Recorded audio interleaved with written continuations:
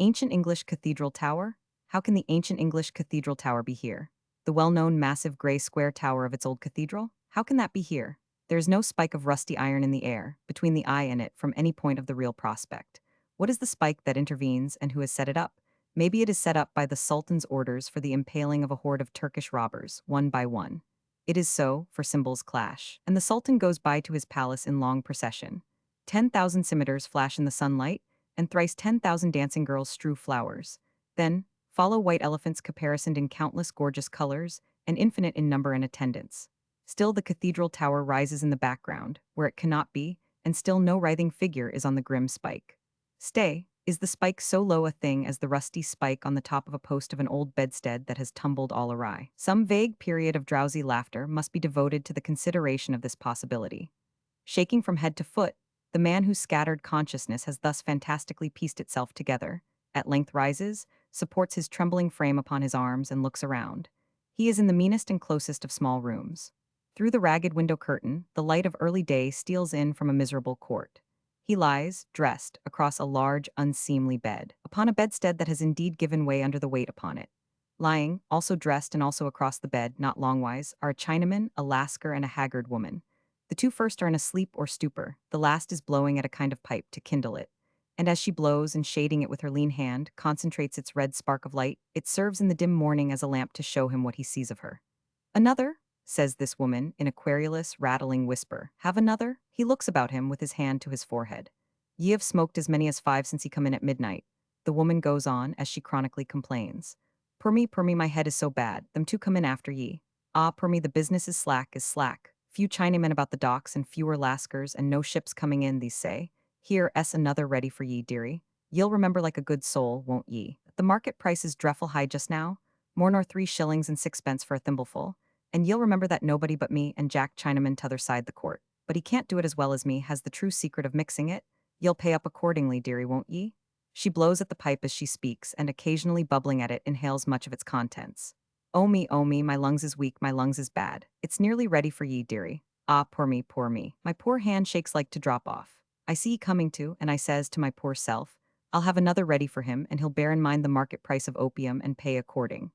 Oh, my poor head, I makes my pipes of old penny ink bottles, ye see, dearie, this is one, and I fits in a mouthpiece this way, and I takes my mixture out of this thimble with this little horn spoon, and so I fills, dearie. Ah, my poor nerves. I got heavens hard drunk for 16 year afore I took to this, but this don't hurt me, not to speak of. And it takes away the hunger as well as wittles, dearie. She hands him the nearly emptied pipe and sinks back, turning over on her face. He rises unsteadily from the bed, lays the pipe upon the hearthstone, draws back the ragged curtain, and looks with repugnance at his 3 companions. He notices that the woman has opium smoked herself into a strange likeness of the Chinaman. His form of cheek, eye, and temple, and his color are repeated in her. Said Chinaman convulsively wrestles with one of his many gods or devils, perhaps, and snarls horribly. The Lascar laughs and dribbles at the mouth. The hostess is still. In the court, what visions can she have? The waking man muses as he turns her face towards him and stands looking down at it.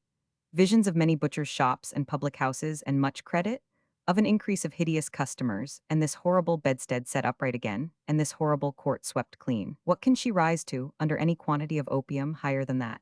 Eh? He bends down his ear to listen to her mutterings. Unintelligible.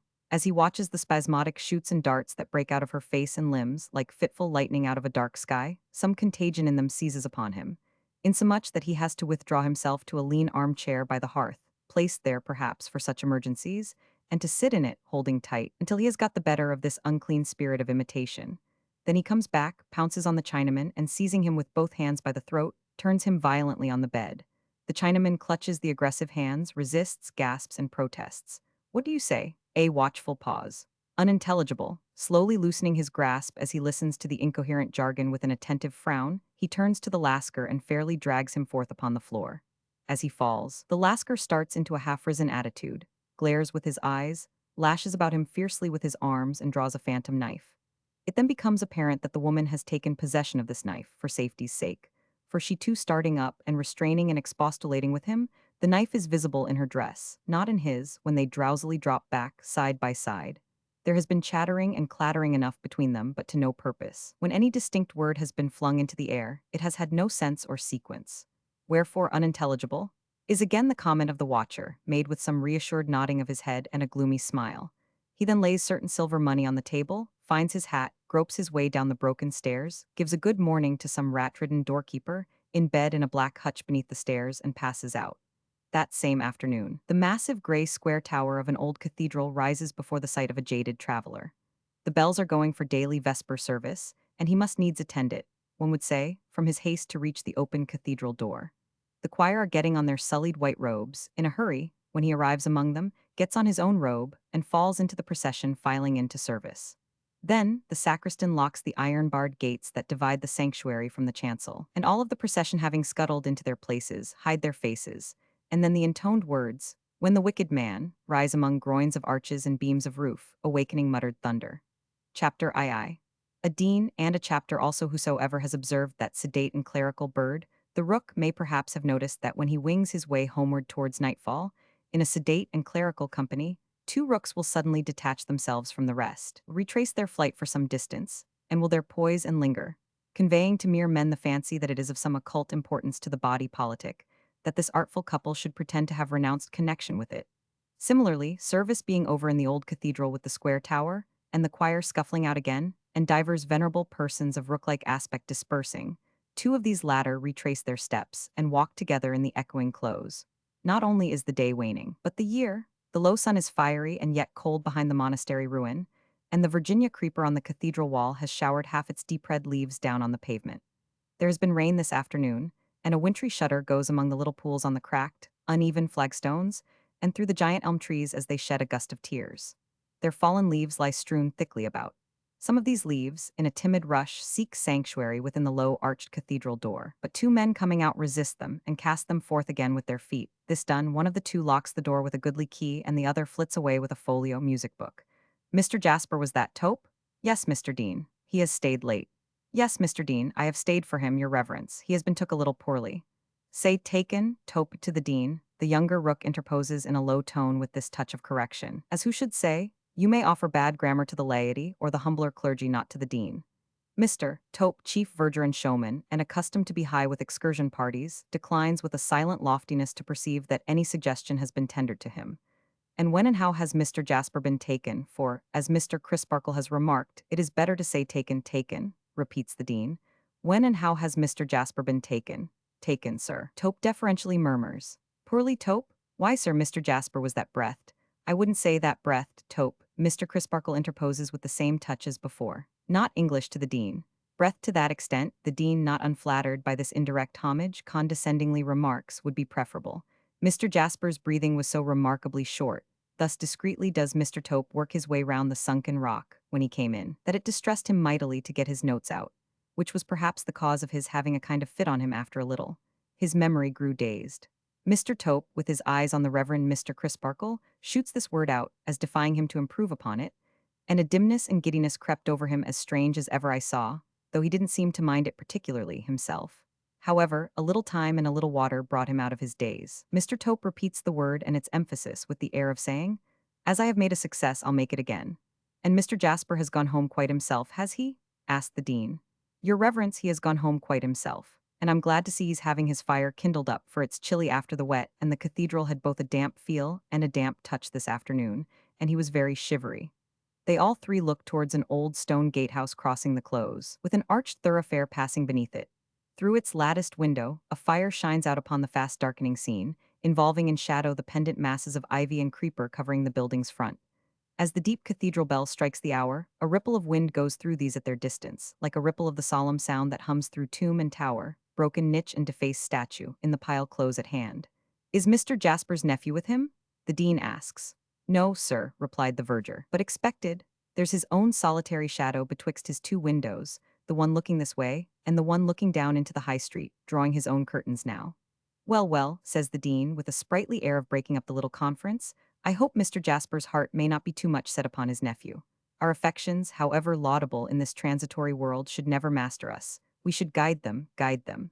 I find I am not disagreeably reminded of my dinner, by hearing my dinner bell. Perhaps, Mr. Crisparkle, you will, before going home, look in on Jasper?" "Certainly, Mr. Dean, and tell him that you had the kindness to desire to know how he was." "I do so, certainly. Wish to know how he was, by all means, wish to know how he was." With a pleasant air of patronage, the dean as nearly cocks his quaint hat as a dean in good spirits may, and directs his comely gaiters towards the ruddy dining room of the snug old red brick house where he is at present, in residence with Mrs. Dean and Miss Dean. Mr. Crisparkle, minor canon, fair and rosy, and perpetually pitching himself headforemost into all the deep running water in the surrounding country. Mr. Crisparkle, minor canon, early riser, musical, classical, cheerful, kind, good-natured, social, contented, and boylike. Mr. Crisparkle, minor canon and good man, lately coach upon the chief pagan high roads, but since promoted by a patron, grateful for a well-taught son to his present Christian beat, betakes himself to the gatehouse, on his way home to his early tea. Sorry to hear from Tope that you have not been well, Jasper. Oh, it was nothing, nothing. You look a little worn. Do I? Oh, I don't think so. What is better, I don't feel so. Tope has made too much of it, I suspect. It's his trade to make the most of everything appertaining to the cathedral, you know. I may tell the dean I call expressly from the dean that you are all right again? The reply, with a slight smile, is, certainly, with my respects and thanks to the dean. I'm glad to hear that you expect young Drood. I expect the dear fellow every moment. Ah, he will do you more good than a doctor, Jasper. More good than a dozen doctors, for I love him dearly and I don't love doctors or doctors' stuff. Mr. Jasper is a dark man of some 26, with thick, lustrous, well-arranged black hair and whiskers. He looks older than he is, as dark men often do. His voice is deep and good, his face and figure are good. His manner is a little somber. His room is a little somber, and may have had its influence in forming his manner. It is mostly in shadow. Even when the sun shines brilliantly, it seldom touches the grand piano in the recess, or the folio music books on the stand, or the bookshelves on the wall, or the unfinished picture of a blooming schoolgirl hanging over the chimney-piece. Her flowing brown hair tied with a blue riband, and her beauty remarkable for a quite childish, almost babyish, touch of saucy discontent, comically conscious of itself. There is not the least artistic merit in this picture, which is a mere daub, but it is clear that the painter has made it humorously, one might almost say revengefully like the original. We shall miss you, Jasper, at the alternate musical Wednesdays tonight, but no doubt you are best at home. Good night, God bless you. Tell me, shepherds, tel me, tell me, have you seen, my YY Floaora pass this way? Melodiously good minor canon, the Reverend Septimus Crisparkle thus delivers himself, in musical rhythm, as he withdraws his amiable face from the doorway and conveys it downstairs. Sounds of recognition and greeting pass between the Reverend Septimus and somebody else at the stairfoot. Mr. Jasper listens, starts from his chair, and catches a young fellow in his arms, exclaiming, "My dear Edwin? My dear Jack, so glad to see you. Get off your greatcoat, bright boy, and sit down here in your own corner. Your feet are not wet? Pull your boots off. Do pull your boots off. My dear Jack, I am as dry as a bone. Don't moddly-coddly, there's a good fellow. I like anything better than being moddly-coddlied." With the check upon him of being unsympathetically restrained in a genial outburst of enthusiasm, Mr. Jasper stands still and looks on intently at the young fellow, divesting himself of his outward coat, hat, gloves, and so forth, once for all, a look of intentness and intensity, a look of hungry, exacting, watchful, and yet devoted affection, is always, now and ever afterwards, on the Jasper face whenever the Jasper face is addressed in this direction. And whenever it is so addressed, it is never, on this occasion or on any other, dividedly addressed. It is always concentrated. Now I am right, and now I'll take my corner, Jack. Any dinner, Jack? Mr. Jasper opens a door at the upper end of the room and discloses a small inner room pleasantly lighted and prepared, wherein a comely dame is in the act of setting dishes on table. What a jolly old Jack it is, cries the young fellow with a clap of his hands. Look here, Jack, tell me, whose birthday is it? Not yours, I know, Mr. Jasper answers, pausing to consider. Not mine, you know, no, not mine, I know, Pussy S. Fixed as the look the young fellow meets is, there is yet in it some strange power of suddenly including the sketch over the chimney-piece. Pussy S. Jack, we must drink many happy returns to her. Come, uncle, take your dutiful and sharp-set nephew in to dinner. As the boy, for he is little more, lays a hand on Jasper's shoulder, Jasper cordially and gaily lays a hand on his shoulder, and so Marseillaise-wise they go into dinner. And Lord, here's Mrs. Tope, cries the boy. Lovelier than ever, never you mind me, Master Edwin, retorts the verger's wife, I can take care of myself. You can't, you're much too handsome. Give me a kiss because it's Pussy's birthday. I'd pussy you, young man, if I was Pussy, as you call her, Mrs. Tope blushingly retorts after being saluted. Your uncle's too much wrapped up in you, that's where it is. He makes so much of you that it's my opinion you think you've only to call your pussies by the dozen to make 'em come. You forget, Mrs. Tope, Mr. Jasper interposes, taking his place at the table with a genial smile, and so do you, Ned, that uncle and nephew are words prohibited here by common consent and express agreement. For what we are going to receive his holy name be praised. Done like the dean, witness Edwin Drood, pleased to carve Jack, for I can't. This sally ushers in the dinner. Little to the present purpose or to any purpose is said, while it is in course of being disposed of. At length the cloth is drawn, and a dish of walnuts and a decanter of rich-colored sherry are placed upon the table. I say, tell me, Jack. The young fellow then flows on. Do you really and truly feel as if the mention of our relationship divided us at all? I don't. Uncles, as a rule, Ned, are so much older than their nephews, is the reply, that I have that feeling instinctively. As a rule, ah, maybe, but what is a difference in age of half a dozen years or so? And some uncles in large families are even younger than their nephews. By George, I wish it was the case with us. Why? Because if it was, I'd take the lead with you, Jack, and be as wise as begone, dull care. That turned a young man gray, and begone, dull care. That turned an old man to clay. Halloa, Jack, don't drink. Why not? Asks why not on Pussy's birthday, and no happy returns proposed. Pussy, Jack, and many of 'em. Happy returns, I mean. Laying an affectionate and laughing touch on the boy's extended hand. As if it were at once his giddy head and his light heart, Mr. Jasper drinks the toast in silence. Hip, hip, hip, and 9 times 9, and one to finish with, and all that understood. Hooray, hooray, hooray. And now, Jack, let's have a little talk about Pussy. 2 pairs of nutcrackers, pass me one and take the other. Crack, how's Pussy getting on, Jack? With her music, fairly? What a dreadfully conscientious fellow you are, Jack, but I know, Lord bless you. Inattentive, isn't she? She can learn anything if she will. If she will, egad, that's it, but if she wo? Crack, on Mr. Jasper's part. How's she looking, Jack? Mr. Jasper's concentrated face again includes the portrait as he returns. Very like your sketch indeed. I am a little proud of it, says the young fellow, glancing up at the sketch with complacency, and then shutting one eye and taking a corrected prospect of it over a level bridge of nutcrackers in the air. Not badly hit off from memory, but I ought to have caught that expression pretty well, for I have seen it often enough. Crack, on Edwin Drood's part, crack, on Mr. Jasper's part.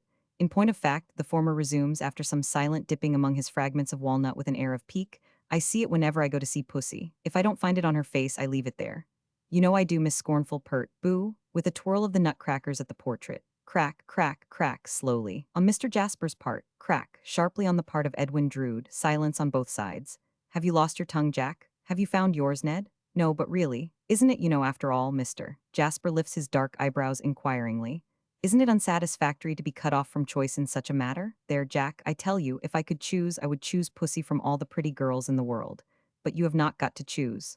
That's what I complain of. My dead and gone father and Pussy's dead and gone father must needs marry us together by anticipation. Why the devil, I was going to say, if it had been respectful to their memory, couldn't they leave us alone? Tut, tut, dear boy, Mr. Jasper remonstrates in a tone of gentle deprecation. Tut, tut, yes, Jack, it's all very well for you. You can take it easily. Your life is not laid down to scale and lined and dotted out for you like a surveyor's plan. You have no uncomfortable suspicion that you are forced upon anybody, nor has anybody an uncomfortable suspicion that she is forced upon you, or that you are forced upon her. You can choose for yourself. Life for you is a plum with the natural bloom on. It hasn't been over carefully wiped off for you. Don't stop, dear fellow, go on. Can I anyhow have hurt your feelings, Jack? How can you have hurt my feelings? Good heaven, Jack, you look frightfully ill. There's a strange film come over your eyes. Mr. Jasper, with a forced smile, stretches out his right hand, as if at once to disarm apprehension and gain time to get better. After a while he says faintly, I have been taking opium for a pain, an agony that sometimes overcomes me. The effects of the medicine steal over me like a blight or a cloud and pass. You see them in the act of passing, they will be gone directly. Look away from me, they will go all the sooner. With a scared face, the younger man complies by casting his eyes downward at the ashes on the hearth, not relaxing his own gaze on the fire, but rather strengthening it with a fierce, firm grip upon his elbow chair. The elder sits for a few moments rigid, and then, with thick drops standing on his forehead and a sharp catch of his breath, becomes as he was before.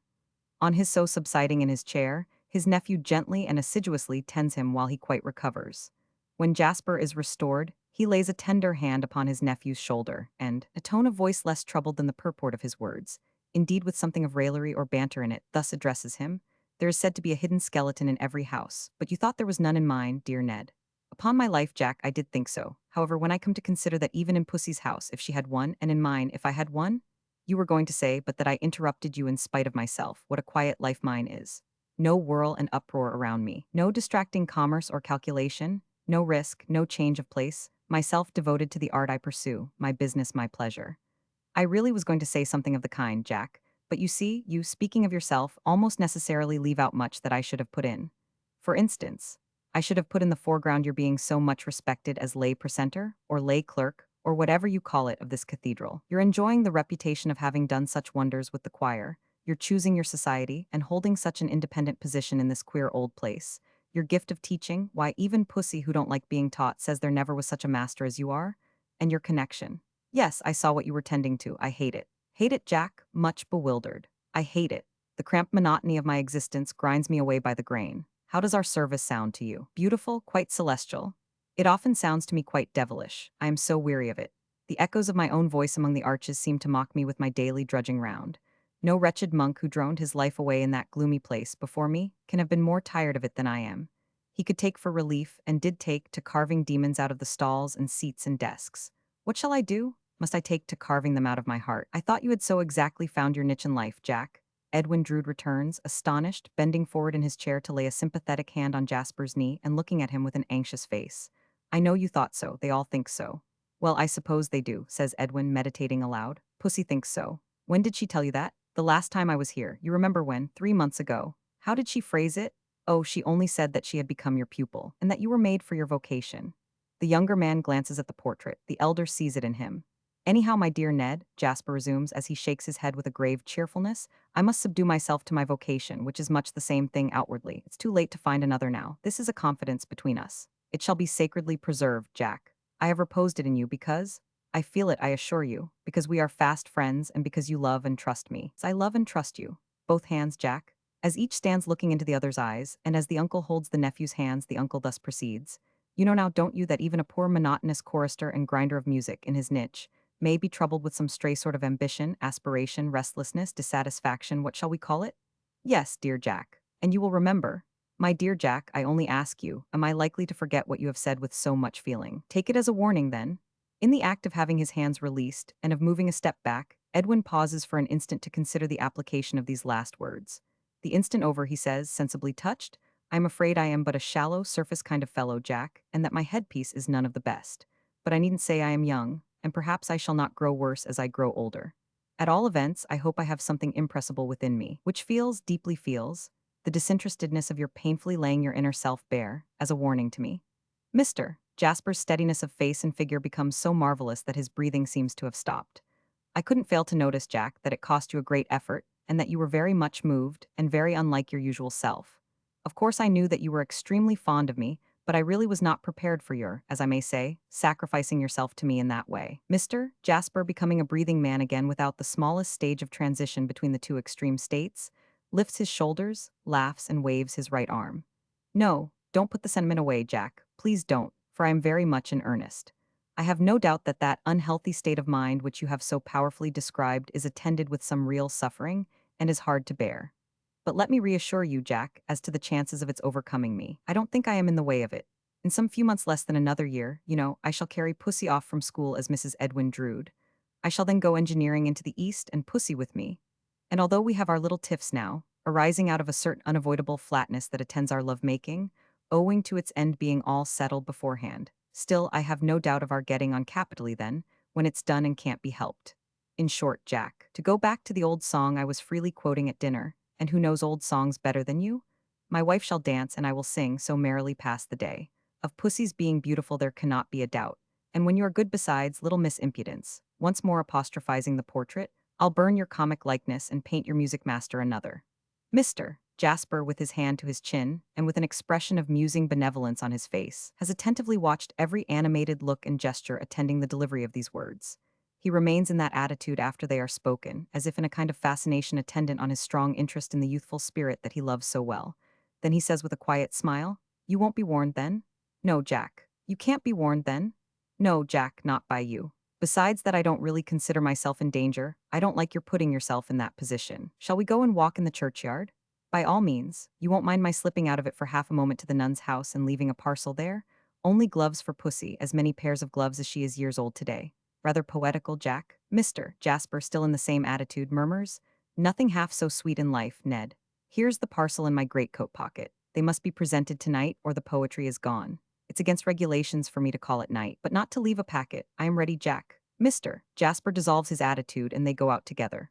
Chapter III. The NUNS House, for sufficient reasons, which this narrative will itself unfold as it advances, a fictitious name must be bestowed upon the old cathedral town.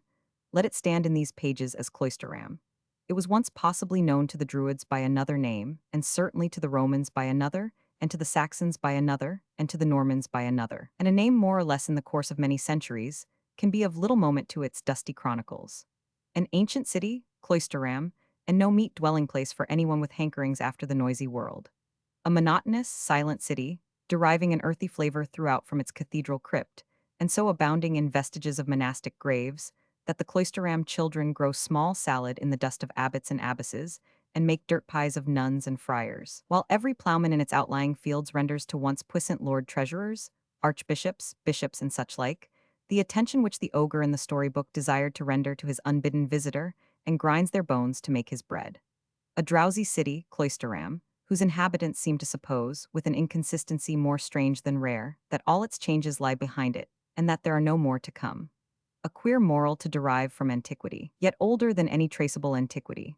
So silent are the streets of Cloisterham, though prone to echo on the smallest provocation, that of a summer day the sunblinds of its shops scarce dare to flap in the south wind, while the sun-browned tramps who pass along and stare quicken their limp a little, that they may the sooner get beyond the confines of its oppressive respectability.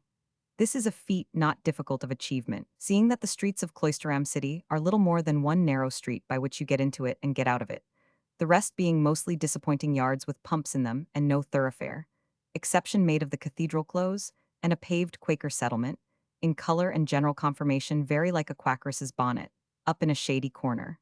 In a word, a city of another and a bygone time is Cloisterham, with its hoarse cathedral bell, its horse rooks hovering about the cathedral tower, its hoarser and less distinct rooks in the stalls far beneath. Fragments of old wall, saint's chapel, chapter house, convent, and monastery have got incongruously or obstructively built into many of its houses and gardens, much as kindred jumbled notions have become incorporated into many of its citizens' minds. All things in it are of the past. Even its single pawnbroker takes in no pledges, nor has he for a long time, but offers vainly an unredeemed stock for sale, of which the costlier articles are dim and pale old watches apparently in a slow perspiration, tarnished sugar tongs with ineffectual legs, and odd volumes of dismal books. The most abundant and the most agreeable evidences of progressing life in Cloisterham are the evidences of vegetable life in many gardens. Even its drooping and despondent little theatre has its poor strip of garden, receiving the foul fiend, when he ducks from its stage into the infernal regions, among scarlet beans or oyster shells, according to the season of the year. In the midst of Cloisterham stands the nun's house, a venerable brick edifice, whose present appellation is doubtless derived from the legend of its conventual uses. On the trim gate enclosing its old courtyard is a resplendent brass plate flashing forth the legend, Seminary for Young Ladies, Miss Twinkleton. The house front is so old and worn, and the brass plate is so shining and staring, that the general result has reminded imaginative strangers of a battered old beau, with a large modern eyeglass stuck in his blind eye. Whether the nuns of yore, being of a submissive rather than a stiff-necked generation, habitually bent their contemplative heads to avoid collision with the beams in the low ceilings of the many chambers of their house, whether they sat in its long low windows telling their beads for their mortification, instead of making necklaces of them for their adornment, whether they were ever walled up alive in odd angles and jutting gables of the building, for having some ineradicable leaven of busy mother nature in them, which has kept the fermenting world alive ever since. These may be matters of interest to its haunting ghosts, if any, but constitute no item in Miss Twinkleton's half-yearly accounts. They are neither of Miss Twinkleton's inclusive regulars, nor of her extras. Lady who undertakes the poetical department of the establishment at so much, or so little, a quarter has no pieces in her list of recitals bearing on such unprofitable questions. As in some cases of drunkenness, and in others of animal magnetism, there are two states of consciousness which never clash, but each of which pursues its separate course as though it were continuous instead of broken. Thus, if I hide my watch when I am drunk, I must be drunk again before I can remember where. So Miss Twinkleton has two distinct and separate phases of being. Every night, the moment the young ladies have retired to rest, does Miss Twinkleton smarten up her curls a little, brighten up her eyes a little, and become a sprightlier Miss Twinkleton than the young ladies have ever seen. Every night at the same hour, does Miss Twinkleton resume the topics of the previous night, comprehending the tender scandal of Cloisterham, of which she has no knowledge whatever by day. References to a certain season at Tunbridge Wells, airily called by Miss Twinkleton in this state of her existence, the Wells, notably the season wherein a certain finished gentleman, compassionately called by Miss Twinkleton in this stage of her existence, foolish Mr. Porters, revealed a homage of the heart, whereof Miss Twinkleton in her scholastic state of existence is as ignorant as a granite pillar. Miss Twinkleton's companion in both states of existence, and equally adaptable to either, is one Mrs. Tisher, a deferential widow with a weak back, a chronic sigh, and a suppressed voice, who looks after the young ladies' wardrobes and leads them to infer that she has seen better days. Perhaps this is the reason why it is an article of faith with the servants, handed down from race to race, that the departed Tisher was a hairdresser. The pet pupil of the nun's house is Miss Rosa Budd, of course called Rosebud, wonderfully pretty, wonderfully childish, wonderfully whimsical. An awkward interest, awkward because romantic, attaches to Miss Budd in the minds of the young ladies, on account of its being known to them that a husband has been chosen for her by will and bequest, and that her guardian is bound down to bestow her on that husband when he comes of age. Miss Twinkleton, in her seminarial state of existence, has combated the romantic aspect of this destiny by affecting to shake her head over it behind Miss Budd's dimpled shoulders, and to brood on the unhappy lot of that doomed little victim. But with no better effect, possibly some unfelt touch of foolish Mr. Porter's has undermined the endeavor, than to evoke from the young ladies an unanimous bedchamber cry of, "Oh, what a pretending old thing Miss Twinkleton is, my dear." The nun's house is never in such a state of flutter as when this allotted husband calls to see little Rosebud. It is unanimously understood by the young ladies that he is lawfully entitled to this privilege, and that if Miss Twinkleton disputed it, she would be instantly taken up and transported. When his ring at the gate bell is expected or takes place, every young lady who can, under any pretense, look out of window, looks out of window, while every young lady who is practicing, practices out of time. The French class becomes so demoralized that the mark goes round as briskly as the bottle at a convivial party in the last century. On the afternoon of the day next after the dinner of 2 at the gatehouse, the bell is rung with the usual fluttering results. Mr. Edwin Drood to see Miss Rosa. This is the announcement of the parlor-maid in chief. Miss Twinkleton, with an exemplary air of melancholy on her, turns to the sacrifice and says, "You may go down, my dear." Miss Budd goes down, followed by all eyes. Mr. Edwin Drood is waiting in Miss Twinkleton's own parlor, a dainty room, with nothing more directly scholastic in it than a terrestrial and a celestial globe. These expressive machines imply, to parents and guardians, that even when Miss Twinkleton retires into the bosom of privacy, duty may at any moment compel her to become a sort of wandering Jewess, scouring the earth and soaring through the skies in search of knowledge for her pupils. The last new maid, who has never seen the young gentleman Miss Rosa is engaged to, and who is making his acquaintance between the hinges of the open door, left open for the purpose, stumbles guiltily down the kitchen stairs as a charming little apparition, with its face concealed by a little silk apron thrown over its head, glides into the parlor. "Oh, it is so ridiculous," says the apparition, stopping and shrinking. "Don't, Eddie, don't what, Rosa? Don't come any nearer, please. It is so absurd." "What is absurd, Rosa?" "The whole thing is, it is so absurd to be an engaged orphan, and it is so absurd to have the girls and the servants scuttling about after one, like mice in the wainscot, and it is so absurd to be called upon." The apparition appears to have a thumb in the corner of its mouth while making this complaint. "You give me an affectionate reception, pussy, I must say." "Well, I will in a minute, Eddie, but I can't just yet. How are you?" "Very shortly. I am unable to reply that I am much the better for seeing you, pussy, inasmuch as I see nothing of you." This second remonstrance brings a dark, bright, pouting eye out from a corner of the apron, but it swiftly becomes invisible again as the apparition exclaims, "Oh, good gracious, you have had half your hair cut off." "I should have done better to have had my head cut off, I think," says Edwin, rumpling the hair in question with a fierce glance at the looking-glass and giving an impatient stamp. "Shall I go?" "No, you needn't go just yet, Eddie. The girls would all be asking questions why you went. Once for all, Rosa, will you uncover that ridiculous little head of yours and give me a welcome?" The apron is pulled off the childish head as its wearer replies, "You're very welcome, Eddie. There, I'm sure that's nice. Shake hands. No, I can't kiss you because I've got an acidulated drop in my mouth. Are you at all glad to see me, pussy?" "Oh, yes, I'm dreadfully glad. Go and sit down. Miss Twinkleton, it is the custom of that excellent lady when these visits occur, to appear every 3 minutes, either in her own person or in that of Mrs. Tisher, and lay an offering on the shrine of propriety by affecting to look for some desiderated article. On the present occasion, Miss Twinkleton, gracefully gliding in and out, says in passing, 'How do you do, Mr. Drood? Very glad indeed to have the pleasure. Pray excuse me. Tweezers, thank you. I got the gloves last evening, Eddie, and I like them very much. They are beauties.' 'Well, that's something,' the affianced replies, half grumbling. The smallest encouragement thankfully received. And how did you pass your birthday, pussy?" "Delightfully. Everybody gave me a present, and we had a feast, and we had a ball at night." "A feast and a ball, eh? These occasions seem to go off tolerably well without me, pussy." "Delightfully," cries Rosa in a quite spontaneous manner and without the least pretense of reserve. "Ha, and what was the feast?" "Tarts, oranges, jellies, and shrimps." "Any partners at the ball?" "We danced with one another, of course, sir, but some of the girls made game to be their brothers. It was so droll."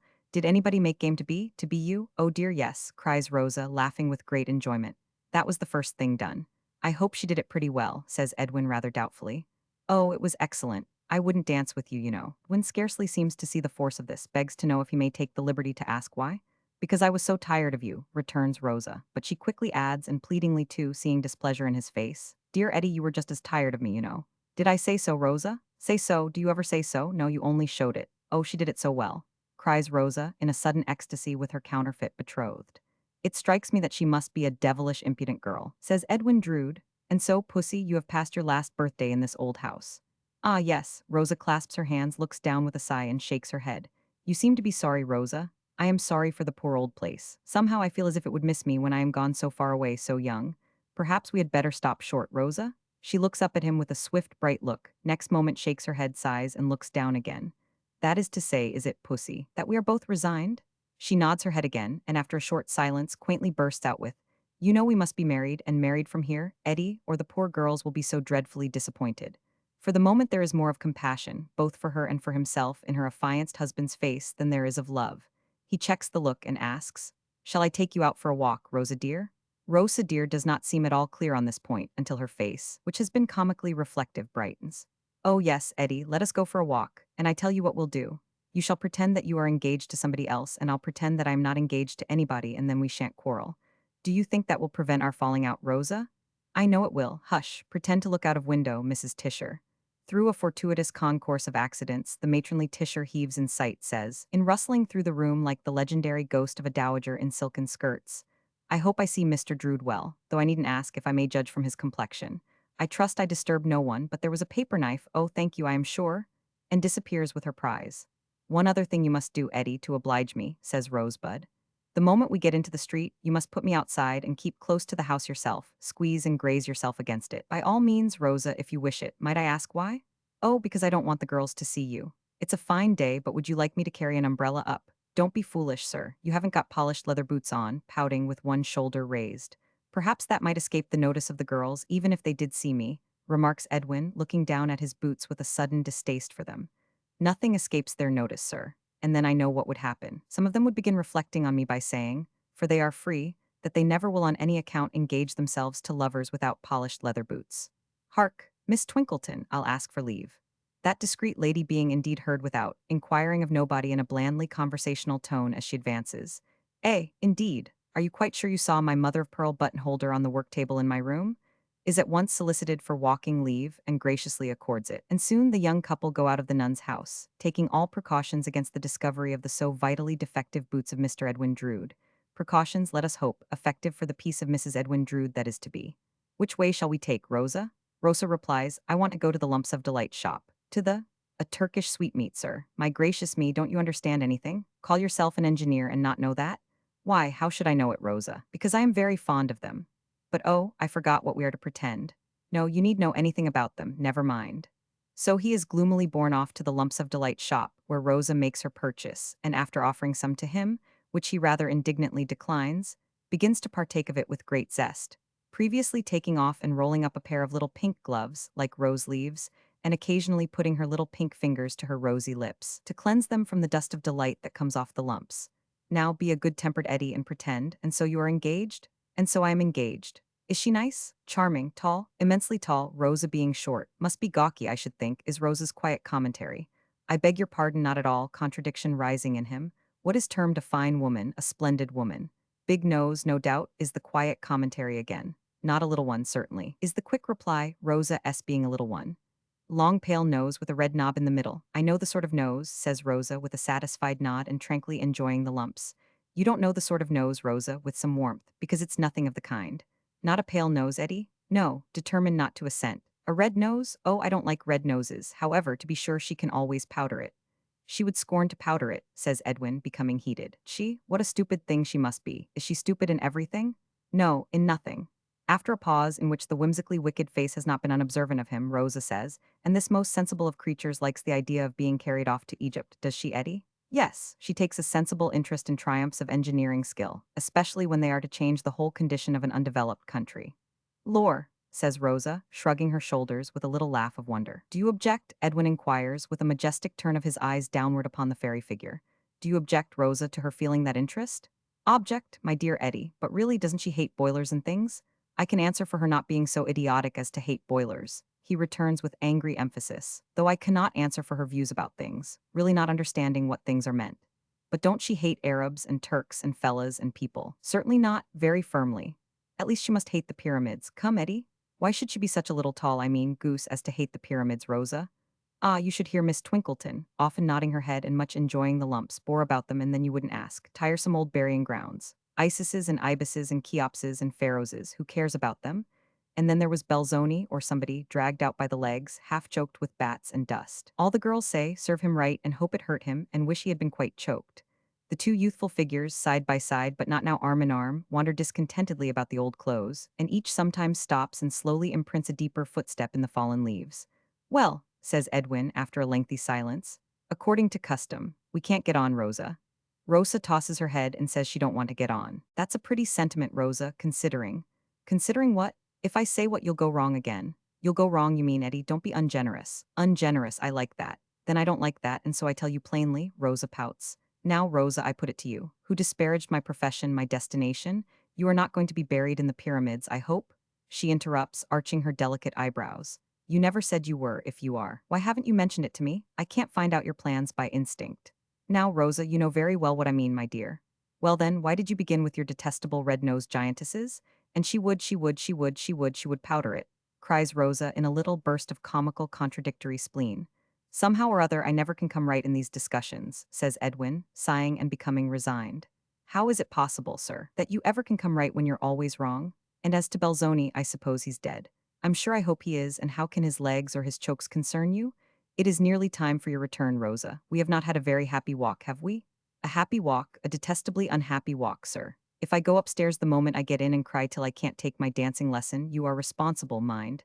Let us be friends, Rosa. Ah, cries Rosa, shaking her head and bursting into real tears. I wish we could be friends. It's because we can't be friends that we try one another so. I am a young little thing, Eddie, to have an old heartache, but I really, really have sometimes. Don't be angry. I know you have won yourself too often. We should both of us have done better if what is to be had been left what might have been. I am quite a little serious thing now and not teasing you.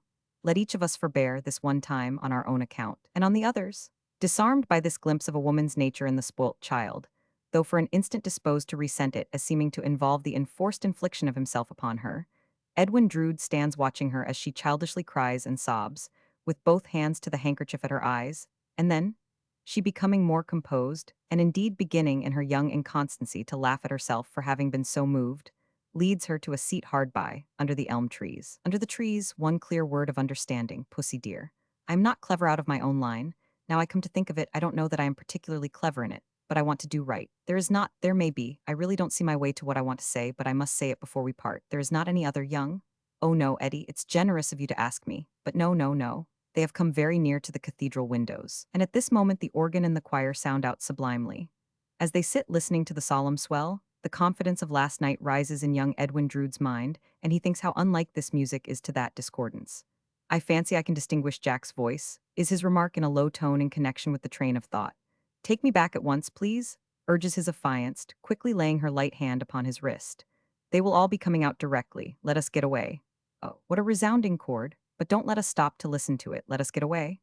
Her hurry is over as soon as they have passed out of the close. They go arm in arm now, gravely and deliberately enough, along the old high street to the nun's house. At the gate, the street being within sight empty, Edwin bends down his face to Rosebud S. She remonstrates, laughing, and is a childish schoolgirl again. Eddie, no, I'm too sticky to be kissed, but give me your hand and I'll blow a kiss into that. He does so. She breathes a light breath into it and asks, retaining it and looking into it, now say, what do you see? See, Rosa? Why, I thought you Egyptian boys could look into a hand and see all sorts of phantoms. Can't you see a happy future? For certain, neither of them sees a happy present as the gate opens and closes and one goes in and the other goes away. Chapter IV. Mr. Sapsea accepting the jackass as the type of self-sufficient stupidity and conceit. A custom, perhaps, like some few other customs, more conventional than fair. Then the purest jackass in Cloisterham is Mr. Thomas Sapsea, auctioneer. Mr. Sapsea dresses at the Dean, has been bowed to for the Dean in mistake, has even been spoken to in the street as my lord, under the impression that he was the bishop come down unexpectedly without his chaplain. Mr. Sapsea is very proud of this, and of his voice and of his style. He has even, in selling landed property, tried the experiment of slightly intoning in his pulpit, to make himself more like what he takes to be the genuine ecclesiastical article. So, in ending a sale by public auction, Mr. Sapsea finishes off with an air of bestowing a benediction on the assembled brokers, which leaves the real Dean, a modest and worthy gentleman, far behind. Mr. Sapsy has many admirers. Indeed, the proposition is carried by a large local majority, even including non-believers in his wisdom, that he is a credit to Cloisterham. He possesses the great qualities of being portentous and dull, and of having a roll in his speech and another roll in his gait, not to mention a certain gravely flowing action with his hands, as if he were presently going to confirm the individual with whom he holds discourse. Much nearer 60 years of age than 50, with a flowing outline of stomach and horizontal creases in his waistcoat, reputed to be rich, voting at elections in the strictly respectable interest, morally satisfied that nothing but he himself has grown since he was a baby. How can dunderheaded Mr. Sapsy be otherwise than a credit to Cloisterham and society? Mr. Sapsy's premises are in the High Street, over against the nun's house. They are of about the period of the nun's house, irregularly modernized here and there, as steadily deteriorating generations found, more and more, that they preferred air and light to fever and the plague. Over the doorway is a wooden effigy, about half life-size, representing Mr. Sapsy's father, in a curly wig and toga in the act of selling. The chastity of the idea and the natural appearance of the little finger, hammer, and pulpit have been much admired. Mr. Sapsy sits in his dull ground-floor sitting-room, giving first on his paved backyard, and then on his railed-off garden. Mr. Sapsy has a bottle of port wine on a table before the fire. The fire is an early luxury, but pleasant on the cool, chilly autumn evening, and is characteristically attended by his portrait, his 8-day clock, and his weather-glass. Characteristically, because he would uphold himself against mankind, his weather-glass against weather, and his clock against time. By Mr. Sapsy's side on the table are a writing desk and writing materials. Glancing at a scrap of manuscript, Mr. Sapsy reads it to himself with a lofty air, and then, slowly pacing the room with his thumbs in the armholes of his waistcoat, repeats it from memory, so internally, though with much dignity, that the word Ethelinda is alone audible. There are 3 clean wineglasses in a tray on the table. His serving maid entering and announcing Mr. Jasper is come, sir, Mr. Sapsy waves admit him and draws 2 wineglasses from the rank as being claimed. Glad to see you, sir. I congratulate myself on having the honor of receiving you here for the first time. Mr. Sapsy does the honors of his house in this wise. You are very good. The honor is mine and the self-congratulation is mine. You are pleased to say so, sir. But I do assure you that it is a satisfaction to me to receive you in my humble home, and that is what I would not say to everybody. Ineffable loftiness on Mr. Sapsy's part accompanies these words, as leaving the sentence to be understood. You will not easily believe that your society can be a satisfaction to a man like myself. Nevertheless, it is. I have for some time desired to know you, Mr. Sapsy. And I, sir, have long known you by reputation as a man of taste. Let me fill your glass. I will give you, sir, says Mr. Sapsy, filling his own. When the French come over, may we meet them at Dover. This was a patriotic toast in Mr. Sapsy's infancy, and he is therefore fully convinced of its being appropriate to any subsequent era. You can scarcely be ignorant, Mr. Sapsy, observes Jasper, watching the auctioneer with a smile as the latter stretches out his legs before the fire, that you know the world. Well, sir, is the chuckling reply, I think I know something of it, something of it. Your reputation for that knowledge has always interested and surprised me and made me wish to know you. For Cloisterham is a little place. Cooped up in it myself, I know nothing beyond it and feel it to be a very little place. If I have not gone to foreign countries, young man, Mr. Sapsy begins, and then stops. You will excuse me calling you young man, Mr. Jasper? You are much my junior. By all means. If I have not gone to foreign countries, young man, foreign countries have come to me. They have come to me in the way of business, and I have improved upon my opportunities.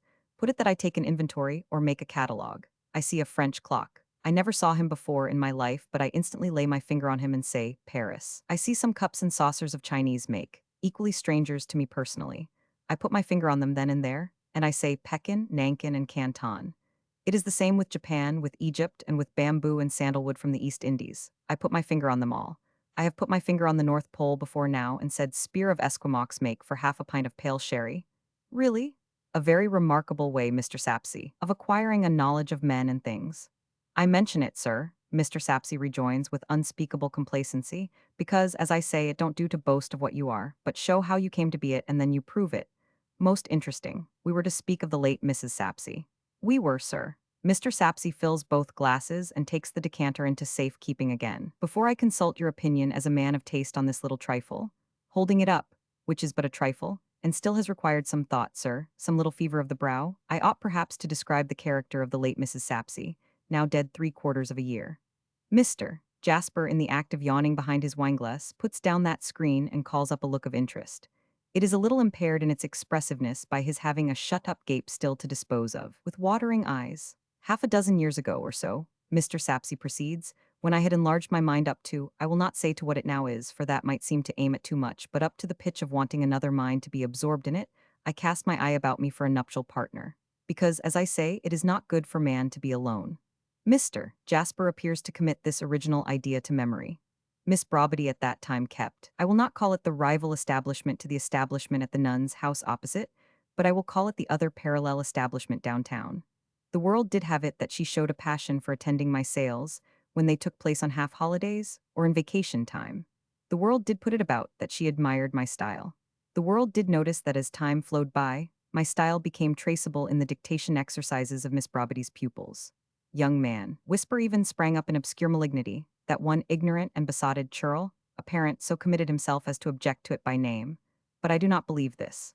For is it likely that any human creature in his right senses would so lay himself open to be pointed at by what I call the finger of scorn? Mr. Jasper shakes his head, not in the least likely.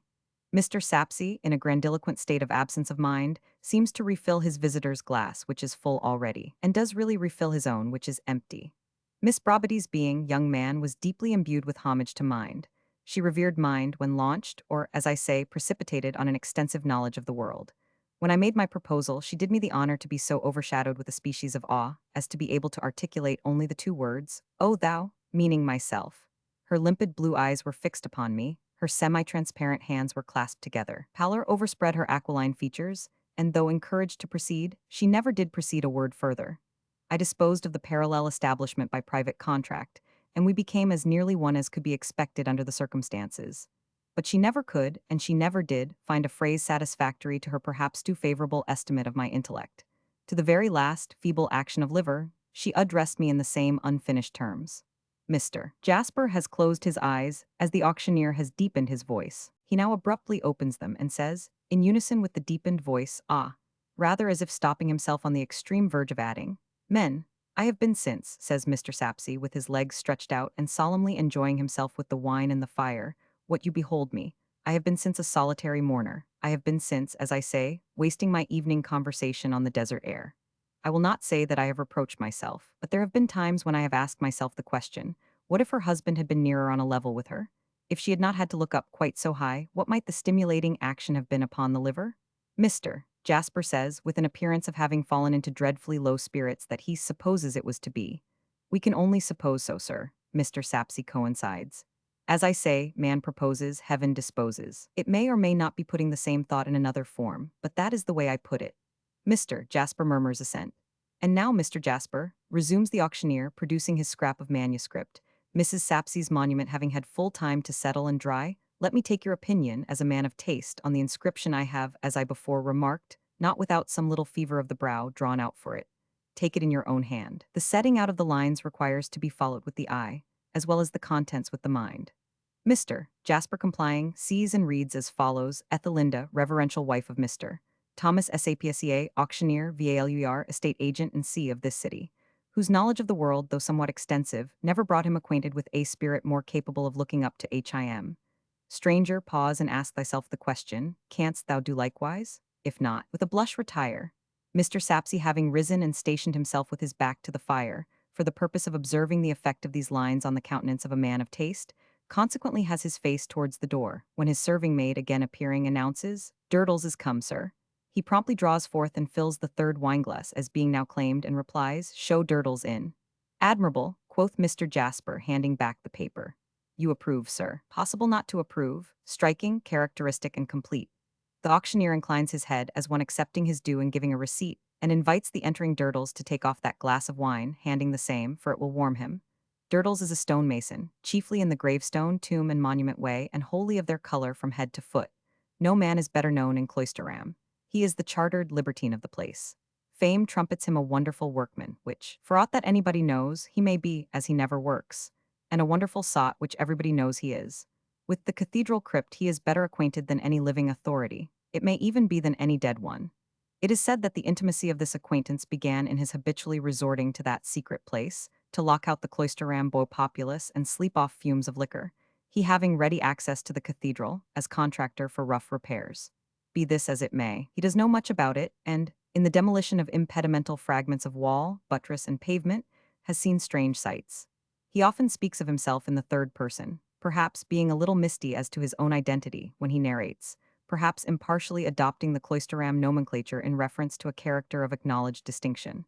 Thus he will say, touching his strange sights, Durdles come upon the old chap, in reference to a buried magnate of ancient time and high degree, by striking right into the coffin with his pick. The old chap gave Durdles a look with his open eyes, as much as to say, Is your name Durdles? Why, my man, I've been waiting for you a devil of a time. And then he turned to Powder.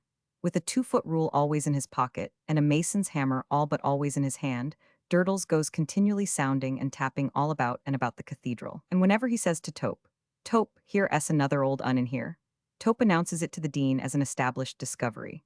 In a suit of coarse flannel with horn buttons, a yellow neckerchief with draggled ends, an old hat more russet-colored than black, and laced boots of the hue of his stony calling, Durdles leads a hazy, gypsy sort of life, carrying his dinner about with him in a small bundle, and sitting on all manner of tombstones to dine. This dinner of Durdles's has become quite a cloisteram institution, not only because of his never appearing in public without it, but because of its having been, on certain renowned occasions, taken into custody along with Durdles as drunk and incapable, and exhibited before the bench of justices at the town hall.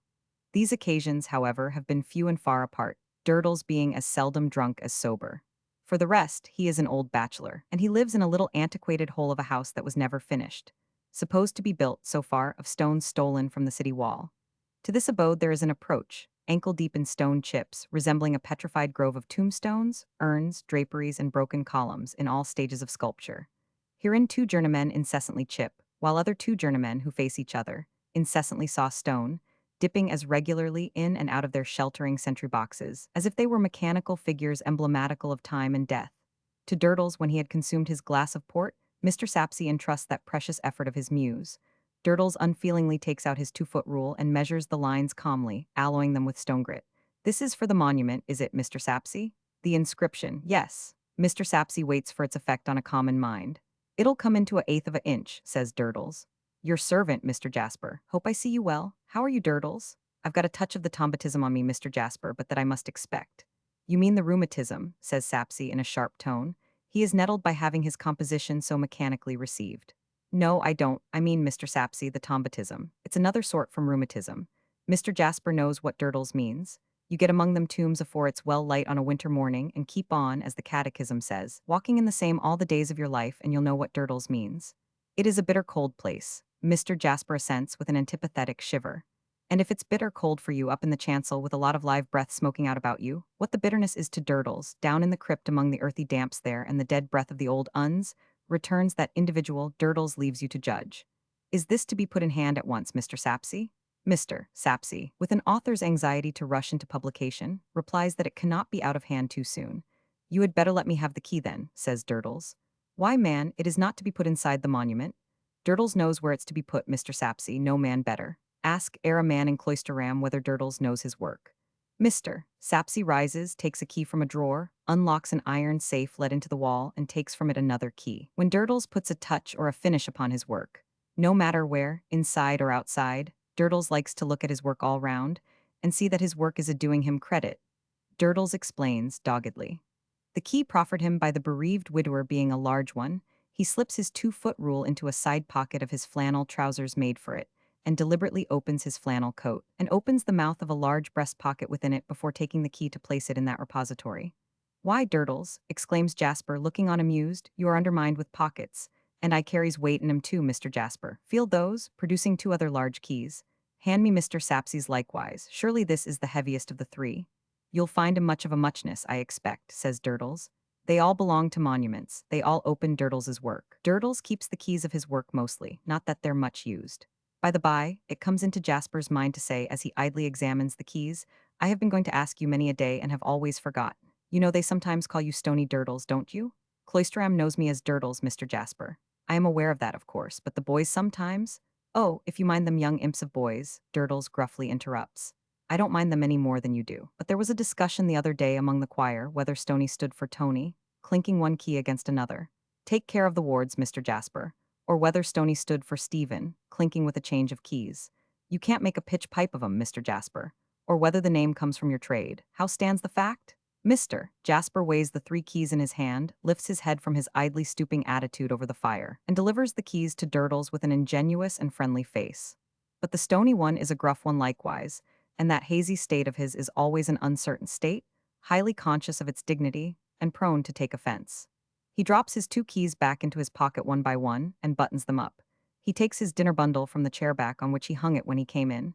He distributes the weight he carries by tying the 3rd key up in it as though he were an ostrich, and liked to dine off cold iron, and he gets out of the room, deigning no word of answer. Mr. Sapsea then proposes a hit at backgammon, which, seasoned with his own improving conversation, and terminating in a supper of cold roast beef and salad, beguiles the golden evening until pretty late. Mr. Sapsea's wisdom being, in its delivery to mortals, rather of the diffuse than the epigrammatic order, is by no means expended even then. But his visitor intimates that he will come back for more of the precious commodity on future occasions, and Mr. Sapsea lets him off for the present, to ponder on the installment he carries away. Chapter V. Mr. Durdles and friend John Jasper, on his way home through the close, is brought to a standstill by the spectacle of stony Durdles, dinner bundle and all, leaning his back against the iron railing of the burial ground enclosing it from the old cloister arches, and a hideous small boy in rags flinging stones at him as a well-defined mark in the moonlight. Sometimes the stones hit him, and sometimes they miss him, but Durdles seems indifferent to either fortune. The hideous small boy, on the contrary, whenever he hits Durdles, blows a whistle of triumph through a jagged gap, convenient for the purpose, in the front of his mouth where half his teeth are wanting, and whenever he misses him, yelps out "mulled again," and tries to atone for the failure by taking a more correct and vicious aim. "What are you doing to the man?" demands Jasper, stepping out into the moonlight from the shade. "Making a cock shy of him," replies the hideous small boy. "Give me those stones in your hand." "Yes, I'll give 'em you down your throat if you come a-catching hold of me," says the small boy, shaking himself loose and backing. "I'll smash your eye if you don't look out. Baby devil that you are, what has the man done to you?" "He won't go home." "What is that to you?" "He gives me a 'apenny to pelt him home if I catches him out too late," says the boy. And then chants like a little savage, half stumbling and half dancing among the rags and laces of his dilapidated boots. "Witty witty when I catches 'im out arter 10 witty witty why. Then 'e don't go then, I shy, witty witty wakecock warning." With a comprehensive sweep on the last word and one more delivery at Durdles. This would seem to be a poetical note of preparation, agreed upon, as a caution to Durdles to stand clear if he can, or to betake himself homeward. John Jasper invites the boy with a beck of his head to follow him, feeling it hopeless to drag him or coax him, and crosses to the iron railing where the stony and stoned one is profoundly meditating. "Do you know this thing, this child?" asks Jasper, at a loss for a word that will define this thing. "Deputy," says Durdles with a nod. "Is that it's his name?"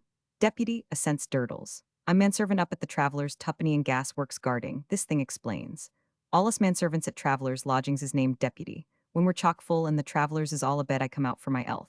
Then withdrawing into the road and taking aim he resumes, "Witty witty when I catches 'im out arter." "Hold your hand," cries Jasper, "and don't throw while I stand so near him or I'll kill you. Come, Durdles, let me walk home with you tonight. Shall I carry your bundle?" "Not on any account," replies Durdles, adjusting it. Durdles was making his reflections here when you come up, sir, surrounded by his works like a poplar author. Your own brother-in-law, introducing a sarcophagus within the railing, white and cold in the moonlight. Mrs. Sapsea, introducing the monument of that devoted wife. Late incumbent, introducing the reverend gentleman's broken column. Departed assessed taxes, introducing a vase and towel, standing on what might represent the cake of soap. Former pasture cook and muffin maker, much respected, introducing gravestone. All safe and sound here, sir, and all Durdles's work. Of the common folk that is merely bundled up in turf and brambles, the less said the better. A poor lot soon forgot. "This creature, deputy, is behind us," says Jasper, looking back. "Is he to follow us?" The relations between Durdles and deputy are of a capricious kind, for on Durdles's turning himself about with the slow gravity of beery suddenness, deputy makes a pretty wide circuit into the road and stands on the defensive. "You never cried witty warning before you begun tonight," says Durdles, unexpectedly reminded of, or imagining, an injury. "Your lie, I did," says deputy in his only form of polite contradiction. "Own brother, sir," observes Durdles, turning himself about again, and as unexpectedly forgetting his offense as he had recalled or conceived it. "Own brother to Peter the wild boy, but I gave him an object in life." "At which he takes aim?" Mr. Jasper suggests. "That's it, sir," returns Durdles, quite satisfied. "At which he takes aim. I took him in hand and gave him an object. What was he before? A destroyer. What work did he do? Nothing but destruction. What did he earn by it? Short terms in Cloisterham jail. Not a person, not a piece of property, not a winder, not a horse, nor a dog, nor a cat, nor a bird, nor a fowl, nor a pig, but what he stoned for want of an enlightened object. I put that enlightened object before him, and now he can turn his honest halfpenny by the 3 penn'orth a week. I wonder he has no competitors." "He has plenty, Mr. Jasper, but he stones 'em all away."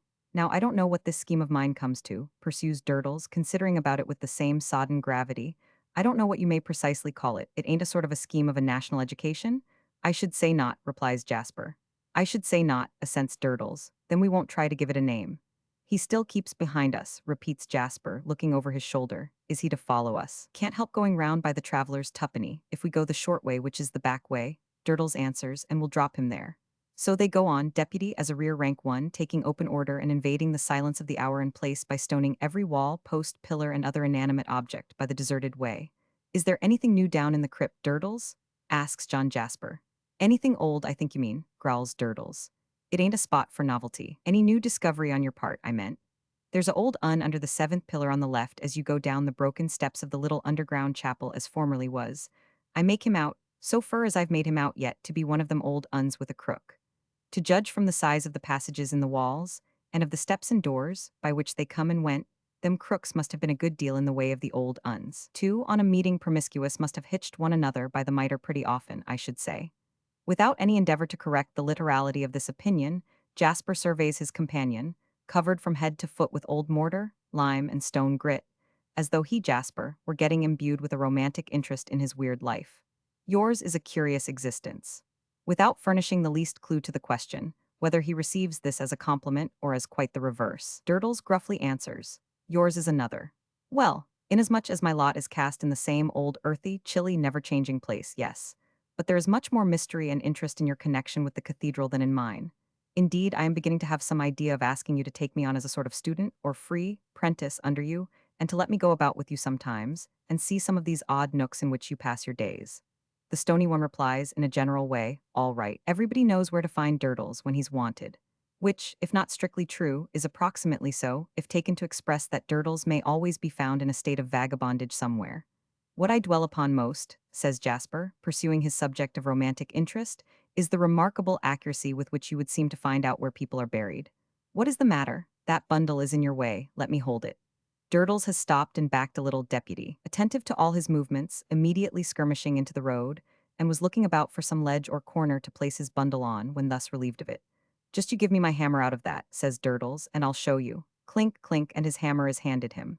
Now looky here, you pitch your note, don't you, Mr. Jasper? Yes, so I sound for mine, I take my hammer and I tap. Here he strikes the pavement, and the attentive deputy skirmishes at a rather wider range, as supposing that his head may be in requisition. I tap, tap, tap, solid, I go on tapping, solid still, tap again, hello, hollow, tap again, persevering, solid and hollow, tap, tap, tap to try it better, solid and hollow, and inside solid, hollow again, there you are, old uncrumbled away in stone coffin in vault. Astonishing. I have even done this, says Durdles, drawing out his 2-foot rule, deputy meanwhile skirmishing nearer, as suspecting that treasure may be about to be discovered, which may somehow lead to his own enrichment, and the delicious treat of the discoverers being hanged by the neck on his evidence until they are dead. Say that hammer of mine's a wall, my work. 2, 4, and 2 is 6, measuring on the pavement. 6 foot inside that wall is Mrs. Sapsey. Not really Mrs. Sapsey? Say Mrs. Sapsey, her wall's thicker. But say Mrs. Sapsey. Durdles taps that wall represented by that hammer and says, after good sounding, something betwixt us. Sure enough, some rubbish has been left in that same 6-foot space by Durdles's men. Jasper opines that such accuracy is a gift. I wouldn't have it at a gift, returns Durdles, by no means receiving the observation in good part. I worked it out for myself. Durdles comes by his knowledge through grubbing deep for it, and having it up by the roots when it don't want to come. Hello, you deputy? Witty? Is deputy's shrill response, standing off again. Catch that halfpenny, and don't let me see any more of you tonight after we come to the traveler's tuppenny. Warning, returns deputy, having caught the halfpenny, and appearing by this mystic word to express his assent to the arrangement. They have but to cross what was once the vineyard, belonging to what was once the monastery, to come into the narrow back lane, wherein stands the crazy wooden house of 2 low stories, currently known as the Traveller's Twopenny. A house all warped and distorted, like the morals of the travelers, with scant remains of a latticework porch over the door, and also of a rustic fence before its stamped-out garden. By reason of the travelers being so bound to the premises by a tender sentiment, or so fond of having a fire by the roadside in the course of the day, that they can never be persuaded or threatened into departure, without violently possessing themselves of some wooden forget-me-not, and bearing it off. The semblance of an inn is attempted to be given to this wretched place by fragments of conventional red curtaining in the windows, which rags are made muddily transparent in the night season by feeble lights of rush or cotton, dip burning dully in the close air of the inside.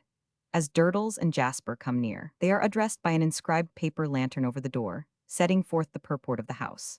They are also addressed by some half-dozen other hideous small boys, whether tuppenny lodgers or followers or hangers-on of such who knows, who, as if attracted by some carrion scent of deputy in the air, start into the moonlight, as vultures might gather in the desert and instantly fall to stoning him and one another.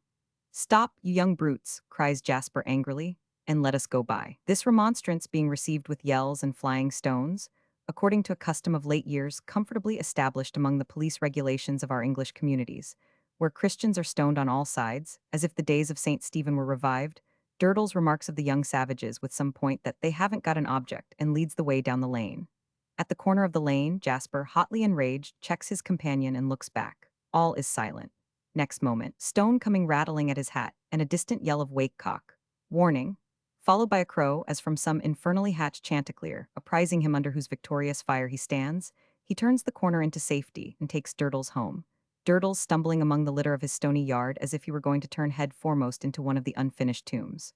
John Jasper returns by another way to his gatehouse, and entering softly with his key, finds his fire still burning. He takes from a locked press a peculiar-looking pipe, which he fills, but not with tobacco, and having adjusted the contents of the bowl very carefully with a little instrument, ascends an inner staircase of only a few steps, leading to 2 rooms. One of these is his own sleeping chamber, the other is his nephew's. There is a light in each. His nephew lies asleep, calm and untroubled. John Jasper stands looking down upon him, his unlighted pipe in his hand for some time, with a fixed and deep attention. Then, hushing his footsteps, he passes to his own room, lights his pipe, and delivers himself to the specters it invokes at midnight. Chapter VI.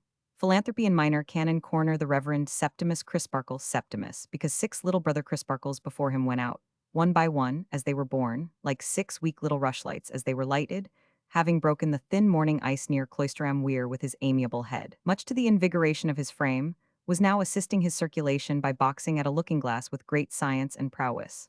A fresh and healthy portrait the looking-glass presented of the Reverend Septimus, feinting and dodging with the utmost artfulness, and hitting out from the shoulder with the utmost straightness, while his radiant features teemed with innocence, and soft-hearted benevolence beamed from his boxing gloves. It was scarcely breakfast time yet, for Mrs. Crisparkle, mother, not wife of the Reverend Septimus, was only just down and waiting for the urn.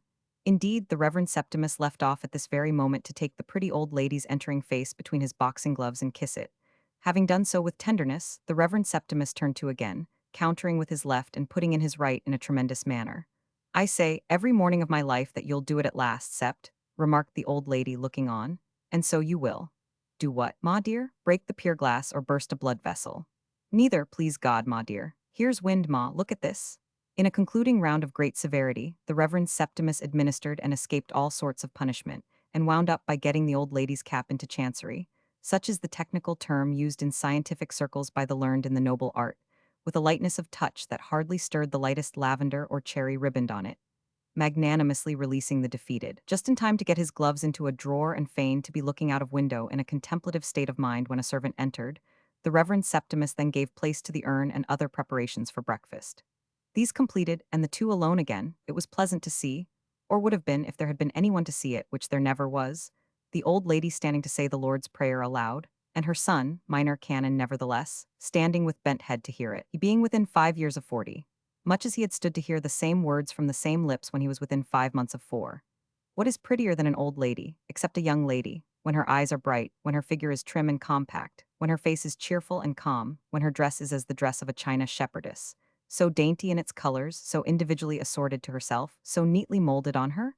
Nothing is prettier, thought the good minor canon frequently, when taking his seat at table opposite his long-widowed mother.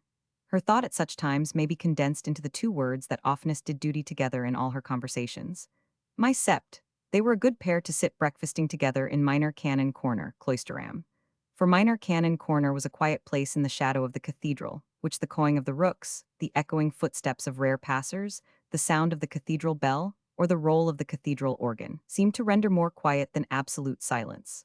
Swaggering fighting men had had their centuries of ramping and raving about Minor Canon Corner, and beaten serfs had had their centuries of drudging and dying there, and powerful monks had had their centuries of being sometimes useful and sometimes harmful there, and behold they were all gone out of Minor Canon Corner, and so much the better.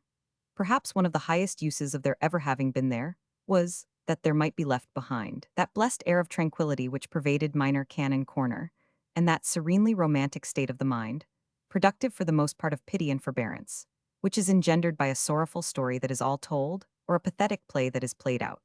Red brick walls harmoniously toned down in color by time, strong-rooted ivy, latticed windows, paneled rooms, big oaken beams in little places, and stone-walled gardens where annual fruit yet ripened upon monkish trees, were the principal surroundings of pretty old Mrs. Crisparkle and the Reverend Septimus as they sat at breakfast. "And what, ma dear?" inquired the Minor Canon, giving proof of a wholesome and vigorous appetite. "Does the letter say?" The pretty old lady, after reading it, had just laid it down upon the breakfast cloth. She handed it over to her son.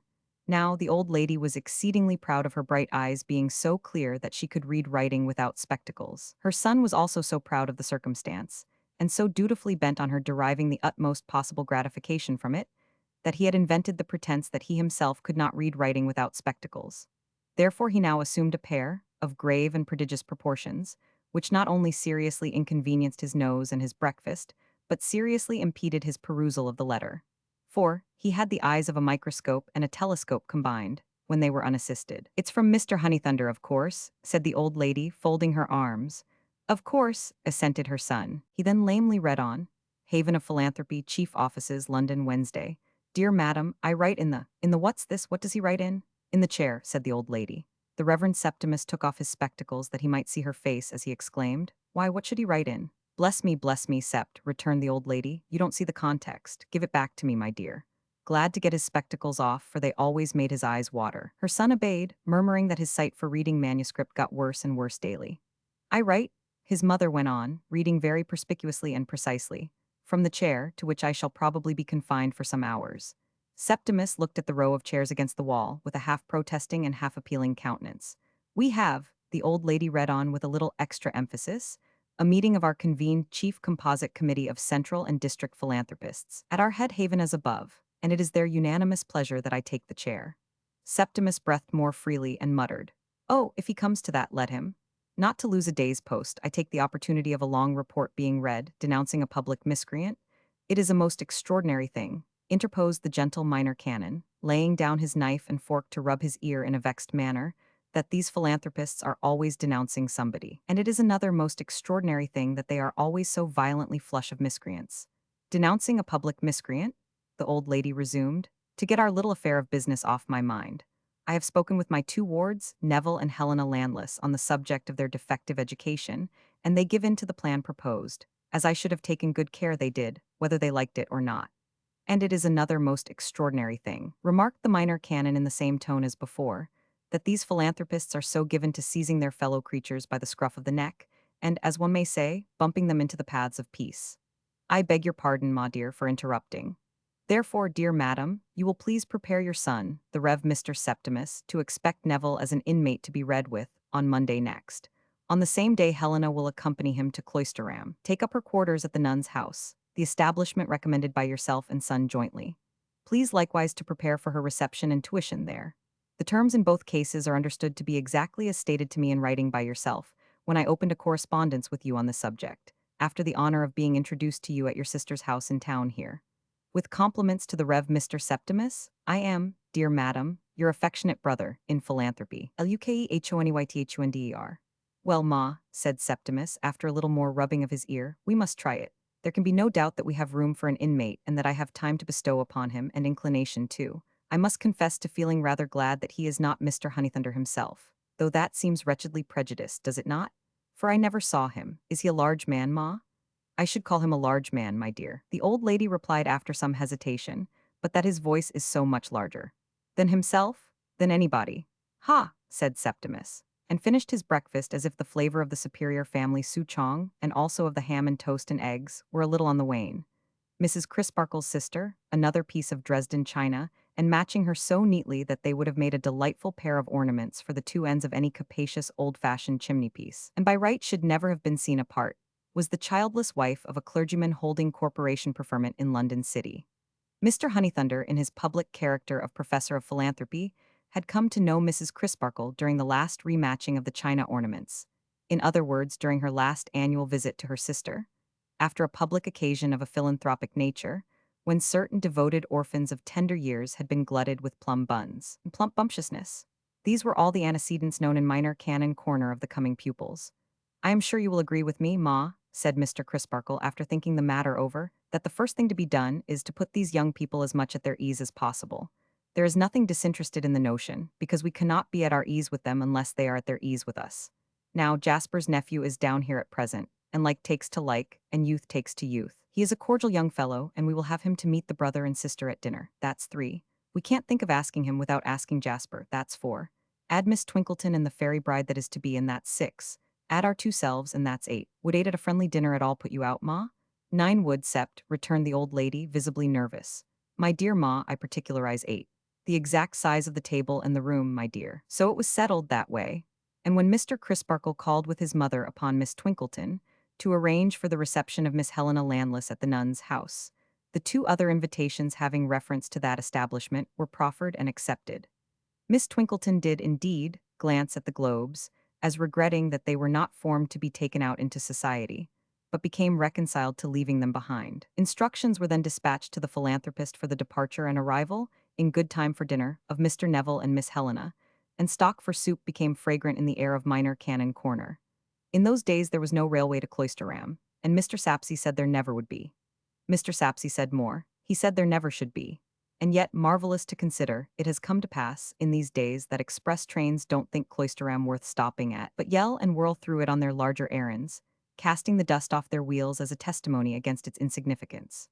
Some remote fragment of main line to somewhere else, there was, which was going to ruin the money market if it failed, and church and state if it succeeded, and of course, the Constitution, whether or no, but even that had already so unsettled Cloisterham traffic that the traffic, deserting the high road, came sneaking in from an unprecedented part of the country by a back stableway, for many years labeled at the corner, "Beware of the dog." To this ignominious avenue of approach, Mr. Crisparkle repaired, awaiting the arrival of a short, squat omnibus with a disproportionate heap of luggage on the roof, like a little elephant with infinitely too much castle, which was then the daily service between Cloisterham and external mankind.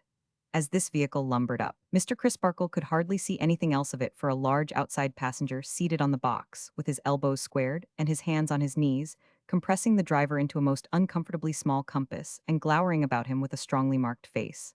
"Is this Cloisterham?" demanded the passenger in a tremendous voice. "It is," replied the driver, rubbing himself as if he ached after throwing the reins to the ostler. "And I never was so glad to see it." "Tell your master to make his box seat wider, then," returned the passenger. "Your master is morally bound and ought to be legally, under ruinous penalties, to provide for the comfort of his fellow man." The driver instituted with the palms of his hands a superficial perquisition into the state of his skeleton, which seemed to make him anxious. "Have I sat upon you?" asked the passenger. "You have," said the driver, as if he didn't like it at all. "Take that card, my friend." "I think I won't deprive you on it," returned the driver, casting his eyes over it with no great favor without taking it. "What's the good of it to me?" "Be a member of that society," said the passenger. "What shall I get by it?" asked the driver. "Brotherhood," returned the passenger in a ferocious voice. "Thank ye," said the driver very deliberately as he got down. "My mother was contented with myself, and so am I. I don't want no brothers." "But you must have them," replied the passenger. Also descending, "Whether you like it or not, I am your brother." "I say," expostulated the driver, becoming more chafed in temper, "not too fur, the worm will when—" But here Mr. Crisparkle interposed, remonstrating aside in a friendly voice. "Joe, Joe, Joe, don't forget yourself, Joe, my good fellow." And then, when Joe peaceably touched his hat, accosting the passenger with, "Mr. Honeythunder? That is my name, sir. My name is Crisparkle. Reverend Mr. Septimus. Glad to see you, sir. Neville and Helena are inside. Having a little succumbed of late under the pressure of my public labors, I thought I would take a mouthful of fresh air and come down with them and return at night. So you are the Reverend Mr. Septimus, are you?" Surveying him on the whole with disappointment and twisting a double eyeglass by its ribbon, as if he were roasting it but not otherwise using it. "Ha, I expected to see you older, sir." "I hope you will," was the good-humored reply. "Eh?" demanded Mr. Honeythunder. "Only a poor little joke, not worth repeating." "Joke? I never see a joke," Mr. Honeythunder frowningly retorted. "A joke is wasted upon me, sir. Where are they? Helena and Neville, come here. Mr. Crisparkle has come down to meet you." An unusually handsome lithe young fellow and an unusually handsome lithe girl, much alike, both very dark and very rich in color. She of almost the gypsy type, something untamed about them both. A certain air upon them of hunter and huntress, yet withal a certain air of being the objects of the chase, rather than the followers. Slender, supple, quick of eye and limb, half shy, half defiant, fierce of look, an indefinable kind of pause coming and going on their whole expression, both of face and form, which might be equally likened to the pause before a crouch or a bound. The rough mental notes made in the first 5 minutes by Mr. Crisparkle would have read thus, verbatim. He invited Mr. Honeythunder to dinner, with a troubled mind, for the discomfiture of the dear old China shepherdess lay heavy on it, and gave his arm to Helena Landless.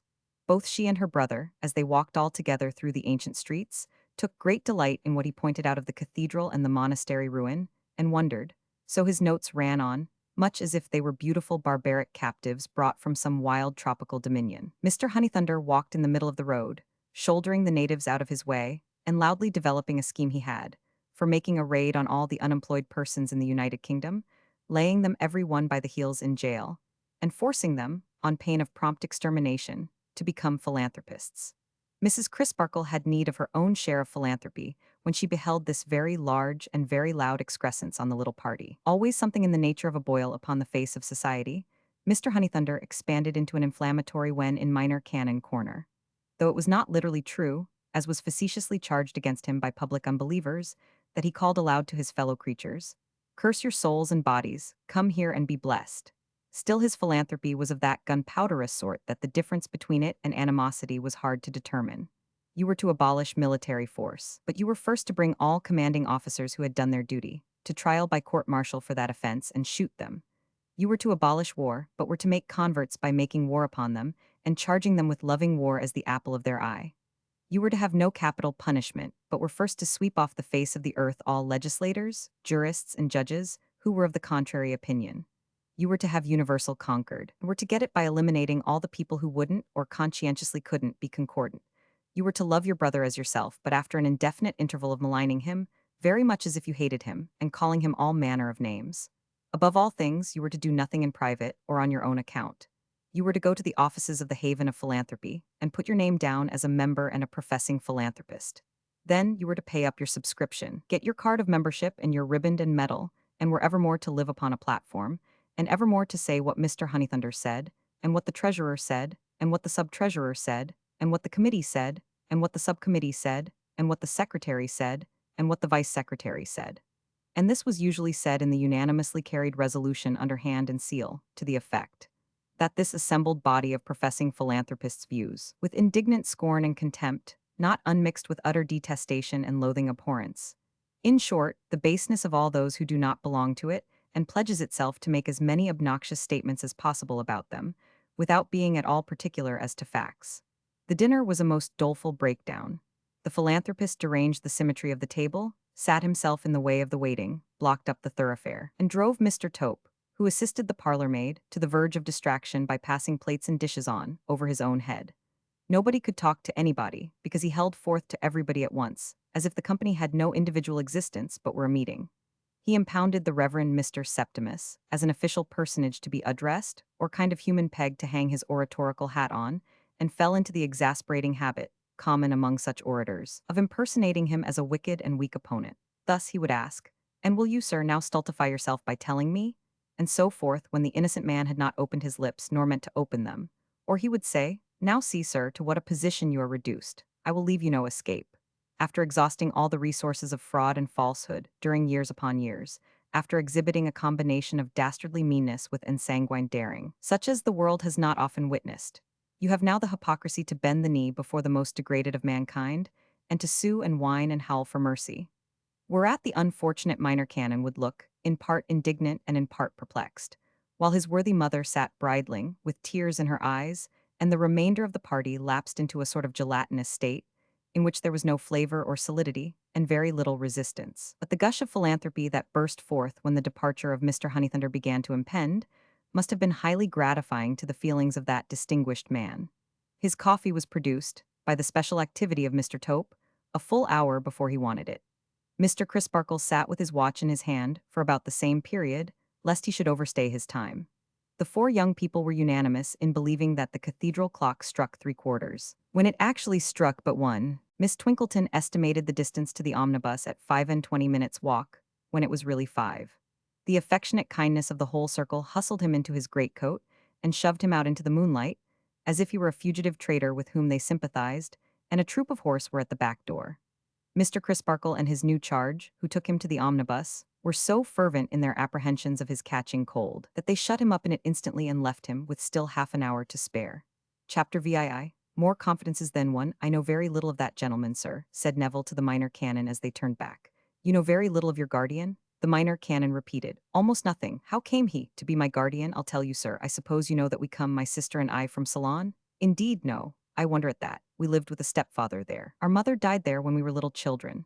We have had a wretched existence. She made him our guardian, and he was a miserly wretch who grudged us food to eat and clothes to wear. At his death, he passed us over to this man, for no better reason that I know of than his being a friend or connection of his, whose name was always in print and catching his attention. That was lately, I suppose? Quite lately, sir.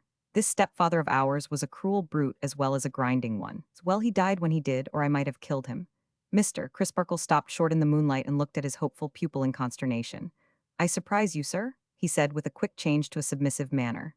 You shock me, unspeakably shock me.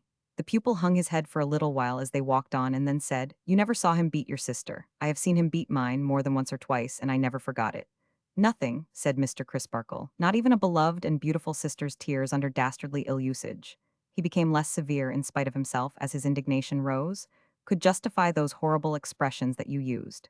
I am sorry I used them, and especially to you, sir. I beg to recall them, but permit me to set you right on one point. You spoke of my sister's tears. My sister would have let him tear her to pieces before she would have let him believe that he could make her shed a tear.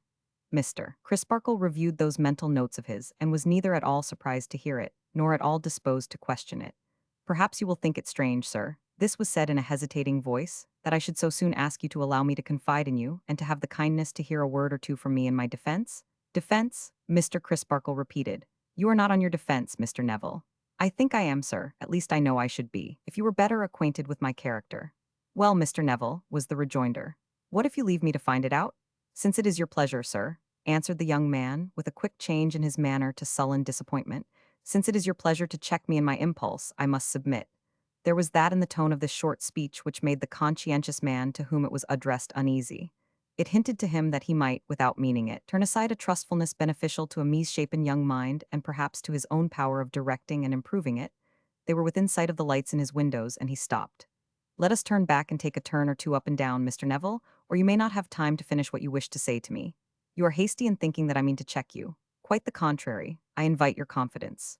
You have invited it, sir, without knowing it, ever since I came here. I say ever since, as if I had been here a week. The truth is, we came here, my sister and I, to quarrel with you and affront you and break away again.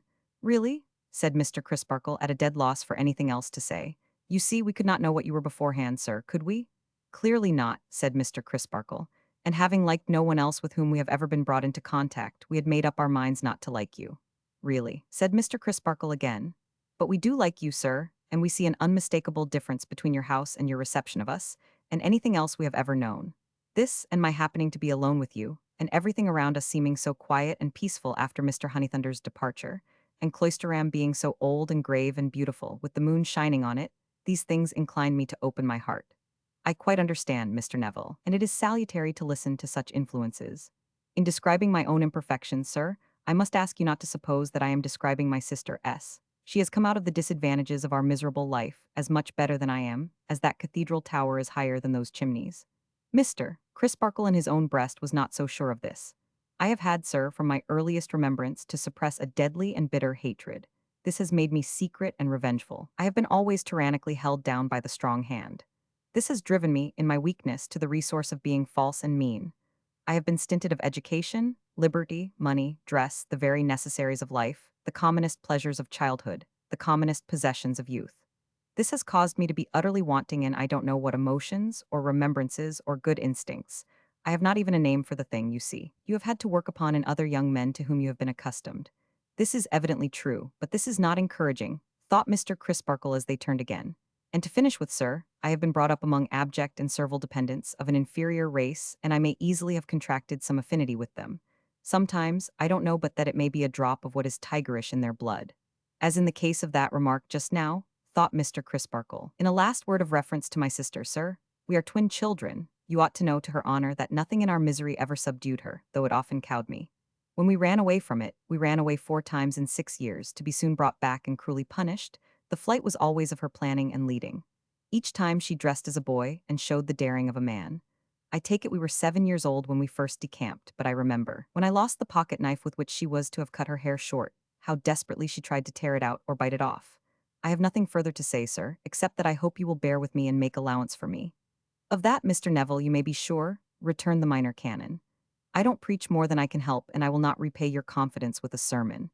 But I entreat you to bear in mind, very seriously and steadily, that if I am to do you any good, it can only be with your own assistance, and that you can only render that efficiently by seeking aid from heaven. I will try to do my part, sir. And Mr. Neville, I will try to do mine. Here is my hand on it. May God bless our endeavors. They were now standing at his house door, and a cheerful sound of voices and laughter was heard within. We will take one more turn before going in, said Mr. Crisparkle, for I want to ask you a question. When you said you were in a changed mind concerning me, you spoke, not only for yourself, but for your sister too? Undoubtedly I did, sir. Excuse me, Mr. Neville, but I think you have had no opportunity of communicating with your sister since I met you. Mr. Honeythunder was very eloquent, but perhaps I may venture to say, without ill nature, that he rather monopolized the occasion. May you not have answered for your sister without sufficient warrant? Neville shook his head with a proud smile. You don't know, sir, yet what a complete understanding can exist between my sister and me, though no spoken word, perhaps hardly as much as a look, may have passed between us. She not only feels as I have described, but she very well knows that I am taking this opportunity of speaking to you, both for her and for myself. Mr. Crisparkle looked in his face with some incredulity, but his face expressed such absolute and firm conviction of the truth of what he said that Mr. Crisparkle looked at the pavement and mused until they came to his door again. I will ask for one more turn, sir, this time, said the young man with a rather heightened color rising in his face. But for Mr. Honeythunder's, I think you called it eloquence, sir? Somewhat slyly. Yes, I called it eloquence, said Mr. Crisparkle. But for Mr. Honeythunder's eloquence, I might have had no need to ask you what I am going to ask you. This Mr. Edwin Drood, sir, I think that's the name? Quite correct, said Mr. Crisparkle. Dr. Does he or did he read with you, sir? Never, Mr. Neville, he comes here visiting his relation, Mr. Jasper. Is Miss Budd his relation too, sir? Now, why should he ask that with sudden superciliousness? Thought Mr. Crisparkle. Then he explained aloud what he knew of the little story of their betrothal. Oh, that's it, is it? Said the young man. I understand his air of proprietorship now. This was said so evidently to himself, or to anybody rather than Mr. Crisparkle, that the latter instinctively felt as if to notice it would be almost tantamount to noticing a passage in a letter which he had read by chance over the writer's shoulder. A moment afterwards they re-entered the house. Mr. Jasper was seated at the piano as they came into his drawing-room, and was accompanying Miss Rosebud while she sang. It was a consequence of his playing the accompaniment without notes, and of her being a heedless little creature, very apt to go wrong, that he followed her lips most attentively, with his eyes as well as hands, carefully and softly hinting the keynote from time to time. Standing with an arm drawn round her, but with a face far more intent on Mr. Jasper than on her singing, stood Helena, between whom and her brother an instantaneous recognition passed, in which Mr. Crisparkle saw, or thought he saw, the understanding that had been spoken of, flash out. Mr. Neville then took his admiring station, leaning against the piano opposite the singer. Mr. Crisparkle sat down by the china shepherdess. Edwin Drood gallantly furled and unfurled Miss Twinkleton's fan, and that lady passively claimed that sort of exhibitor's proprietorship in the accomplishment on view, which Mr. Tope, the verger, daily claimed in the cathedral service. At the piano the song went on. It was a sorrowful strain of parting, and the fresh young voice was very plaintive and tender. As Jasper watched the pretty lips and ever and again hinted the one note, as though it were a low whisper from himself, the voice became less steady, until all at once the singer broke into a burst of tears and shrieked out with her hands over her eyes, I can't bear this, I am frightened. Take me away. With one swift turn of her lithe figure, Helena laid the little beauty on a sofa, as if she had never caught her up. Then on one knee beside her, and with one hand upon her rosy mouth, while with the other she appealed to all the rest, Helena said to them, It's nothing, it's all over, don't speak to her for 1 minute and she is well. Jasper's hands had, in the same instant, lifted themselves from the keys, and were now poised above them, as though he waited to resume. In that attitude he yet sat quiet, not even looking round, when all the rest had changed their places and were reassuring one another. Pussy's not used to an audience, that's the fact, said Edwin Drood. She got nervous and couldn't hold out. Besides, Jack, you're such a conscientious master and require so much that I believe you make her afraid of you. No wonder. No wonder, repeated Helena. There, Jack, you hear? You would be afraid of him under similar circumstances, wouldn't you? Miss Landless? Not under any circumstances, returned Helena. Jasper brought down his hands, looked over his shoulder, and begged to thank Miss Landless for her vindication of his character. Then he fell to dumbly playing, without striking the notes, while his little pupil was taken to an open window for air, and was otherwise petted and restored. When she was brought back, his place was empty. Jack's gone, pussy, Edwin told her. I am more than half afraid he didn't like to be charged with being the monster who had frightened you. But she answered never a word, and shivered, as if they had made her a little too cold. Miss Twinkleton now opining that indeed these were late hours, Mrs. Crisparkle, for finding ourselves outside the walls of the nun's house, and that we who undertook the formation of the future wives and mothers of England, the last words in a lower voice, as requiring to be communicated in confidence, were really bound, voice coming up again, to set a better example than one of rakish habits. Wrappers were put in requisition, and the two young cavaliers volunteered to see the ladies home. It was soon done, and the gate of the nuns' house closed upon them. The boarders had retired, and only Mrs. Tisher in solitary vigil awaited the new pupil. Her bedroom being within Rosa's, very little introduction or explanation was necessary, before she was placed in charge of her new friend and left for the night. "This is a blessed relief, my dear," said Helena. "I have been dreading all day that I should be brought to bay at this time." "There are not many of us," returned Rosa, "and we are good-natured girls, at least the others are. I can answer for them."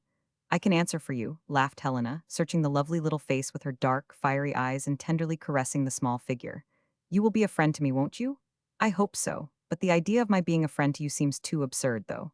"Why?" "Oh, I am such a mite of a thing, and you are so womanly and handsome. You seem to have resolution and power enough to crush me. I shrink into nothing by the side of your presence even.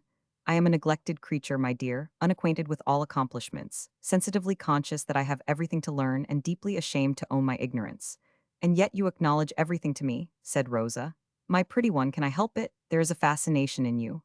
"Oh, is there though?" pouted Rosa, half in jest and half in earnest. What a pity Master Eddie doesn't feel it more. Coarser relations towards that young gentleman had been already imparted in Minor Canon Corner. "Why, surely he must love you with all his heart," cried Helena, with an earnestness that threatened to blaze into ferocity if he didn't. Oh, well, I suppose he does," said Rosa, pouting again. "I'm sure I have no right to say he doesn't. Perhaps it's my fault. Perhaps I am not as nice to him as I ought to be. I don't think I am. But it is so ridiculous." Helena's eyes demanded what was. "We are," said Rosa, answering as if she had spoken. "We are such a ridiculous couple, and we are always quarreling." "Why?" "Because we both know we are ridiculous, my dear." Rosa gave that answer as if it were the most conclusive answer in the world. Helena's masterful look was intent upon her face for a few moments, and then she impulsively put out both her hands and said, "You will be my friend and help me?" "Indeed, my dear, I will," replied Rosa, in a tone of affectionate childishness that went straight and true to her heart. "I will be as good a friend as such a mite of a thing can be to such a noble creature as you. And be a friend to me, please. I don't understand myself, and I want a friend who can understand me very much indeed." Helena Landless kissed her and retaining both her hands said, "Who is Mr. Jasper?" Rosa turned aside her head in answering, "Eddie's uncle and my music master." "You do not love him?" She put her hands up to her face and shook with fear or horror. "You know that he loves you?" "Oh, don't," cried Rosa, dropping on her knees and clinging to her new resource. "Don't tell me of it. He terrifies me. He haunts my thoughts like a dreadful ghost. I feel that I am never safe from him. I feel as if he could pass in through the wall when he is spoken of." She actually did look round, as if she dreaded to see him standing in the shadow behind her. "Try to tell me more about it, darling." "Yes, I will, because you are so strong, but hold me the while and stay with me afterwards." "My child, you speak as if he had threatened you in some dark way. He has never spoken to me about that, never. What has he done? He has made a slave of me with his looks. He has forced me to understand him without his saying a word, and he has forced me to keep silence without his uttering a threat. When I play, he never moves his eyes from my hands. When I sing, he never moves his eyes from my lips. When he corrects me and strikes a note, or a chord, or plays a passage, he himself is in the sounds, whispering that he pursues me as a lover and commanding me to keep his secret. I avoid his eyes, but he forces me to see them without looking at them. Even when a glaze comes over them, which is sometimes the case, and he seems to wander away into a frightful sort of dream in which he threatens most. He obliges me to know it, and to know that he is sitting close at my side, more terrible to me than ever. What is this imagined threatening, pretty one? What is threatened? I don't know. I have never even dared to think or wonder what it is. And was this all tonight? This was all, except that tonight when he watched my lips so closely as I was singing. Besides feeling terrified, I felt ashamed and passionately hurt. It was as if he kissed me, and I couldn't bear it, but cried out, "You must never breathe this to anyone. Eddie is devoted to him. But you said tonight that you would not be afraid of him, under any circumstances, and that gives me, who am so much afraid of him, courage to tell only you. Hold me, stay with me, I am too frightened to be left by myself." The lustrous gypsy face drooped over the clinging arms and bosom, and the wild black hair fell down protectingly over the childish form. There was a slumbering gleam of fire in the intense dark eyes, though they were then softened with compassion and admiration. Let whomsoever it most concerned look well to it. Chapter VII. DAGGRS drawn the two young men, having seen the damsels, their charges, enter the courtyard of the nun's house, and finding themselves coldly stared at by the brazen doorplate, as if the battered old beau with the glass in his eye were insolent, look at one another, look along the perspective of the moonlit street, and slowly walk away together. Do you stay here long, Mr. Drood? Says Neville. Not this time, is the careless answer. I leave for London again tomorrow, but I shall be here off and on until next midsummer. Then I shall take my leave of Cloisterham and England too, for many a long day I expect. Are you going abroad, going to wake up Egypt a little, is the condescending answer. Are you reading, reading? Repeats Edwin Drood with a touch of contempt. No, doing, working, engineering. My small patrimony was left a part of the capital of the firm I am with, by my father, a former partner, and I am a charge upon the firm until I come of age, and then I step into my modest share in the concern. Jack, you met him at dinner, is, until then, my guardian and trustee. I heard from Mr. Crisparkle of your other good fortune. What do you mean by my other good fortune?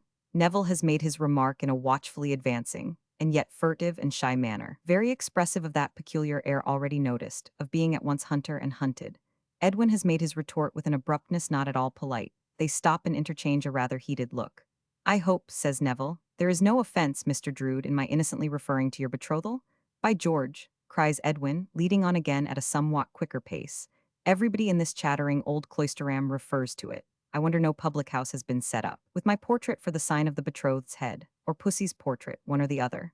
I am not accountable for Mr. Crisparkle's mentioning the matter to me quite openly, Neville begins. No, that's true, you are not, Edwin Drood assents. But, resumes Neville, I am accountable for mentioning it to you. And I did so on the supposition that you could not fail to be highly proud of it. Now, there are these two curious touches of human nature working the secret springs of this dialogue. Neville Landless is already enough impressed by little Rosebud to feel indignant that Edwin Drood, far below her, should hold his prize so lightly. Edwin Drood is already enough impressed by Helena to feel indignant that Helena's brother, far below her, should dispose of him so coolly and put him out of the way so entirely. However, the last remark had better be answered. So, says Edwin, I don't know, Mr. Neville, adopting that mode of address from Mr. Crisparkle, that what people are proudest of, they usually talk most about. I don't know either that what they are proudest of, they most like other people to talk about. But I live a busy life, and I speak under correction by you readers, who ought to know everything, and I dare say do. By this time they had both become savage. Mr. Neville out in the open, Edwin Drood under the transparent cover of a popular tune, and a stop now and then to pretend to admire picturesque effects in the moonlight before him. It does not seem to me very civil in you, remarks Neville at length, to reflect upon a stranger who comes here, not having had your advantages, to try to make up for lost time. But to be sure, I was not brought up in busy life, and my ideas of civility were formed among heathens. Perhaps the best civility, whatever kind of people we are brought up among, retorts Edwin Drood, is to mind our own business.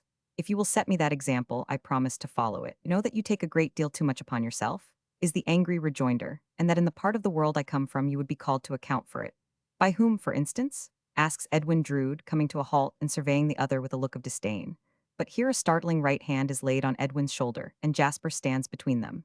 For it would seem that he, too, has strolled round by the nun's house, and has come up behind them on the shadowy side of the road. Ned, he says, we must have no more of this. I don't like this. I have overheard high words between you two.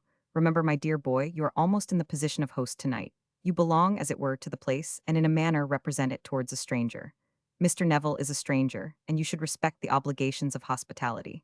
And Mr. Neville, laying his left hand on the inner shoulder of that young gentleman, and thus walking on between them, hand to shoulder on either side, you will pardon me, but I appeal to you to govern your temper too. Now, what is amiss, but why ask? Let there be nothing amiss, and the question is superfluous. We are all three on a good understanding, are we not? After a silent struggle between the two young men who shall speak last, Edwin Drood strikes in with, so far as I am concerned, Jack, there is no anger in me.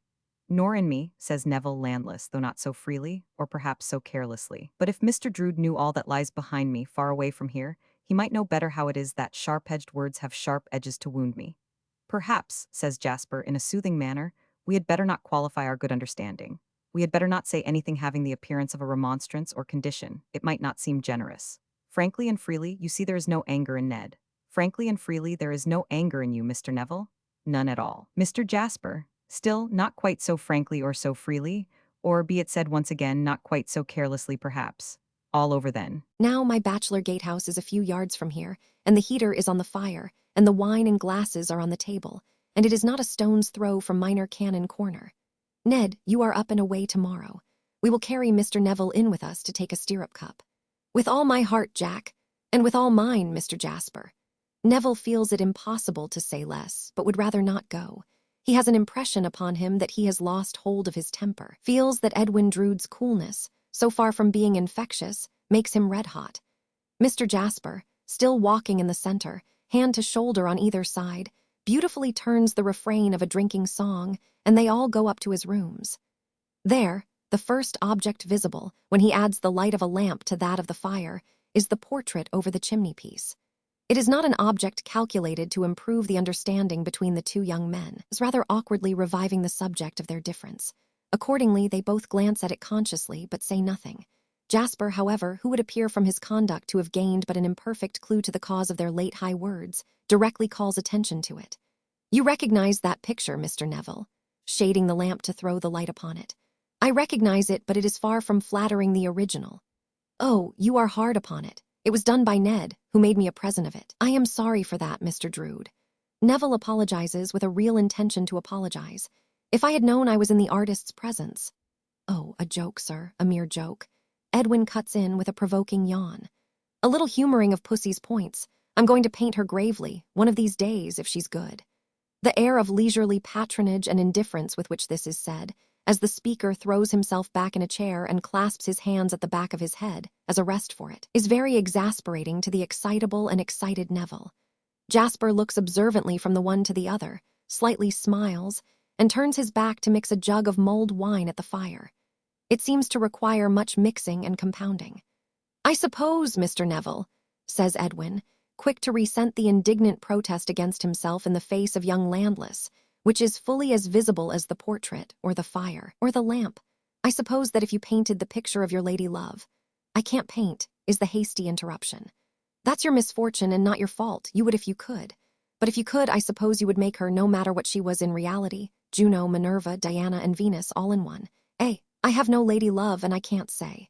"If I were to try my hand," says Edwin, with a boyish boastfulness getting up in him, "on a portrait of Miss Landless, in earnest, mind you, in earnest, you should see what I could do. My sisters consent to sit for it being first got, I suppose. As it never will be got, I am afraid I shall never see what you can do. I must bear the loss." Jasper turns round from the fire, fills a large goblet glass for Neville, fills a large goblet glass for Edwin, and hands each his own, then fills for himself, saying, "Come, Mr. Neville, we are to drink to my nephew, Ned. As it is his foot that is in the stirrup, metaphorically, our stirrup cup is to be devoted to him. Ned, my dearest fellow, my love." Jasper sets the example of nearly emptying his glass, and Neville follows it. Edwin Drood says, "Thank you both very much," and follows the double example. "Look at him," cries Jasper, stretching out his hand admiringly and tenderly, though rallyingly too. "See where he lounges so easily, Mr. Neville. The world is all before him where to choose. A life of stirring work and interest, a life of change and excitement, a life of domestic ease and love. Look at him." Edwin Drood's face has become quickly and remarkably flushed with the wine, so has the face of Neville Landless. Edwin still sits thrown back in his chair, making that rest of clasped hands for his head. "See how little he heeds it all." Jasper proceeds in a bantering vein. "It is hardly worth his while to pluck the golden fruit that hangs ripe on the tree for him. And yet consider the contrast, Mr. Neville. You and I have no prospect of stirring work and interest, or of change and excitement, or of domestic ease and love.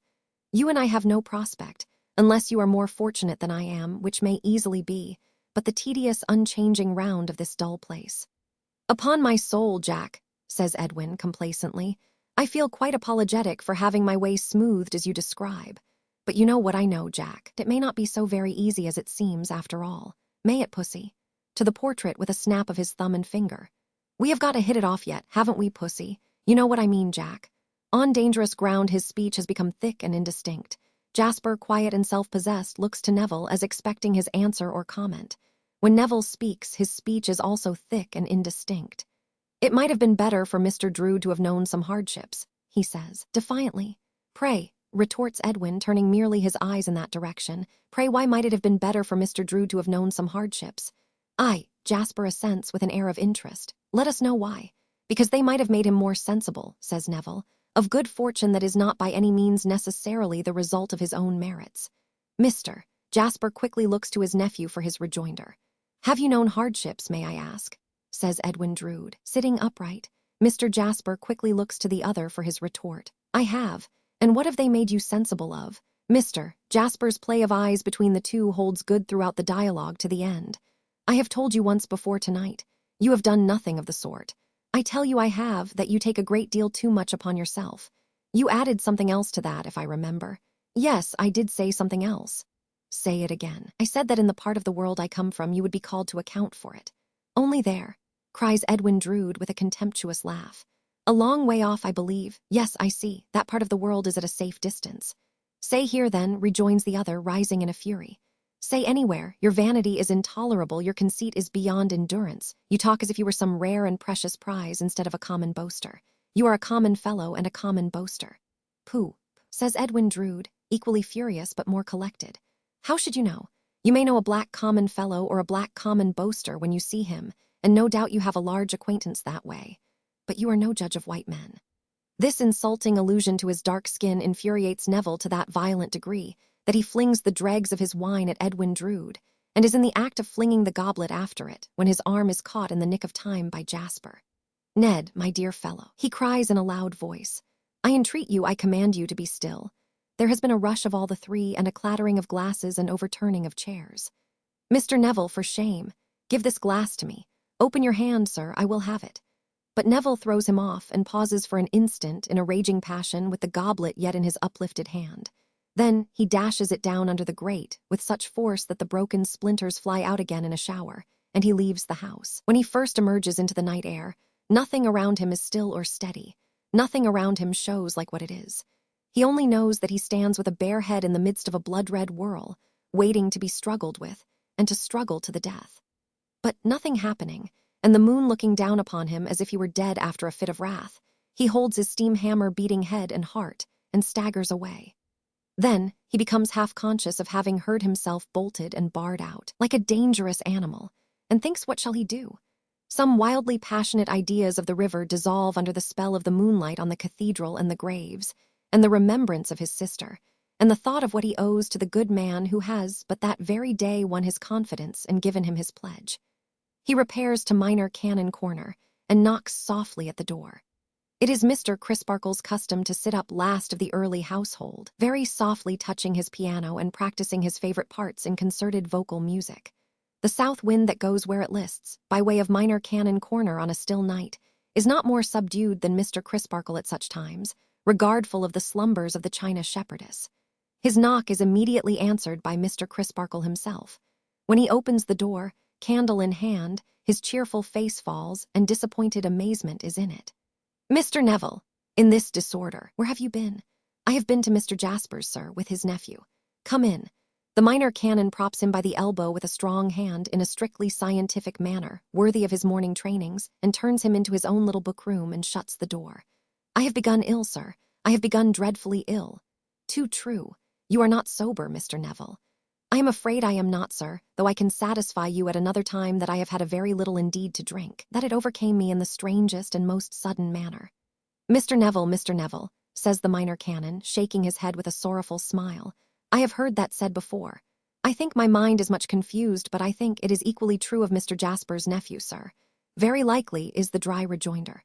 We quarreled, sir. He insulted me most grossly. He had heated that tigerish blood I told you of today before then. Mr. Neville, rejoins the minor canon, mildly but firmly, I request you not to speak to me with that clenched right hand. Unclench it, if you please. He goaded me, sir, pursues the young man, instantly obeying, beyond my power of endurance. I cannot say whether or no he meant it at first, but he did it. He certainly meant it at last. In short, sir, with an irrepressible outburst, in the passion into which he lashed me, I would have cut him down if I could, and I tried to do it. You have clenched that hand again, is Mr. Crisparkle's quiet commentary. I beg your pardon, sir. You know your room, for I showed it you before dinner, but I will accompany you to it once more. Your arm, if you please. Softly, for the house is all abed. Scooping his hand into the same scientific elbow rest as before, and backing it up with the inert strength of his arm, as skillfully as a police expert, and with an apparent repose quite unattainable by novices, Mr. Crisparkle conducts his pupil to the pleasant and orderly old room prepared for him. Arrived there, the young man throws himself into a chair, and, flinging his arms upon his reading table, rests his head upon them with an air of wretched self-reproach. The gentle minor canon has had it in his thoughts to leave the room, without a word.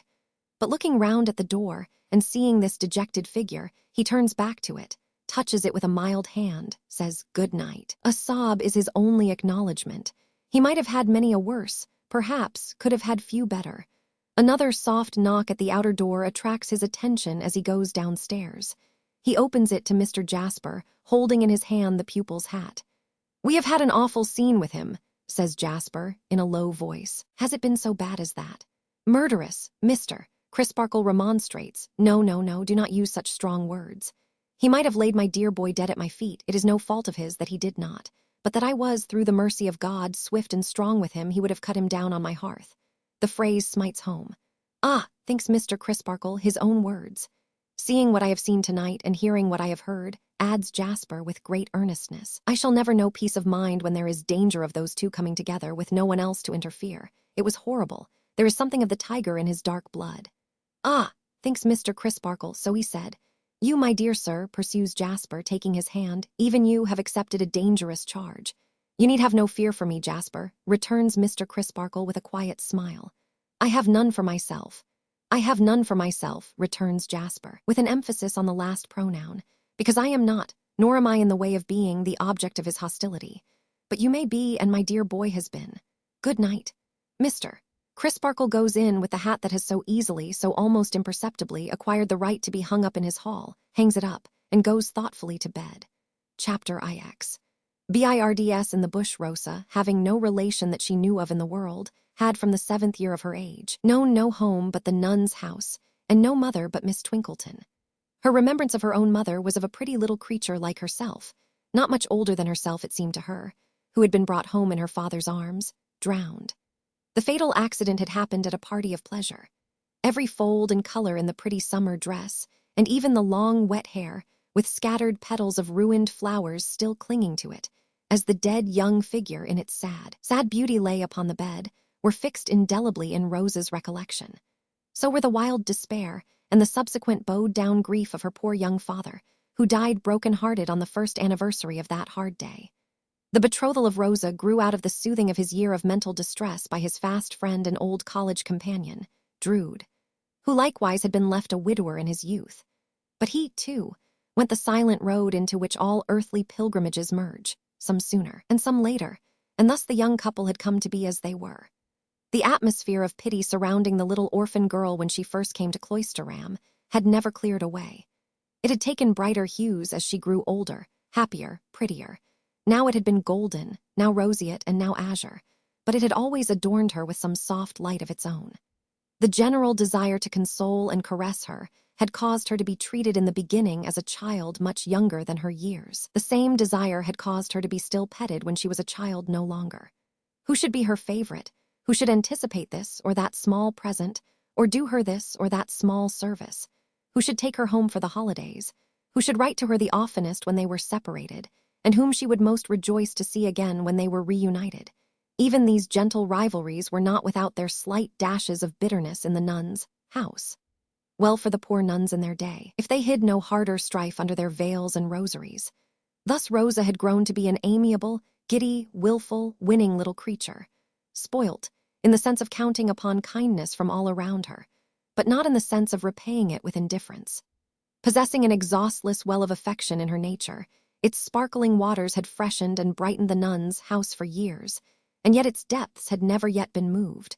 What might betide when that came to pass? What developing changes might fall upon the heedless head and light heart, then, remained to be seen.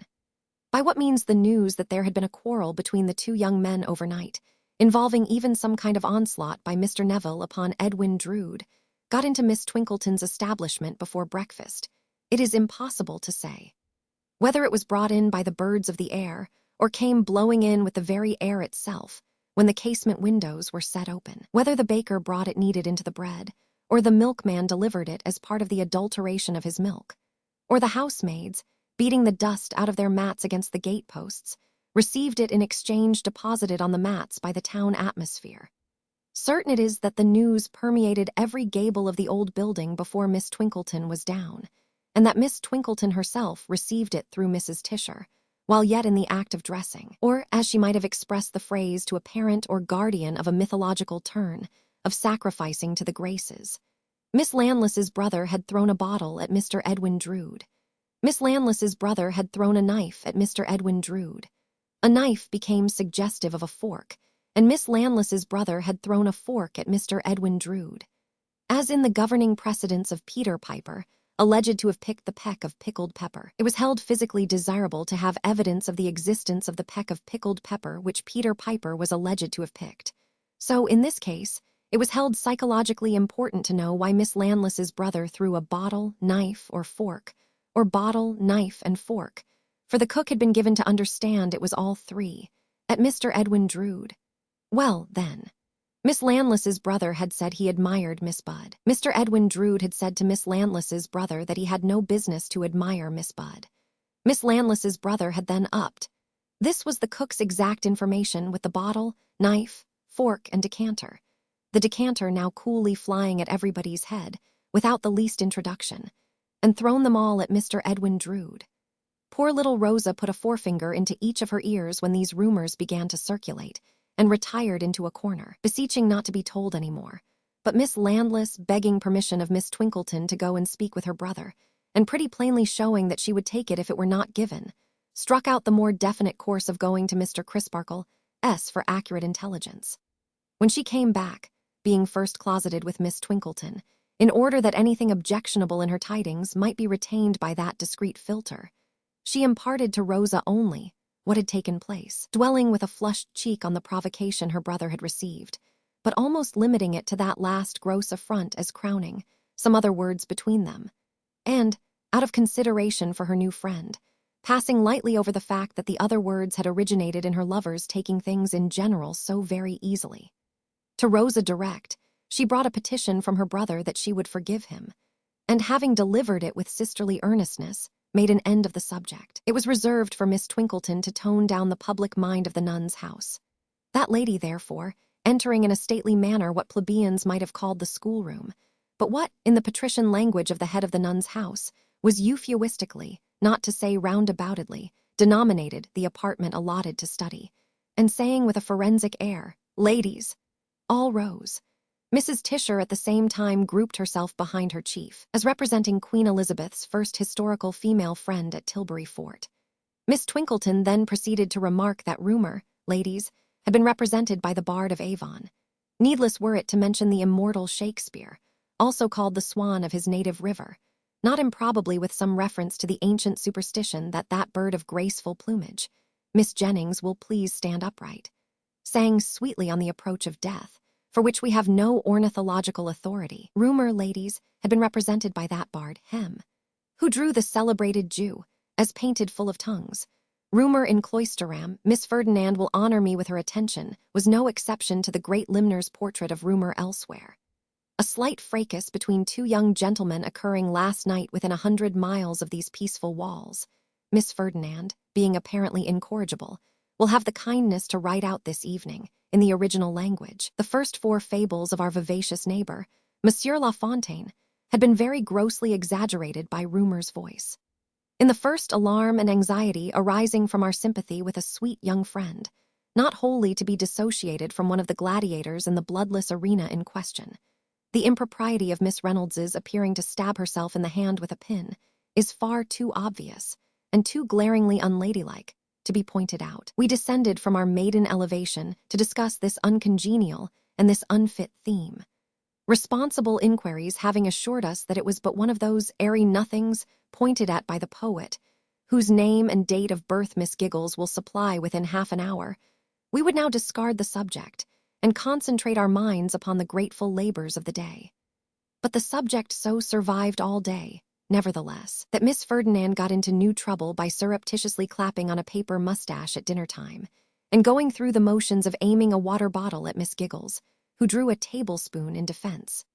Now, Rosa thought of this unlucky quarrel a great deal, and thought of it with an uncomfortable feeling that she was involved in it, as cause, or consequence, or what not, through being in a false position altogether as to her marriage engagement. Never free from such uneasiness when she was with her affianced husband, it was not likely that she would be free from it when they were apart.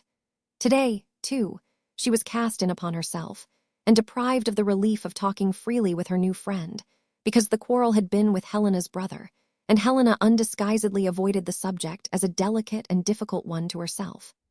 At this critical time, of all times, Rosa's guardian was announced as having come to see her. Mr. Grugis had been well selected for his trust, as a man of incorruptible integrity, but certainly for no other appropriate quality discernible on the surface. He was an arid, sandy man, who, if he had been put into a grinding mill, looked as if he would have ground immediately into high-dried snuff. He had a scanty, flat crop of hair, in color and consistency like some very mangy yellow fur tippet. It was so unlike hair that it must have been a wig, but for the stupendous improbability of anybody's voluntarily sporting such a head. The little play of feature that his face presented was cut deep into it, in a few hard curves that made it more like work, and he had certain notches in his forehead, which looked as though nature had been about to touch them into sensibility or refinement, when she had impatiently thrown away the chisel, and said, "I really cannot be worried to finish off this man. Let him go as he is, with too great length of throat at his upper end, and too much ankle bone and heel at his lower, with an awkward and hesitating manner, with a shambling walk, and with what is called a near sight, which perhaps prevented his observing how much white cotton stocking he displayed to the public eye, in contrast with his black suit. Mr. Grugis still had some strange capacity in him of making on the whole an agreeable impression. Mr. Grugis was discovered by his ward, much discomfited by being in Miss Twinkleton's company in Miss Twinkleton's own sacred room. Dim forebodings of being examined in something, and not coming well out of it, seemed to oppress the poor gentleman when found in these circumstances. "My dear, how do you do? I am glad to see you. My dear, how much improved you are. Permit me to hand you a chair, my dear." Miss Twinkleton rose at her little writing table, saying with general sweetness, as to the polite universe, "Will you permit me to retire?" "By no means, madam, on my account. I beg that you will not move." "I must entreat permission to move," returned Miss Twinkleton, repeating the word with a charming grace. "But I will not withdraw, since you're so obliging. If I wheel my desk to this corner window, shall I be in the way?" "Madam, in the way? You are very kind." "Rosa, my dear, you will be under no restraint, I am sure." Here Mr. Grugis, left by the fire with Rosa, said again, "My dear, how do you do? I am glad to see you, my dear," and having waited for her to sit down, sat down himself. "My visits," said Mr. Grugis, "are like those of the angels, not that I compare myself to an angel." "No, sir," said Rosa. "Not by any means," assented Mr. Grugis. "I merely refer to my visits, which are few and far between. The angels are, we know very well, upstairs." Miss Twinkleton looked round with a kind of stiff stare. "I refer, my dear," said Mr. Grugis, laying his hand on Rosa's, as the possibility thrilled through his frame of his otherwise seeming to take the awful liberty of calling Miss Twinkleton my dear. "I refer to the other young ladies." Miss Twinkleton resumed her writing. Mr. Grugis, with a sense of not having managed his opening point quite as neatly as he might have desired, smoothed his head from back to front as if he had just dived, and were pressing the water out. This smoothing action, however superfluous, was habitual with him, and took a pocketbook from his coat pocket and a stump of black lead pencil from his waistcoat pocket. "I made," he said, turning the leaves, "I made a guiding memorandum or so, as I usually do, for I have no conversational powers whatever, to which I will, with your permission, my dear, refer. Well and happy. Truly, you are well and happy, my dear, you look so." "Yes, indeed, sir," answered Rosa.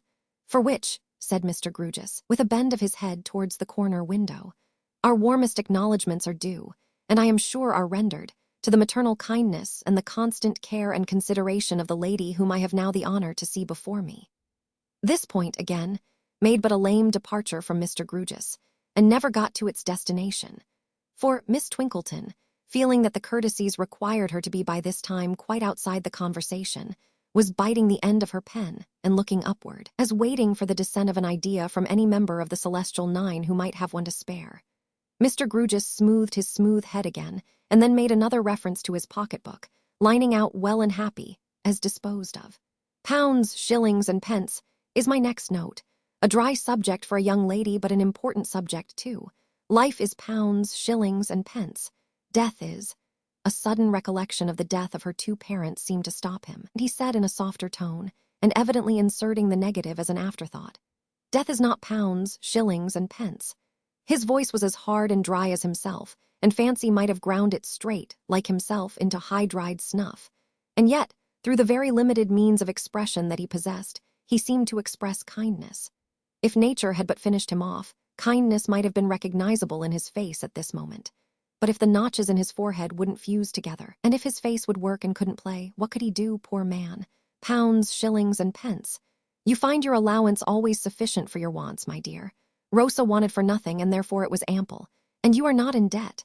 Rosa laughed at the idea of being in debt. It seemed to her inexperience a comical vagary of the imagination.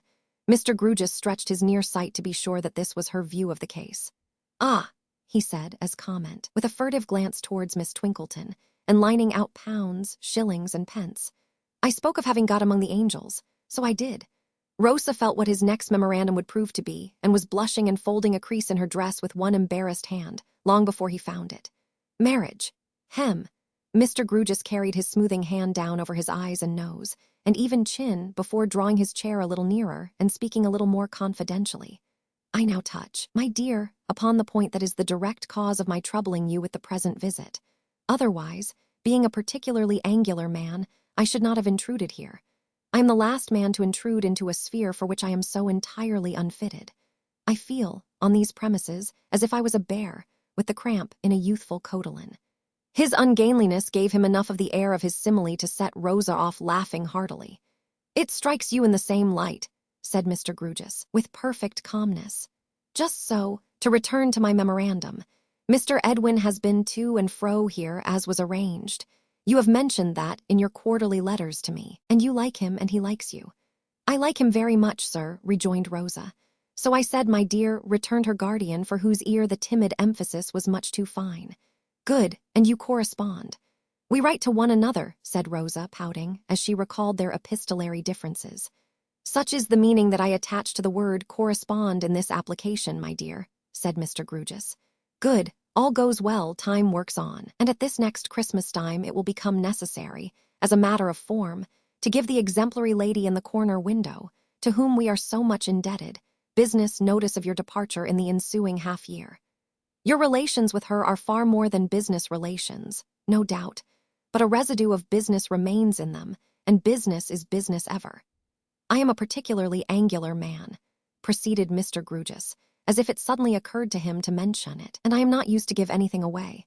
If for these two reasons some competent proxy would give you away, I should take it very kindly." Rosa intimated, with her eyes on the ground, that she thought a substitute might be found if required. "Surely, surely," said Mr. Grewgious. "For instance, the gentleman who teaches dancing here, he would know how to do it with graceful propriety.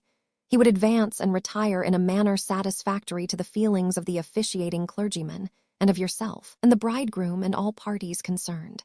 I am a particularly angular man," said Mr. Grewgious, as if he had made up his mind to screw it out at last, "and should only blunder." Rosa sat still and silent. Perhaps her mind had not got quite so far as the ceremony yet, but was lagging on the way there. "Memorandum, will." "Now, my dear," said Mr. Grewgious, referring to his notes, disposing of marriage with his pencil, and taking a paper from his pocket. "Although I have before possessed you with the contents of your father's will, I think it right at this time to leave a certified copy of it in your hands. And although Mr. Edwin is also aware of its contents, I think it right at this time likewise to place a certified copy of it in Mr. Jasper's hand." "Not in his own?" asked Rosa, looking up quickly. "Cannot the copy go to Eddie himself?" "Why, yes, my dear, if you particularly wish it, but I spoke of Mr. Jasper as being his trustee." "I do particularly wish it, if you please," said Rosa, hurriedly and earnestly. "I don't like Mr. Jasper to come between us in any way." "It is natural, I suppose," said Mr. Grewgious, "that your young husband should be all in all. Yes, you observe that I say, I suppose. The fact is, I am a particularly unnatural man, and I don't know from my own knowledge." Rosa looked at him with some wonder. "I mean," he explained, "that young ways were never my ways. I was the only offspring of parents far advanced in life, and I half believe I was born advanced in life myself. No personality is intended towards the name you will so soon change, when I remark that while the general growth of people seem to have come into existence buds, I seem to have come into existence a chip. I was a chip, and a very dry one, when I first became aware of myself. Respecting the other certified copy, your wish shall be complied with. Respecting your inheritance, I think you know all. It is an annuity of £250.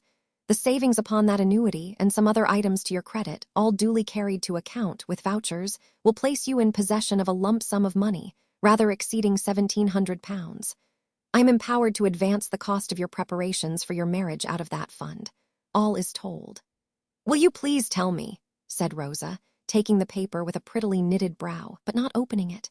"Whether I am right in what I am going to say, I can understand what you tell me so very much better than what I read in law writings. My poor papa and Eddie's father made their agreement together as very dear and firm and fast friends, in order that we, too, might be very dear and firm and fast friends after them. Just so. For the lasting good of both of us and the lasting happiness of both of us. Just so. That we might be to one another even much more than they had been to one another. Just so. It was not bound upon Eddie, and it was not bound upon me by any forfeit in case. Don't be agitated, my dear. In the case that it brings tears into your affectionate eyes even to picture to yourself, in the case of your not marrying one another, no forfeiture on either side. You would then have been my ward until you were of age. No worse would have befallen you. Bad enough, perhaps. And Eddie, he would have come into his partnership derived from his father, and into its arrears to his credit, if any, on attaining his majority just as now." Rosa, with her perplexed face and knitted brow, bit the corner of her attested copy, as she sat with her head on one side, looking abstractedly on the floor and smoothing it with her foot. "In short," said Mr. Grugis, "this betrothal is a wish, a sentiment, a friendly project, tenderly expressed on both sides. That it was strongly felt, and that there was a lively hope that it would prosper, there can be no doubt. When you were both children, you began to be accustomed to it, and it has prospered. But circumstances alter cases, and I made this visit today, partly, indeed principally, to discharge myself of the duty of telling you, my dear, that two young people can only be betrothed in marriage, except as a matter of convenience, and therefore mockery and misery of their own free will, their own attachment, and their own assurance. It may or it may not prove a mistaken one, but we must take our chance of that they are suited to each other and will make each other happy. Is it to be supposed, for example, that if either of your fathers were living now and had any mistrust on that subject, his mind would not be changed by the change of circumstances involved in the change of your years? Untenable, unreasonable, inconclusive, and preposterous. Mr. Grugis said all this as if he were reading it aloud, or still more as if he were repeating a lesson. So expressionless of any approach to spontaneity were his face and manner. "I have now, my dear," he added, blurring out will with his pencil, "discharged myself of what is doubtless a formal duty in this case, but still a duty in such a case. Memorandum, wishes. My dear, is there any wish of yours that I can further?" Rosa shook her head with an almost plaintive air of hesitation in want of help. "Is there any instruction that I can take from you with reference to your affairs?" I should like to settle them with Eddie first, if you please," said Rosa, plaiting the crease in her dress. Surely, returned Mr. Grugis. "You two should be of one mind in all things. Is the young gentleman expected shortly?" "He has gone away only this morning. He will be back at Christmas." "Nothing could happen better. You will, on his return at Christmas, arrange all matters of detail with him. You will then communicate with me, and I will discharge myself, as a mere business acquaintance, of my business responsibilities towards the accomplished lady in the corner window. They will accrue at that season." Blurring pencil once again. "Memorandum, leave. Yes, I will now, my dear, take my leave. Could I," said Rosa, rising, as he jerked out of his chair in his ungainly way, "could I ask you most kindly to come to me at Christmas if I had anything particular to say to you?" "Why, certainly, he rejoined. Apparently, if such a word can be used of one who had no apparent lights or shadows about him, complimented by the question. As a particularly angular man, I do not fit smoothly into the social circle, and consequently I have no other engagement at Christmas time than to partake, on the 25th, of a boiled turkey and celery sauce with a particularly angular clerk I have the good fortune to possess, whose father, being a Norfolk farmer, sends him the turkey as a present to me from the neighborhood of Norwich. I should be quite proud of your wishing to see me, my dear. As a professional receiver of rents, so very few people do wish to see me that the novelty would be bracing." For his ready acquiescence, the grateful Rosa put her hands upon his shoulders, stood on tiptoe, and instantly kissed him. "Lord bless me," cried Mr. Grugis. "Thank you, my dear. The honor is almost equal to the pleasure. Miss Twinkleton, madam, I have had a most satisfactory conversation with my ward, and I will now release you from the encumbrance of my presence." "Nay, sir," rejoined Miss Twinkleton, rising with a gracious condescension. "Say not encumbrance. Not so by any means. I cannot permit you to say so." "Thank you, madam. I have read in the newspapers," said Mr. Grugis, stammering a little, "that when a distinguished visitor, not that I am one, far from it, goes to a school, not that this is one, far from it, he asks for a holiday, or some sort of grace. It being now the afternoon in the college, of which you are the eminent head, the young ladies might gain nothing, except in name, by having the rest of the day allowed them. But if there is any young lady at all under a cloud, might I solicit? Ah, Mr. Grugus, cried Miss Twinkleton, with a chastely rallying forefinger. Oh, you gentlemen, fie for shame, that you are so hard upon us poor maligned disciplinarians of our sex, for your sakes. But as Miss Ferdinand is at present weighed down by an incubus, Miss Twinkleton might have said a pen and incubus of writing out Monsieur La Fontaine. Go to her, Rosa, my dear, and tell her the penalty is remitted, in deference to the intercession of your guardian, Mr. Grugus. Miss Twinkleton here achieved a curtsy, suggestive of marvels happening to her respected legs, and which she came out of nobly, 3 yards behind her starting point. As he held it incumbent upon him to call on Mr. Jasper before leaving Cloisterham, Mr. Grugus went to the gatehouse and climbed its postern stair. But Mr. Jasper's door being closed, and presenting on a slip of paper the word cathedral, the fact of its being service time was borne into the mind of Mr. Grugus. So he descended the stair again, and crossing the close, paused at the great western folding door of the cathedral, which stood open on the fine and bright, though short-lived, afternoon for the airing of the place. Dear me, said Mr. Grugus, peeping in, it's like looking down the throat of old time. Old time heaved a mouldy sigh from tomb and arch and vault, and gloomy shadows began to deepen in corners, and damps began to rise from green patches of stone, and jewels, cast upon the pavement of the nave from stained glass by the declining sun, began to perish. Within the grille gate of the chancel, up the steps surmounted loomingly by the fast-darkening organ, white robes could be dimly seen, and one feeble voice, rising and falling in a cracked, monotonous mutter, could at intervals be faintly heard. In the free outer air, the river, the green pastures and the brown arable lands, the teeming hills and dales were reddened by the sunset, while the distant little windows in windmills and farm homesteads shone patches of bright beaten gold. In the cathedral all became gray, murky, and sepulchral, and the cracked monotonous mutter went on like a dying voice, until the organ and the choir burst forth and drowned it in a sea of music.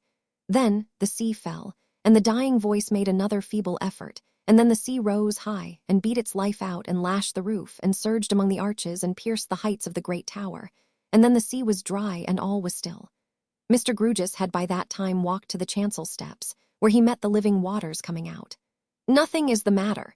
Thus Jasper accosted him, rather quickly. You have not been sent for. Not at all, not at all. I came down of my own accord. I have been to my pretty ward S and am now homeward bound again. You found her thriving. Blooming indeed, most blooming.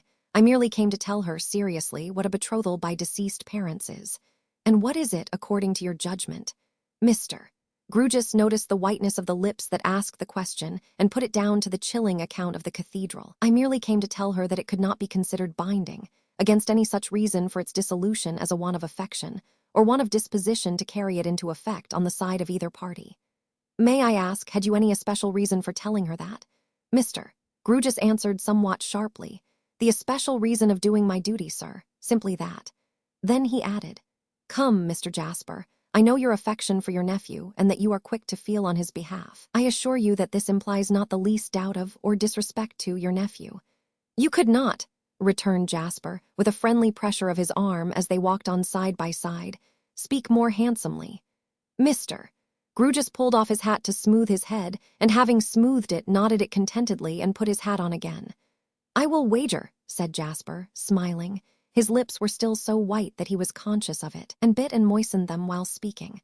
I will wager that she hinted no wish to be released from Ned. And you will win your wager if you do, retorted Mr. Grugus. We should allow some margin for little maidenly delicacies in a young motherless creature, under such circumstances, I suppose. It is not in my line. What do you think? There can be no doubt of it. I am glad you say so, because, proceeded Mr. Grugus, who had all this time very knowingly felt his way round to action on his remembrance of what she had said of Jasper himself, because she seems to have some little delicate instinct that all preliminary arrangements had best be made between Mr. Edwin Drood and herself, don't you see? She don't want us, don't you know? Jasper touched himself on the breast and said, somewhat indistinctly, You mean me. Mr. Grugus touched himself on the breast and said, I mean us. Therefore, let them have their little discussions and counsels together, when Mr. Edwin Drood comes back here at Christmas, and then you and I will step in and put the final touches to the business. So, you settled with her that you would come back at Christmas, observed Jasper. I see, Mr. Grugus, as you quite fairly said just now, there is such an exceptional attachment between my nephew and me, that I am more sensitive for the dear, fortunate, happy fellow than for myself. But it is only right that the young lady should be considered, as you have pointed out, and that I should accept my cue from you. I accept it. I understand that at Christmas they will complete their preparations for May, and that their marriage will be put in final train by themselves, and that nothing will remain for us but to put ourselves in train also, and have everything ready for our formal release from our trusts on Edwin's birthday. That is my understanding, assented Mr. Grugis, as they shook hands to part. God bless them both. God save them both, cried Jasper. I said, bless them, remarked the former, looking back over his shoulder. I said, save them, returned the latter. Is there any difference? Chapter X.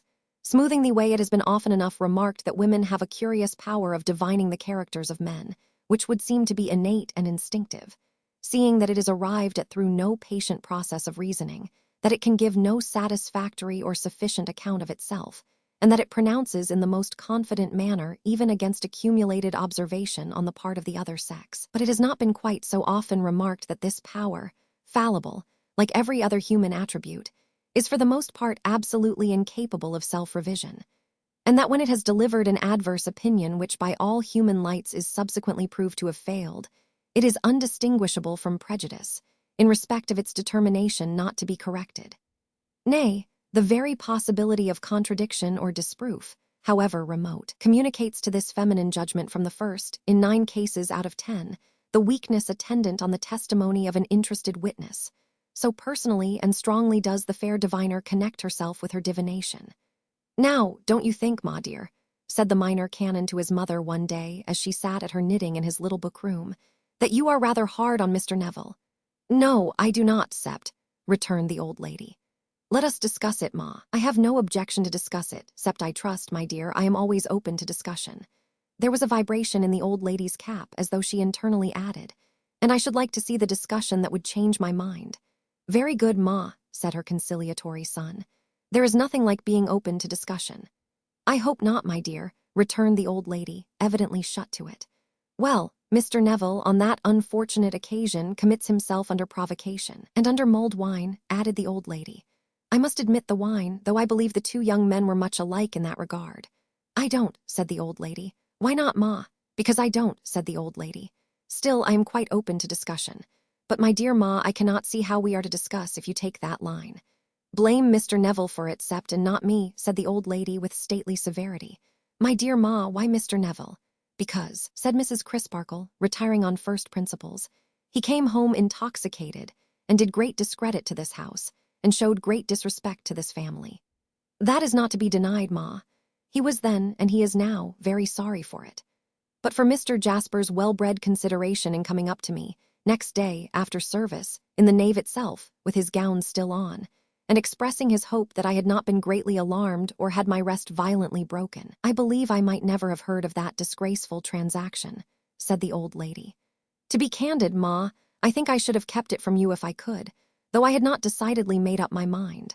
I was following Jasper out to confer with him on the subject and to consider the expediency of his and my jointly hushing the thing up on all accounts when I found him speaking to you. Then it was too late. Too late, indeed, except he was still as pale as gentlemanly ashes at what had taken place in his rooms overnight. If I had kept it from you, ma, you may be sure it would have been for your peace and quiet, and for the good of the young men, and in my best discharge of my duty according to my lights. The old lady immediately walked across the room and kissed him, saying, Of course, my dear Sept, I am sure of that.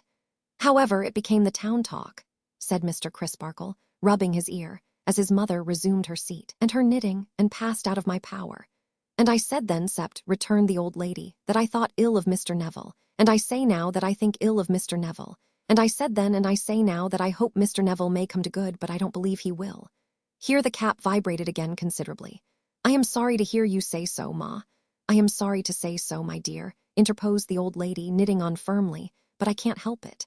For, pursued the minor canon, it is undeniable that Mr. Neville is exceedingly industrious and attentive, and that he improves apace, and that he has, I hope I may say, an attachment to me. There is no merit in the last article, my dear, said the old lady quickly, and if he says there is, I think the worse of him for the boast. But, my dear ma, he never said there was. Perhaps not, returned the old lady. Still, I don't see that it greatly signifies. There was no impatience in the pleasant look with which Mr. Crisparkle contemplated the pretty old piece of china as it knitted. But there was, certainly, a humorous sense of its not being a piece of china to argue with very closely. Besides, Sept, ask yourself what he would be without his sister. You know what an influence she has over him. You know what a capacity she has. You know that whatever he reads with you, he reads with her. Give her her fair share of your praise, and how much do you leave for him? At these words, Mr. Crisparkle fell into a little reverie, in which he thought of several things. He thought of the times he had seen the brother and sister together in deep converse over one of his own old college books. Now, in the rimy mornings, when he made those sharpening pilgrimages to Cloisterham Weir.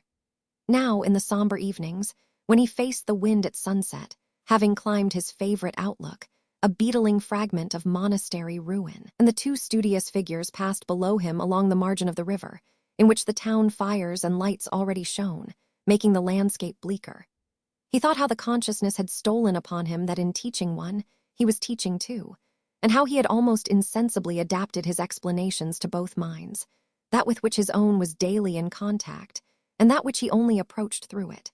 He thought of the gossip that had reached him from the nun's house, to the effect that Helena, whom he had mistrusted as so proud and fierce, submitted herself to the fairy bride, as he called her, and learnt from her what she knew. He thought of the picturesque alliance between those two, externally so very different. He thought, perhaps most of all, could it be that these things were yet but so many weeks old, and had become an integral part of his life?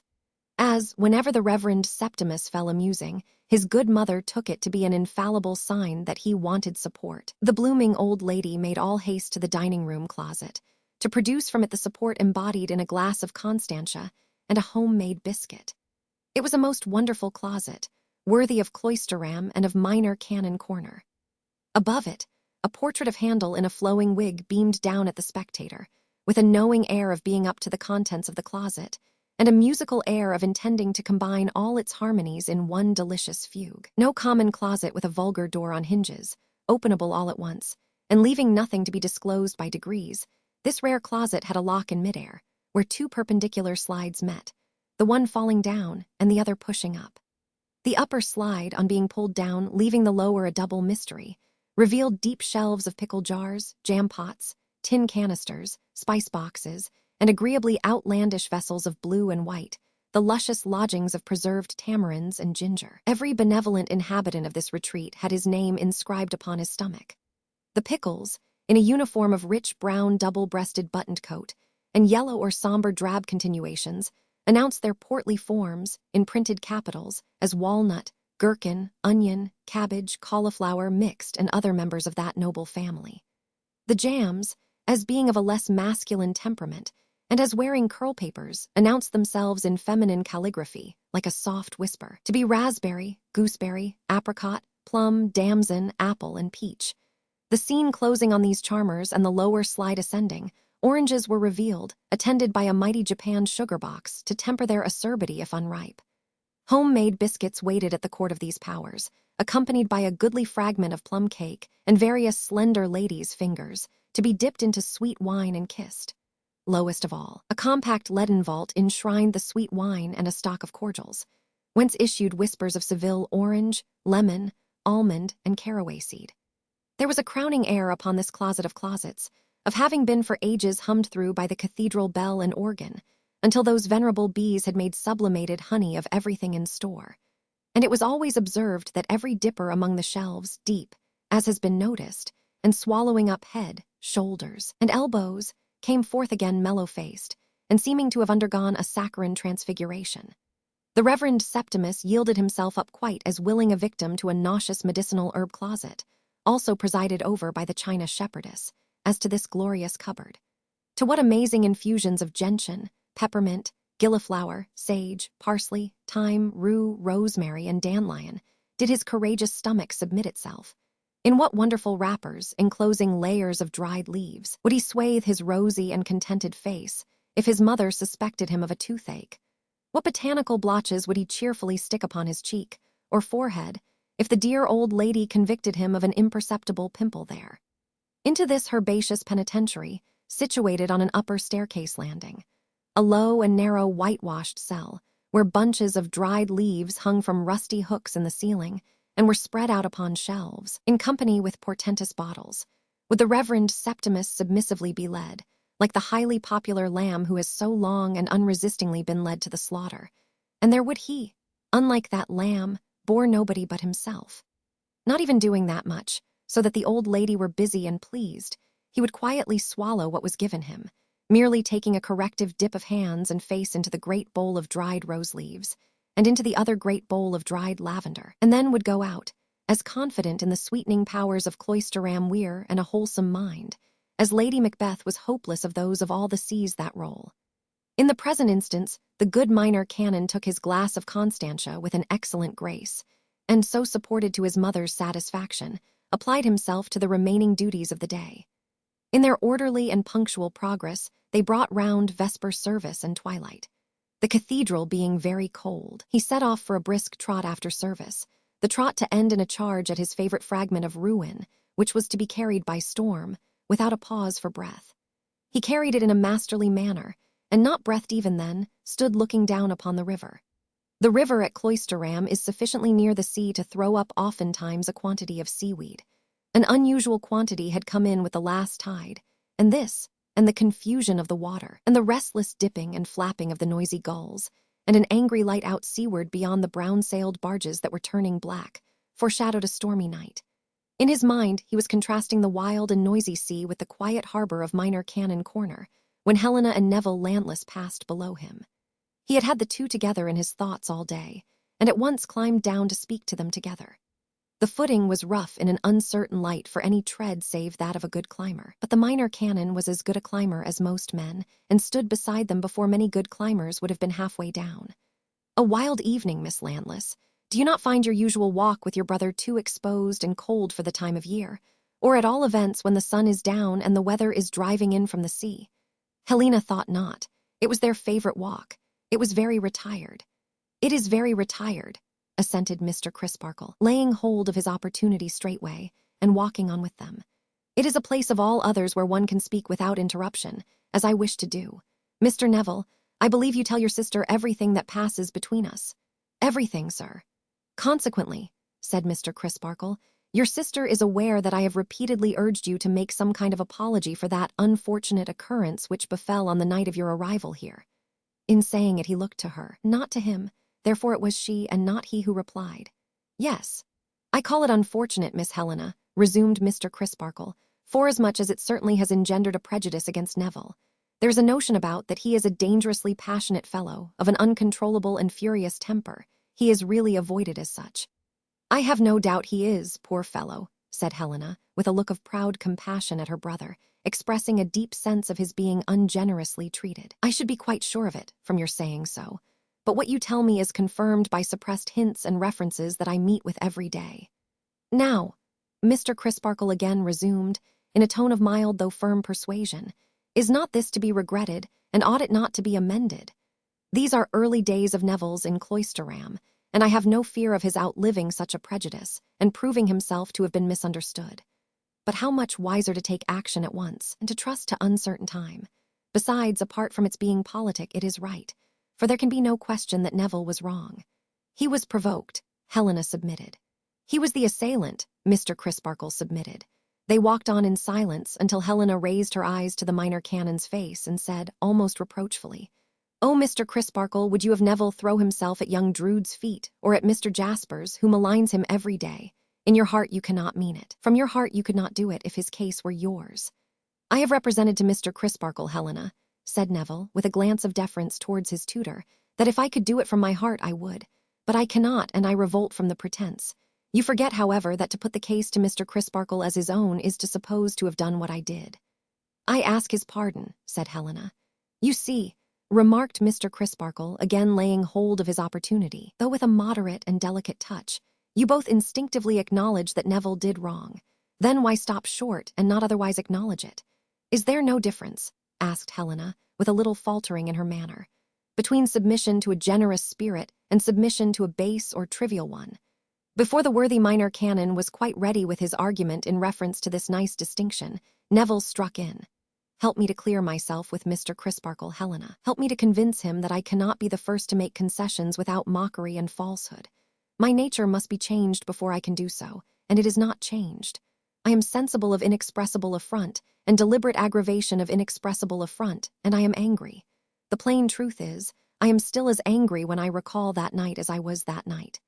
Neville, hinted the minor canon, with a steady countenance, you have repeated that former action of your hands, which I so much dislike. I am sorry for it, sir, but it was involuntary. I confess that I was still as angry. And I confess, said Mr. Crisparkle, that I hoped for better things. I am sorry to disappoint you, sir, but it would be far worse to deceive you, and I should deceive you grossly if I pretended that you had softened me in this respect. The time may come when your powerful influence will do even that with the difficult pupil whose antecedents you know, but it has not come yet. Is this so? And in spite of my struggles against myself, Helena? She, whose dark eyes were watching the effect of what he said on Mr. Crisparkle's face, replied, to Mr. Crisparkle, not to him, it is so. After a short pause, she answered the slightest look of inquiry conceivable in her brother's eyes with as slight an affirmative bend of her own head, and he went on. I have never yet had the courage to say to you, sir, what in full openness I ought to have said when you first talked with me on this subject.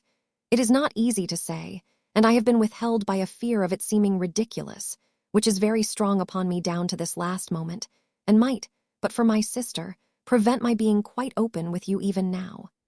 I admire Miss Budd, sir, so very much, that I cannot bear her being treated with conceit or indifference, and even if I did not feel that I had an injury against young Drood on my own account, I should feel that I had an injury against him on hers. Mr. Crisparkle, in utter amazement, looked at Helena for corroboration, and met in her expressive face full corroboration, and a plea for advice. The young lady of whom you speak is, as you know, Mr. Neville, shortly to be married, said Mr. Crisparkle gravely. Therefore your admiration, if it be of that special nature which you seem to indicate, is outrageously misplaced. Moreover, it is monstrous that you should take upon yourself to be the young lady's champion against her chosen husband. Besides, you have seen them only once. The young lady has become your sister's friend, and I wonder that your sister, even on her behalf, has not checked you in this irrational and culpable fancy. She has tried, sir, but uselessly. Husband or no husband, that fellow is incapable of the feeling with which I am inspired towards the beautiful young creature whom he treats like a doll. I say he is as incapable of it as he is unworthy of her. I say she is sacrificed in being bestowed upon him. I say that I love her and despise and hate him. This with a face so flushed, and a gesture so violent that his sister crossed to his side and caught his arm, remonstrating, Neville, Neville. Thus recalled to himself, he quickly became sensible of having lost the guard he had set upon his passionate tendency, and covered his face with his hand, as one repentant and wretched. Mr. Crisparkle, watching him attentively, and at the same time meditating how to proceed, walked on for some paces in silence. Then he spoke. Mr. Neville, I am sorely grieved to see in you more traces of a character as sullen, angry, and wild, as the night now closing in. They are of too serious an aspect to leave me the resource of treating the infatuation you have disclosed as undeserving serious consideration. I give it very serious consideration, and I speak to you accordingly. This feud between you and young Drood must not go on. I cannot permit it to go on any longer, knowing what I now know from you, and you living under my roof. Whatever prejudiced and unauthorized constructions your blind and envious wrath may put upon his character, it is a frank, good-natured character. I know I can trust to it for that. Now, pray observe what I am about to say. On reflection, and on your sister's representation, I am willing to admit that, in making peace with young Drood, you have a right to be met halfway. I will engage that you shall be, and even that young Drood shall make the first advance. This condition fulfilled, you will pledge me the honor of a Christian gentleman that the quarrel is forever at an end on your side. What may be in your heart when you give him your hand can only be known to the searcher of all hearts, but it will never go well with you if there be any treachery there. So far as to that, next as to what I must again speak of as your infatuation. I understand it to have been confided to me, and to be known to no other person save your sister and yourself. Do I understand aright? Helena answered in a low voice. It is only known to us three who are here together. It is not at all known to the young lady, your friend. On my soul, no. I require you, then, to give me your similar and solemn pledge, Mr. Neville, that it shall remain the secret it is, and that you will take no other action whatsoever upon it than endeavoring, and that most earnestly, to erase it from your mind. I will not tell you that it will soon pass. I will not tell you that it is the fancy of the moment. I will not tell you that such caprices have their rise and fall among the young and ardent every hour. I will leave you undisturbed in the belief that it has few parallels or none, that it will abide with you a long time, and that it will be very difficult to conquer. So much the more weight shall I attach to the pledge I require from you when it is unreservedly given." The young man twice or thrice essayed to speak, but failed. "Let me leave you with your sister, whom it is time you took home," said Mr. Crisparkle. "You will find me alone in my room by and by." "Pray do not leave us yet," Helena implored him. "Another minute." "I should not," said Neville, pressing his hand upon his face, "have needed so much as another minute if you had been less patient with me, Mr. Crisparkle, less considerate of me, and less unpretendingly good and true. Oh, if in my childhood I had known such a guide." "Follow your guide now, Neville," murmured Helena, "and follow him to heaven." There was that in her tone which broke the good minor canon's voice, or it would have repudiated her exaltation of him. As it was, he laid a finger on his lips and looked towards her brother. "To say that I give both pledges, Mr. Crisparkle, out of my innermost heart, and to say that there is no treachery in it is to say nothing." Thus Neville, greatly moved. "I beg your forgiveness for my miserable lapse into a burst of passion." "Not mine, Neville, not mine. You know with whom forgiveness lies, as the highest attribute conceivable. Miss Helena, you and your brother are twin children. You came into this world with the same dispositions, and you passed your younger days together surrounded by the same adverse circumstances. What you have overcome in yourself, can you not overcome in him? You see the rock that lies in his course. Who but you can keep him clear of it?" "Who but you, sir?" replied Helena. "What is my influence or my weak wisdom compared with yours?" "You have the wisdom of love," returned the minor canon, "and it was the highest wisdom ever known upon this earth, remember. As to mine, but the less said of that commonplace commodity the better. Good night." She took the hand he offered her and gratefully and almost reverently raised it to her lips. "Tut," said the minor canon softly, "I am much overpaid," and turned away. Mr. Crisparkle is overpaid, retracing his steps towards the cathedral close. He tried, as he went along in the dark, to think out the best means of bringing to pass what he had promised to effect, and what must somehow be done. "I shall probably be asked to marry them," he reflected, "and I would they were married and gone. But this presses first." He debated principally whether he should write to young Drood, or whether he should speak to Jasper. The consciousness of being popular with the whole cathedral establishment inclined him to the latter course, and the well-timed sight of the lighted gatehouse decided him to take it. "I will strike while the iron is hot," he said, "and see him now." Jasper was lying asleep on a couch before the fire, when, having ascended the postern stair and received no answer to his knock at the door, Mr. Crisparkle gently turned the handle and looked in. Long afterwards he had cause to remember how Jasper sprang from the couch in a delirious state between sleeping and waking, and crying out, "What is the matter? Who did it?" "It is only I, Jasper. I am sorry to have disturbed you." The glare of his eyes settled down into a look of recognition, and he moved a chair or two to make a way to the fireside. "I was dreaming at a great rate, and am glad to be disturbed from an indigestive after-dinner sleep, not to mention that you are always welcome." "Thank you. I am not confident," returned Mr. Crisparkle, as he sat himself down in the easy chair placed for him, "that my subject will at first sight be quite as welcome as myself, but I am a minister of peace, and I pursue my subject in the interests of peace. In a word, Jasper, I want to establish peace between these two young fellows." A very perplexed expression took hold of Mr. Jasper's face, a very perplexing expression, too, for Mr. Crisparkle could make nothing of it. "How?" was Jasper's inquiry in a low and slow voice after a silence. "For the how I come to you. I want to ask you to do me the great favor and service of interposing with your nephew. I have already interposed with Mr. Neville, and getting him to write you a short note, in his lively way, saying that he is willing to shake hands. I know what a good-natured fellow he is, and what influence you have with him. And without in the least defending Mr. Neville, we must all admit that he was bitterly stung." Jasper turned that perplexed face towards the fire. Mr. Crisparkle, continuing to observe it, found it even more perplexing than before, inasmuch as it seemed to denote, which could hardly be, some close internal calculation. "I know that you are not prepossessed in Mr. Neville's favor." The minor canon was going on when Jasper stopped him. "You have cause to say so. I am not, indeed." "Undoubtedly, and I admit his lamentable violence of temper, though I hope he and I will get the better of it between us. But I have exacted a very solemn promise from him as to his future demeanor towards your nephew, if you do kindly interpose, and I am sure he will keep it." "You are always responsible and trustworthy, Mr. Crisparkle. Do you really feel sure that you can answer for him so confidently?" I do. The perplexed and perplexing look vanished. Then you relieve my mind of a great dread and a heavy weight, said Jasper. I will do it. Mr. Crisparkle, delighted by the swiftness and completeness of his success, acknowledged it in the handsomest terms. I will do it, repeated Jasper, for the comfort of having your guarantee against my vague and unfounded fears. You will laugh, but do you keep a diary? A line for a day, not more. A line for a day would be quite as much as my uneventful life would need, heaven knows, said Jasper, taking a book from a desk. But that my diary is, in fact, a diary of Ned's life, too. You will laugh at this entry. You will guess when it was made. Past midnight. After what I have just now seen, I have a morbid dread upon me of some horrible consequences resulting to my dear boy that I cannot reason with or in any way contend against. All my efforts are vain.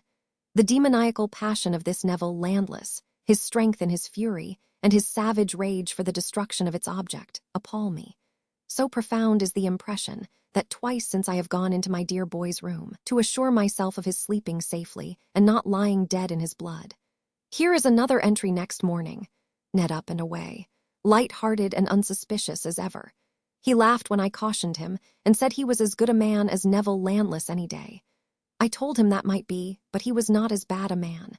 He continued to make light of it, but I traveled with him as far as I could and left him most unwillingly. I am unable to shake off these dark, intangible presentiments of evil, if feelings founded upon staring facts are to be so called. Again and again, said Jasper, in conclusion, twirling the leaves of the book before putting it by, I have relapsed into these moods as other entries show. But I have now your assurance at my back, and shall put it in my book and make it an antidote to my black humors. Such an antidote, I hope, returned Mr. Crisparkle, as will induce you before long to consign the black humors to the flames. I ought to be the last to find any fault with you this evening, when you have met my wishes so freely. But I must say, Jasper, that your devotion to your nephew has made you exaggerative here. You are my witness, said Jasper, shrugging his shoulders, what my state of mind honestly was that night before I sat down to write, and in what words I expressed it. You remember objecting to a word I used as being too strong. It was a stronger word than any in my diary. Well, try the antidote, rejoined Mr. Crisparkle, and may it give you a brighter and better view of the case. We will discuss it no more now. I have to thank you for myself, thank you sincerely. You shall find, said Jasper as they shook hands, that I will not do the thing you wish me to do by halves. I will take care that Ned, giving way at all, shall give way thoroughly. On the third day after this conversation, he called on Mr. Crisparkle with the following letter. My dear Jack, I am touched by your account of your interview with Mr. Crisparkle, whom I much respect and esteem. At once I openly say that I forgot myself on that occasion quite as much as Mr. Landless did, and that I wish that bygone to be a bygone and all to be right again. Look here, dear old boy, ask Mr. Landless to dinner on Christmas Eve, the better the day, the better the deed. And let there be only we three, and let us shake hands all round there and then, and say no more about it. My dear Jack, ever your most affectionate, EDWINDROOD. P.S. Love to Miss Pussy at the next music lesson. You expect Mr. Neville, then, said Mr. Crisparkle. I count upon his coming, said Mr. Jasper. Chapter XI. A picture and a ring behind the most ancient part of Holborn, London, where certain gabled houses some centuries of age still stand looking on the public way, as if disconsolately looking for the old bourne that has long run dry, is a little nook composed of two irregular quadrangles, called Staple Inn.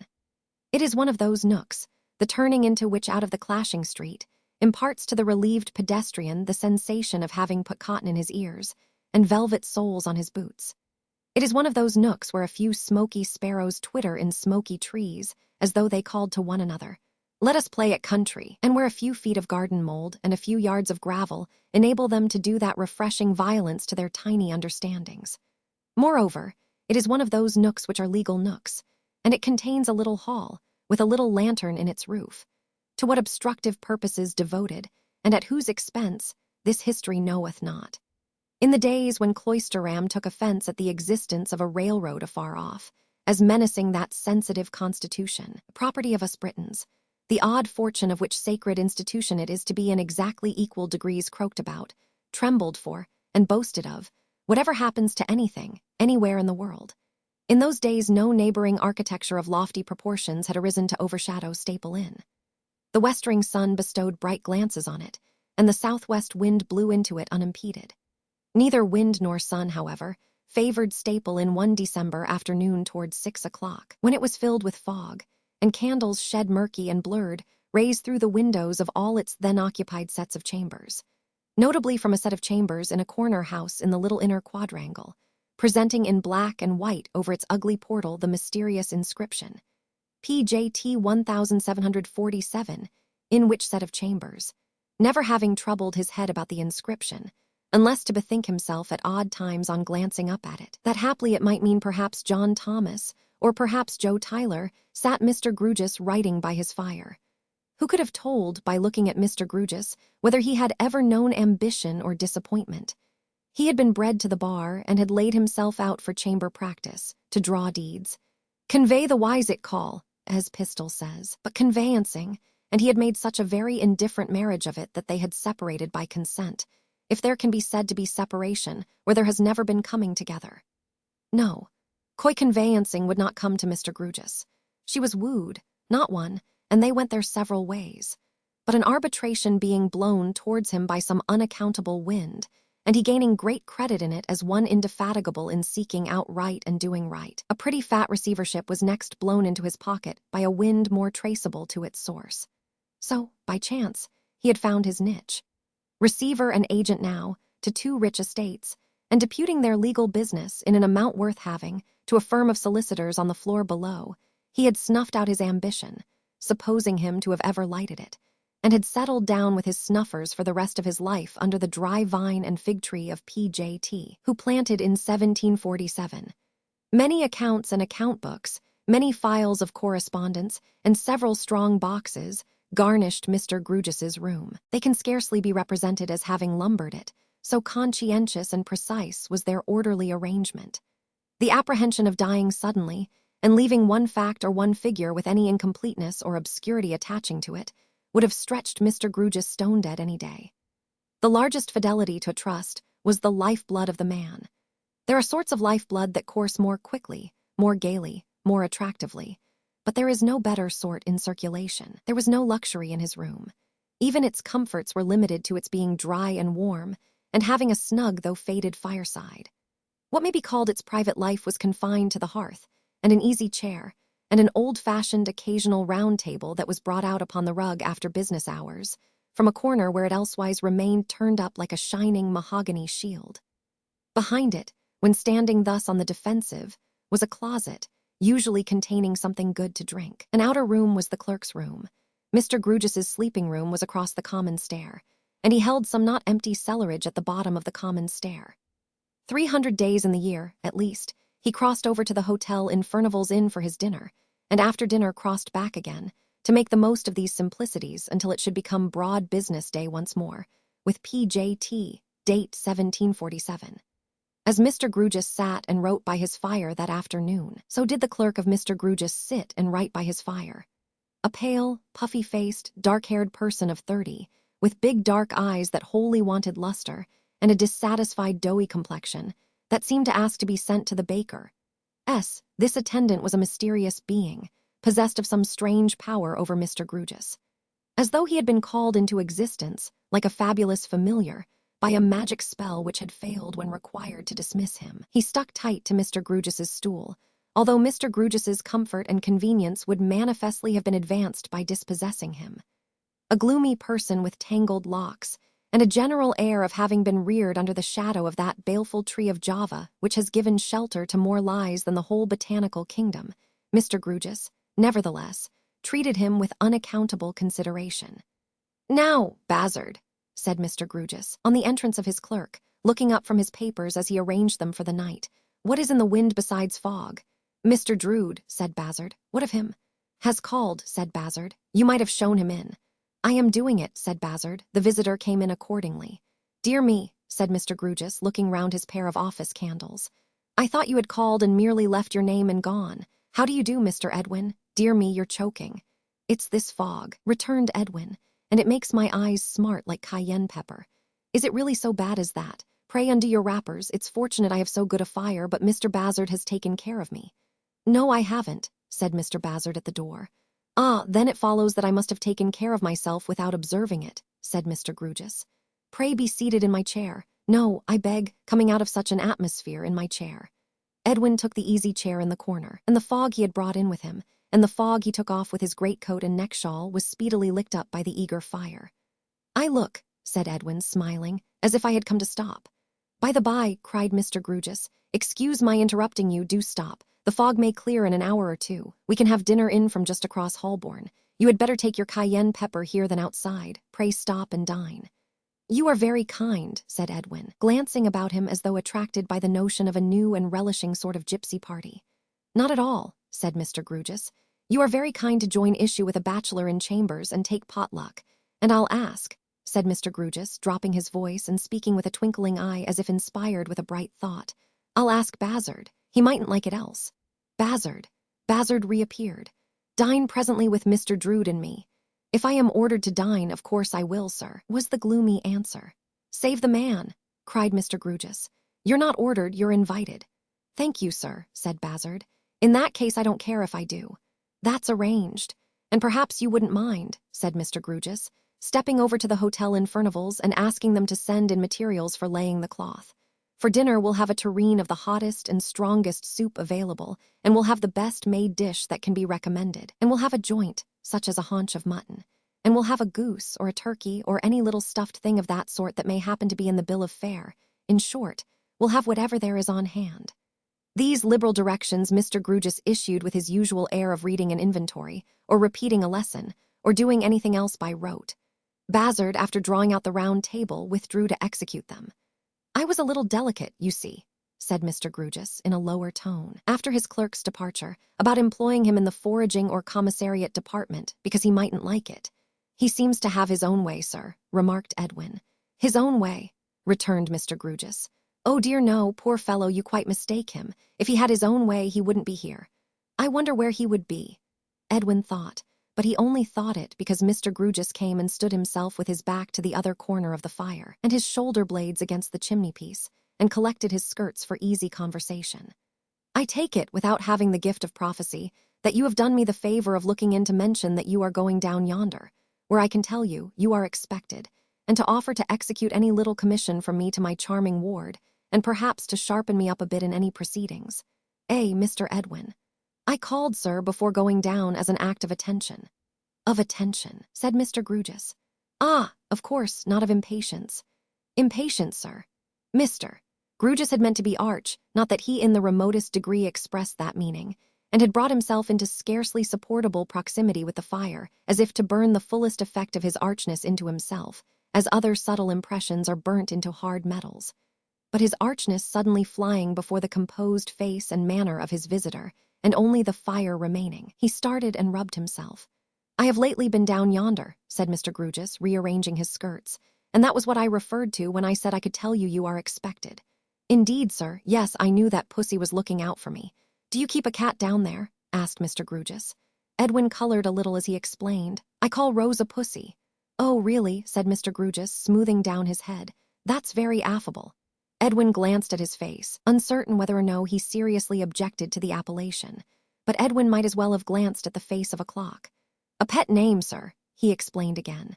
Umps, said Mr. Grugis with a nod, but with such an extraordinary compromise between an unqualified assent and a qualified dissent that his visitor was much disconcerted.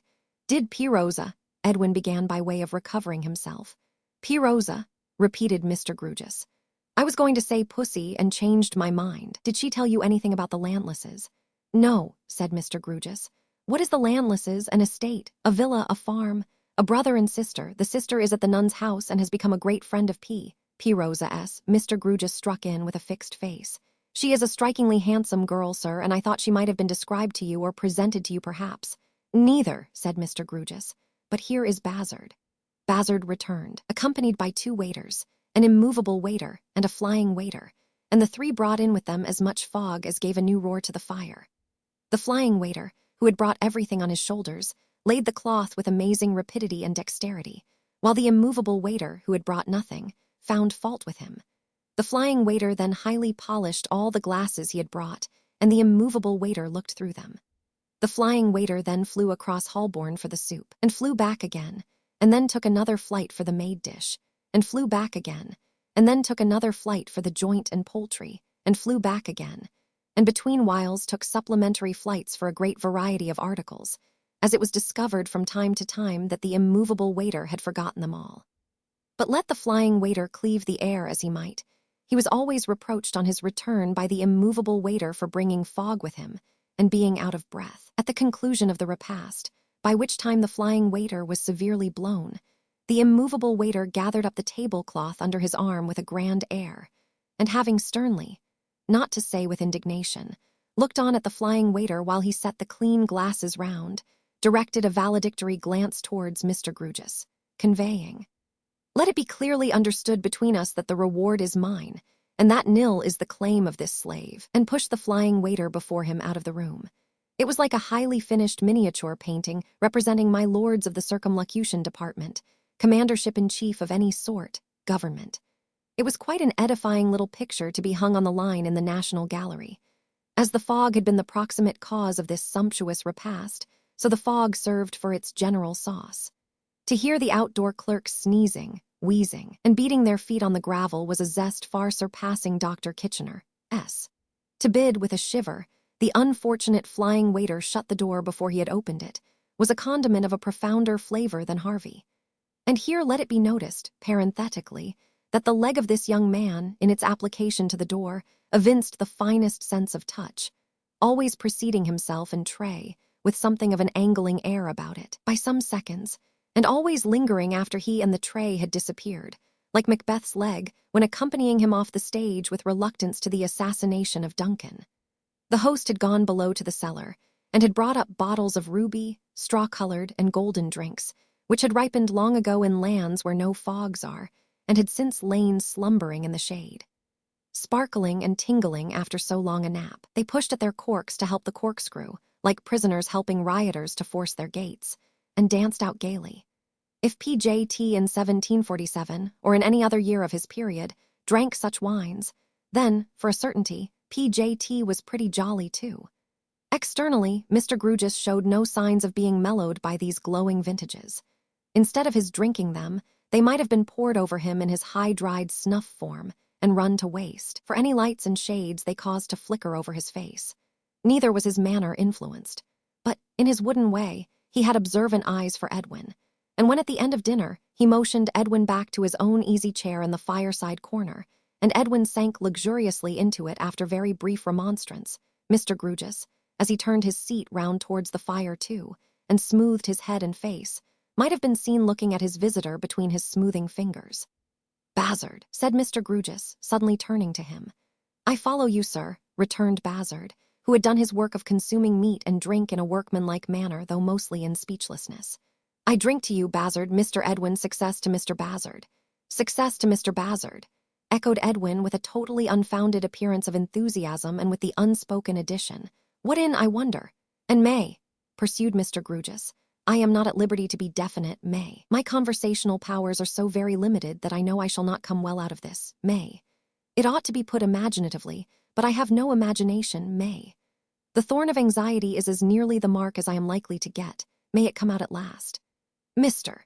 Bazzard, with a frowning smile at the fire, put a hand into his tangled locks as if the thorn of anxiety were there, then into his waistcoat as if it were there, then into his pockets as if it were there. In all these movements he was closely followed by the eyes of Edwin, as if that young gentleman expected to see the thorn in action. It was not produced, however, and Mr. Bazzard merely said, "I follow you, sir, and I thank you." "I am going," said Mr. Grewgious, jingling his glass on the table with one hand and bending aside under cover of the other to whisper to Edwin, "to drink to my ward, but I put Bazzard first. He mightn't like it else." This was said with a mysterious wink, or what would have been a wink, if in Mr. Grewgious's hands it could have been quick enough. So Edwin winked responsively, without the least idea what he meant by doing so. "And now," said Mr. Grewgious, "I devote a bumper to the fair and fascinating Miss Rosa. Bazzard, the fair and fascinating Miss Rosa." "I follow you, sir," said Bazzard, "and I pledge you." "And so do I," said Edwin. "Lord bless me," cried Mr. Grewgious, breaking the blank silence which of course ensued. Though why these pauses should come upon us when we have performed any small social rite, not directly inducive of self-examination or mental despondency, who can tell? I am a particularly angular man, and yet I fancy, if I may use the word, not having a morsel of fancy, that I could draw a picture of a true lover's state of mind tonight. Let us follow you, sir, said Bazzard, and have the picture. Mr. Edwin will correct it where it's wrong, resumed Mr. Grugis, and will throw in a few touches from the life. I dare say it is wrong in many particulars and wants many touches from the life, for I was born a chip, and have neither soft sympathies nor soft experiences. Well, I hazard the guess that the true lover's mind is completely permeated by the beloved object of his affections. I hazard the guess that her dear name is precious to him, cannot be heard or repeated without emotion, and is preserved sacred. If he has any distinguishing appellation of fondness for her, it is reserved for her, and is not for common ears. A name that it would be a privilege to call her by, being alone with her own bright self, it would be a liberty, a coldness, an insensibility, almost a breach of good faith, to flaunt elsewhere. It was wonderful to see Mr. Grugis sitting bolt upright, with his hands on his knees, continuously chopping this discourse out of himself, much as a charity boy with a very good memory might get his catechism said, and evincing no correspondent emotion whatever, unless in a certain occasional little tingling perceptible at the end of his nose. My picture, Mr. Grugis proceeded, goes on to represent, under correction from you, Mr. Edwin, the true lover as ever impatient to be in the presence or vicinity of the beloved object of his affections, as caring very little for his case in any other society, and as constantly seeking that. If I was to say seeking that, as a bird seeks its nest, I should make an ass of myself, because that would trench upon what I understand to be poetry, and I am so far from trenching upon poetry at any time, that I never, to my knowledge, got within 10,000 miles of it, and I am besides totally unacquainted with the habits of birds, except the birds of Staple Inn, who seek their nests on ledges, and in gutter pipes and chimney pots, not constructed for them by the beneficent hand of nature. I beg, therefore, to be understood as foregoing the bird's nest. But my picture does represent the true lover as having no existence separable from that of the beloved object of his affections, and as living at once a doubled life and a halved life. And if I do not clearly express what I mean by that, it is either for the reason that having no conversational powers, I cannot express what I mean, or that having no meaning, I do not mean what I fail to express, which, to the best of my belief, is not the case. Edwin had turned red and turned white, as certain points of this picture came into the light. He now sat looking at the fire and bit his lip. The speculations of an angular man, resumed Mr. Grugis, still sitting and speaking exactly as before, are probably erroneous on so globular a topic, but I figure to myself, subject as before to Mr. Edwin's correction, that there can be no coolness, no lassitude, no doubt, no indifference, no half-fire and half-smoke state of mind, in a real lover. Pray, am I at all near the mark in my picture? As abrupt in his conclusion as in his commencement and progress, he jerked this inquiry at Edwin, and stopped when one might have supposed him in the middle of his oration. I should say, sir, stammered Edwin, as you refer the question to me. Yes, said Mr. Grugis, I refer it to you as an authority. I should say then, sir, Edwin went on, embarrassed, that the picture you have drawn is generally correct, but I submit that perhaps you may be rather hard upon the unlucky lover. Likely so, assented Mr. Grugis. Likely so. I am a hard man in the grain. He may not show, said Edwin, all he feels, or he may not. There he stopped so long to find the rest of his sentence that Mr. Grugis rendered his difficulty 1,000 times the greater by unexpectedly striking in with, no, to be sure, he may not. After that they all sat silent, the silence of Mr. Bazzard being occasioned by slumber. His responsibility is very great, though, said Mr. Grugis at length, with his eyes on the fire. Edwin nodded assent with his eyes on the fire. And let him be sure that he trifles with no one, said Mr. Grugis, neither with himself nor with any other. Edwin bit his lip again, and still sat looking at the fire. He must not make a plaything of a treasure. Woe betide him if he does. Let him take that well to heart, said Mr. Grugis. Though he said these things in short sentences, much as the supposititious charity boy just now referred to might have repeated a verse or two from the book of Proverbs, there was something dreamy, for so literal a man, in the way in which he now shook his right forefinger at the live coals in the grate, and again fell silent. But not for long. As he sat upright and stiff in his chair, he suddenly rapped his knees like the carved image of some queer joss or other coming out of its reverie, and said, "We must finish this bottle, Mr. Edwin. Let me help you. I'll help Bazzard too, though he is asleep. He mightn't like it else." He helped them both and helped himself, and drained his glass and stood it bottom upward on the table, as though he had just caught a blue bottle in it. "And now, Mr. Edwin, he proceeded, wiping his mouth and hands upon his handkerchief. To a little piece of business.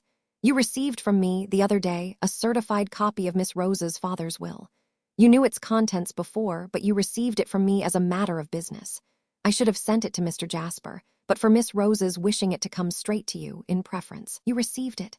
Quite safely, sir. You should have acknowledged its receipt, said Mr. Grugis. Business being business all the world over, however you did not. I meant to have acknowledged it when I first came in this evening, sir. Not a business-like acknowledgement, returned Mr. Grugis. However, let that pass.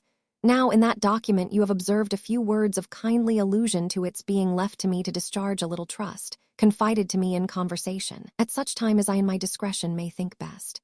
Yes, sir. Mr. Edwin, it came into my mind just now, when I was looking at the fire, that I could, in my discretion, acquit myself of that trust at no better time than the present. Favor me with your attention, half a minute. He took a bunch of keys from his pocket, singled out by the candlelight the key he wanted, and then, with a candle in his hand, went to a bureau or escritoire, unlocked it, touched the spring of a little secret drawer, and took from it an ordinary ring case made for a single ring. With this in his hand, he returned to his chair. As he held it up for the young man to see, his hand trembled. Mr. Edwin, this rose of diamonds and rubies delicately set in gold, was a ring belonging to Miss Rose's mother. It was removed from her dead hand, in my presence, with such distracted grief as I hope it may never be my lot to contemplate again. Hard man as I am not hard enough for that. See how bright these stones shine. Opening the case. And yet the eyes that were so much brighter, and that so often looked upon them with a light and a proud heart, have been ashes among ashes and dust among dust some years. If I had any imagination, which it is needless to say I have not, I might imagine that the lasting beauty of these stones was almost cruel. He closed the case again as he spoke. This ring was given to the young lady who was drowned so early in her beautiful and happy career, by her husband, when they first plighted their faith to one another. It was he who removed it from her unconscious hand, and it was he who, when his death drew very near, placed it in mine. The trust in which I received it was that, you and Miss Rosa growing to manhood and womanhood, and your betrothal prospering and coming to maturity, I should give it to you to place upon her finger. Failing those desired results, it was to remain in my possession. Some trouble was in the young man's face, and some indecision was in the action of his hand, as Mr. Grugis, looking steadfastly at him, gave him the ring. Your placing it on her finger, said Mr. Grugis, will be the solemn seal upon your strict fidelity to the living and the dead. You are going to her to make the last irrevocable preparations for your marriage. Take it with you. The young man took the little case and placed it in his breast. If anything should be amiss, if anything should be even slightly wrong between you, if you should have any secret consciousness that you are committing yourself to this step for no higher reason than because you have long been accustomed to look forward to it, then, said Mr. Grugis, I charge you once more, by the living and by the dead, to bring that ring back to me. Here Bazzard awoke himself by his own snoring, and as is usual in such cases, sat apoplectically staring at vacancy, as defying vacancy to accuse him of having been asleep. Bazzard, said Mr. Grugis, harder than ever. I follow you, sir, said Bazzard, and I have been following you. In discharge of a trust, I have handed Mr. Edwin Drood a ring of diamonds and rubies, you see. Edwin reproduced the little case and opened it, and Bazzard looked into it. I follow you both, sir, returned Bazzard, and I witnessed the transaction. Evidently anxious to get away and be alone, Edwin Drood now resumed his outer clothing, muttering something about time and appointments. The fog was reported no clearer by the flying waiter, who alighted from a speculative flight in the coffee interest, but he went out into it, and Bazzard, after his manner, followed him. Mr. Grugis, left alone, walked softly and slowly to and fro for an hour and more. He was restless tonight and seemed dispirited. I hope I have done right, he said. The appeal to him seemed necessary. It was hard to lose the ring, and yet it must have gone from me very soon. He closed the empty little drawer with a sigh and shut and locked the escritoire and came back to the solitary fireside. Her ring, he went on. Will it come back to me? My mind hangs about her ring very uneasily tonight, but that is explainable. I have had it so long, and I have prized it so much, I wonder. He was in a wondering mood as well as a restless, for, though he checked himself at that point and took another walk, he resumed his wondering when he sat down again. I wonder, for the 10,000th time, and what a weak fool I, for what can it signify now? Whether he confided the charge of their orphan child to me, because he knew, good God, how like her mother she has become. I wonder whether he ever so much as suspected that someone doted on her at a hopeless, speechless distance when he struck in and won her. I wonder whether it ever crept into his mind who that unfortunate someone was. I wonder whether I shall sleep tonight. At all events, I will shut out the world with the bedclothes and try. Mr. Grewgious crossed the staircase to his raw and foggy bedroom and was soon ready for bed. Dimly catching sight of his face in the misty looking-glass, he held his candle to it for a moment. A likely someone you to come into anybody's thoughts in such an aspect, he exclaimed. There, get to bed, poor man, and cease to jabber. With that, he extinguished his light, pulled up the bedclothes around him, and with another sigh shut out the world. And yet there are such unexplored romantic nooks in the unlikeliest men, that even old Tinderus and Touchwoody PJT possibly jabbered thus, at some odd times, in or about 1747. Chapter XII. A night with Durdles when Mr. Sapsea has nothing better to do, towards evening, and finds the contemplation of his own profundity becoming a little monotonous, in spite of the vastness of the subject. He often takes an airing in the cathedral close and thereabout. He likes to pass the churchyard with a swelling air of proprietorship, and to encourage in his breast a sort of benignant landlord feeling, in that he has been bountiful towards that meritorious tenant, Mrs. Sapsea, and has publicly given her a prize. He likes to see a stray face or two looking in through the railings, and perhaps reading his inscription. Should he meet a stranger coming from the churchyard with a quick step, he is morally convinced that the stranger is with a blush retiring, as monumentally directed. Mr. Sapsea's importance has received enhancement, for he has become mayor of Cloisterham. Without mayors, and many of them, it cannot be disputed that the whole framework of society, Mr. Sapsea is confident that he invented that forcible figure, would fall to pieces. Mayors have been knighted for going up with addresses, explosive machines intrepidly discharging shot and shell into the English grammar. Mr. Sapsea may go up with an address. Rise, Sir Thomas Sapsea, of such is the salt of the earth. Mr. Sapsea has improved the acquaintance of Mr. Jasper, since their first meeting to partake of port, epitaph, backgammon, beef, and salad. Mr. Sapsea has been received at the gatehouse with kindred hospitality, and on that occasion Mr. Jasper seated himself at the piano and sang to him, tickling his ears, figuratively, long enough to present a considerable area for tickling. What Mr. Sapsea likes in that young man is that he is always ready to profit by the wisdom of his elders, and that he is sound, sir, at the core. In proof of which, he sang to Mr. Sapsea that evening, no kickshaw ditties, favorites with national enemies, but gave him the genuine George III home-brewed, exhorting him, as my brave boys, to reduce to a smashed condition all other islands but this island, and all continents, peninsulas, isthmuses, promontories, and other geographical forms of land soever, besides sweeping the seas in all directions. In short, he rendered it pretty clear that Providence made a distinct mistake in originating so small a nation of hearts of oak, and so many other verminous peoples. Mr. Sapsea, walking slowly this moist evening near the churchyard with his hands behind him, on the lookout for a blushing and retiring stranger, turns a corner, and comes instead into the goodly presence of the dean, conversing with the verger and Mr. Jasper. Mr. Sapsea makes his obeisance, and is instantly stricken far more ecclesiastical than any Archbishop of York or Canterbury. "You are evidently going to write a book about us, Mr. Jasper," quoth the dean. "To write a book about us. Well, we are very ancient, and we ought to make a good book. We are not so richly endowed in possessions as in age, but perhaps you will put that in your book, among other things, and call attention to our wrongs." Mr. Tope, as in duty bound, is greatly entertained by this. "I really have no intention at all, sir," replies Jasper, "of turning author or archaeologist. It is but a whim of mine, and even for my whim Mr. Sapsea here is more accountable than I am." "How so, Mr. Mayor?" says the dean, with a nod of good-natured recognition of his fetch. "How is that, Mr. Mayor?" "I am not aware," Mr. Sapsea remarks, looking about him for information, "to what the very reverend the dean does me the honor of referring," and then falls to studying his original in minute points of detail. "Durdles," Mr. Tope hints. "Aye," the dean echoes, "Durdles, Durdles. The truth is, sir," explains Jasper, "that my curiosity in the man was first really stimulated by Mr. Sapsea. Mr. Sapsea's knowledge of mankind and power of drawing out whatever is recluse or odd around him first led to my bestowing a second thought upon the man, though of course I had met him constantly about. You would not be surprised by this, Mr. Dean, if you had seen Mr. Sapsea deal with him in his own parlor as I did."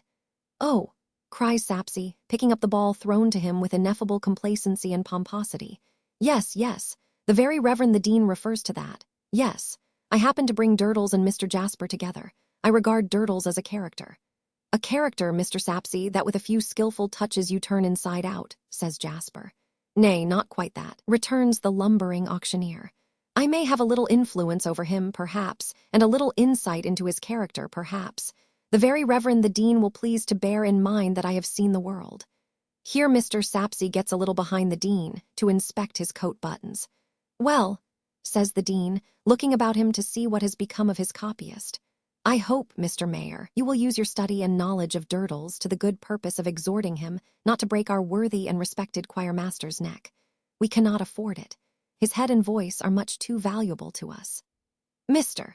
Tope is again highly entertained, and having fallen into respectful convulsions of laughter, subsides into a deferential murmur, importing that surely any gentleman would deem it a pleasure and an honor to have his neck broken, in return for such a compliment from such a source. I will take it upon myself, sir, observes Sapsea loftily, to answer for Mr. Jasper's neck. I will tell Durdles to be careful of it. He will mind what I say. How is it at present endangered? He inquires, looking about him with magnificent patronage. Only by my making a moonlight expedition with Durdles among the tombs, vaults, towers, and ruins, returns Jasper. You remember suggesting, when you brought us together, that, as a lover of the picturesque, it might be worth my while. I remember, replies the auctioneer, and the solemn idiot really believes that he does remember. Profiting by your hint, pursues Jasper, I have had some day rambles with the extraordinary old fellow, and we are to make a moonlight hole-in-corner exploration tonight. And here he is, says the Dean. Durdles, with his dinner bundle in his hand, is indeed beheld slouching towards them. Slouching nearer, and perceiving the Dean, he pulls off his hat and is slouching away with it under his arm, when Mr. Sapsea stops him. Mind you take care of my friend, is the injunction Mr. Sapsea lays upon him. What friend Yorn is dead? Asks Durdles. No orders has come in for any friend Yorn. I mean my live friend there. Oh, him, says Durdles.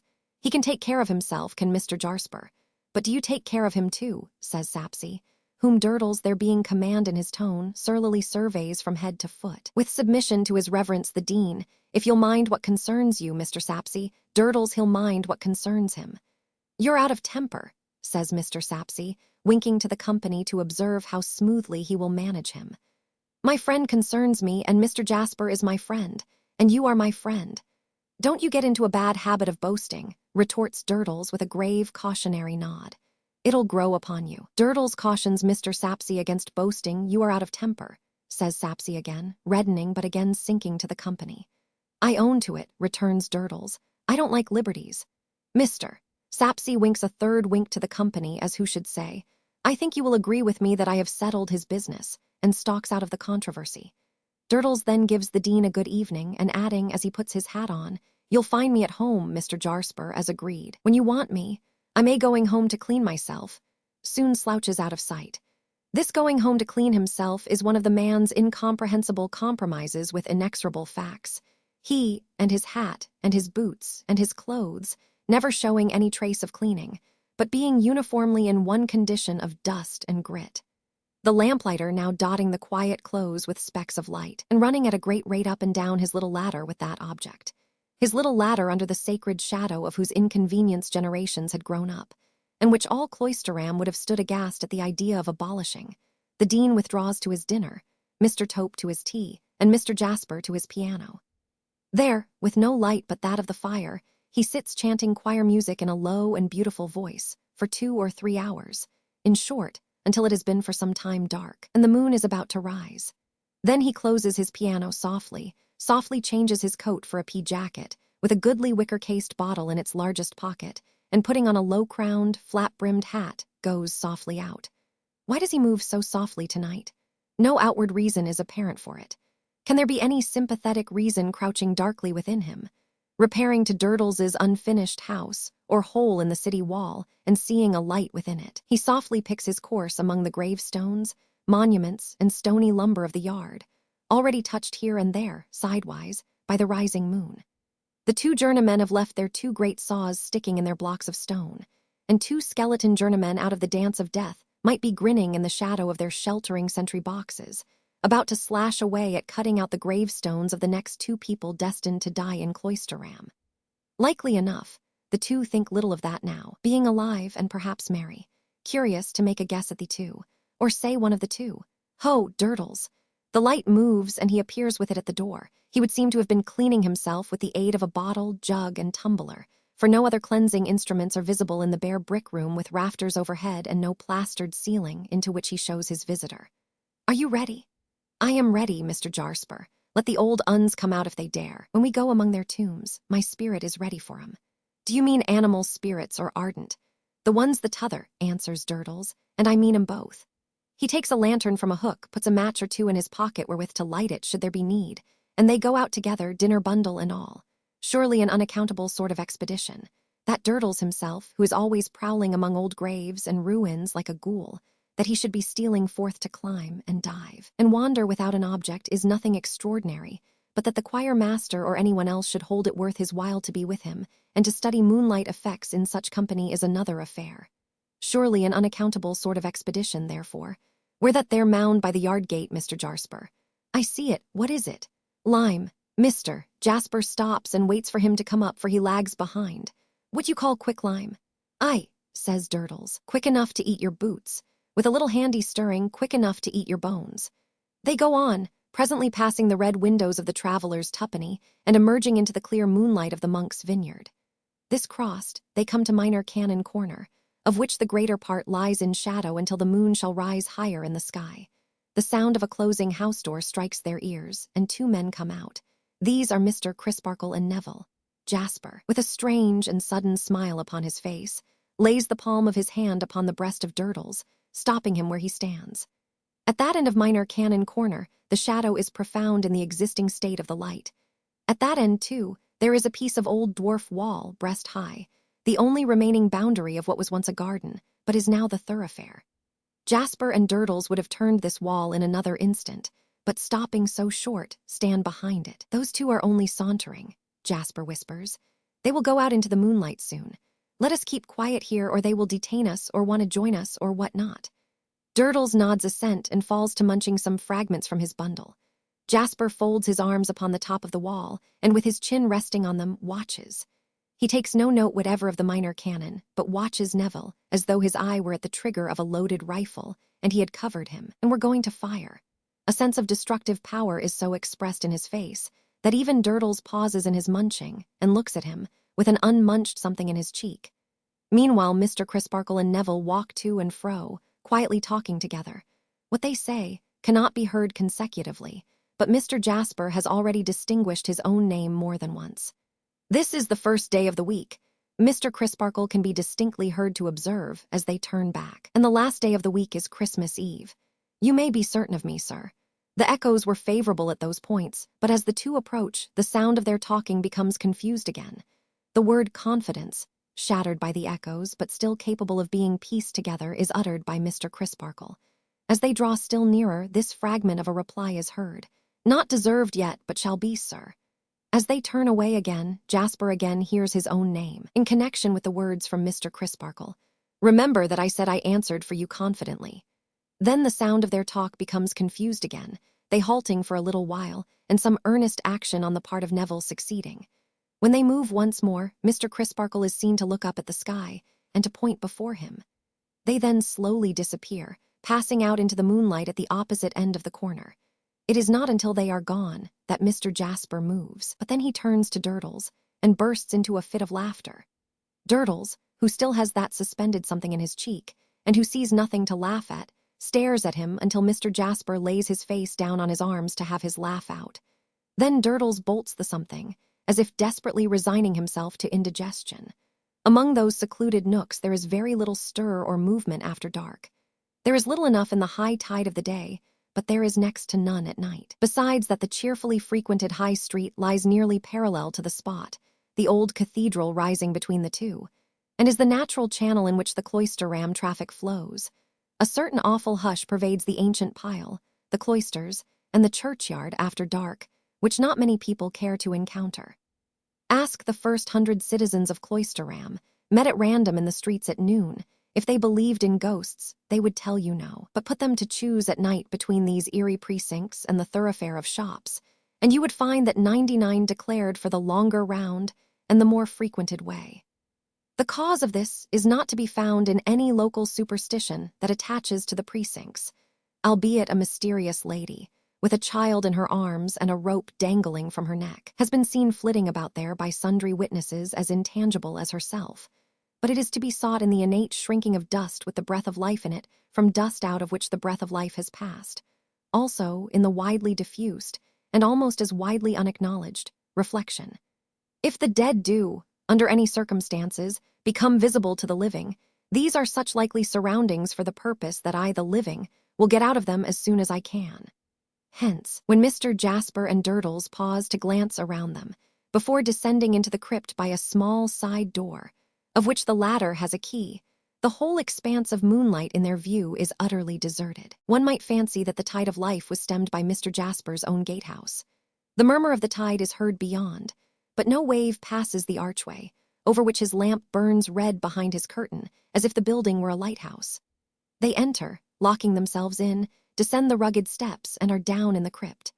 The lantern is not wanted, for the moonlight strikes in at the groined windows, bare of glass, the broken frames for which cast patterns on the ground. The heavy pillars which support the roof engender masses of black shade, but between them there are lanes of light. Up and down these lanes they walk, Durdles discoursing of the old uns. He yet counts on disinterring, and slapping a wall in which he considers a whole family on him to be stoned and earthed up, just as if he were a familiar friend of the family. The taciturnity of Durdles is for the time overcome by Mr. Jasper's wicker bottle, which circulates freely.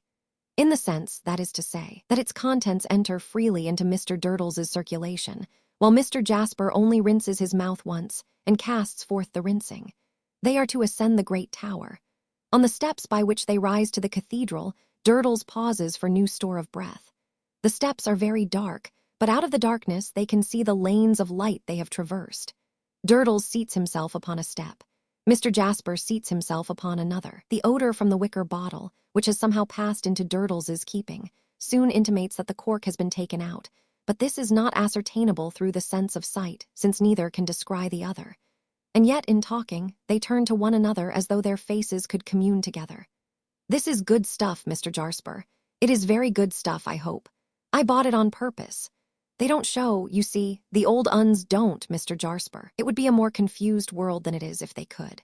Well, it would lead towards a mixing of things." Durdles acquiesces, pausing on the remark as if the idea of ghosts had not previously presented itself to him in a merely inconvenient light, domestically or chronologically. "But do you think there may be ghosts of other things, though not of men and women?" "What things?" "Flower beds and watering pots, horses and harness." "No, sounds." "What sounds?" "Cries." "What cries do you mean?" "Chairs to mend." "No, I mean screeches. Now I'll tell you, Mr. Jasper. Wait a bit till I put the bottle right." Here the cork is evidently taken out again and replaced again. "There, now it's right. This time last year, only a few days later, I happened to have been doing what was correct by the season, in the way of giving it the welcome it had a right to expect, when them town boys set on me at their worst. At length I gave 'em the slip and turned in here, and here I fell asleep. And what woke me? The ghost of a cry. The ghost of one terrific shriek, which shriek was followed by the ghost of the howl of a dog, a long, dismal, woeful howl, such as a dog gives when a person's dead. That was my last Christmas Eve." "What do you mean?" "Is the very abrupt, and one might say fierce retort. I mean that I made inquiries everywhere about, and that no living ears but mine heard either that cry or that howl. So I say they was both ghosts, though why they came to me I've never made out." "I thought you were another kind of man," says Jasper scornfully. "So I thought myself," answers Durdles with his usual composure, "and yet I was picked out for it." Jasper had risen suddenly when he asked him what he meant, and he now says, "Come, we shall freeze here, lead the way." Durdles complies, not over steadily, opens the door at the top of the steps with the key he has already used, and so emerges on the cathedral level in a passage at the side of the chancel. Here, the moonlight is so very bright again that the colors of the nearest stained glass window are thrown upon their faces. The appearance of the unconscious Durdles, holding the door open for his companion to follow, as if from the grave, is ghastly enough, with a purple hand across his face and a yellow splash upon his brow. But he bears the close scrutiny of his companion in an insensible way, although it is prolonged while the latter fumbles among his pockets for a key confided to him that will open an iron gate, so to enable them to pass to the staircase of the great tower. "That and the bottle are enough for you to carry," he says, giving it to Durdles. "Hand your bundle to me. I am younger and longer-winded than you." Durdles hesitates for a moment between bundle and bottle, but gives the preference to the bottle as being by far the better company, and consigns the dry weight to his fellow explorer. Then they go up the winding staircase of the great tower, toilsomely, turning and lowering their heads to avoid the stairs above, or the rough stone pivot around which they twist. Durdles has lighted his lantern, by drawing from the cold, hard wall a spark of that mysterious fire which lurks in everything, and guided by this speck, they clamber up among the cobwebs and the dust. Their way lies through strange places. Twice or thrice they emerge into level, low-arched galleries, whence they can look down into the moonlit nave, and where Durdles, waving his lantern, waves the dim angels' heads upon the corbels of the roof, seeming to watch their progress. Anon they turn into narrower and steeper staircases, and the night air begins to blow upon them, and the chirp of some startled jackdaw or frightened rook precedes the heavy beating of wings in a confined space, and the beating down of dust and straws upon their heads. At last, leaving their light behind a stair, for it blows fresh up here, they look down on Cloisterham, fair to see in the moonlight, its ruined habitations and sanctuaries of the dead, at the tower's base, its moss-softened red-tiled roofs and red-brick houses of the living, clustered beyond, its river winding down from the mist on the horizon, as though that were its source, and already heaving with a restless knowledge of its approach towards the sea. Once again, an unaccountable expedition this. Jasper, always moving softly with no visible reason, contemplates the scene, and especially that stillest part of it which the cathedral overshadows. But he contemplates Durdles quite as curiously, and Durdles is by times conscious of his watchful eyes. Only by times, because Durdles is growing drowsy. As aeronauts lighten the load they carry when they wish to rise, similarly Durdles has lightened the wicker bottle in coming up. Snatches of sleep surprise him on his legs and stop him in his talk. A mild fit of calenture seizes him, in which he deems that the ground so far below is on a level with the tower, and would as lief walk off the tower into the air as not. Such is his state when they begin to come down. And as aeronauts make themselves heavier when they wish to descend, similarly Durdles charges himself with more liquid from the wicker bottle, that he may come down the better. The iron gate attained and locked, but not before Durdles has tumbled twice and cut an eyebrow open once. They descend into the crypt again, with the intent of issuing forth as they entered. But, while returning among those lanes of light, Durdles becomes so very uncertain, both of foot and speech, that he half drops, half throws himself down by one of the heavy pillars, scarcely less heavy than itself, and indistinctly appeals to his companion for 40 winks of a second each. "If you will have it so, or must have it so," replies Jasper, "I'll not leave you here. Take them while I walk to and fro." Durdles is asleep at once, and in his sleep he dreams a dream. It is not much of a dream, considering the vast extent of the domains of dreamland and their wonderful productions. It is only remarkable for being unusually restless and unusually real. He dreams of lying there asleep, and yet counting his companion's footsteps as he walks to and fro. He dreams that the footsteps die away into distance of time and of space, and that something touches him, and that something falls from his hand. Then something clinks and gropes about, and he dreams that he is alone for so long a time, that the lanes of light take new directions as the moon advances in her course. From succeeding unconsciousness, he passes into a dream of slow uneasiness from cold, and painfully awakes to a perception of the lanes of light, really changed, much as he had dreamed, and Jasper walking among them, beating his hands and feet. "Halloa!" Durdles cries out, unmeaningly alarmed. "Awake at last," says Jasper, coming up to him. "Do you know that your 40s have stretched into thousands?" "No." "They have, though. What's the time?" "Hark, the bells are going in the tower. They strike 4 quarters, and then the great bell strikes 2, cries Durdles, scrambling up. "Why didn't you try to wake me, Mr. Jasper?" "I did. I might as well have tried to wake the dead, your own family of dead up in the corner there." "Did you touch me?" "Touch you? Yes, shook you." As Durdles recalls that touching something in his dream, he looks down on the pavement and sees the key of the crypt door lying close to where he himself lay. "I dropped you, did I?" he says, picking it up and recalling that part of his dream. As he gathers himself up again into an upright position, or into a position as nearly upright as he ever maintains, he is again conscious of being watched by his companion. "Well," says Jasper, smiling, "are you quite ready? Pray don't hurry. Let me get my bundle right, Mr. Jasper, and I'm with you." As he ties it afresh, he is once more conscious that he is very narrowly observed. "What do you suspect me of, Mr. Jasper?" he asks with drunken displeasure. "Let them as has any suspicions of Durdles' name I've no suspicions of you, my good Mr. Durdles, but I have suspicions that my bottle was filled with something stiffer than either of us supposed. And I also have suspicions, Jasper adds, taking it from the pavement and turning it bottom upwards, that it's empty. Durdles condescends to laugh at this, continuing to chuckle when his laugh is over. As though remonstrant with himself on his drinking powers, he rolls to the door and unlocks it. They both pass out, and Durdles relocks it and pockets his key. "1,000 thanks for a curious and interesting night," says Jasper, giving him his hand. "You can make your own way home." "I should think so," answers Durdles. If you was to offer Durdles the affront to show him his way home, he wouldn't go home. Durdles wouldn't go home till morning. Then Durdles wouldn't go home, Durdles wouldn't. This with the utmost defiance. "Good night, then." "Good night, Mr. Jasper." Each is turning his own way when a sharp whistle rends the silence and the jargon is yelped out. "Witty witty when. I ches im out arter 10.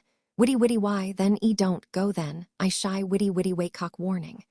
Instantly afterwards, a rapid fire of stones rattles at the cathedral wall, and the hideous small boy is beheld opposite, dancing in the moonlight. "What? Is that baby devil on the watch there?" cries Jasper in a fury, so quickly roused and so violent that he seems an older devil himself. "I shall shed the blood of that impish wretch. I know I shall do it." Regardless of the fire, though it hits him more than once, he rushes at Deputy, collars him, and tries to bring him across. But Deputy is not to be so easily brought across.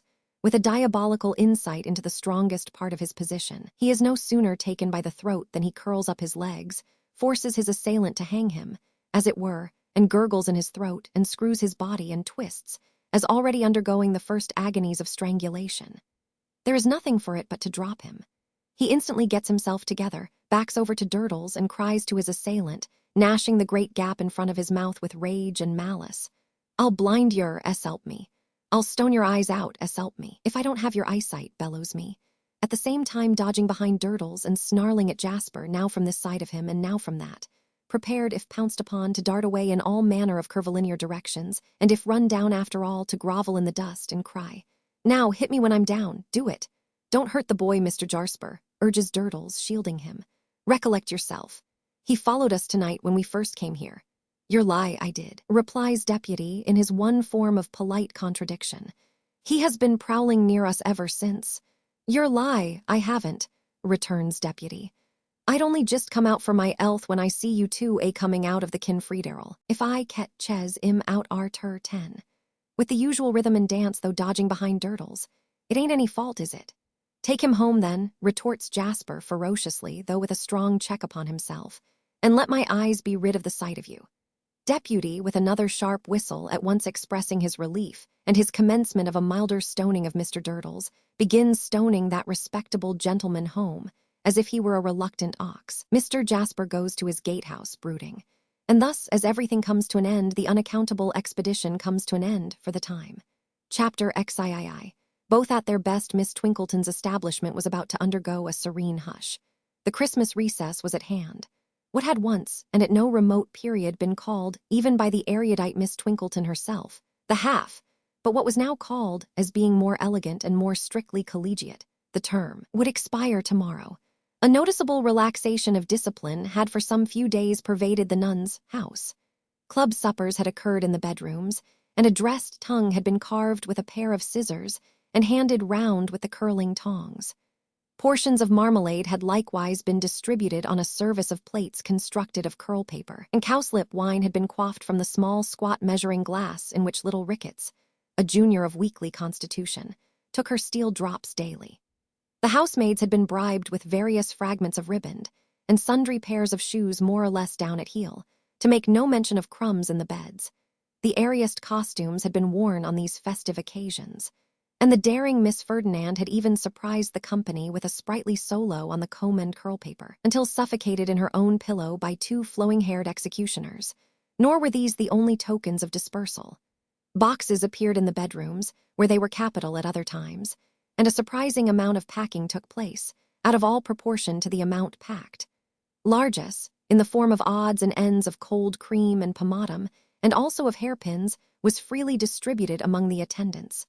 On charges of inviolable secrecy, confidences were interchanged respecting golden youth of England expected to call, at home, on the first opportunity. Miss Giggles, deficient in sentiment, did indeed profess that she, for her part, acknowledged such homage by making faces at the golden youth, but this young lady was outvoted by an immense majority. On the last night before a recess, it was always expressly made a point of honor that nobody should go to sleep, and that ghosts should be encouraged by all possible means. This compact invariably broke down, and all the young ladies went to sleep very soon and got up very early. The concluding ceremony came off at 12 o'clock on the day of departure, when Miss Twinkleton, supported by Mrs. Tisher, held a drawing-room in her own apartment, the globes already covered with brown holland, where glasses of white wine and plates of cut pound cake were discovered on the table. Miss Twinkleton then said, "Ladies, another revolving year had brought us round to that festive period at which the first feelings of our nature bounded in our." Miss Twinkleton was annually going to add bosoms, but annually stopped on the brink of that expression and substituted hearts. Hearts are hearts. Hem! Again a revolving year, ladies, had brought us to a pause in our studies. Let us hope our greatly advanced studies.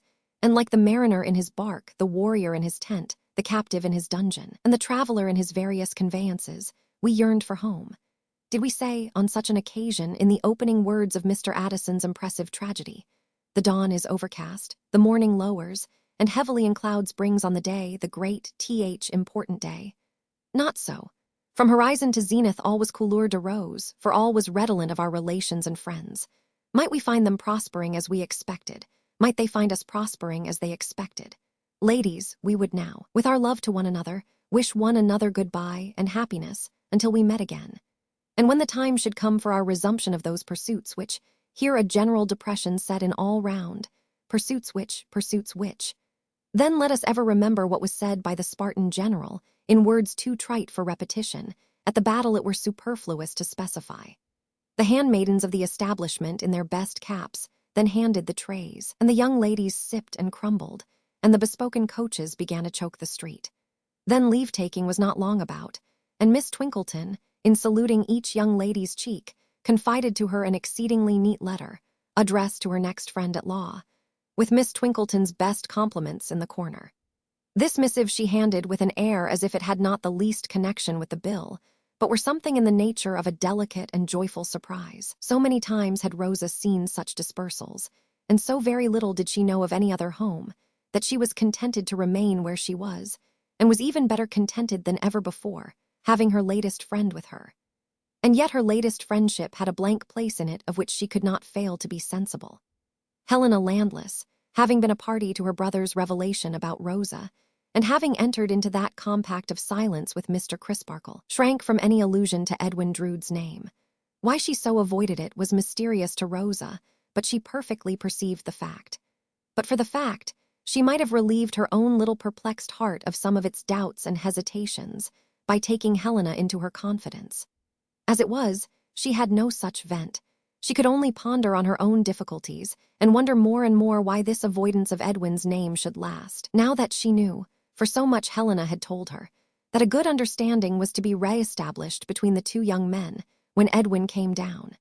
It would have made a pretty picture, so many pretty girls kissing Rosa in the cold porch of the nuns' house, and that sunny little creature peeping out of it, unconscious of sly faces carved on spout and gable peeping at her, and waving farewells to the departing coaches, as if she represented the spirit of rosy youth abiding in the place to keep it bright and warm in its desertion. The Horse High Street became musical with the cry, in various silvery voices, "Goodbye, Rosebud darling," and the effigy of Mr. Sapsea's father over the opposite doorway seemed to say to mankind, "Gentlemen, favor me with your attention to this charming little last lot left behind, and bid with a spirit worthy of the occasion." Then the staid street, so unwontedly sparkling, youthful, and fresh for a few rippling moments, ran dry, and Cloisterham was itself again. Goodbye, Rosebud darling. If Rosebud in her bower now waited Edwin Drood's coming with an uneasy heart, Edwin for his part was uneasy too. With far less force of purpose in his composition than the childish beauty, crowned by acclamation fairy queen of Miss Twinkleton's establishment, he had a conscience, and Mr. Grewgious had pricked it. That gentleman's steady convictions of what was right and what was wrong in such a case as his were neither to be frowned aside nor laughed aside. They would not be moved. But for the dinner in Staple Inn, and but for the ring he carried in the breast pocket of his coat, he would have drifted into their wedding day without another pause for real thought, loosely trusting that all would go well, left alone. But that serious putting him on his truth to the living, and the dead had brought him to a check. He must either give the ring to Rosa, or he must take it back. Once put into this narrowed way of action, it was curious that he began to consider Rosa's claims upon him more unselfishly than he had ever considered them before, and began to be less sure of himself than he had ever been in all his easygoing days. I will be guided by what she says and by how we get on, was his decision, walking from the gatehouse to the nun's house. Whatever comes of it, I will bear his words in mind and try to be true to the living and the dead. Rosa was dressed for walking. She expected him. It was a bright, frosty day, and Miss Twinkleton had already graciously sanctioned fresh air. Thus they got out together before it became necessary for either Miss Twinkleton or the deputy high priest, Mrs. Tisher, to lay even so much as one of those usual offerings on the shrine of propriety. "My dear Eddie," said Rosa, when they had turned out of the high street and had got among the quiet walks in the neighborhood of the cathedral and the river, "I want to say something very serious to you. I have been thinking about it for a long, long time. I want to be serious with you too, Rosa dear. I mean to be serious and earnest. Thank you, Eddie. And you will not think me unkind because I begin, will you? You will not think I speak for myself only because I speak first. That would not be generous, would it? And I know you are generous." He said, "I hope I am not ungenerous to you, Rosa." He called her pussy no more, never again. "And there is no fear," pursued Rosa, "of our quarreling, is there? Because, Eddie," clasping her hand on his arm, "we have so much reason to be very lenient to each other. We will be, Rosa. That's a dear good boy, Eddie. Let us be courageous. Let us change to brother and sister from this day forth. Never be husband and wife. Never." Neither spoke again for a little while, but after that pause he said, with some effort, "Of course I know that this has been in both our minds, Rosa, and of course I am in honor bound to confess freely that it does not originate with you." "No, nor with you, dear," she returned with pathetic earnestness. "That sprung up between us. You are not truly happy in our engagement. I am not truly happy in it. Oh, I am so sorry, so sorry." And there she broke into tears. "I am deeply sorry too, Rosa, deeply sorry for you. And I for you, poor boy, and I for you." This pure young feeling, this gentle and forbearing feeling of each towards the other, brought with it its reward in a softening light that seemed to shine on their position. The relations between them did not look willful or capricious or a failure in such a light. They became elevated into something more self-denying, honorable, affectionate, and true. "If we knew yesterday," said Rosa, as she dried her eyes, "and we did know yesterday, and on many, many yesterdays, that we were far from right together in those relations which were not of our own choosing, what better could we do today than change them? It is natural that we should be sorry, and you see how sorry we both are, but how much better to be sorry now than then. When, Rosa? When it would be too late, and then we should be angry besides." Another silence fell upon them. "And you know," said Rosa innocently, "you couldn't like me then, and you can always like me now, for I shall not be a drag upon you, or a worry to you. And I can always like you now, and your sister will not tease or trifle with you. I often did when I was not your sister, and I beg your pardon for it. Don't let us come to that, Rosa, or I shall want more pardoning than I like to think of. No, indeed, Eddie, you are too hard, my generous boy, upon yourself. Let us sit down, brother, on these ruins, and let me tell you how it was with us. I think I know, for I have considered about it very much since you were here last time. You liked me, didn't you? You thought I was a nice little thing. Everybody thinks that, Rosa. Do they?" She knitted her brow musingly for a moment and then flashed out with the bright little induction. "Well, but say they do. Surely it was not enough that you should think of me only as other people did, now, was it? The point was not to be got over. It was not enough. And that is just what I mean. That is just how it was with us," said Rosa. "You liked me very well, and you had grown used to me, and had grown used to the idea of our being married. You accepted the situation as an inevitable kind of thing, didn't you? It was to be, you thought, and why discuss or dispute it? It was new and strange to him to have himself presented to himself so clearly, in a glass of her holding up.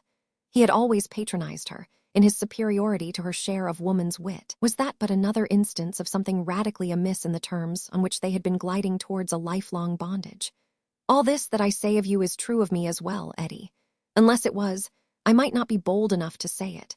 Only, the difference between us was that by little and little there crept into my mind a habit of thinking about it, instead of dismissing it. My life is not so busy as yours, you see, and I have not so many things to think of. So I thought about it very much, and I cried about it very much too, though that was not your fault, poor boy, when all at once my guardian came down to prepare for my leaving the nun's house. I tried to hint to him that I was not quite settled in my mind, but I hesitated and failed, and he didn't understand me. But he is a good, good man. And he put before me so kindly, and yet so strongly, how seriously we ought to consider in our circumstances, that I resolved to speak to you the next moment we were alone and grave. And if I seem to come to it easily just now, because I came to it all at once, don't think it was so really, Eddie. For oh, it was very, very hard, and oh, I am very, very sorry. Her full heart broke into tears again. He put his arm about her waist, and they walked by the riverside together. Your guardian has spoken to me too, Rosa dear. I saw him before I left London. His right hand was in his breast, seeking the ring, but he checked it as he thought. If I am to take it back, why should I tell her of it? And that made you more serious about it, didn't it, Eddie? And if I had not spoken to you as I have, you would have spoken to me. I hope you can tell me so. I don't like it to be all my doing, though it is so much better for us. Yes, I should have spoken. I should have put everything before you. I came intending to do it. But I never could have spoken to you as you have spoken to me, Rosa. Don't say you mean so coldly or unkindly, Eddie, please, if you can help it.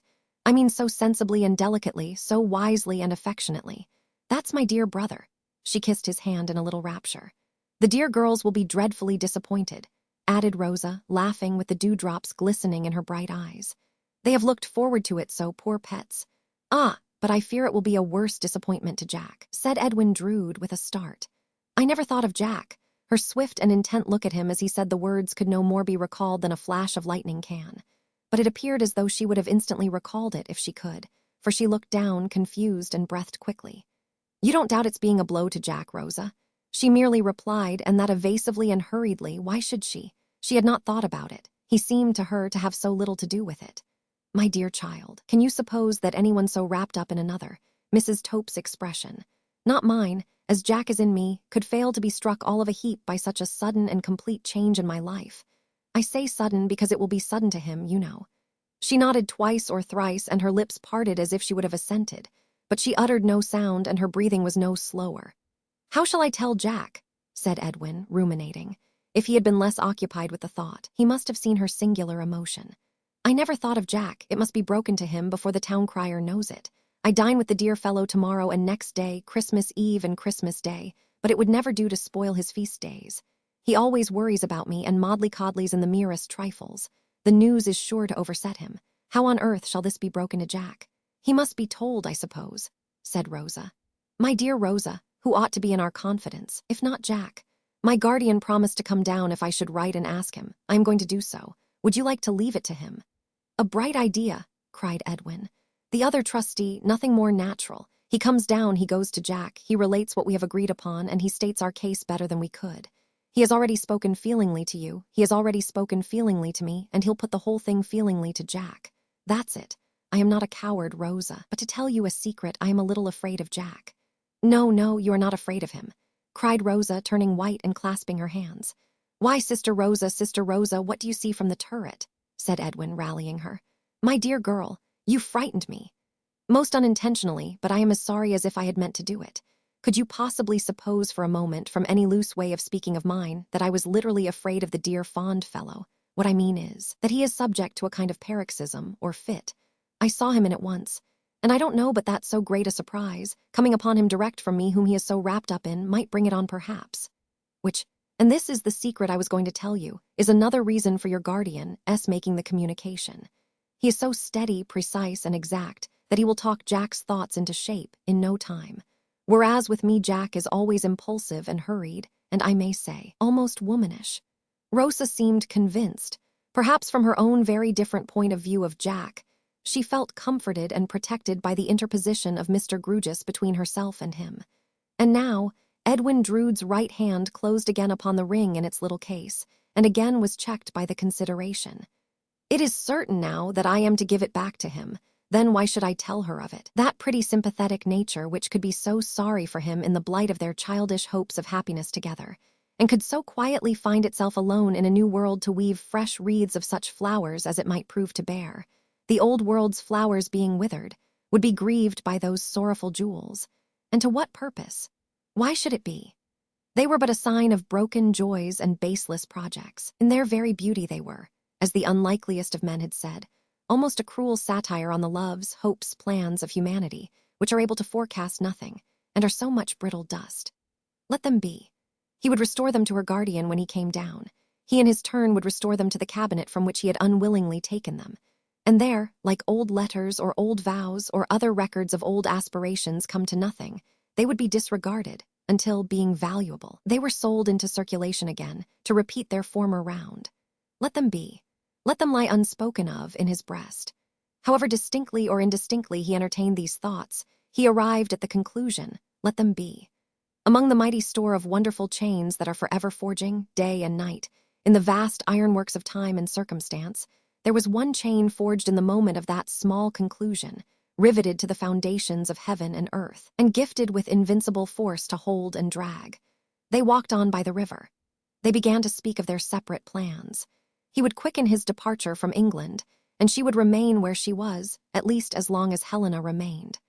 The poor dear girls should have their disappointment broken to them gently, and, as the first preliminary, Miss Twinkleton should be confided in by Rosa, even in advance of the reappearance of Mr. Grewgious. It should be made clear in all quarters that she and Edwin were the best of friends. There had never been so serene an understanding between them since they were first affianced. And yet there was one reservation on each side. On hers, that she intended through her guardian to withdraw herself immediately from the tuition of her music master. On his, that he did already entertain some wandering speculations whether it might ever come to pass that he would know more of Miss Landless. The bright, frosty day declined as they walked and spoke together. The sun dipped in the river far behind them, and the old city lay red before them as their walk drew to a close. The moaning water cast its seaweed duskily at their feet when they turned to leave its margin, and the rooks hovered above them with hoarse cries, darker splashes in the darkening air. "I will prepare Jack for my flitting soon," said Edwin, in a low voice, "and I will but see your guardian when he comes, and then go before they speak together. It will be better done without my being by. Don't you think so?" "Yes, we know we have done right, Rosa. Yes, we know we are better so even now, and shall be far, far better so by and by." Still there was that lingering tenderness in their hearts towards the old positions they were relinquishing, that they prolonged their parting. When they came among the elm trees by the cathedral where they had last sat together, they stopped as by consent, and Rosa raised her face to his. She had never raised it in the old days, for they were old already. "God bless you, dear, goodbye. God bless you, dear, goodbye." They kissed each other fervently. "Now please take me home, Eddie, and let me be by myself. Don't look round, Rosa," he cautioned her as he drew her arm through his and led her away. "Didn't you see Jack?" "No, where?" "Under the trees. He saw us as we took leave of each other. Poor fellow, he little thinks we have parted. This will be a blow to him, I am much afraid." She hurried on without resting, and hurried on until they had passed under the gatehouse into the street. Once there, she asked, "Has he followed us? You can look without seeming to. Is he behind?" "No, yes, he is. He has just passed out under the gateway. The dear, sympathetic old fellow likes to keep us in sight. I am afraid he will be bitterly disappointed." She pulled hurriedly at the handle of the hoarse old bell, and the gate soon opened. Before going in, she gave him one last, wide, wondering look, as if she would have asked him with imploring emphasis, "Oh, don't you understand?" And out of that look he vanished from her view. Chapter XIV. When shall these three meet again? Christmas Eve in Cloisterham. A few strange faces in the streets, a few other faces, half strange and half familiar, once the faces of Cloisterham children, now the faces of men and women who come back from the outer world at long intervals to find the city wonderfully shrunken in size, as if it had not washed by any means well in the meanwhile. To these, the striking of the cathedral clock, and the cawing of the rooks from the cathedral tower, are like voices of their nursery time. To such as these, it has happened in their dying hours afar off, that they have imagined their chamber floor to be strewn with the autumnal leaves fallen from the elm trees in the close. So have the rustling sounds and fresh scents of their earliest impressions revived when the circle of their lives was very nearly traced, and the beginning and the end were drawing close together. Seasonable tokens are about. Red berries shine here and there in the lattices of Minor Canon Corner. Mr. and Mrs. Tope are daintily sticking sprigs of holly into the carvings and sconces of the cathedral stalls, as if they were sticking them into the coat buttonholes of the dean and chapter. Lavish profusion is in the shops, particularly in the articles of currants, raisins, spices, candied peel, and moist sugar. An unusual air of gallantry and dissipation is abroad, evinced in an immense bunch of mistletoe hanging in the greengrocer's shop doorway, and a poor little 12th cake, culminating in the figure of a harlequin. Such a very poor little 12th cake, that one would rather called it a 24th cake or a 48th cake, to be raffled for at the pastrycook's, terms 1 shilling per member. Public amusements are not wanting. The waxwork which made so deep an impression on the reflective mind of the Emperor of China is to be seen by particular desire during Christmas week only, on the premises of the bankrupt livery stable keeper up the lane, and a new grand comic Christmas pantomime is to be produced at the theater, the latter heralded by the portrait of Signor Jacksonini the clown, saying, "How do you do tomorrow?" Quite as large as life, and almost as miserably. In short, Cloisterham is up and doing, though from this description the high school and Miss Twinkleton's are to be excluded. From the former establishment the scholars have gone home, every one of them in love with one of Miss Twinkleton's young ladies, who knows nothing about it, and only the handmaidens flutter occasionally in the windows of the latter. It is noticed, by the by, that these damsels become, within the limits of decorum, more skittish when thus entrusted with the concrete representation of their sex than when dividing the representation with Miss Twinkleton's young ladies are to meet at the gatehouse tonight. How does each one of the three get through the day? Neville Landless, though absolved from his books for the time by Mr. Crisparkle, whose fresh nature is by no means insensible to the charms of a holiday, reads and writes in his quiet room with a concentrated air until it is 2 hours past noon. He then sets himself to clearing his table, to arranging his books, and to tearing up and burning his stray papers. He makes a clean sweep of all untidy accumulations, puts all his drawers in order, and leaves no note or scrap of paper undestroyed, save such memoranda as bear directly on his studies. This done, he turns to his wardrobe, selects a few articles of ordinary wear among them, change of stout shoes and socks for walking, and packs these in a knapsack. This knapsack is new, and he bought it in the High Street yesterday. He also purchased, at the same time and at the same place, a heavy walking stick, strong in the handle for the grip of the hand, and iron-shod. He tries this, swings it, poises it, and lays it by with the knapsack on a window seat. By this time his arrangements are complete. He dresses for going out, and is in the act of going, indeed has left his room, and has met the minor canon on the staircase, coming out of his bedroom upon the same story, when he turns back again for his walking stick, thinking he will carry it now. Mr. Crisparkle, who has paused on the staircase, sees it in his hand on his immediately reappearing, takes it from him and asks him with a smile how he chooses a stick. "Really, I don't know that I understand the subject," he answers. "I chose it for its weight. Much too heavy, Neville, much too heavy. To rest upon in a long walk, sir. Rest upon," repeats Mr. Crisparkle, throwing himself into pedestrian form. "You don't rest upon it, you merely balance with it. I shall know better with practice, sir. I have not lived in a walking country, you know." "True," says Mr. Crisparkle. "Get into a little training, and we will have a few score miles together. I should leave you nowhere now. Do you come back before dinner?" "I think not, as we dine early." "Mr."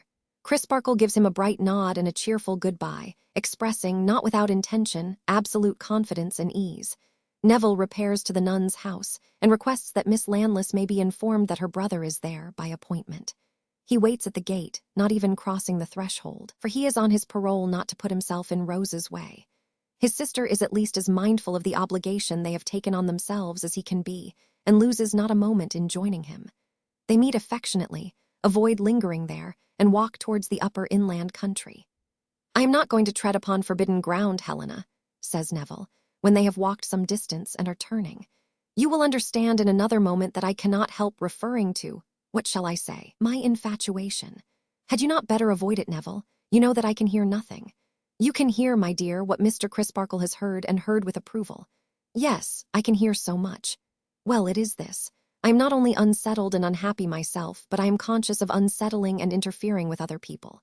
How do I know that, but for my unfortunate presence, you and the rest of that former party, our engaging guardian excepted, might be dining cheerfully in Minor Canon Corner tomorrow. Indeed, it probably would be so. I can see too well that I am not high in the old lady's opinion, and it is easy to understand what an irksome clog I must be upon the hospitalities of her orderly house, especially at this time of year, when I must be kept asunder from this person, and there is such a reason for my not being brought into contact with that person, and an unfavorable reputation has preceded me with such another person, and so on. I have put this very gently to Mr. Crisparkle, for you know his self-denying ways, but still I have put it. What I have laid much greater stress upon at the same time is, that I am engaged in a miserable struggle with myself, and that a little change and absence may enable me to come through it the better. So, the weather being bright and hard, I am going on a walking expedition, and intend taking myself out of everybody's way, my own included, I hope, tomorrow morning. When to come back? In a fortnight. And going quite alone.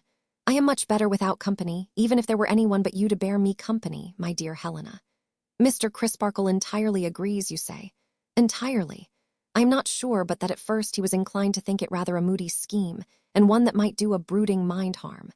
But we took a moonlight walk last Monday night to talk it over at leisure, and I represented the case to him as it really is. I showed him that I do want to conquer myself, and that, this evening well got over, it is surely better that I should be away from here just now than here. I could hardly help meeting certain people walking together here, and that could do no good, and is certainly not the way to forget. A fortnight hence, that chance will probably be over for the time, and when it again arises for the last time, why, I can again go away.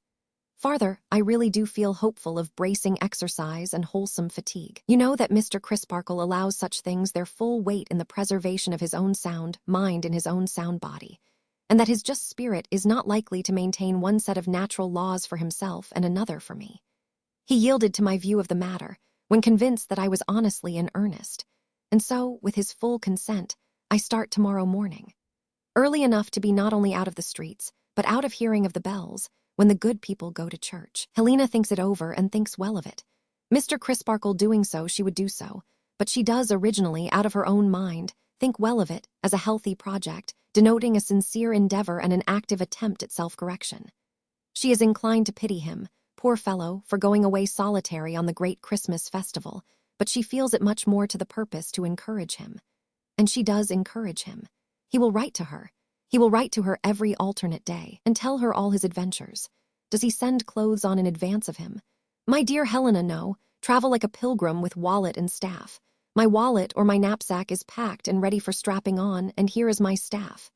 He hands it to her. She makes the same remark as Mr. Crisparkle, that it is very heavy, and gives it back to him, asking what wood it is. Ironwood. Up to this point he has been extremely cheerful. Perhaps the having to carry his case with her, and therefore to present it in its brightest aspect, has roused his spirits. Perhaps the having done so with success is followed by a revulsion. As the day closes in and the city lights begin to spring up before them, he grows depressed. I wish I were not going to this dinner, Helena. Dear Neville, is it worth while to care much about it? Think how soon it will be over. How soon it will be over, he repeats gloomily. Yes, but I don't like it. There may be a moment's awkwardness, she cheeringly represents to him, but it can only last a moment. He is quite sure of himself.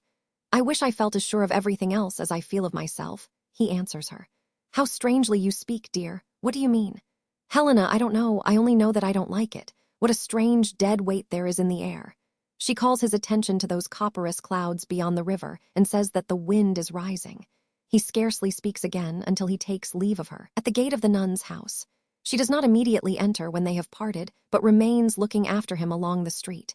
Twice he passes the gatehouse, reluctant to enter.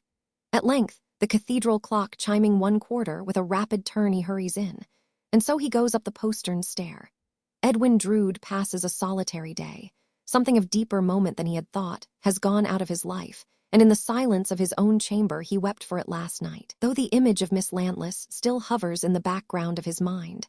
The pretty little affectionate creature, so much firmer and wiser than he had supposed, occupies its stronghold.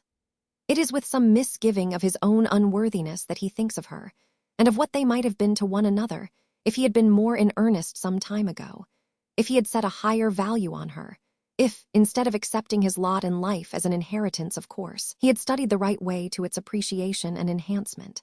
And still, for all this, and though there is a sharp heartache in all this, the vanity and caprice of youth sustain that handsome figure of Miss Lantless in the background of his mind.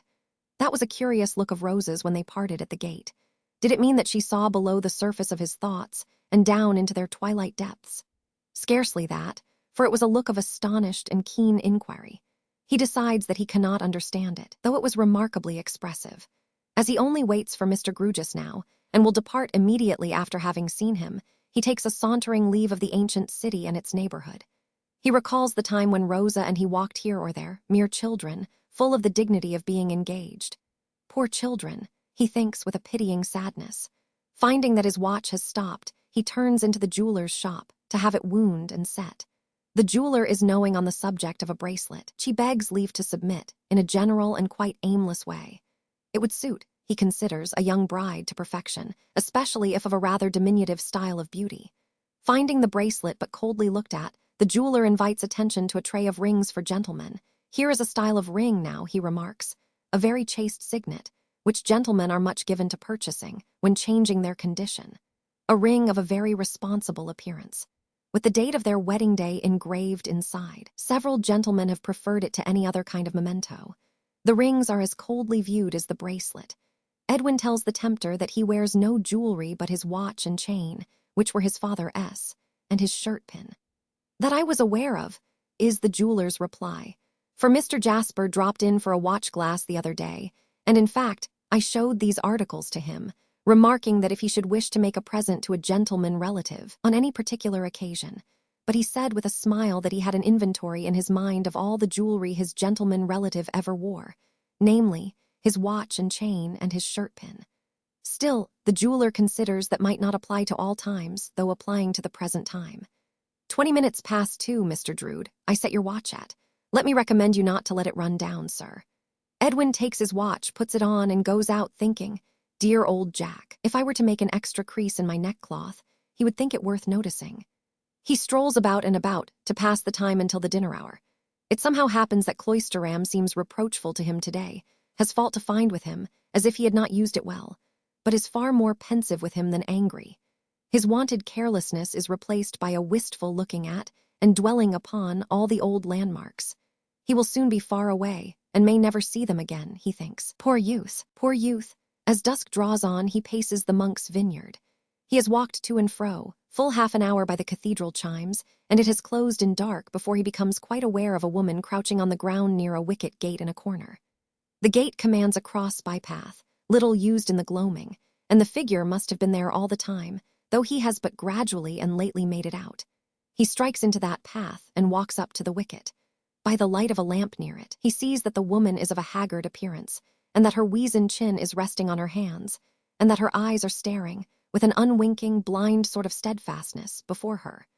Always kindly, but moved to be unusually kind this evening, and having bestowed kind words on most of the children and aged people he has met, he at once bends down and speaks to this woman. "Are you ill?" "No, dearie," she answers, without looking at him, and with no departure from her strange, blind stare. "Are you blind?" "No, dearie." "Are you lost, homeless, faint? What is the matter that you stay here in the cold so long without moving?" By slow and stiff efforts, she appears to contract her vision until it can rest upon him, and then a curious film passes over her and she begins to shake. He straightens himself, recoils a step, and looks down at her in a dread amazement, for he seems to know her. Good heaven, he thinks next moment. Like Jack that night. As he looks down at her, she looks up at him and whimpers. "My lungs is weakly, my lungs is dreffle bad. Poor me, my cough is rattling dry," and coughs in confirmation horribly. "Where do you come from?" "Come from London, dearie." Her cough still rending her. "Where are you going to?" "Back to London, dearie. I came here looking for a needle in a haystack, and I ain't found it. Looky, dearie, give me 3 and 6pence, and don't you be afeard for me. I'll get back to London then, and trouble no one. I'm in a business.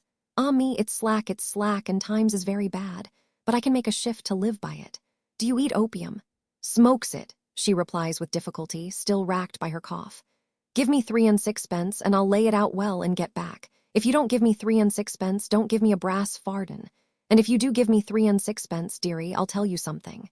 He counts the money from his pocket and puts it in her hand. She instantly clutches it tight and rises to her feet with a croaking laugh of satisfaction.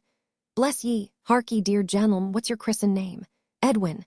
Edwin, she repeats, trailing off into a drowsy repetition of the word, and then asks suddenly, "Is the short of that name Eddie?" "It is sometimes called so," he replies, with the color starting to his face.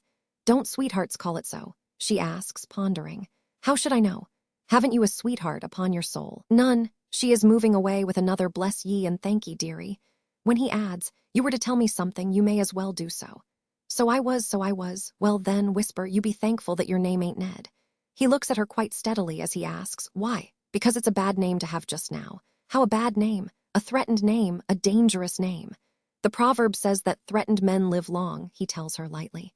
"Then Ned, so threatened is he, wherever he may be while I am a-talking to you, dearie, should live to all eternity," replies the woman. She has leaned forward to say it in his ear, with her forefinger shaking before his eyes, and now huddles herself together, and with another "bless ye and thank ye," goes away in the direction of the traveller's lodging house. This is not an inspiriting close to a dull day. Alone, in a sequestered place, surrounded by vestiges of old time and decay, It rather has a tendency to call a shudder into being. He makes for the better lighted streets, and resolves as he walks on to say nothing of this tonight, but to mention it to Jack, who alone calls him Ned, as an odd coincidence tomorrow, of course only as a coincidence and not as anything better worth remembering. Still, it holds to him, as many things much better worth remembering never did. He has another mile or so to linger out before the dinner hour, and when he walks over the bridge and by the river, the woman's words are in the rising wind, in the angry sky, in the troubled water, in the flickering lights. There is some solemn echo of them even in the cathedral chime, which strikes a sudden surprise to his heart as he turns in under the archway of the gatehouse. And so he goes up the postern stair. John Jasper passes a more agreeable and cheerful day than either of his guests. Having no music lessons to give in the holiday season, his time is his own, but for the cathedral services. He is early among the shopkeepers, ordering little table luxuries that his nephew likes. His nephew will not be with him long, he tells his provision dealers, and so must be petted and made much of.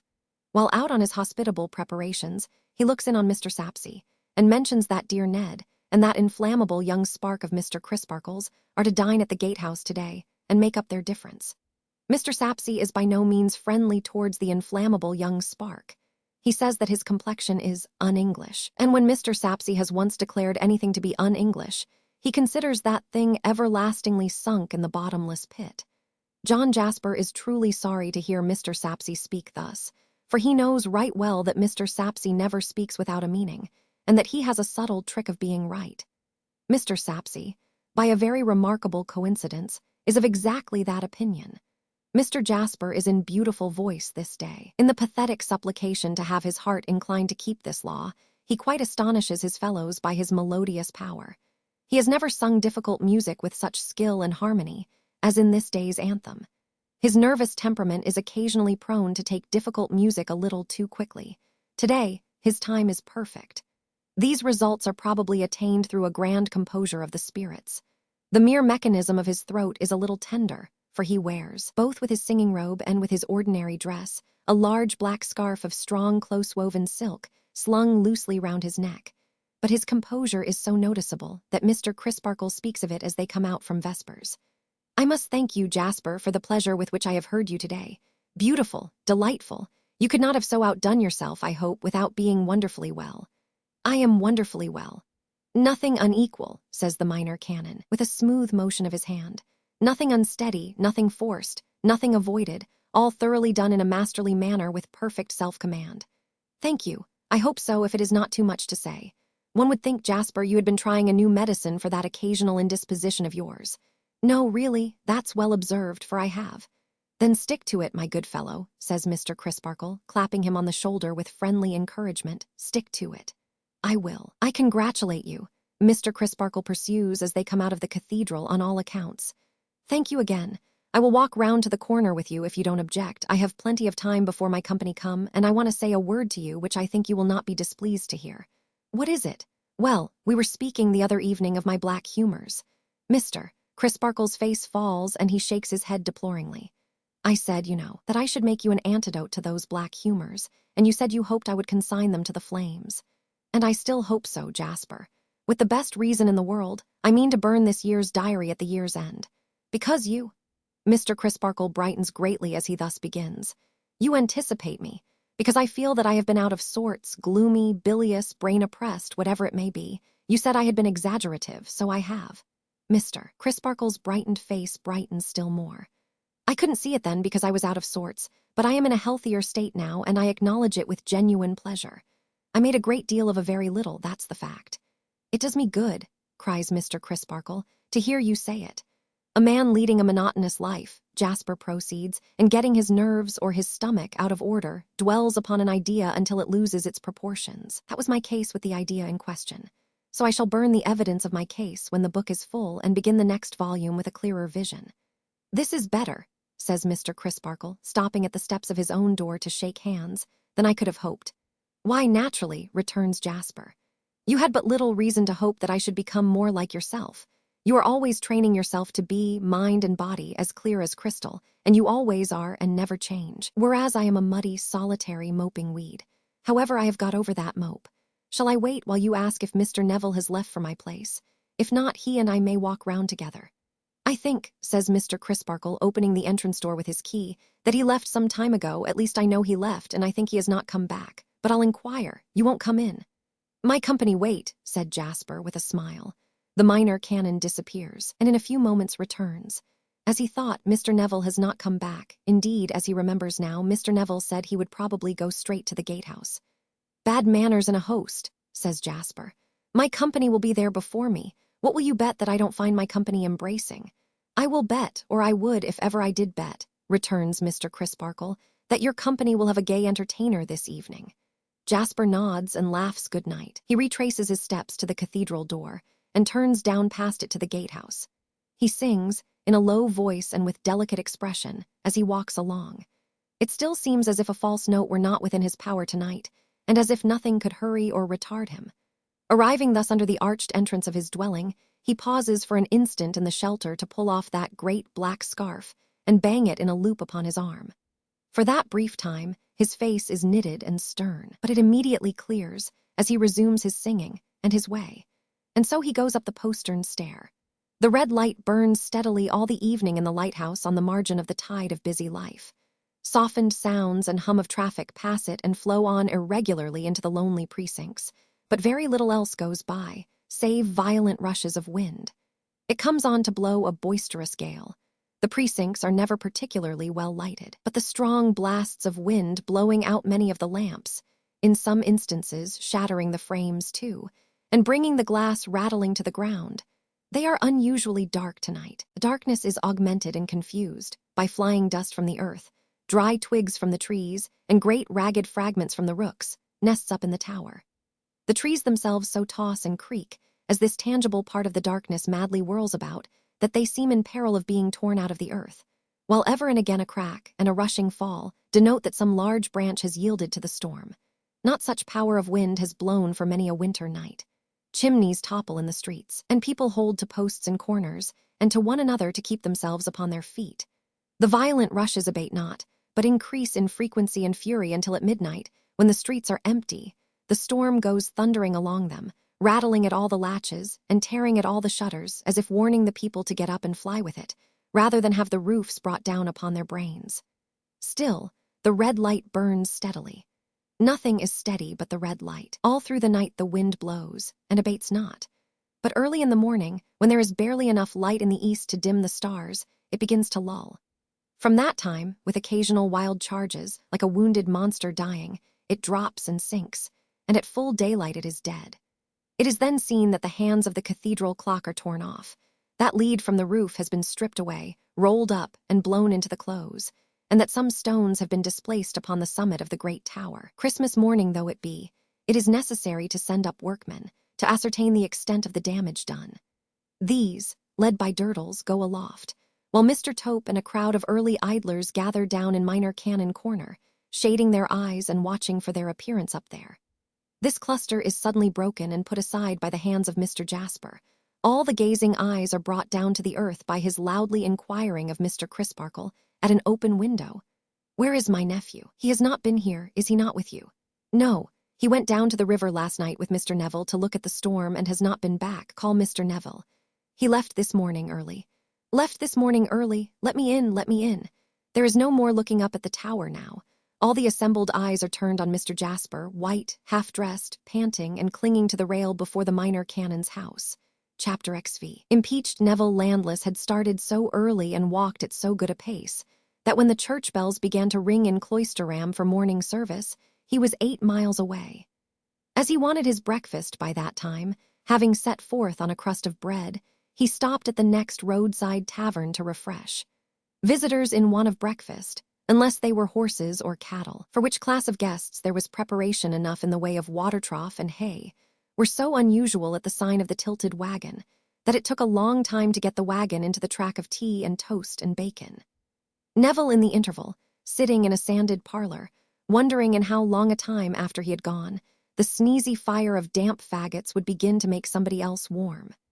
Indeed, the tilted wagon, as a cool establishment on the top of a hill, where the ground before the door was puddled with damp hoofs and trodden straw, where a scolding landlady slapped a moist baby, with one red sock on and one wanting, in the bar, where the cheese was cast aground upon a shelf, in company with a moldy tablecloth and a green-handled knife, in a sort of cast-iron canoe, where the pale-faced bread shed tears of crumb over its shipwreck in another canoe, where the family linen, half-washed and half-dried, led a public life of lying about, where everything to drink was drunk out of mugs, and everything else was suggestive of a rhyme to mugs.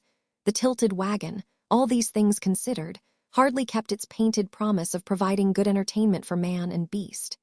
However, man, in the present case, was not critical, but took what entertainment he could get, and went on again after a longer rest than he needed. He stopped at some quarter of a mile from the house, hesitating whether to pursue the road, or to follow a cart track between two high hedgerows, which led across the slope of a breezy heath, and evidently struck into the road again by and by. He decided in favor of this latter track, and pursued it with some toil, the rise being steep, and the way worn into deep ruts. He was laboring along, when he became aware of some other pedestrians behind him. As they were coming up at a faster pace than his, he stood aside against one of the high banks to let them pass. But their manner was very curious. Only 4 of them passed. Other 4 slackened speed and loitered as intending to follow him when he should go on. The remainder of the party, half a dozen perhaps, turned and went back at a great rate. He looked at the 4 behind him and he looked at the 4 before him. They all returned his look. He resumed his way.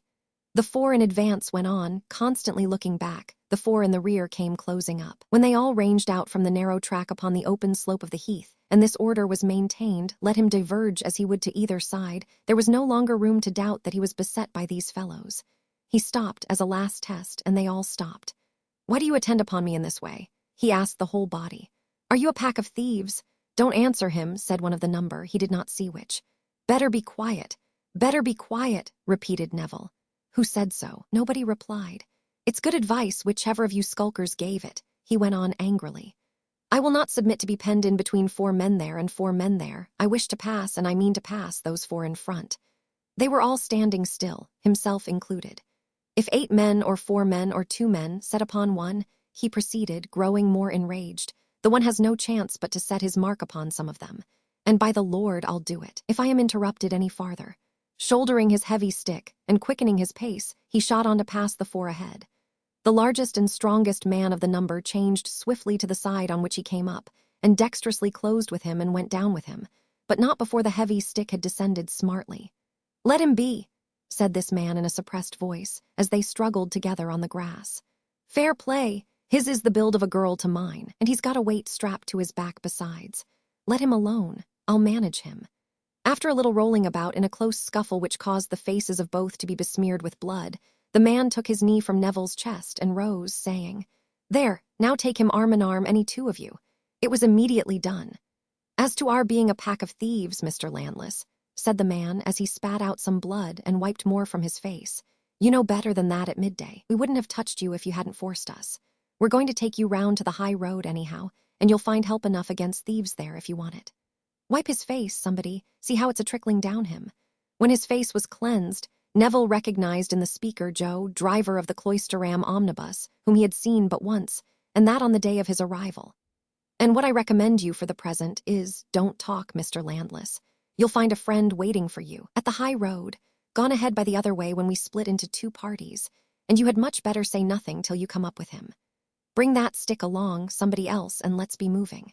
Utterly bewildered, Neville stared around him and said not a word. Walking between his 2 conductors, who held his arms in theirs, he went on, as in a dream, until they came again into the high road and into the midst of a little group of people. The men who had turned back were among the group, and its central figures were Mr. Jasper and Mr. Crisparkle. Neville's conductors took him up to the minor canon and there released him as an act of deference to that gentleman. "What is all this, sir? What is the matter? I feel as if I had lost my senses," cried Neville, the group closing in around him. "Where is my nephew?" asked Mr. Jasper wildly. "Where is your nephew?" repeated Neville. "Why do you ask me?" "I ask you," retorted Jasper, "because you were the last person in his company and he is not to be found." "Not to be found," cried Neville aghast. "Stay, stay," said Mr. Crisparkle. "Permit me, Jasper. Mr. Neville, you are confounded. Collect your thoughts. It is of great importance that you should collect your thoughts. Attend to me." "I will try, sir, but I seem mad." "You left Mr. Jasper last night with Edwin Drood?" "Yes." "At what hour?" "Was it at 12 o'clock?" asked Neville, with his hand to his confused head and appealing to Jasper. "Quite right," said Mr. Crisparkle. "The hour Mr. Jasper has already named to me. You went down to the river together. Undoubtedly, to see the action of the wind there. What followed? How long did you stay there?" "About 10 minutes, I should say, not more. We then walked together to your house, and he took leave of me at the door." "Did he say that he was going down to the river again?" "No. He said that he was going straight back." The bystanders looked at one another and at Mr. Crisparkle, to whom Mr. Jasper, who had been intensely watching Neville, said in a low, distinct, suspicious voice, "What are those stains upon his dress?" All eyes were turned towards the blood upon his clothes. "And here are the same stains upon this stick," said Jasper, taking it from the hand of the man who held it. "I know the stick to be his, and he carried it last night. What does this mean?" "In the name of God, say what it means, Neville," urged Mr. Crisparkle. "That man and I," said Neville, pointing out his late adversary, "had a struggle for the stick just now, and you may see the same marks on him, sir. What was I to suppose, when I found myself molested by 8 people? Could I dream of the true reason when they would give me none at all? They admitted that they had thought it discreet to be silent, and that the struggle had taken place, and yet the very men who had seen it looked darkly at the smears which the bright cold air had already dried. "We must return, Neville," said Mr. Crisparkle. "Of course you will be glad to come back to clear yourself." "Of course, sir." "Mr. Landless will walk at my side," the minor canon continued, looking around him. "Come, Neville." They set forth on the walk back, and the others, with one exception, straggled after them at various distances. Jasper walked on the other side of Neville, and never quitted that position.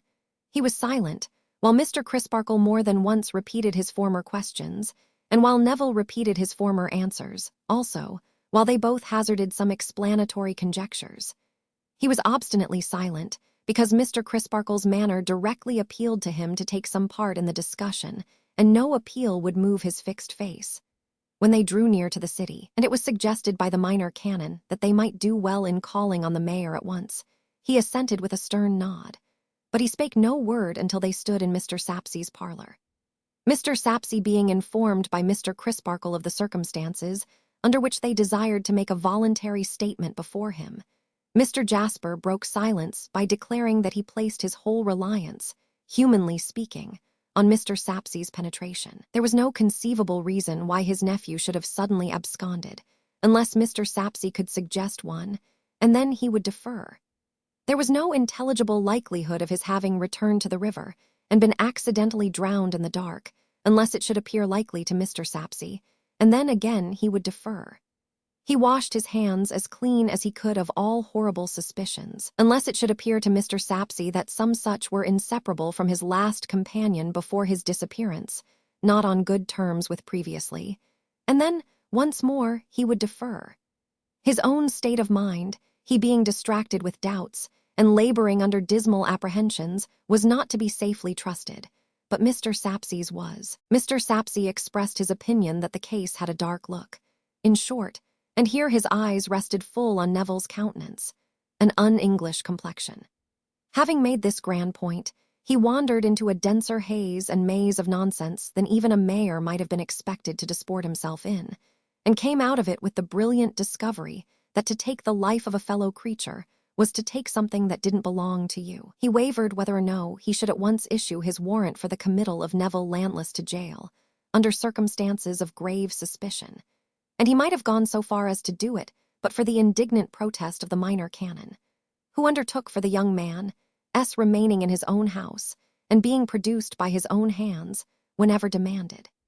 Mr. Jasper then understood Mr. Sapsea to suggest that the river should be dragged, that its banks should be rigidly examined, that particulars of the disappearance should be sent to all outlying places and to London, and that placards and advertisements should be widely circulated imploring Edwin Drood, if for any unknown reason he had withdrawn himself from his uncle's home and society, to take pity on that loving kinsman's sore bereavement and distress, and somehow inform him that he was yet alive. Mr. Sapsea was perfectly understood, for this was exactly his meaning, though he had said nothing about it, and measures were taken towards all these ends immediately. It would be difficult to determine which was the more oppressed with horror and amazement, Neville Landless or John Jasper. But that Jasper's position forced him to be active, while Neville's forced him to be passive. There would have been nothing to choose between them. Each was bowed down and broken. With the earliest light of the next morning, men were at work upon the river, and other men, most of whom volunteered for the service, were examining the banks. All the livelong day the search went on. Upon the river, with barge and pole and drag and net. Upon the muddy and rushy shore, with jackboots, hatchet, spade, rope, dogs, and all imaginable appliances. Even at night, the river was specked with lanterns and lurid with fires, far-off creeks, into which the tide washed as it changed, had their knots of watchers, listening to the lapping of the stream and looking out for any burden it might bear. Remote shingly causeways near the sea, and lonely points off which there was a race of water, had their unwanted flaring cressets and rough-coated figures when the next day dawned. But no trace of Edwin Drood revisited the light of the sun. All that day again, the search went on. Now in barge and boat, and now ashore among the osiers, or tramping amidst mud and stakes and jagged stones in low-lying places, where solitary watermarks and signals of strange shapes showed like specters, John Jasper worked and twalled. But to no purpose, for still no trace of Edwin Drood revisited the light of the sun. Setting his watches for that night again, so that vigilant eyes should be kept on every change of tide, he went home exhausted. Unkempt and disordered, bedaubed with mud that had dried upon him, and with much of his clothing torn to rags, he had but just dropped into his easy-chair when Mr. Grewgious stood before him.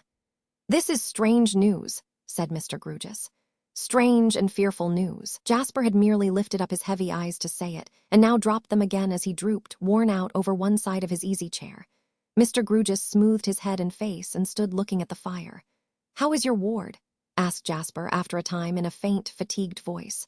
"Poor little thing, you may imagine her condition." "Have you seen his sister?" inquired Jasper as before. "Whose?" The curtness of the counter-question and the cool, slow manner in which, as he put it, Mr. Grewgious moved his eyes from the fire to his companion's face might at any other time have been exasperating. In his depression and exhaustion, Jasper merely opened his eyes to say, "The suspected young man S." "Do you suspect him?" asked Mr. Grewgious. "I don't know what to think. I cannot make up my mind." "Nor I," said Mr. Grewgious. "But as you spoke of him as the suspected young man, I thought you had made up your mind." "I have just left Miss Landless." Mr. Grewgious has his suspicions. What is her state? Defiance of all suspicion and unbounded faith in her brother. Poor thing. However, pursued Mr. Grewgious, it is not of her that I came to speak. It is of my ward. I have a communication to make that will surprise you. At least it has surprised me. Jasper, with a groaning sigh, turned wearily in his chair. "Shall I put it off till tomorrow?" said Mr. Grewgious. "Mind, I warn you that I think it will surprise you." More attention and concentration came into John Jasper's eyes as they caught sight of Mr. Grewgious smoothing his head again, and again looking at the fire, but now with a compressed and determined mouth. "What is it?" demanded Jasper, becoming upright in his chair. "To be sure," said Mr. Grewgious, provokingly slowly and internally, as he kept his eyes on the fire. "I might have known it sooner. She gave me the opening. But I am such an exceedingly angular man that it never occurred to me. I took all for granted." "What is it?" demanded Jasper once more. Mr. Grewgious, alternately opening and shutting the palms of his hands as he warmed them at the fire, and looking fixedly at him sideways, and never changing either his action or his look in all that followed, went on to reply. "This young couple, the lost youth and Miss Rosa, my ward, though so long betrothed and so long recognizing their betrothal and so near being married." Mr. Grewgious saw a staring white face and two quivering white lips in the easy-chair, and saw two muddy hands gripping its sides. But for the hands, he might have thought he had never seen the face. "This young couple came gradually to the discovery, made on both sides pretty equally, I think, that they would be happier and better, both in their present and their future lives, as affectionate friends, or say rather as brother and sister, than as husband and wife." Mr. Grewgious saw a lead-colored face in the easy-chair, and on its surface dreadful starting drops or bubbles, as if of steel. This young couple formed at length the healthy resolution of interchanging their discoveries, openly, sensibly, and tenderly. They met for that purpose. After some innocent and generous talk, they agreed to dissolve their existing, and their intended, relations for ever and ever. Mr. Grewgious saw a ghastly figure rise open-mouthed from the easy-chair and lift its outspread hands towards its head. "One of this young couple, and that one your nephew, fearful, however, that in the tenderness of your affection for him you would be bitterly disappointed by so wide a departure from his projected life, forbore to tell you the secret for a few days, and left it to be disclosed by me, when I should come down to speak to you, and he would be gone. I speak to you, and he is gone." Mr. Grewgious saw the ghastly figure throw back its head, clutch its hair with its hands, and turn with a writhing action from him. "I have now said all I have to say, except that this young couple parted, firmly, though not without tears and sorrow, on the evening when you last saw them together." Mr. Grugis heard a terrible shriek and saw no ghastly figure sitting or standing, saw nothing but a heap of torn and miry clothes upon the floor. Not changing his action even then, he opened and shut the palms of his hands as he warmed them and looked down at it. Chapter XVI. Devoted when John Jasper recovered from his fit or swoon, he found himself being tended by Mr. and Mrs. Tope, whom his visitor had summoned for the purpose. His visitor, wooden of aspect, sat stiffly in a chair with his hands upon his knees, watching his recovery. "There, you've come to nicely now, sir," said the tearful Mrs. Tope. "You were thoroughly worn out, and no wonder. A man," said Mr. Grugis, with his usual air of repeating a lesson, "cannot have his rest broken, and his mind cruelly tormented, and his body overtaxed by fatigue without being thoroughly worn out. I fear I have alarmed you." Jasper apologized faintly when he was helped into his easy chair. "Not at all, I thank you," answered Mr. Grugis. "You are too considerate."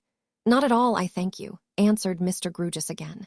"You must take some wine, sir," said Mrs. Tope, "and the jelly that I had ready for you and that you wouldn't put your lips to at noon, though I warned you what would come of it, you know, and you not breakfasted. And you must have a wing of the roast fowl that has been put back 20 times if it's been put back once. It shall all be on table in 5 minutes, and this good gentleman belike will stop and see you take it." This good gentleman replied with a snort, which might mean yes, or no, or anything or nothing, and which Mrs. Tope would have found highly mystifying, but that her attention was divided by the service of the table. "You will take something with me?" said Jasper, as the cloth was laid. "I couldn't get a morsel down my throat, I thank you," answered Mr. Grugis. Jasper both ate and drank almost voraciously. Combined with the hurry in his mode of doing it was an evident indifference to the taste of what he took, suggesting that he ate and drank to fortify himself against any other failure of the spirits, far more than to gratify his palate. Mr. Grugis in the meantime sat upright, with no expression in his face, and a hard kind of imperturbably polite protest all over him, as though he would have said, in reply to some invitation to discourse, "I couldn't originate the faintest approach to an observation on any subject whatever, I thank you." "Do you know," said Jasper, when he had pushed away his plate and glass, and had sat meditating for a few minutes, "do you know that I find some crumbs of comfort in the communication with which you have so much amazed me?" "Do you?" returned Mr. Grugis, pretty plainly adding the unspoken clause. "I don't, I thank you. After recovering from the shock of a piece of news of my dear boy, so entirely unexpected and so destructive of all the castles I had built for him, and after having had time to think of it, yes." "I shall be glad to pick up your crumbs," said Mr. Grugis dryly. "Is there not, or is there? If I deceive myself, tell me so, and shorten my pain, is there not, or is there hope that, finding himself in this new position, and becoming sensitively alive to the awkward burden of explanation in this quarter, and that, and the other with which it would load him, he avoided the awkwardness and took to flight?" "Such a thing might be," said Mr. Grugis, pondering. "Such a thing has been.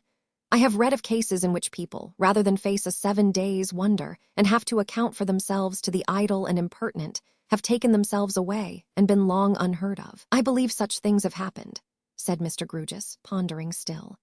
"When I had and could have no suspicion," pursued Jasper, eagerly following the new track, "that the dear lost boy had withheld anything from me, most of all such a leading matter as this, what gleam of light was there for me in the whole black sky? When I supposed that his intended wife was here, and his marriage close at hand, how could I entertain the possibility of his voluntarily leaving this place, in a manner that would be so unaccountable, capricious, and cruel? But now that I know what you have told me, is there no little chink through which day pierces? Supposing him to have disappeared of his own act, is not his disappearance more accountable and less cruel? The fact of his having just parted from your ward is in itself a sort of reason for his going away. It does not make his mysterious departure the less cruel to me, it is true, but it relieves it of cruelty to her." Mr. Grugis could not but assent to this. "And even as to me," continued Jasper, still pursuing the new track with ardor, and, as he did so, brightening with hope, "he knew that you were coming to me. He knew that you were entrusted to tell me what you have told me. If your doing so has awakened a new train of thought in my perplexed mind, it reasonably follows that, from the same premises, he might have foreseen the inferences that I should draw. Grant that he did foresee them, and even the cruelty to me, and who am I? John Jasper, music master, vanishes. Once more Mr. Grugis could not but assent to this. "I have had my distrusts, and terrible distrusts they have been," said Jasper. "But your disclosure, overpowering as it was at first, showing me that my own dear boy had had a great disappointing reservation from me, who so fondly loved him, kindles hope within me. You do not extinguish it when I state it, but admit it to be a reasonable hope. I begin to believe it possible," here he clasped his hands, "that he may have disappeared from among us of his own accord, and that he may yet be alive and well." "Mr. Crisparkle came in at the moment, to whom Mr. Jasper repeated, "I begin to believe it possible that he may have disappeared of his own accord, and may yet be alive and well." Mr. Crisparkle taking a seat and inquiring, "Why so?" Mr. Jasper repeated the arguments he had just set forth. If they had been less plausible than they were, the good minor canon's mind would have been in a state of preparation to receive them, as exculpatory of his unfortunate pupil. But he, too, did really attach great importance to the lost young man, as having been, so immediately before his disappearance, placed in a new and embarrassing relation towards everyone acquainted with his projects and affairs, and the fact seemed to him to present the question in a new light.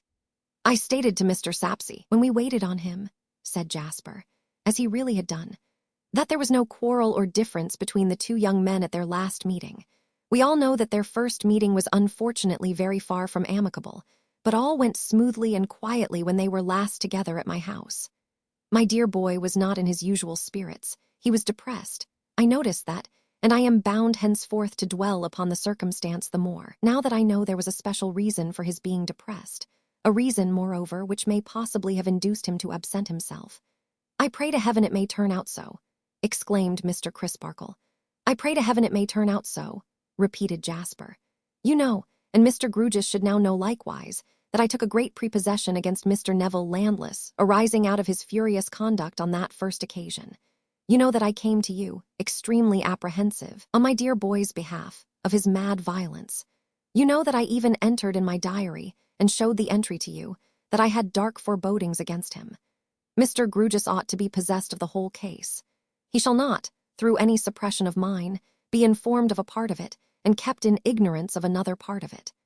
I wish him to be good enough to understand that the communication he has made to me has hopefully influenced my mind, in spite of its having been, before this mysterious occurrence took place, profoundly impressed against young Landless."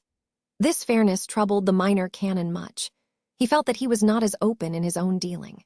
He charged against himself reproachfully that he had suppressed, so far, the 2 points of a second strong outbreak of temper against Edwin Drood on the part of Neville, and of the passion of jealousy having, to his own certain knowledge, flamed up in Neville's breast against him. He was convinced of Neville's innocence of any part in the ugly disappearance, and yet so many little circumstances combined so woefully against him that he dreaded to add 2 more to their cumulative weight. He was among the truest of men, but he had been balancing in his mind, much to its distress, whether his volunteering to tell these 2 fragments of truth, at this time, would not be tantamount to a piecing together of falsehood in the place of truth. However, here was a model before him. He hesitated no longer. Addressing Mr. Grewgious, as one placed in authority by the revelation he had brought to bear on the mystery, and surpassingly angular Mr. Grewgious became when he found himself in that unexpected position, Mr. Crisparkle bore his testimony to Mr. Jasper's strict sense of justice, and expressing his absolute confidence in the complete clearance of his pupil from the least taint of suspicion, sooner or later, avowed that his confidence in that young gentleman had been formed, in spite of his confidential knowledge that his temper was of the hottest and fiercest, and that it was directly incensed against Mr. Jasper's nephew, by the circumstance of his romantically supposing himself to be enamored of the same young lady. The sanguine reaction manifest in Mr. Jasper was proof even against this unlooked-for declaration. It turned him paler, but he repeated that he would cling to the hope he had derived from Mr. Grewgious, and that if no trace of his dear boy were found, leading to the dreadful inference that he had been made away with, he would cherish unto the last stretch of possibility the idea that he might have absconded of his own wild will. Now, it fell out that Mr. Crisparkle, going away from this conference still very uneasy in his mind, and very much troubled on behalf of the young man whom he held as a kind of prisoner in his own house, took a memorable night walk. He walked to Cloisterham Weir. He often did so, and consequently there was nothing remarkable in his footsteps tending that way. But the preoccupation of his mind so hindered him from planning any walk, or taking heed of the objects he passed, that his first consciousness of being near the weir was derived from the sound of the falling water close at hand. "How did I come here?" was his first thought as he stopped. "Why did I come here?" was his second. Then he stood intently listening to the water. A familiar passage in his reading about airy tongues that syllable men's names rose so unbidden to his ear that he put it from him with his hand as if it were tangible. It was starlight. The weir was full 2 miles above the spot to which the young men had repaired to watch the storm. No search had been made up here, for the tide had been running strongly down at that time of the night of Christmas Eve, and the likeliest places for the discovery of a body, if a fatal accident had happened under such circumstances, all lay, both when the tide ebbed and when it flowed again, between that spot and the sea. The water came over the weir with its usual sound on a cold starlight night, and little could be seen of it. Yet Mr. Crisparkle had a strange idea that something unusual hung about the place. He reasoned with himself. What was it? Where was it? Put it to the proof. Which sense did it address? No sense reported anything unusual there. He listened again, and his sense of hearing again checked the water coming over the weir, with its usual sound on a cold starlight night. Knowing very well that the mystery with which his mind was occupied might of itself give the place this haunted air, he strained those hawk's eyes of his for the correction of his sight. He got closer to the weir, and peered at its well-known posts and timbers. Nothing in the least unusual was remotely shadowed forth, but he resolved that he would come back early in the morning. The weir ran through his broken sleep all night, and he was back again at sunrise. It was a bright, frosty morning. The whole composition before him, when he stood where he had stood last night, was clearly discernible in its minutest details. He had surveyed it closely for some minutes, and was about to withdraw his eyes, when they were attracted keenly to one spot. He turned his back upon the weir and looked far away at the sky and at the earth, and then looked again at that one spot. It caught his sight again immediately, and he concentrated his vision upon it. He could not lose it now, though it was but such a speck in the landscape. It fascinated his sight. His hands began plucking off his coat, for it struck him that at that spot, a corner of the weir, something glistened, which did not move and come over with the glistening water drops, but remained stationary. He assured himself of this. He threw off his clothes. He plunged into the icy water and swam for the spot. Climbing the timbers, he took from them, caught among their interstices by its chain, a gold watch bearing engraved upon its back ED. He brought the watch to the bank, swam to the weir again, climbed it, and dived off. He knew every hole and corner of all the depths, and dived and dived and dived until he could bear the cold no more. His notion was that he would find the body. He only found a shirt pin sticking in some mud and ooze. With these discoveries, he returned to Cloisterham, and taking Neville landless with him, went straight to the mayor. Mr. Jasper was sent for. The watch and shirt pin were identified. Neville was detained, and the wildest frenzy and fatuity of evil report rose against him. He was of that vindictive and violent nature that, but for his poor sister, who alone had influence over him, and out of whose sight he was never to be trusted, he would be in the daily commission of murder. Before coming to England, he had caused to be whipped to death sundry natives, nomadic persons, encamping now in Asia, now in Africa, now in the West Indies, and now at the North Pole, vaguely supposed in Cloisterham to be always black, always of great virtue, always calling themselves me and everybody else Massa or Missy, according to sex, and always reading tracts of the obscurest meaning, in broken English, but always accurately understanding them in the purest mother tongue. He had nearly brought Mrs. Crisparkle's gray hairs with sorrow to the grave. Those original expressions were Mr. Sapsey's. He had repeatedly said he would have Mr. Crisparkle's life. He had repeatedly said he would have everybody's life, and become in effect the last man. He had been brought down to Cloisterham from London by an eminent philanthropist, and why? Because that philanthropist had expressly declared, I owe it to my fellow creatures that he should be, in the words of B.N.T.H.A.M., where he is the cause of the greatest danger to the smallest number. These dropping shots from the blunderbusses of blunderheadedness might not have hit him in a vital place, but he had to stand against a trained and well-directed fire of arms of precision too. He had notoriously threatened the lost young man, and had, according to the showing of his own faithful friend and tutor who strove so hard for him, a cause of bitter animosity, created by himself, and stated by himself, against that ill-starred fellow. He had armed himself with an offensive weapon for the fatal night, and he had gone off early in the morning, after making preparations for departure. He had been found with traces of blood on him. Truly, they might have been wholly caused as he represented, but they might not also.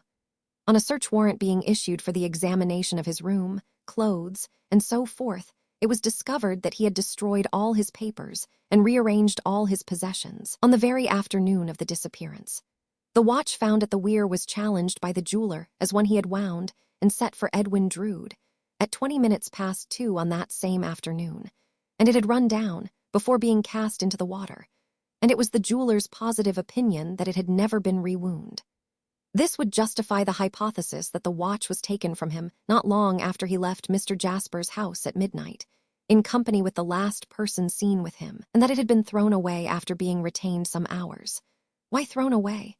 If he had been murdered and so artfully disfigured or concealed or both, as that the murderer hoped identification to be impossible, except from something that he wore, assuredly the murderer would seek to remove from the body the most lasting, the best known, and the most easily recognizable things upon it. Those things would be the watch and shirt pin. As to his opportunities of casting them into the river, if he were the object of these suspicions, they were easy. For he had been seen by many persons, wandering about on that side of the city, indeed on all sides of it, in a miserable and seemingly half-distracted manner.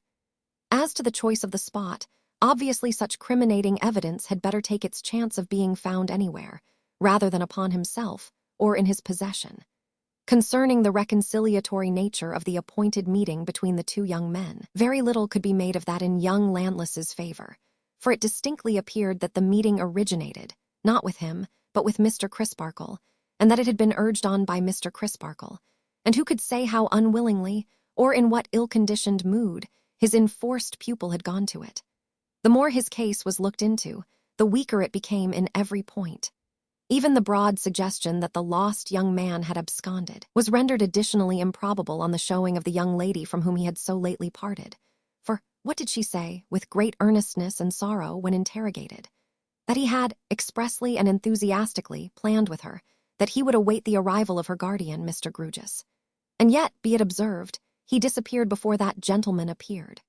On the suspicions thus urged and supported, Neville was detained and redetained, and the search was pressed on every hand, and Jasper labored night and day.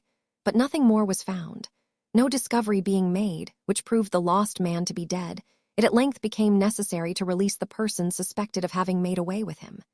Neville was set at large. Then, a consequence ensued which Mr. Crisparkle had too well foreseen. Neville must leave the place, for the place shunned him and cast him out.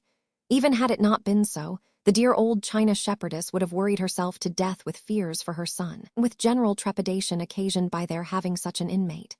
Even had that not been so, the authority to which the minor canon deferred officially would have settled the point. Mr. Crisparkle, quoth the dean, human justice may err, but it must act according to its lights.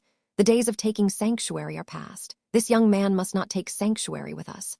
You mean that he must leave my house, sir? Mr. Crisparkle, returned the prudent dean, I claim no authority in your house. I merely confer with you on the painful necessity you find yourself under of depriving this young man of the great advantages of your counsel and instruction. It is very lamentable, sir, Mr. Crisparkle represented. Very much so, the dean assented. And if it be a necessity, Mr. Crisparkle faltered. As you unfortunately find it to be, returned the dean. Mr. Crisparkle bowed submissively. It is hard to prejudge his case, sir, but I am sensible that, just so, perfectly. As you say, Mr. Crisparkle, interposed the dean, nodding his head smoothly, there is nothing else to be done. No doubt, no doubt. There is no alternative, as your good sense has discovered. I am entirely satisfied of his perfect innocence, sir, nevertheless.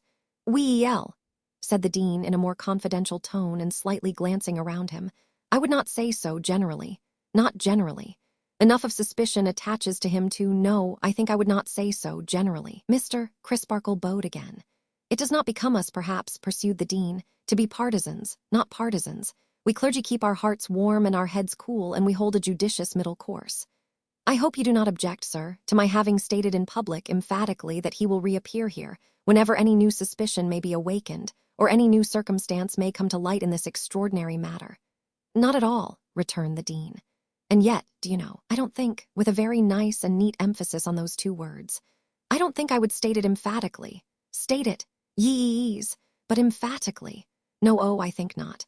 In point of fact, Mr. Crisparkle, keeping our hearts warm and our heads cool, we clergy need do nothing emphatically. So minor Canon Rowe knew Neville landless no more, and he went whithersoever he would or could with a blight upon his name and fame. It was not until then that John Jasper silently resumed his place in the choir. Haggard and red-eyed, his hopes plainly had deserted him, his sanguine mood was gone, and all his worst misgivings had come back.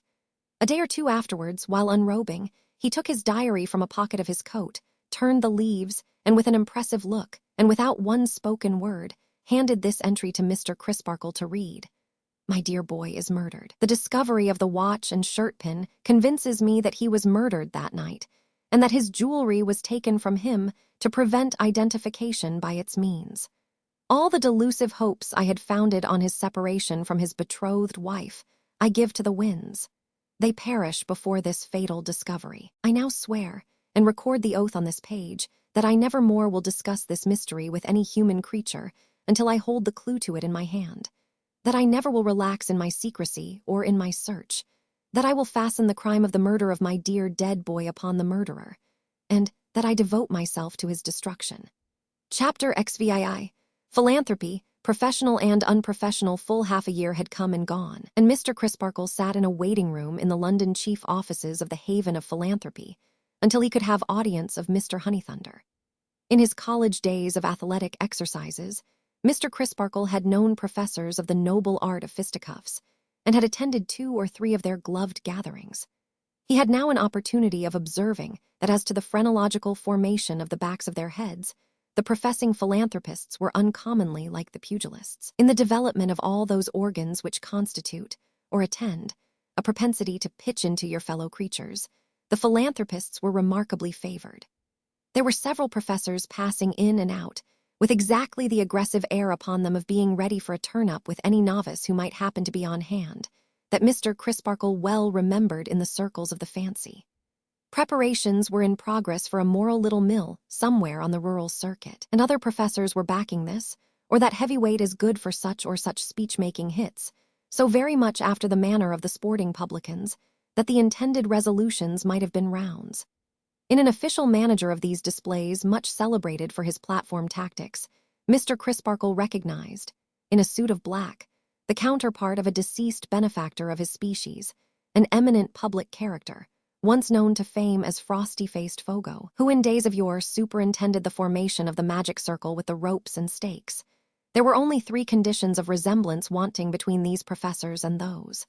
Firstly, the philanthropists were in very bad training, much too fleshy, and presenting, both in face and figure, a superabundance of what is known to pugilistic experts as suet pudding.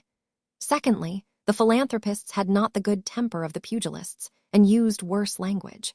Thirdly, their fighting code stood in great need of revision, as empowering them not only to bore their man to the ropes, but to bore him to the confines of distraction, also to hit him when he was down, hit him anywhere and anyhow, kick him, stamp upon him, gouge him, and maul him behind his back without mercy.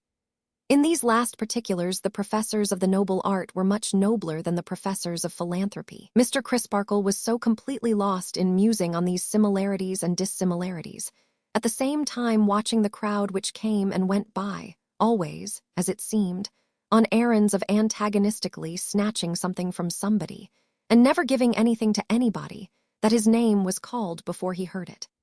On his at length responding, he was shown by a miserably shabby and underpaid stipendiary philanthropist, who could hardly have done worse if he had taken service with a declared enemy of the human race, to Mr. Honeythunder's room. "Sir," said Mr. Honeythunder, in his tremendous voice, like a schoolmaster issuing orders to a boy of whom he had a bad opinion, "sit down." Mr. Crisparkle seated himself, Mr. Honeythunder having signed the remaining few score of a few thousand circulars, calling upon a corresponding number of families without means to come forward, stump up instantly, and be philanthropists, or go to the devil. Another shabby stipendiary philanthropist, highly disinterested, if in earnest, gathered these into a basket and walked off with them.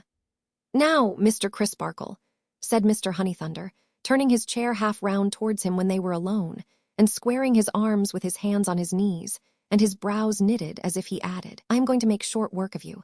Now, Mr. Crisparkle, we entertain different views, you and I, sir, of the sanctity of human life." "Do we?" returned the minor canon. "We do, sir." "Might I ask you," said the minor canon, "what are your views on that subject? That human life is a thing to be held sacred, sir." "Might I ask you," pursued the minor canon as before, "what you suppose to be my views on that subject?" "By George, sir," returned the philanthropist, squaring his arms still more as he frowned on Mr. Crisparkle, "they are best known to yourself." "Readily admitted. But you began by saying that we took different views, you know. Therefore, or you could not say so, you must have set up some views as mine. Pray, what views have you set up as mine? Here is a man, and a young man, said Mr. Honeythunder, as if that made the matter infinitely worse, and he could have easily borne the loss of an old one, swept off the face of the earth by a deed of violence. What do you call that? Murder, said the minor canon. What do you call the doer of that deed, sir? A murderer, said the minor canon. I am glad to hear you admit so much, sir, retorted Mr. Honeythunder in his most offensive manner, and I candidly tell you that I didn't expect it. Here he lowered heavily at Mr. Crisparkle again.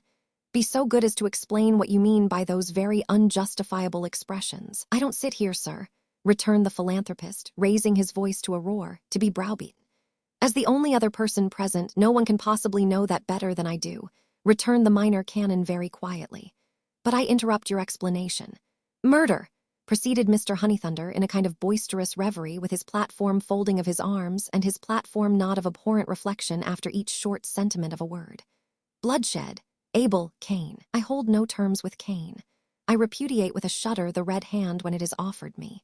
Instead of instantly leaping into his chair and cheering himself hoarse, as the brotherhood in public meeting assembled would infallibly have done on this cue, Mr. Crisparkle merely reversed the quiet crossing of his legs and said mildly, Don't let me interrupt your explanation when you begin it. The commandments say no murder. No murder, sir, proceeded Mr. Honeythunder, platformally pausing as if he took Mr. Crisparkle to task for having distinctly asserted that they said, You may do a little murder and then leave off. And they also say, You shall bear no false witness, observed Mr. Crisparkle. Enough, bellowed Mr. Honeythunder, with a solemnity and severity that would have brought the house down at a meeting. Enough, my late wards being now of age, and I being released from a trust which I cannot contemplate without a thrill of horror. There are the accounts which you have undertaken to accept on their behalf, and there is a statement of the balance which you have undertaken to receive, and which you cannot receive too soon. And let me tell you, sir, I wish that, as a man and a minor canon, you were better employed, with a nod. Better employed, with another nod. Better employed, with another, and the three nods added up. Mr. Crisparkle rose, a little heated in the face, but with perfect command of himself.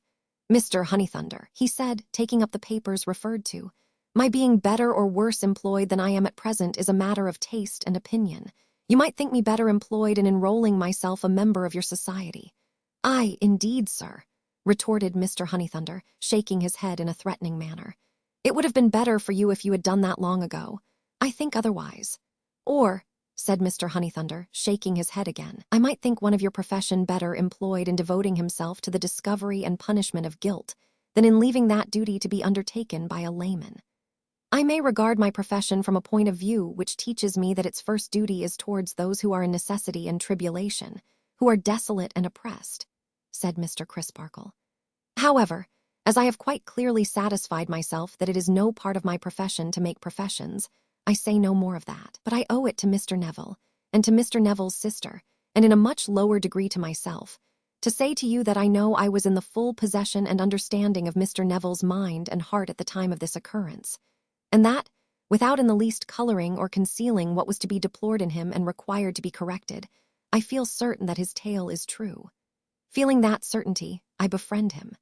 As long as that certainty shall last, I will befriend him, and if any consideration could shake me in this resolve, I should be so ashamed of myself for my meanness, that no man's good opinion, no, nor no woman's, so gained, could compensate me for the loss of my own. Good fellow, manly fellow, and he was so modest, too. There was no more self-assertion in the minor canon than in the schoolboy who had stood in the breezy playing fields keeping a wicket. He was simply and staunchly true to his duty alike in the large case and in the small.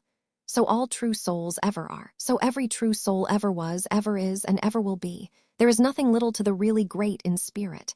Then who do you make out did the deed? Asked Mr. Honeythunder, turning on him abruptly. Heaven forbid, said Mr. Crisparkle, that in my desire to clear one man I should lightly criminate another. I accuse no one. Tee-cha, ejaculated Mr. Honeythunder with great disgust, for this was by no means the principle on which the philanthropic brotherhood usually proceeded. And, sir, you are not a disinterested witness, we must bear in mind. How am I an interested one? Inquired Mr. Crisparkle, smiling innocently at a loss to imagine. There was a certain stipend, sir, paid to you for your pupil, which may have warped your judgment a bit, said Mr. Honeythunder coarsely. Perhaps I expect to retain it still. Mr. Crisparkle returned, enlightened. Do you mean that, too? Well, sir, returned the professional philanthropist, getting up and thrusting his hands down into his trousers pockets. I don't go about measuring people for caps. If people find I have any about me that fit 'em, they can put 'em on and wear 'em if they like. That's their lookout, not mine. Mister. Crisparkle eyed him with a just indignation and took him to task thus. Mr. Honeythunder, I hoped when I came in here that I might be under no necessity of commenting on the introduction of platform manners or platform maneuvers among the decent forbearances of private life. But you have given me such a specimen of both that I should be a fit subject for both if I remained silent respecting them. They are detestable. They don't suit you, I dare say, sir. They are, repeated Mr. Crisparkle, without noticing the interruption. Detestable. They violate equally the justice that should belong to Christians and the restraints that should belong to gentlemen. You assume a great crime to have been committed by one whom I, acquainted with the attendant circumstances, and having numerous reasons on my side, devoutly believe to be innocent of it. Because I differ from you on that vital point, what is your platform resource? Instantly to turn upon me, charging that I have no sense of the enormity of the crime itself, but am its aider and abettor. So, another time, taking me as representing your opponent in other cases, you set up a platform credulity, a moved and seconded and carried unanimously profession of faith in some ridiculous delusion or mischievous imposition. I decline to believe it, and you fall back upon your platform resource of proclaiming that I believe nothing. That because I will not bow down to a false god of your making, I deny the true God. Another time you make the platform discovery that war is a calamity, and you propose to abolish it by a string of twisted resolutions tossed into the air like the tail of a kite. I do not admit the discovery to be yours in the least, and I have not a grain of faith in your remedy. Again, your platform resource of representing me as reveling in the horrors of a battlefield like a fiend incarnate. Another time, in another of your undiscriminating platform rushes, you would punish the sober for the drunken. I claim consideration for the comfort, convenience, and refreshment of the sober, and you presently make platform proclamation that I have a depraved desire to turn heaven's creatures into swine and wild beasts. In all such cases your movers, and your seconders, and your supporters, your regular professors of all degrees, run amok like so many mad Malays, habitually attributing the lowest and basest motives with the utmost recklessness. Let me call your attention to a recent instance in yourself, for which you should blush, in quoting figures which you know to be as willfully one-sided as a statement of any complicated account that should be all creditor side and no debtor, or all debtor side and no creditor.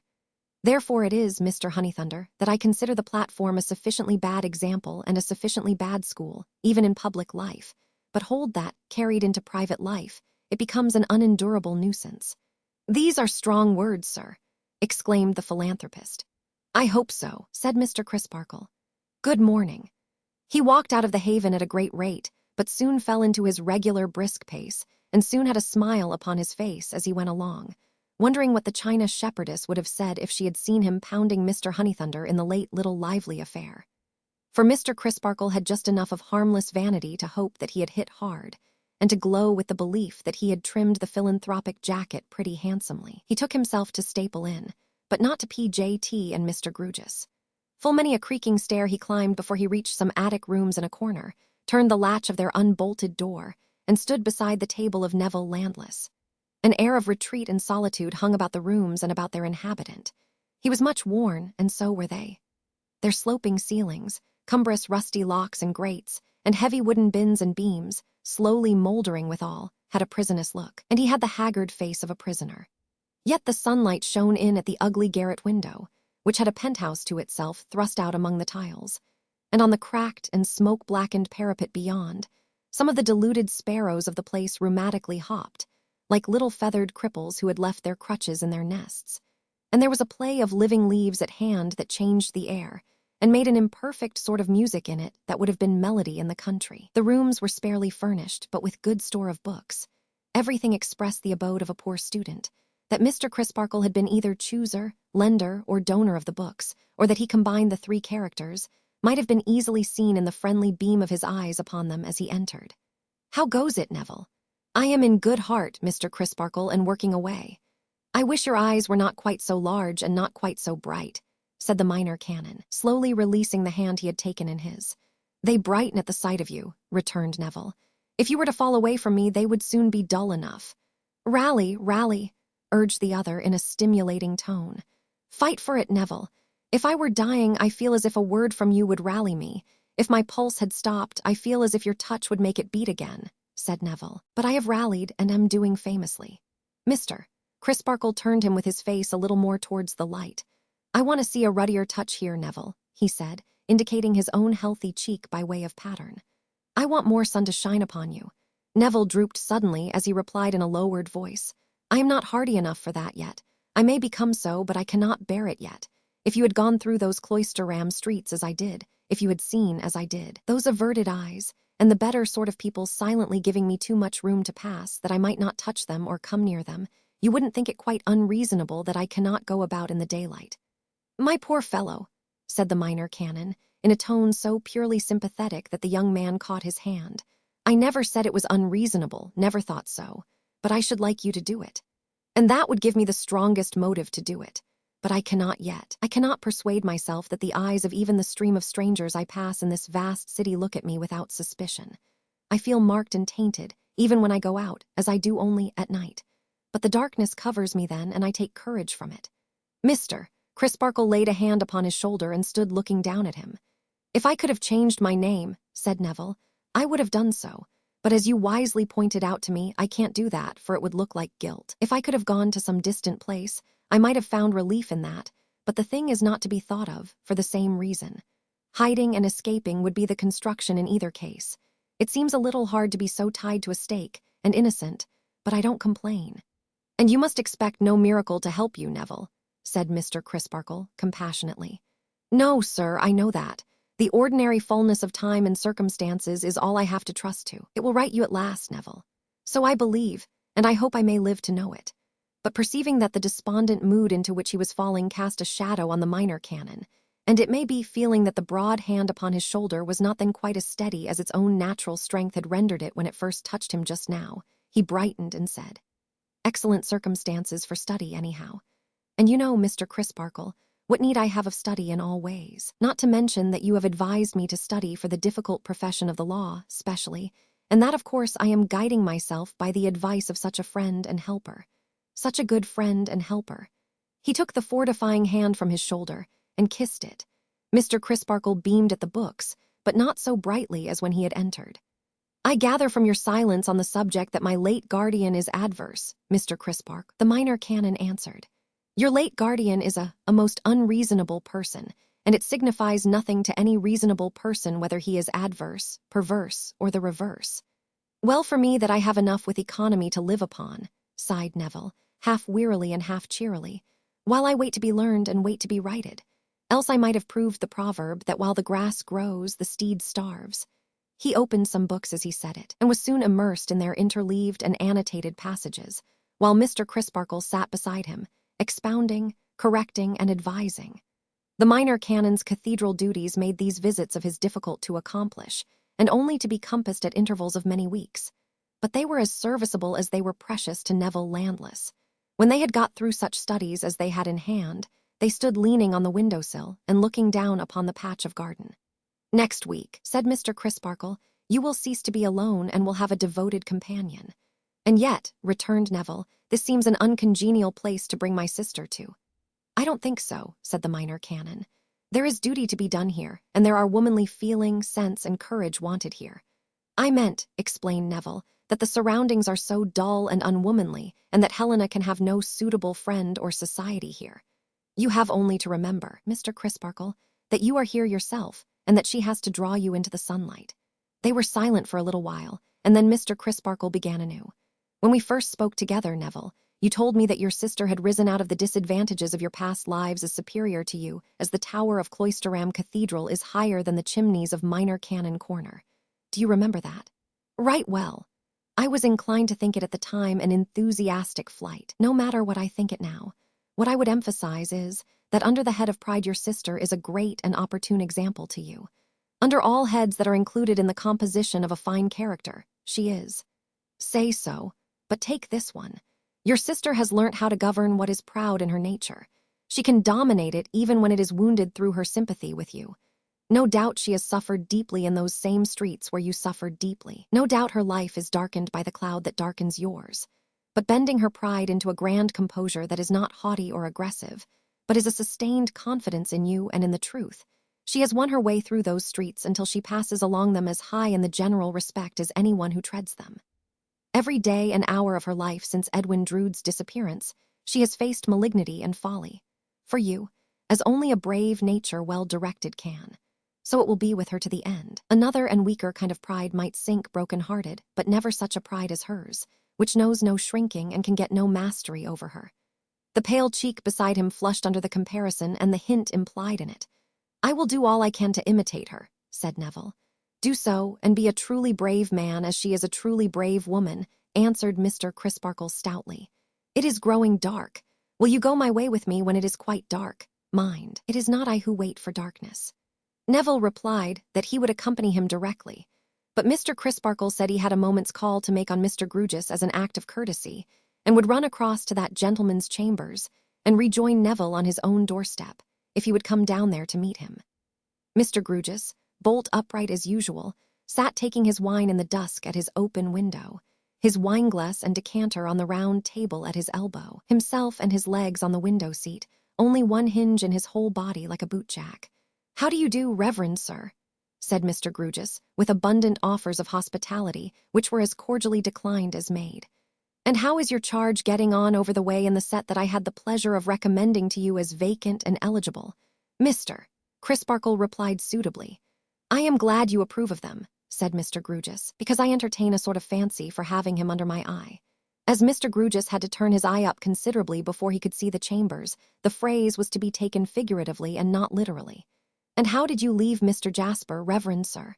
said Mr. Grewgious. Mr. Crisparkle had left him pretty well. "And where did you leave Mr. Jasper, reverend sir?" Mr. Crisparkle had left him at Cloisterham. "And when did you leave Mr. Jasper, reverend sir?"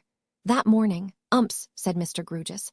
"He didn't say he was coming, perhaps." "Coming where? Anywhere, for instance," said Mr. Grewgious. "No, because here he is," said Mr. Grewgious, who had asked all these questions with his preoccupied glance directed out at window. "And he don't look agreeable, does he?" Mr.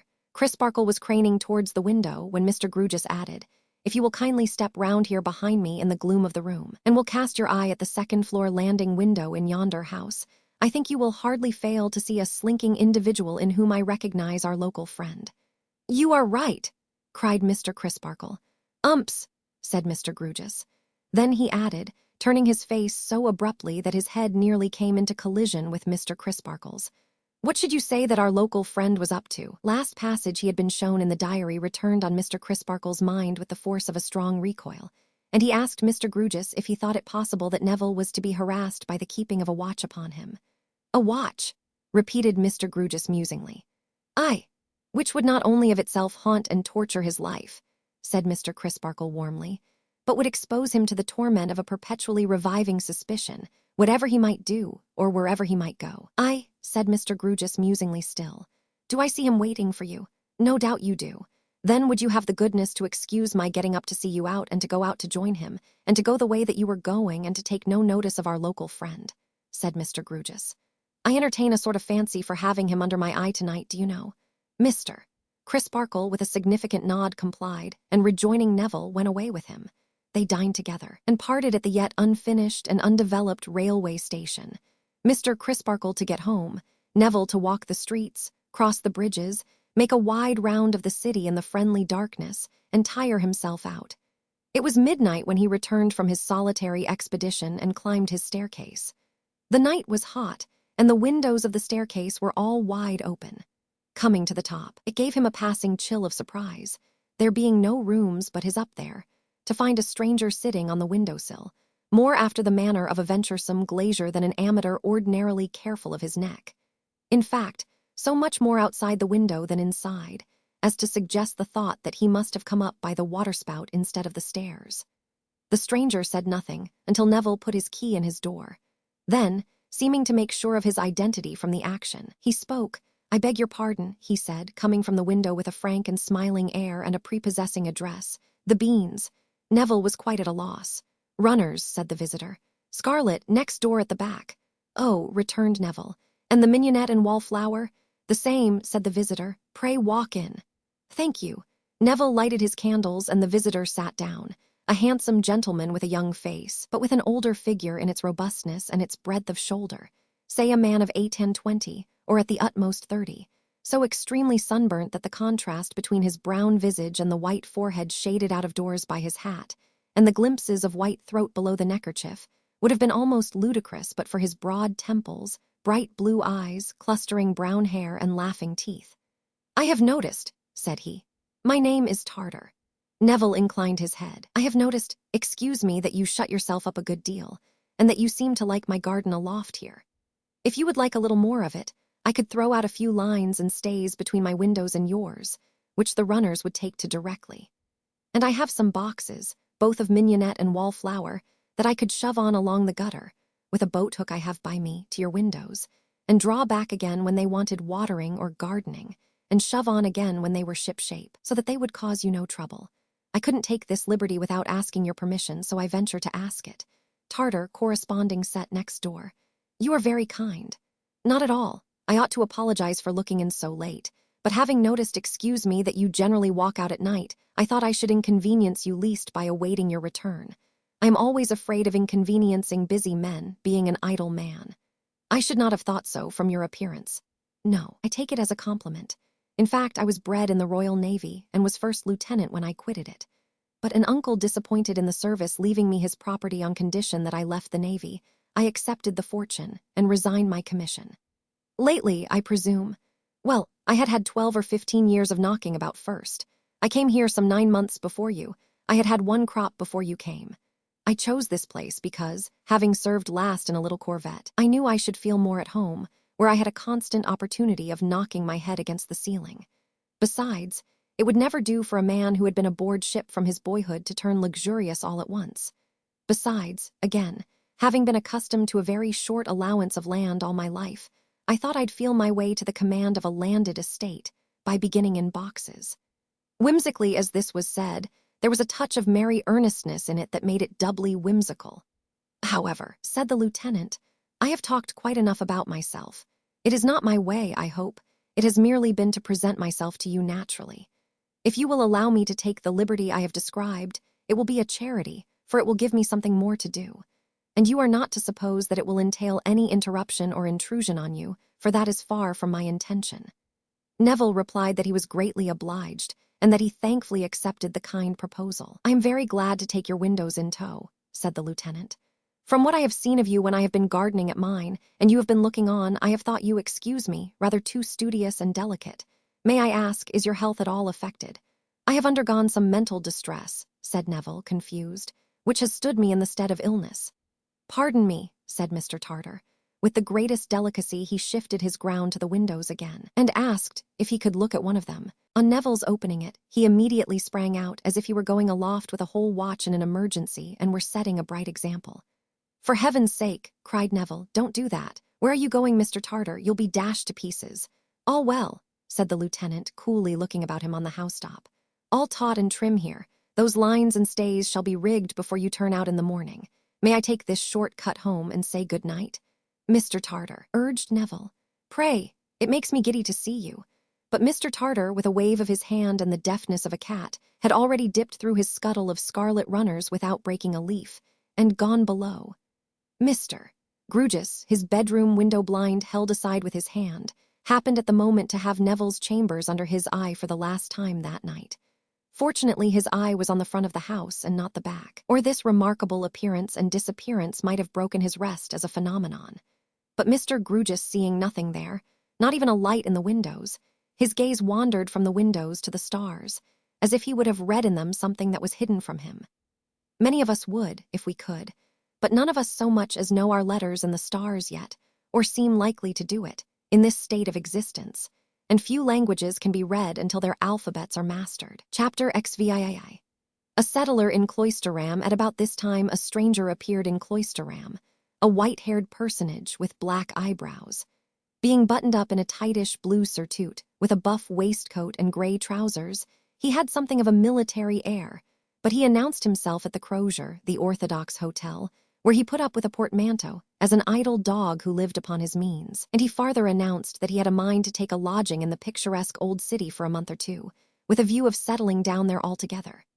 Both announcements were made in the coffee-room of the Crozier, to all whom it might or might not concern, by the stranger as he stood with his back to the empty fireplace, waiting for his fried sole, veal cutlet, and pint of sherry. And the waiter, business being chronically slack at the crozier, represented all whom it might or might not concern, and absorbed the whole of the information. This gentleman's white head was unusually large, and his shock of white hair was unusually thick and ample. "I suppose, waiter," he said, shaking his shock of hair as a Newfoundland dog might shake his before sitting down to dinner, "that a fair lodging for a single buffer might be found in these parts, eh?" The waiter had no doubt of it. "Something old," said the gentleman. "Take my hat down for a moment from that peg, will you?" "No, I don't want it. Look into it. What do you see written there?" The waiter read, "Datchery." "Now you know my name," said the gentleman. "Dick Datchery. Hang it up again. I was saying something old is what I should prefer, something odd and out of the way, something venerable, architectural, and inconvenient." "We have a good choice of inconvenient lodgings in the town, sir, I think," replied the waiter with modest confidence in its resources that way. "Indeed, I have no doubt that we could suit you that far, however particular you might be, but an architectural lodging." That seemed to trouble the waiter's head, and he shook it. "Anything cathedraly now," Mr. Datchery suggested. "Mr. Tope," said the waiter, brightening as he rubbed his chin with his hand, "would be the likeliest party to inform in that line." "Who is Mr. Tope?" inquired Dick Datchery. The waiter explained that he was the verger, and that Mrs. Tope had indeed once upon a time let lodgings herself or offered to let them, but that as nobody had ever taken them, Mrs. Tope's window bill, long a cloisteram institution, had disappeared, probably had tumbled down one day and never been put up again. "I'll call on Mrs. Tope," said Mr. Datchery, "after dinner." So when he had done his dinner, he was duly directed to the spot and sallied out for it. But the crozier being an hotel of a most retiring disposition, and the waiter's directions being fatally precise, he soon became bewildered, and went boggling about and about the cathedral tower, whenever he could catch a glimpse of it, with a general impression on his mind that Mrs. Tope's was somewhere very near it, and that, like the children in the game of hot-boiled beans and very good butter, he was warm in his search when he saw the tower, and cold when he didn't see it. He was getting very cold indeed when he came upon a fragment of burial ground in which an unhappy sheep was grazing. Unhappy, because a hideous small boy was stoning it through the railings, and had already lamed it in one leg, and was much excited by the benevolent sportsman-like purpose of breaking its other 3 legs and bringing it down. "I am again," cried the boy as the poor creature leaped, and made a dint in his wool. "Let him be," said Mr. Datchery. "Don't you see you have lamed him?" "Your lie," returned the sportsman. "'E went and lamed a-self. I see I am do it. And I jive. I am a shy as a witty warning to I am not to go bruisin'. Is master's mutton any more? Come here. I won't, I'll come when yer can catch me. Stay there then and show me which is Mr. Tope-s. How can I stay here and show you which is Topesies when Topesies is t'other side the Kinfriederal and over the crossings and round ever so many comers? Stupid. Yo-ah. Show me where it is and I'll give you something. Come on then." This brisk dialogue concluded. The boy led the way and by and by stopped at some distance from an arched passage, pointing. "Looky yonder. You see that there winder and door. That's Tope-s. Your lie, it ain't, that's Jasper-s." "Indeed," said Mr. Datchery with a second look of some interest. "Yes, and I ain't a-goin' no nearer, I am, I tell yer." "Why not?" "'Cause I ain't a-goin' to be lifted off my legs and ave my braces bust and be choked, not if I knows it. And not by I'm wait till I set a jolly good flint a-flyin' at the back o'. Is jolly old Ed some day. Now look t'other side the harch, not the side where Jarsper's door is, t'other side." "I see. A little way in that side there's a low door down 2 steps. That's Topesies with his name on a hovel plate." "Good. See here," said Mr. Datchery, producing a shilling. "You owe me half of this." "Your lie, I don't owe yer nothing, I never seen yer." "I tell you you owe me half of this, because I have no 6pence in my pocket. So the next time you meet me you shall do something else for me to pay me." "All right, give us old. What is your name and where do you live?" "Deputy, Traveller's Twopenny, cross the green." The boy instantly darted off with the shilling, lest Mr. Datchery should repent, but stopped at a safe distance, on the happy chance of his being uneasy in his mind about it, to goad him with a demon dance expressive of its irrevocability. Mr. Datchery, taking off his hat to give that shock of white hair of his another shake, seemed quite resigned, and betook himself whither he had been directed. Mr. Tope's official dwelling, communicating by an upper stair with Mr. Jasper's, hence Mrs. Tope's attendance on that gentleman, was of very modest proportions, and partook of the character of a cool dungeon. Its ancient walls were massive, and its rooms rather seemed to have been dug out of them, than to have been designed beforehand with any reference to them. The main door opened at once on a chamber of no describable shape, with a groined roof, which in its turn opened on another chamber of no describable shape, with another groined roof, their windows small, and in the thickness of the walls. These two chambers, close as to their atmosphere and swarthy as to their illumination by natural light, were the apartments which Mrs. Tope had so long offered to an unappreciative city. Mr. Datchery, however, was more appreciative. He found that if he sat with the main door open, he would enjoy the passing society of all comers to and fro by the gateway, and would have light enough. He found that if Mr. and Mrs. Tope, living overhead, used for their own egress and ingress a little side stair that came plump into the precincts by a door opening outward, to the surprise and inconvenience of a limited public of pedestrians in a narrow way, he would be alone, as in a separate residence. He found the rent moderate, and everything as quaintly inconvenient as he could desire.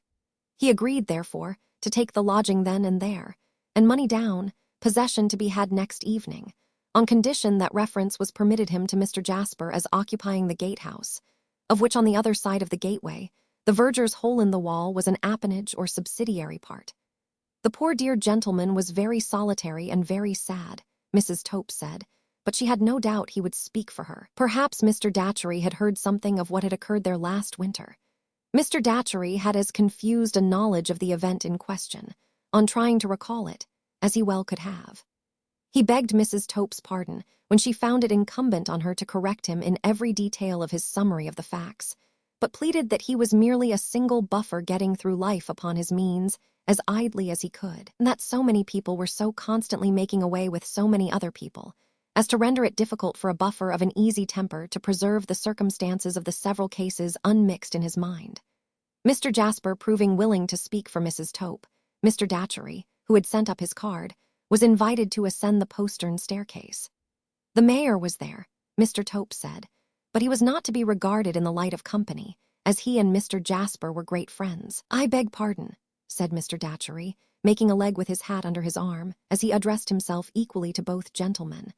"A selfish precaution on my part, and not personally interesting to anybody but myself, but as a buffer living on his means, and having an idea of doing it in this lovely place in peace and quiet, for remaining span of life, I beg to ask if the Tope family are quite respectable." Mr. Jasper could answer for that without the slightest hesitation. "That is enough, sir," said Mr. Datchery. "My friend the mayor," added Mr. Jasper, presenting Mr. Datchery with a courtly motion of his hand towards that potentate, "whose recommendation is actually much more important to a stranger than that of an obscure person like myself, will testify in their behalf, I am sure."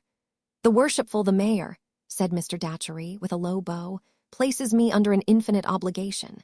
"Very good people, sir, Mr. and Mrs. Tope," said Mr. Sapsea with condescension. "Very good opinions, very well behaved, very respectful, much approved by the dean and chapter." "The worshipful the mayor gives them a character," said Mr. Datchery, "of which they may indeed be proud. I would ask his honor, if I might be permitted, whether there are not many objects of great interest in the city which is under his beneficent sway." "We are, sir," returned Mr. Sapsea, "an ancient city and an ecclesiastical city. We are a constitutional city, as it becomes such a city to be, and we uphold and maintain our glorious privileges." "His honor," said Mr. Datchery, bowing, "inspires me with a desire to know more of the city and confirms me in my inclination to end my days in the city." "Retired from the army, sir," suggested Mr. Sapsea. "His honor the mayor does me too much credit," returned Mr. Datchery. "Navy, sir," suggested Mr. Sapsea. "Again," repeated Mr. Datchery, "his honor the mayor does me too much credit." "Diplomacy is a fine profession," said Mr. Sapsea, as a general remark. "There, I confess, his honor the mayor is too many for me," said Mr. Datchery, with an ingenious smile and bow. "Even a diplomatic bird must fall to such a gun." Now this was very soothing. Here was a gentleman of a great, not to say a grand address, accustomed to rank and dignity, really setting a fine example how to behave to a mayor. There was something in that third-person style of being spoken to that Mr. Sapsea found particularly recognizant of his merits and position. "But I crave pardon," said Mr. Datchery. "His honor the mayor will bear with me if for a moment I have been deluded into occupying his time, and have forgotten the humble claims upon my own of my hotel, the Crozier." "Not at all, sir," said Mr. Sapsea. "I am returning home, and if you would like to take the exterior of our cathedral in your way, I shall be glad to point it out." "His honor the mayor," said Mr. Datchery, is more than kind and gracious. As Mr. Datchery, when he had made his acknowledgments to Mr. Jasper, could not be induced to go out of the room before the worshipful led the way downstairs, Mr. Datchery following with his hat under his arm and his shock of white hair streaming in the evening breeze. "Might I ask his honor," said Mr. Datchery, "whether that gentleman we have just left is the gentleman of whom I have heard in the neighborhood as being much afflicted by the loss of a nephew and concentrating his life on avenging the loss?" "That is the gentleman, John Jasper, sir. Would his honor allow me to inquire whether there are strong suspicions of anyone?" "More than suspicions, sir," returned Mr. Sapsea, "all but certainties." "Only think now," cried Mr. Datchery. "But proof, sir, proof must be built up stone by stone," said the mayor. "As I say, the end crowns the work. It is not enough that justice should be morally certain, she must be immorally certain, legally, that is." "His honor," said Mr. Datchery, "reminds me of the nature of the law, immoral, how true." "As I say, sir," pompously went on the mayor, "the arm of the law is a strong arm and a long arm. That is the way I put it, a strong arm and a long arm." "How forcible! And yet again how true," murmured Mr. Datchery. "And without betraying what I call the secrets of the prison house," said Mr. Sapsea. "The secrets of the prison house is the term I used on the bench." "And what other term than his honors would express it?" said Mr. Datchery. "Without, I say, betraying them, I predict to you, knowing the iron will of the gentleman we have just left, I take the bold step of calling it iron on account of its strength, that in this case the long arm will reach, and the strong arm will strike. This is our cathedral, sir. The best judges are pleased to admire it, and the best among our townsmen own to being a little vain of it." All this time Mr. Datchery had walked with his hat under his arm, and his white hair streaming. He had an odd momentary appearance upon him of having forgotten his hat, when Mr. Sapsea now touched it, and he clapped his hand up to his head, as if with some vague expectation of finding another hat upon it. "Pray be covered, sir," entreated Mr. Sapsea, magnificently plying. "I shall not mind it, I assure you." "His honor is very good, but I do it for coolness," said Mr. Datchery. Then Mr. Datchery admired the cathedral, and Mr. Sapsea pointed it out as if he himself had invented and built it. There were a few details indeed of which he did not approve, but those he glossed over, as if the workmen had made mistakes in his absence. The cathedral disposed of, he led the way by the churchyard, and stopped to extol the beauty of the evening, by chance in the immediate vicinity of Mrs. Sapsea's epitaph. "And by the by," said Mr. Sapsea, appearing to descend from an elevation to remember it all of a sudden, like Apollo shooting down from Olympus to pick up his forgotten lyre, "that is one of our small lions. The partiality of our people has made it so, and strangers have been seen taking a copy of it now and then. I am not a judge of it myself, for it is a little work of my own. But it was troublesome to turn, sir. I may say, difficult to turn with elegance." Mr. Datchery became so ecstatic over Mr. Sapsea's composition that, in spite of his intention to end his days in Cloisterham, and therefore his probably having in reserve many opportunities of copying it, he would have transcribed it into his pocketbook on the spot, but for the slouching towards them of its material producer and perpetuator, Durdles, whom Mr. Sapsea hailed, not sorry to show him a bright example of behavior to superiors. "Ah, Durdles, this is the mason, sir, one of our Cloisterham worthies. Everybody here knows Durdles. Mr. Datchery, Durdles, a gentleman who is going to settle here." "I wouldn't do it if I was him," growled Durdles. "We're a heavy lot." "You surely don't speak for yourself, Mr. Durdles," returned Mr. Datchery, "any more than for his honor." "Who's his honor?" demanded Durdles. "His honor the mayor." "I never was brought afore him," said Durdles, with anything but the look of a loyal subject of the mayoralty, "and it'll be time enough for me to honor him when I am. Until which and when and where, Mr. Sapsea is his name, England is his nation, Cloisterham's his dwelling place, auctioneer's his occupation." Here, deputy, preceded by a flying oyster shell, appeared upon the scene, and requested to have the sum of threepence instantly chucked to him by Mr. Durdles, whom he had been vainly seeking up and down, as lawful wages overdue. While that gentleman, with his bundle under his arm, slowly found and counted out the money, Mr. Sapsea informed the new settler of Durdles's habits, pursuits, abode, and reputation. "I suppose a curious stranger might come to see you, and your works, Mr. Durdles, at any odd time," said Mr. Datchery upon that. "Any gentleman is welcome to come and see me any evening if he brings liquor for two with him," turned Durdles, with a penny between his teeth and certain halfpence in his hands. "Or if he likes to make it twice too, he'll be doubly welcome. I shall come. Master Deputy, what do you owe me?" "A job. Mind you pay me honestly with the job of showing me Mr. Durdles's house when I want to go there." Deputy, with a piercing broadside of whistle through the whole gap in his mouth, as a receipt in full for all arrears, vanished.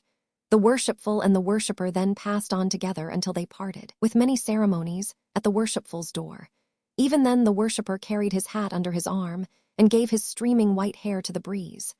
Said Mr. Datchery to himself that night, as he looked at his white hair in the gas-lighted looking-glass over the coffee-room chimney-piece at the Crozier, and shook it out.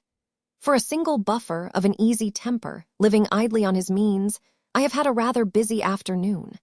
Chapter XIX. Shadow on the sundial again, Miss Twinkleton has delivered her valedictory address, with the accompaniments of white wine and pound cake, and again the young ladies have departed to their several homes. Helena Landless has left the nun's house to attend her brother's fortunes, and pretty Rosa is alone. Cloisterham is so bright and sunny in these summer days that the cathedral and the monastery ruins show as if their strong walls were transparent.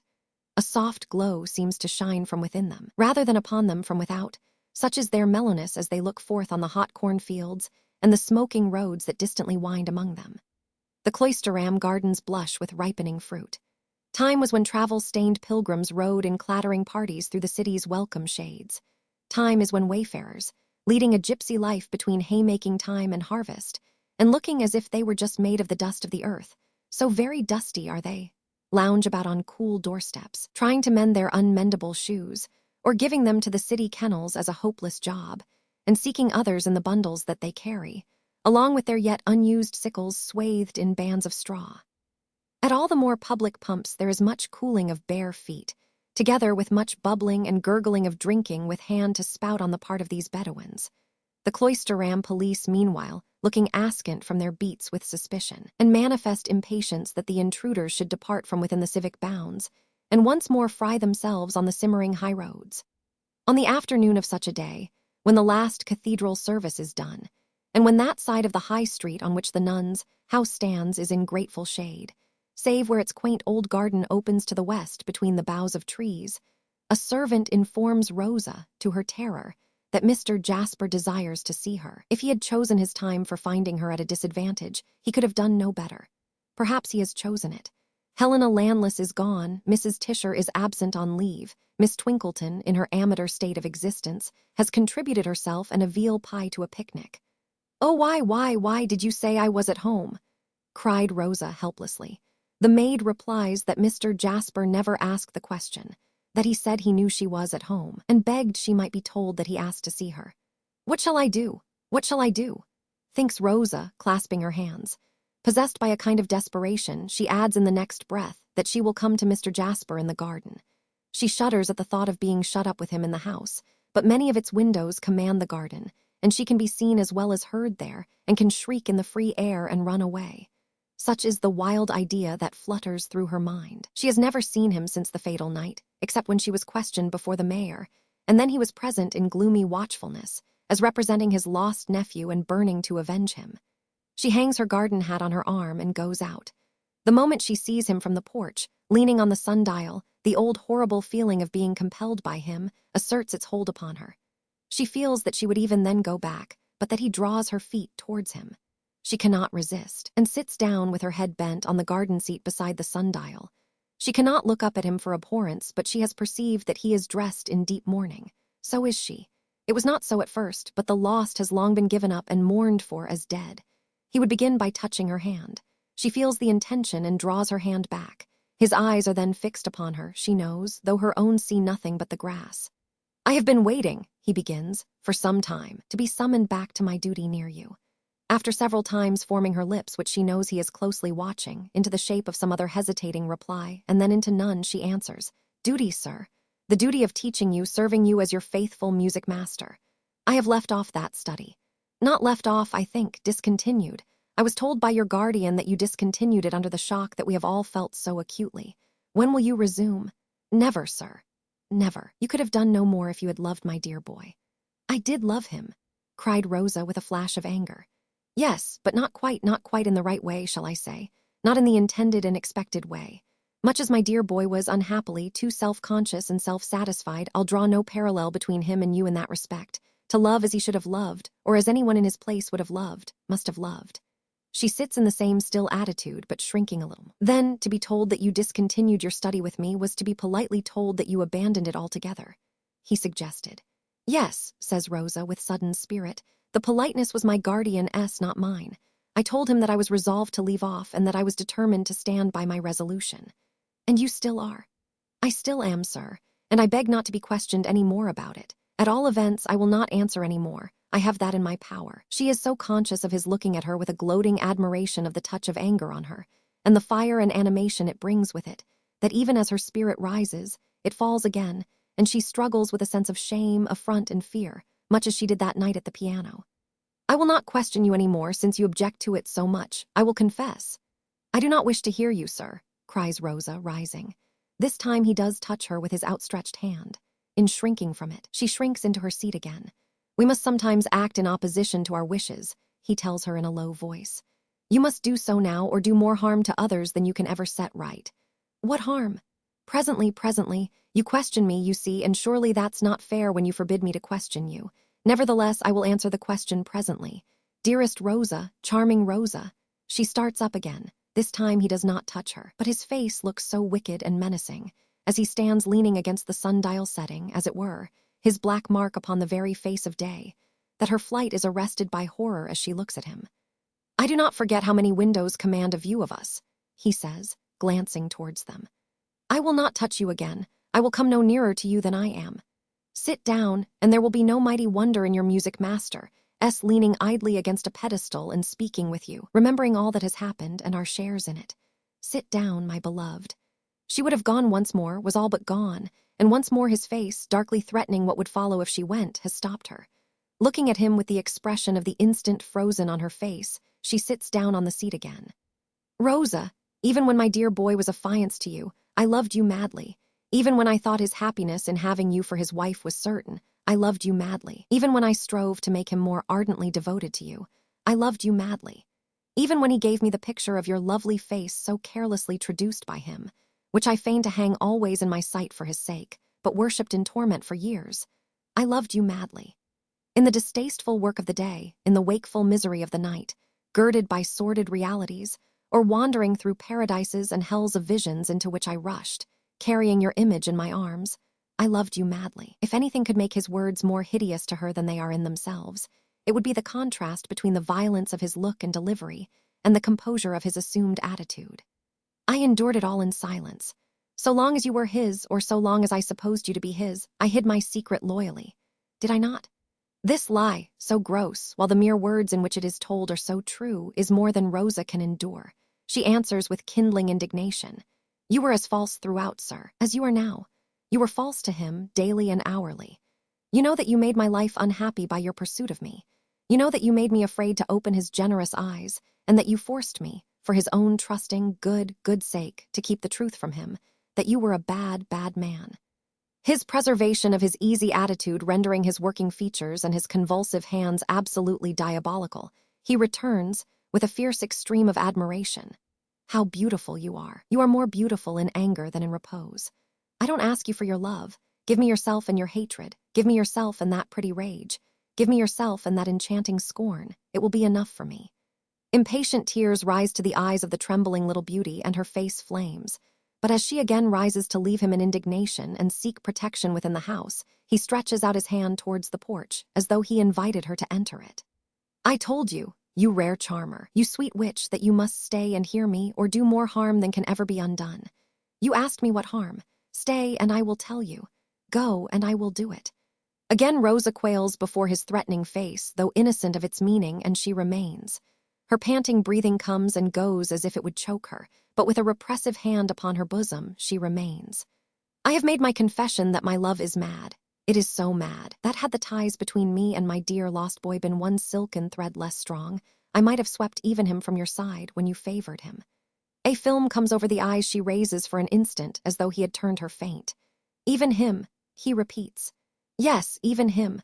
Rosa, you see me and you hear me. Judge for yourself whether any other admirer shall love you in life whose life is in my hand. What do you mean, sir? I mean to show you how mad my love is. It was hawked through the late inquiries by Mr. Crisparkle that young Landless had confessed to him that he was a rival of my lost boy. In these times of ours, though concerning the exact year there is no need to be precise. A boat of dirty and disreputable appearance, with 2 figures in it, floated on the Thames, between Southwark Bridge, which is of iron, and London Bridge, which is of stone, as an autumn evening was closing in. The figures in this boat were those of a strong man with ragged grizzled hair and a sun-browned face, and a dark girl of 19 or 20, sufficiently like him to be recognizable as his daughter. The girl rowed, pulling a pair of sculls very easily. The man, with the rudder line slack in his hands, and his hands loose in his waistband, kept an eager look-out. He had no net, hook, or line, and he could not be a fisherman. His boat had no cushion for a sitter, no paint, no inscription, no appliance beyond a rusty boat-hook and a coil of rope, and he could not be a waterman. His boat was too crazy and too small to take in cargo for delivery, and he could not be a lighterman or river carrier. There was no clue to what he looked for, but he looked for something, with a most intent and searching gaze.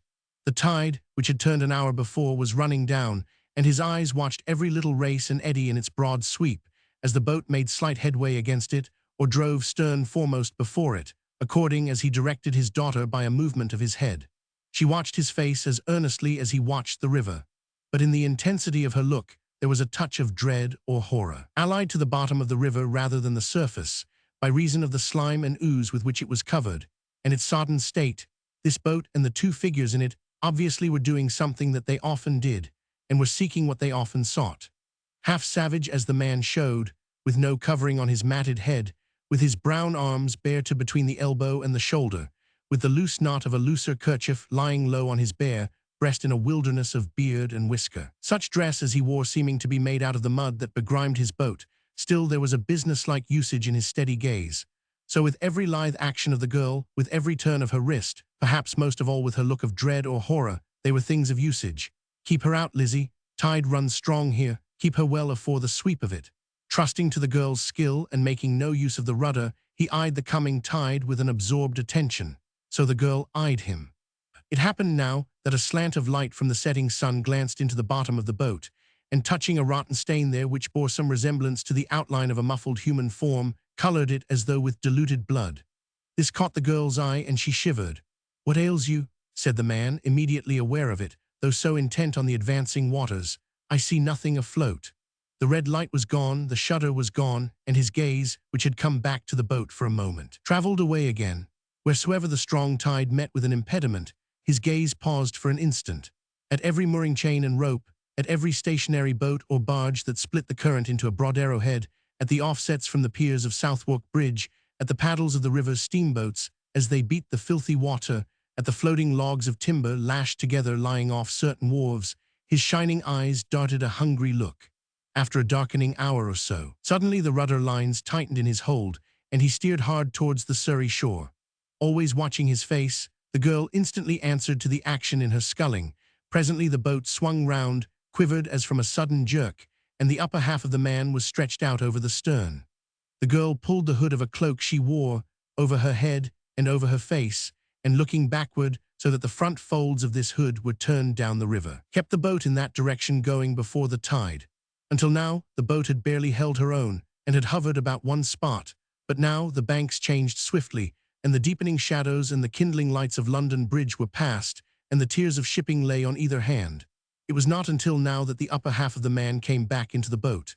His arms were wet and dirty, and he washed them over the side. In his right hand he held something, and he washed that in the river too. It was money. He chinked it once, and he blew upon it once, and he spat upon it once, for luck, he hoarsely said before he put it in his pocket. "Lizzie." The girl turned her face towards him with a start and rowed in silence. Her face was very pale. He was a hook-nosed man, and with that and his bright eyes and his ruffled head bore a certain likeness to a roused bird of prey. "Take that thing off your face." She put it back. "Here, and give me hold of the sculls. I'll take the rest of the spell." "No, no, father, no, I can't indeed. Father, I cannot sit so near it." He was moving towards her to change places, but her terrified expostulation stopped him, and he resumed his seat. "What hurt can it do you?" "None, none, but I cannot bear it. It's my belief you hate the sight of the very river." I do not like it, father. As if it wasn't your living, as if it wasn't meat and drink to you." At these latter words the girl shivered again, and for a moment paused in her rowing, seeming to turn deadly faint. It escaped his attention, for he was glancing over the stern at something the boat had in tow. "How can you be so thankless to your best friend, Lizzie? The very fire that warmed you when you were a babby was picked out of the river alongside the coal barges. The very basket that you slept in, the tide washed ashore. The very rockers that I put it upon to make a cradle of it, I cut out of a piece of wood that drifted from some ship or another. Lizzie took her right hand from the skull it held and touched her lips with it, and for a moment held it out lovingly towards him. Then, without speaking, she resumed her rowing, as another boat of similar appearance, though in rather better trim, came out from a dark place and dropped softly alongside. "In luck again, Gaffer," said a man with a squinting leer who sculled her and who was alone. "I knowed you was in luck again by your wake as you come down." "Ah," replied the other dryly, "so you're out, are you?" "Yes, pardner." There was now a tender yellow moonlight on the river, and the newcomer, keeping half his boat's length astern of the other boat, looked hard at its track. "I says to myself," he went on, "directly you hove in view, yonder's Gaffer and in luck again, by George if he ai. Skull it is, pardner, don't fret yourself, I didn't touch him." This was in answer to a quick impatient movement on the part of Gaffer, the speaker at the same time unshipping his skull on that side, and laying his hand on the gunwale of Gaffer's boat and holding to it. "He's had touches enough not to want no more, as well as I make him out, Gaffer. Been a-knocking about with a pretty many tides, ain't he, pardner? Such is my out-of-luck ways, you see. He must have passed me when he went up last time, for I was on the lookout below bridge here. I most think you're like the Walters, pardner, and sent 'em out." He spoke in a dropped voice, and with more than one glance at Lizzie, who had pulled on her hood again.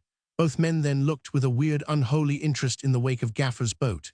"Easy does it betwixt us. Shall I take him aboard, pardner?" "No," said the other, in so surly a tone that the man, after a blank stare, acknowledged it with the retort. "Aren't been eating nothing as has disagreed with you, have you, pardner?" "Why, yes, I have," said Gaffer. "I have been swallowing too much of that word, pardner." "No pardner of yours. Since when was you no pardner of mine, Gaffer Hexam Esquire?" "Since you was accused of robbing a man, accused of robbing a live man," said Gaffer with great indignation.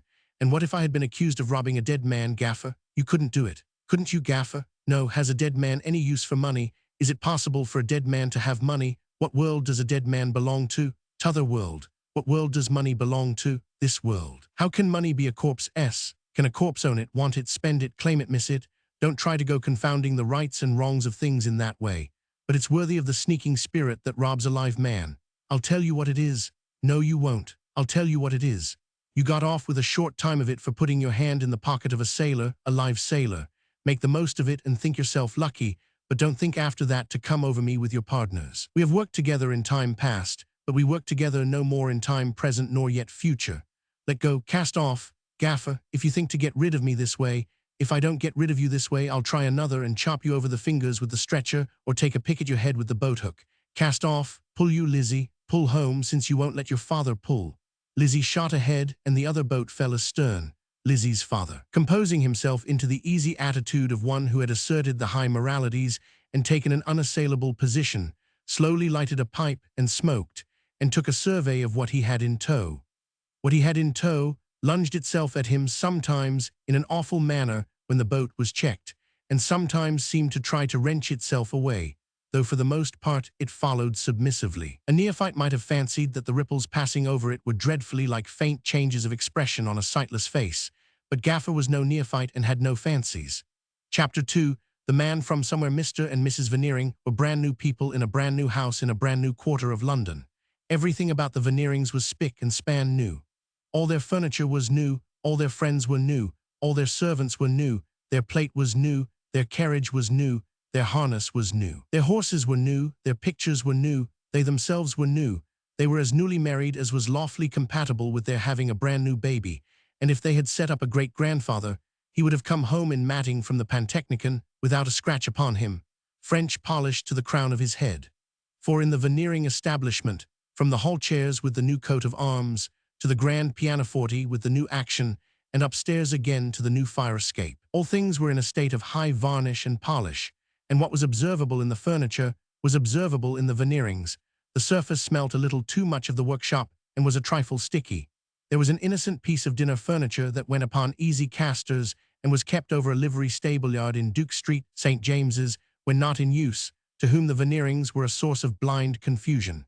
The name of this article was Twemlow, being first cousin to Lord Snigsworth. He was in frequent requisition, and at many houses might be said to represent the dining table in its normal state. Mr. and Mrs. Veneering, for example, arranging a dinner, habitually started with Twemlow, and then put leaves in him or added guests to him. Sometimes the table consisted of Twemlow and half a dozen leaves, sometimes of Twemlow and a dozen leaves. Sometimes Twemlow was pulled out to his utmost extent of 20 leaves. Mr. and Mrs. Veneering on occasions of ceremony faced each other in the center of the board, and thus the parallel still held, for it always happened that the more Twemlow was pulled out, the further he found himself from the center and nearer to the sideboard at one end of the room or the window curtains at the other. But it was not this which steeped the feeble soul of Twemlow in confusion. This he was used to and could take soundings of, the abyss to which he could find no bottom, and from which started forth the engrossing and ever-swelling difficulty of his life, was the insoluble question whether he was Veneering's oldest friend or newest friend. To the excogitation of this problem, the harmless gentleman had devoted many anxious hours, both in his lodgings over the livery stable-yard and in the cold gloom, favorable to meditation, of St. James's Square. Thus, Twemlow had first known Veneering at his club, where Veneering then knew nobody but the man who made them known to one another, who seemed to be the most intimate friend he had in the world, and whom he had known 2 days, the bond of union between their souls. The nefarious conduct of the committee respecting the cookery of a fillet of veal having been accidentally cemented at that date. Immediately upon this, Twemlow received an invitation to dine with Veneering, and dined, the man being of the party. Immediately upon that, Twemlow received an invitation to dine with the man, and dined, Veneering being of the party. At the man's were a member, an engineer, a payer-off of the national debt, a poem on Shakespeare, a grievance, and a public office, who all seemed to be utter strangers to Veneering. And yet immediately after that, Twemlow received an invitation to dine at Veneering's, expressly to meet the member, the engineer, the payer-off of the national debt, the poem on Shakespeare, the grievance, and the public office, and dining, discovered that all of them were the most intimate friends Veneering had in the world, and that the wives of all of them, who were all there, were the objects of Mrs. Veneering's most devoted affection and tender confidence. Thus it had come about that Mr. Twemlow had said to himself in his lodgings, with his hand to his forehead, "I must not think of this. This is enough to soften any man's brain," and yet was always thinking of it, and could never form a conclusion. This evening the Veneerings give a banquet. 11 leaves in the Twemlow, 14 in company all told. 4 pigeon-breasted retainers in plain clothes stand in line in the hall. A 5th retainer, proceeding up the staircase with a mournful air, as who should say, "Here is another wretched creature come to dinner, such is life," announces, "Mr. Twemlow." Mrs. Veneering welcomes her sweet Mr. Twemlow. Mr. Veneering welcomes his dear Twemlow. Mrs. Veneering does not expect that Mr. Twemlow can in nature care much for such insipid things as babies, but so old a friend must please to look at baby. "Ah, you will know the friend of your family better, Tut Liams," says Mr. Veneering, nodding emotionally at that new article, "when you begin to take notice." He then begs to make his dear Twemlow known to his 2 friends, Mr. Boots and Mr. Brewer, and clearly has no distinct idea which is which. But now a fearful circumstance occurs. "Mr. and Mrs. Podsnap, my dear," says Mr. Veneering to Mrs. Veneering, with an air of much friendly interest, while the door stands open, the Podsnaps, a too smiling large man, with a fatal freshness on him, appearing with his wife, instantly deserts his wife and darts at Twemlow with, "How do you do? So glad to know you. Charming house you have here. I hope we are not late. So glad of the opportunity, I am sure." When the first shock fell upon him, Twemlow twice skipped back in his neat little shoes and his neat little silk stockings of a bygone fashion, as if impelled to leap over a sofa behind him, but the large man closed with him and proved too strong. "Let me," says the large man, trying to attract the attention of his wife in the distance, "have the pleasure of presenting Mrs. Podsnap to her host. She will be," in his fatal freshness he seems to find perpetual verdure and eternal youth in the phrase, "she will be so glad of the opportunity, I am sure." In the meantime, Mrs. Podsnap, unable to originate a mistake on her own account, because Mrs. Veneering is the only other lady there, does her best in the way of handsomely supporting her husband's, looking towards Mr. Twemlow with a plaintive countenance, and remarking to Mrs. Veneering in a feeling manner, firstly, that she fears he has been rather bilious of late, and secondly, that the baby is already very like him. It is questionable whether any man quite relishes being mistaken for any other man, but Mr. Veneering, having this very evening set up the shirt front of the young Antonoos in new-worked cambric, just come home, is not at all complimented by being supposed to be Twemlow, who is dry and weazen, and some 30 years older. Mrs. Veneering equally resents the imputation of being the wife of Twemlow. As to Twemlow, he is so sensible of being a much better bred man than Veneering, that he considers the large man an offensive ass. In this complicated dilemma, Mr. Veneering approaches the large man with extended hand and smilingly assures that incorrigible personage that he is delighted to see him, who in his fatal freshness instantly replies, "Thank you. I'm ashamed to say that I cannot at this moment recall where we met, but I am so glad of this opportunity, I am sure." Then pouncing upon Twemlow, who holds back with all his feeble might, he is hailing him off to present him, as Veneering, to Mrs. Podsnap, when the arrival of more guests unravels the mistake. Whereupon, having reshaken hands with Veneering as Veneering, he reshakes hands with Twemlow as Twemlow, and winds it all up to his own perfect satisfaction by saying to the last named, "Ridiculous opportunity, but so glad of it, I am sure." Now, Twemlow, having undergone this terrific experience, having likewise noted the fusion of Boots in Brewer and Brewer in Boots, and having further observed that of the remaining 7 guests 4 discrete characters enter with wandering eyes, and wholly decline to commit themselves as to which is Veneering, until Veneering has them in his grasp, Twemlow, having profited by these studies, finds his brain wholesomely hardening as he approaches the conclusion that he really is Veneering's oldest friend, when his brain softens again and all is lost, through his eyes encountering Veneering and the large man linked together as twin brothers in the back drawing-room near the conservatory door, and through his ears informing him in the tones of Mrs. Veneering that the same large man is to be baby's godfather. Dinner is on the table. Thus the melancholy retainer, as who should say, "Come down and be poisoned." Ye unhappy children of men, Twemlow, having no lady assigned him, goes down in the rear, with his hand to his forehead. Boots and Brewer, thinking him indisposed, whisper, "Man faint, had no lunch." But he is only stunned by the unvanquishable difficulty of his existence. Revived by soup, Twemlow discourses mildly of the court circular with Boots and Brewer. Is appealed to, at the fish stage of the banquet, by Veneering. On the disputed question whether his cousin Lord Snigsworth is in or out of town, gives it that his cousin is out of town. At Snigsworthy Park, Veneering inquires. At Snigsworthy, Twemlow rejoins. Boots and Brewer regard this as a man to be cultivated, and Veneering is clear that he is a remunerative article. Meantime, the retainer goes round, like a gloomy analytical chemist, always seeming to say, after Chablis, "Sir, you wouldn't if you knew what it's made of." The great looking-glass above the sideboard reflects the table and the company, reflects the new Veneering crest, in gold and eke in silver, frosted and also thawed, a camel of all work. The Herald's College found out a crusading ancestor for Veneering who bore a camel on his shield, or might have done it if he had thought of it, and a caravan of camels take charge of the fruits and flowers and candles, and kneel down to be loaded with the salt. Reflects Veneering, 40, wavy-haired, dark, tending to corpulence, sly, mysterious, filmy, a kind of sufficiently well-looking veiled prophet, not prophesying. Reflects Mrs. Veneering, fair, aquiline-nosed and fingered, not so much light hair as she might have, gorgeous in raiment and jewels, enthusiastic, propitiatory, conscious that a corner of her husband's veil is over herself. Reflects Podsnap, prosperously feeding, 2 little light-colored wiry wings, one on either side of his else bald head, looking as like his hairbrushes as his hair. Dissolving view of red beads on his forehead, large allowance of crumpled shirt collar up behind. Reflects Mrs. Podsnap, fine woman for Professor Owen, quantity of bone, neck and nostrils like a rocking horse, hard features, majestic headdress in which Podsnap has hung golden offerings. Reflects Twemlow, grey, dry, polite, susceptible to east wind, first gentleman in Europe, collar and cravat, cheeks drawn in, as if he had made a great effort to retire into himself some years ago, and had got so far and had never got any farther.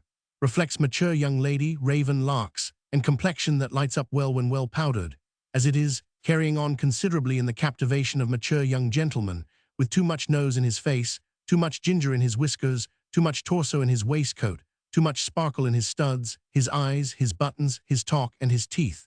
Reflects charming old Lady Tippins on Veneering's right, with an immense obtuse drab oblong face, like a face in a tablespoon, and a dyed long walk up the top of her head, as a convenient public approach to the bunch of false hair behind, pleased to patronize Mrs. Veneering opposite, who is pleased to be patronized.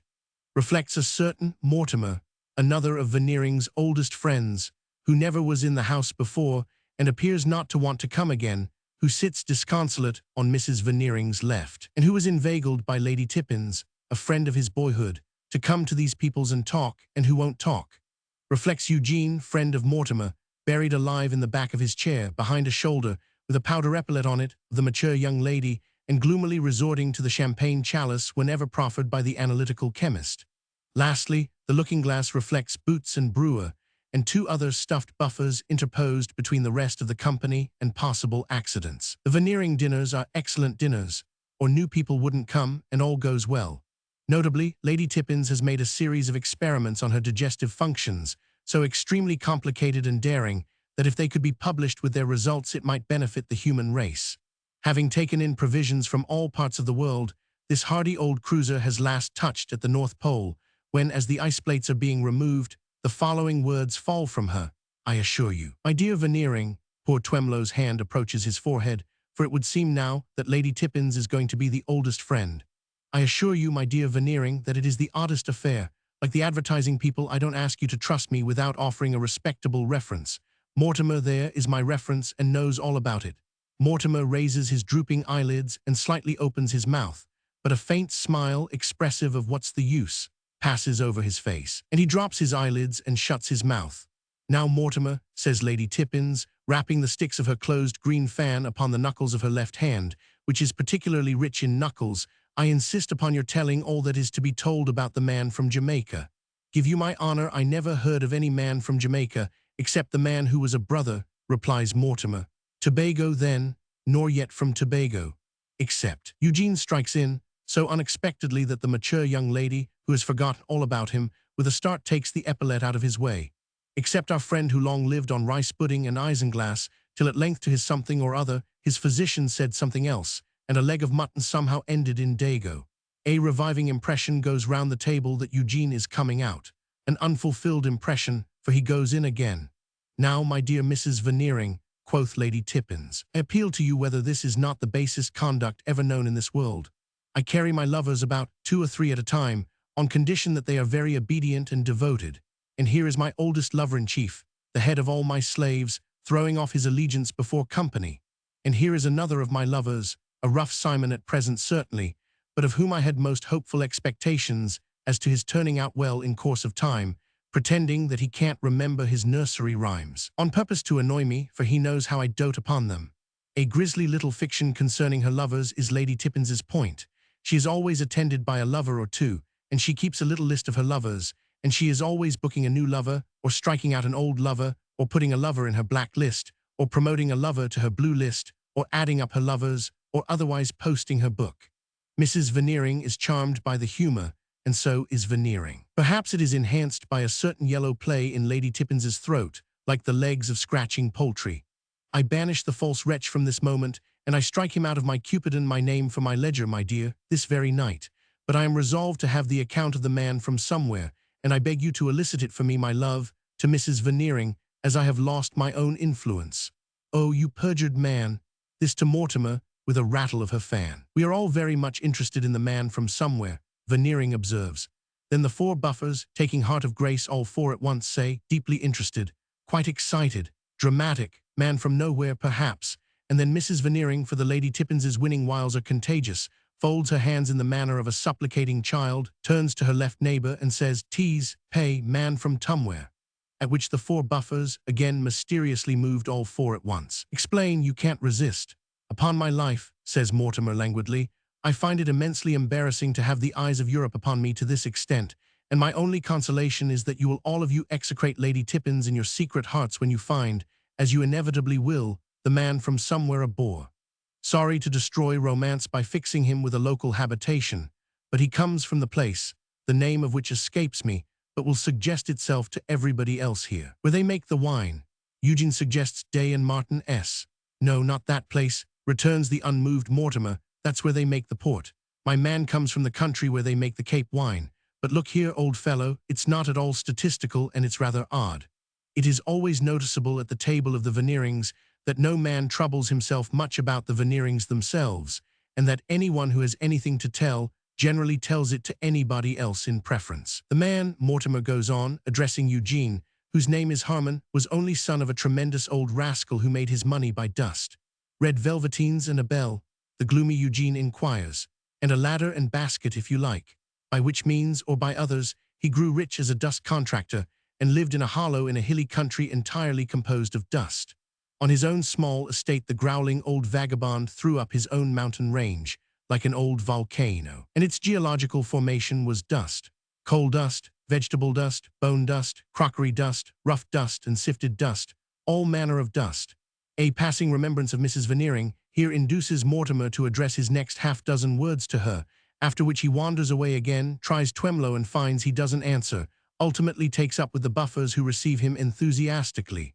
The moral being, I believe that's the right expression of this exemplary person, derived its highest gratification from anathematizing his nearest relations and turning them out of doors.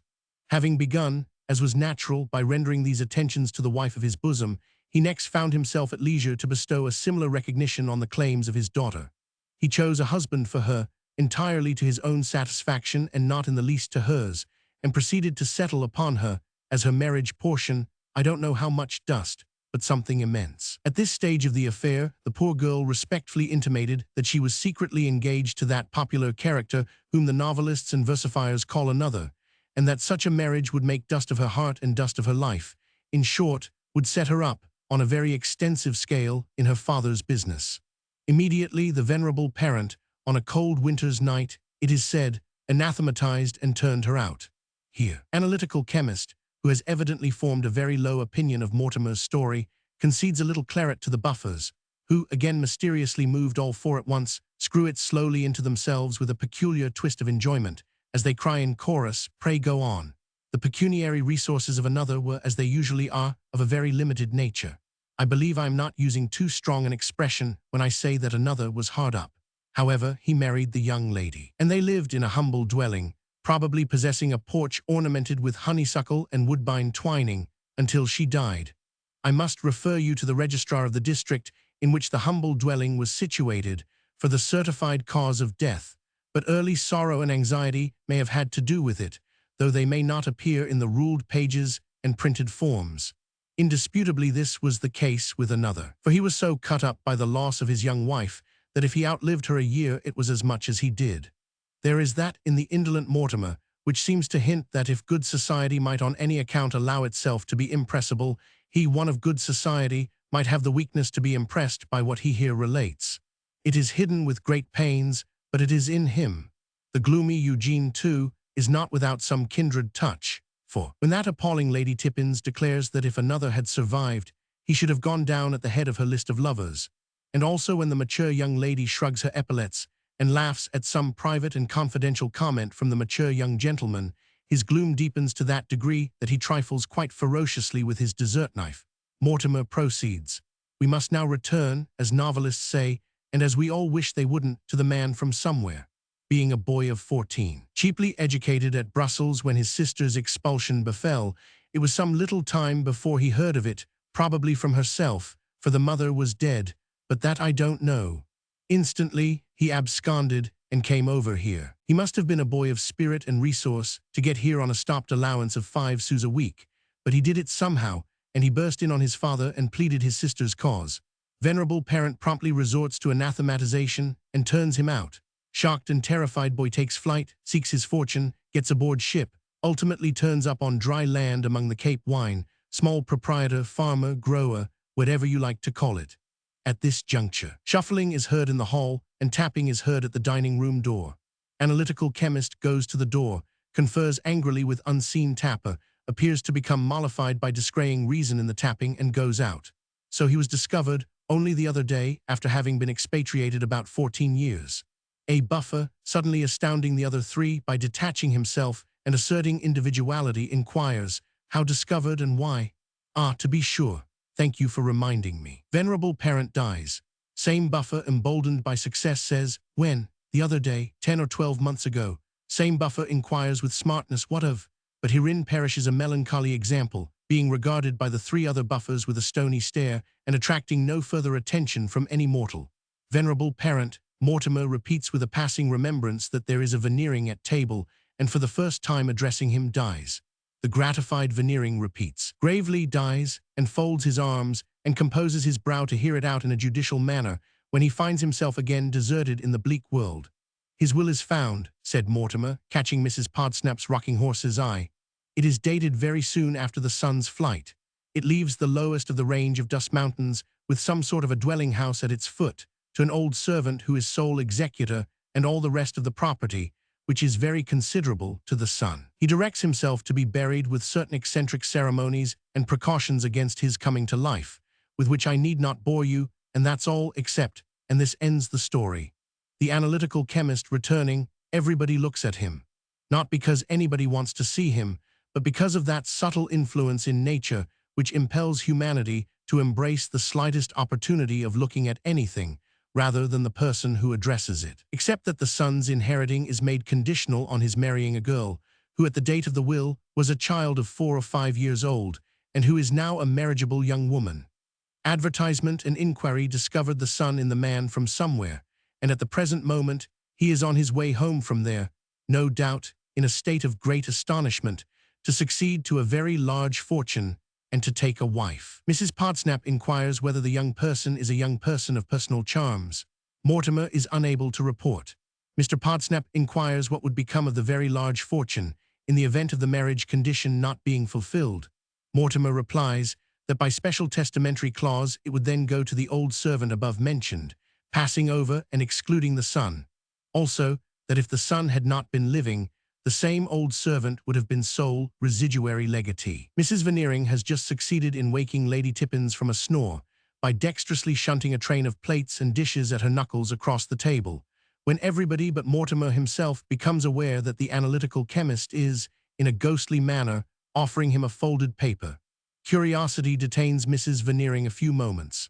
Mortimer, in spite of all the arts of the chemist, placidly refreshes himself with a glass of Madeira, and remains unconscious of the document which engrosses the general attention, until Lady Tippins, who has a habit of waking totally insensible, having remembered where she is, and recovered a perception of surrounding objects, says, "Falser man than Don Juan, why don't you take the note from the commendator?" Upon which the chemist advances it under the nose of Mortimer, who looks round at him and says, "What's this?" Analytical chemist bends and whispers, "Who?" says Mortimer. Analytical chemist again bends and whispers.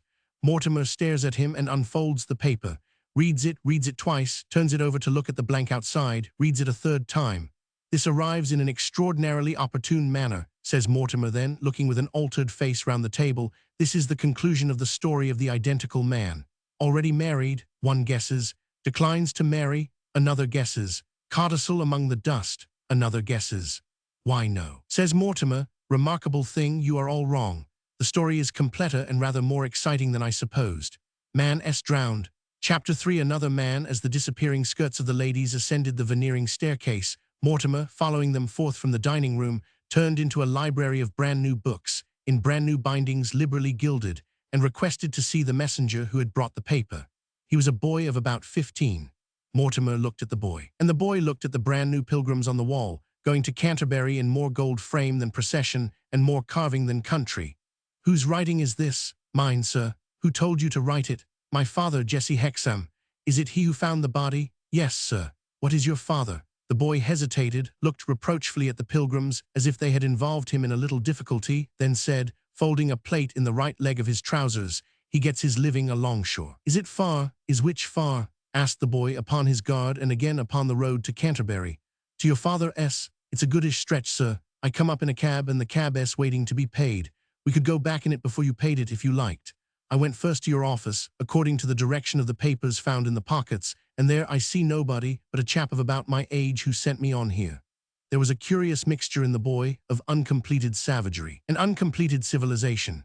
His voice was hoarse and coarse, and his face was coarse, and his stunted figure was coarse, but he was cleaner than other boys of his type, and his writing, though large and round, was good, and he glanced at the backs of the books with an awakened curiosity that went below the binding. No one who can read ever looks at a book, even unopened on a shelf, like one who cannot. "Were any means taken, do you know, boy, to ascertain if it was possible to restore life?" Mortimer inquired as he sought for his hat. "You wouldn't ask, sir, if you knew his state. Pharaoh's multitude that were drowned in the Red Sea ain't more beyond restoring to life. If Lazarus was only half as far gone, that was the greatest of all the miracles." "Halloa!" cried Mortimer, turning round with his hat upon his head. "You seem to be at home in the Red Sea, my young friend.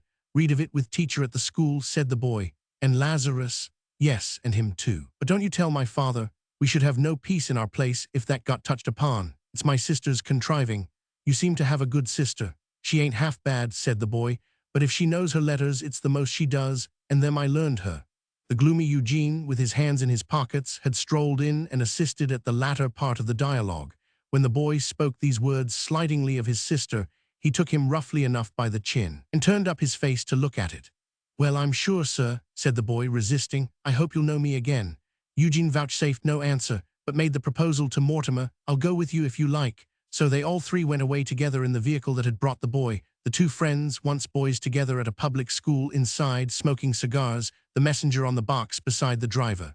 Let me see, said Mortimer as they went along.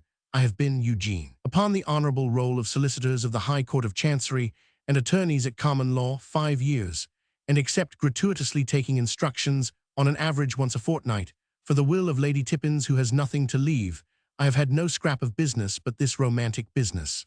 And I, said Eugene, have been called 7 years and have had no business at all and never shall have any. And if I had, I shouldn't know how to do it. I am far from being clear as to the last particular, returned Mortimer with great composure, that I have much advantage over you. I hate, said Eugene, putting his legs up on the opposite seat, I hate my profession. Shall I incommode you if I put mine up too? Returned Mortimer. Thank you, I hate mine. It was forced upon me, said the gloomy Eugene, because it was understood that we wanted a barrister in the family. We have got a precious one. It was forced upon me, said Mortimer, because it was understood that we wanted a solicitor in the family, and we have got a precious one. There are 4 of us, with our names painted on a doorpost in right of one black hole called a set of chambers, said Eugene, and each of us has the 4th of a clerk, Cassim Baba, in the robber's cave, and Cassim is the only respectable member of the party. I am one by myself, one, said Mortimer, high up an awful staircase commanding a burial ground, and I have a whole clerk to myself, and he has nothing to do but look at the burial ground, and what he will turn out when arrived at maturity, I cannot conceive. Whether in that shabby rook's nest he is always plotting wisdom or plotting murder, whether he will grow up after so much solitary brooding to enlighten his fellow creatures or to poison them, is the only speck of interest that presents itself to my professional view. Will you give me a light? Thank you. Then idiots talk, said Eugene, leaning back, folding his arms, smoking with his eyes shut, and speaking slightly through his nose, of energy. If there is a word in the dictionary under any letter from A to Z that I abominate, it is energy. It is such a conventional superstition, such parrot gabble. What the deuce? Am I to rush out into the street, collar the first man of a wealthy appearance that I meet, shake him, and say, go to law upon the spot, you dog, and retain me, or I'll be the death of you? Yet that would be energy. Precisely my view of the case, Eugene. But show me a good opportunity, show me something really worth being energetic about, and I'll show you energy. And so will I, said Eugene. And it is likely enough that 10,000 other young men, within the limits of the London Post Office town delivery, made the same hopeful remark in the course of the same evening. The wheels rolled on, and rolled down by the Monument, and by the Tower, and by the docks, down by Ratcliffe, and by Rotherhithe, down by where accumulated scum of humanity seemed to be washed from higher grounds, like so much moral sewage, and to be pausing until its own weight forced it over the bank and sunk it in the river. In and out among vessels that seemed to have got ashore, and houses that seemed to have got afloat, among bowsprits staring into windows and windows staring into ships, the wheels rolled on until they stopped at a dark corner, river-washed and otherwise not washed at all, where the boy alighted and opened the door. You must walk the rest, sir, it's not many yards. He spoke in the singular number to the express exclusion of Eugene. This is a confoundedly out-of-the-way place, said Mortimer, slipping over the stones and refuse on the shore as the boy turned the corner sharp. Here's my father S, sir, where the light is. The low building had the look of having once been a mill. There was a rotten wart of wood upon its forehead that seemed to indicate where the sails had been, but the whole was very indistinctly seen in the obscurity of the night. The boy lifted the latch of the door, and they passed at once into a low circular room, where a man stood before a red fire, looking down into it, and a girl sat engaged in needlework. The fire was in a rusty brazier, not fitted to the hearth, and a common lamp, shaped like a hyacinth root, smoked and flared in the neck of a stone bottle on the table. There was a wooden bunk or berth in a corner. In another corner, a wooden stair leading above, so clumsy and steep that it was little better than a ladder.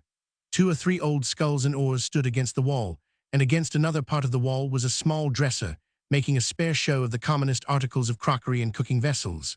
The roof of the room was not plastered, but was formed of the flooring of the room above.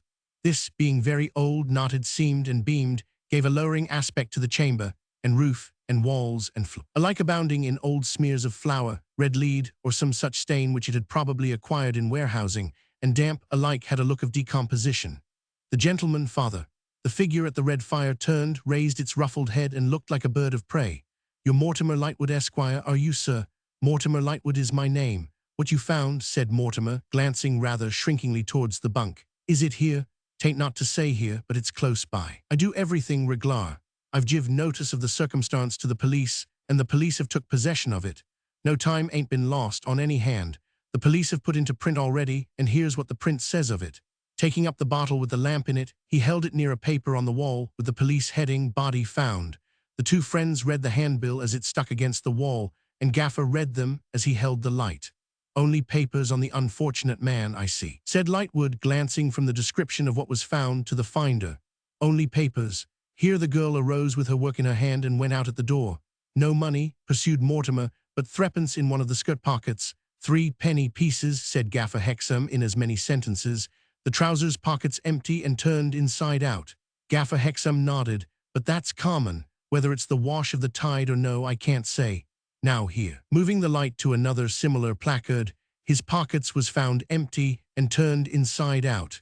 And here, moving the light to another, "Her pocket was found empty and turned inside out. And so was this one's, and so was that one's." I can't read, nor I don't want to it, for I know 'em by their places on the wall. This one was a sailor, with 2 anchors and a flag and GFT on his arm. Look and see if he warn't. Quite right. This one was the young woman in grey boots and her linen marked with a cross. Look and see if she warn't. Quite right. This is him as had a nasty cut over the eye. This is them 2 young sisters what tied themselves together with a handkercher. This the drunken old chap. In a pair of list slippers and a nightcap, what had offered. It afterwards come out, to make a hole in the water for a quartern of rum stood aforehand, and kept to his word for the first and last time in his life. They pretty well papers the room, you see, but I know 'em all. I'm scholar enough. He waved the light over the hole, as if to typify the light of his scholarly intelligence, and then put it down on the table, and stood behind it looking intently at his visitors. He had the special peculiarity of some birds of prey, that when he knitted his brow, his ruffled crest stood highest. "You did not find all these yourself, did you?" asked Eugene. To which the bird of prey slowly rejoined, "And what might your name be now?" "This is my friend," Mortimer Lightwood interposed, "Mr. Eugene Rayburn." "Mr. Eugene Rayburn, is it? And what might Mr. Eugene Rayburn have asked of me?" "I asked you simply if you found all these yourself." "I answer you simply." "Most on 'em. Do you suppose there has been much violence and robbery beforehand among these cases?" "I don't suppose at all about it," returned Gaffer. "I ain't one of the supposing sort. If you'd got your living to haul out of the river every day of your life, you mightn't be much given to supposing. Am I to show the way?" As he opened the door, in pursuance of a nod from Lightwood, an extremely pale and disturbed face appeared in the doorway, the face of a man much agitated. "A body missing?" asked Gaffer Hexam, stopping short. "Or a body found, which I am lost," replied the man in a hurried and an eager manner. "Lost? I am a stranger and don't know the way. I want to find the place where I can see what is described here. It is possible I may know it." He was panting and could hardly speak, but he showed a copy of the newly printed bill that was still wet upon the wall. Perhaps its newness, or perhaps the accuracy of his observation of its general look, guided Gaffer to a ready conclusion. "This gentleman, Mr. Lightwood, is on that business." Mr. Lightwood. During a pause, Mortimer and the stranger confronted each other. Neither knew the other. "I think, sir," said Mortimer, breaking the awkward silence with his airy self-possession, "that you did me the honor to mention my name. I repeated it after this man. You said you were a stranger in London, an utter stranger. Are you seeking a Mr. Harmon?" "No." "Then I believe I can assure you that you are on a fruitless errand, and will not find what you fear to find. Will you come with us?" A little winding through some muddy alleys that might have been deposited by the last ill-savored tide brought them to the wicket gate and bright lamp of a police station, where they found the night inspector, with a pen and ink and ruler, posting up his books in a whitewashed office, as studiously as if he were in a monastery on top of a mountain. And no howling fury of a drunken woman were banging herself against a cell door in the backyard at his elbow. With the same air of a recluse much given to study, he desisted from his books to bestow a distrustful nod of recognition upon Gaffer, plainly importing, "Ah, we know all about you, and you'll overdo it some day," and to inform Mr. Mortimer Lightwood and friends that he would attend them immediately. Then he finished ruling the work he had in hand. It might have been illuminating a missal. He was so calm, in a very neat and methodical manner, showing not the slightest consciousness of the woman who was banging herself with increased violence and shrieking most terrifically for some other woman's liver. "A bullseye," said the night inspector, taking up his keys, which a deferential satellite produced. "Now, gentlemen," with one of his keys he opened a cool grot at the end of the yard and they all went in. They quickly came out again, no one speaking but Eugene, who remarked to Mortimer, in a whisper not much worse than Lady Tippins, "So, back to the whitewashed library of the monastery, with that liver still in shrieking requisition, as it had been loudly, while they looked at the silent sight they came to see, and there through the merits of the case as summed up by the abbot. No clue to how body came into river. Very often was no clue. Too late to know for certain, whether injuries received before or after death. One excellent surgical opinion said before. Other excellent surgical opinion said after. Steward of ship in which gentleman came home passenger had been round to view and could swear to identity. Likewise could swear to clothes. And then you see you had the papers too. How was it he had totally disappeared on leaving ship till found in river? Well, probably had been upon some little game. Probably thought it a harmless game, wasn't up to things, and it turned out a fatal game. Inquest tomorrow, and no doubt open verdict. It appears to have knocked your friend over, knocked him completely off his legs, Mr. Inspector remarked when he had finished his summing up. It has given him a bad turn to be sure. This was said in a very low voice, and with a searching look, not the first he had cast at the stranger.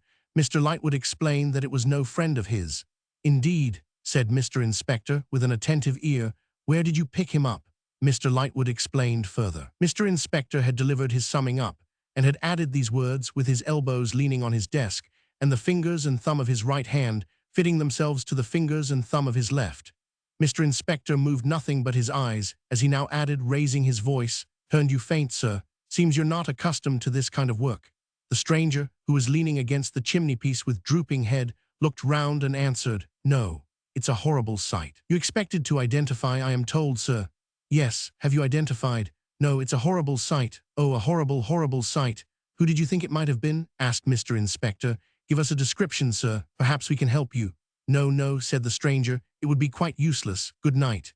Mr. Inspector had not moved and had given no order, but the satellite slipped his back against the wicket and laid his left arm along the top of it, and with his right hand turned the bullseye he had taken from his chief, in quite a casual manner, towards the stranger.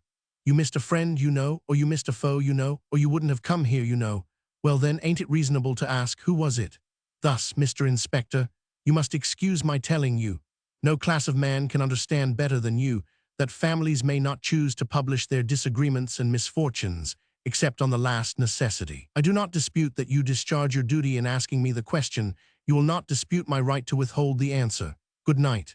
Again he turned towards the wicket, where the satellite, with his eye upon his chief, remained a dumb statue. "At least," said Mr. Inspector, "you will not object to leave me your card, sir." "I should not object if I had one, but I have not." He reddened and was much confused as he gave the answer. "At least," said Mr. Inspector, with no change of voice or manner, "you will not object to write down your name and address." "Not at all." Mr. Inspector dipped a pen in his inkstand and deftly laid it on a piece of paper close beside him, then resumed his former attitude. The stranger stepped up to the desk and wrote in a rather tremulous hand, Mr. Inspector taking sidelong note of every hair of his head when it was bent down for the purpose. "Mr. Julius Handford, Exchequer Coffee House, Palace Yard, Westminster." "Staying there, I presume, sir?" "Staying there." "Consequently from the country?"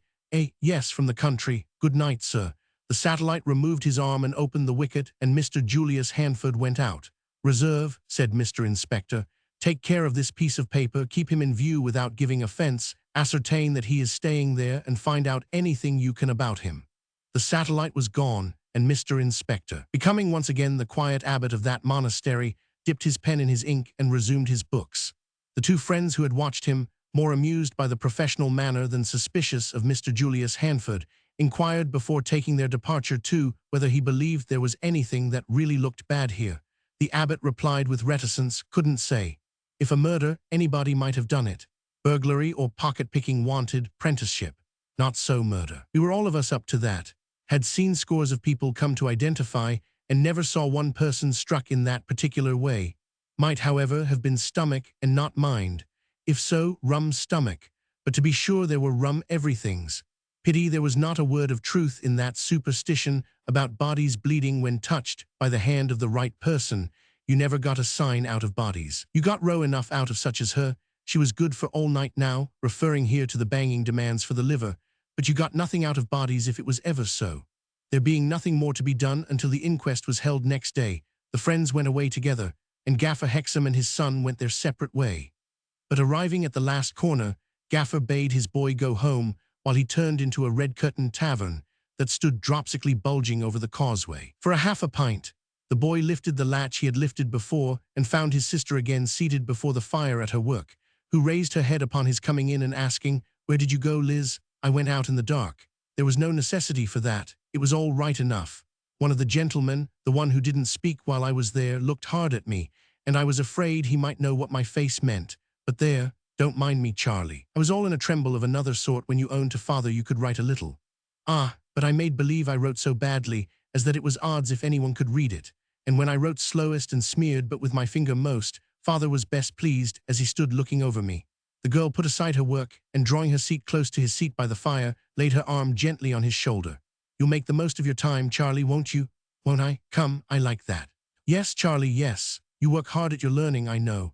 And I work a little, Charlie, and plan and contrive a little, wake out of my sleep contriving sometimes how to get together a shilling now and a shilling then that shall make father believe you are beginning to earn a stray living along shore. You are father's favorite and can make him believe anything. I wish I could, Charlie, for if I could make him believe that learning was a good thing and that we might lead better lives, I should be a most content to die." "Don't talk stuff about dying, Liz." She placed her hands in one another on his shoulder and, laying her rich brown cheek against them as she looked down at the fire, went on thoughtfully, "Of an evening, Charlie, when you are at the school and Father S. at the 6 Jolly Fellowship Porters," the boy struck in with a backward nod of his head towards the public house. "Yes. Then, as I sit a-looking at the fire, I seem to see in the burning coal, like where that glow is now."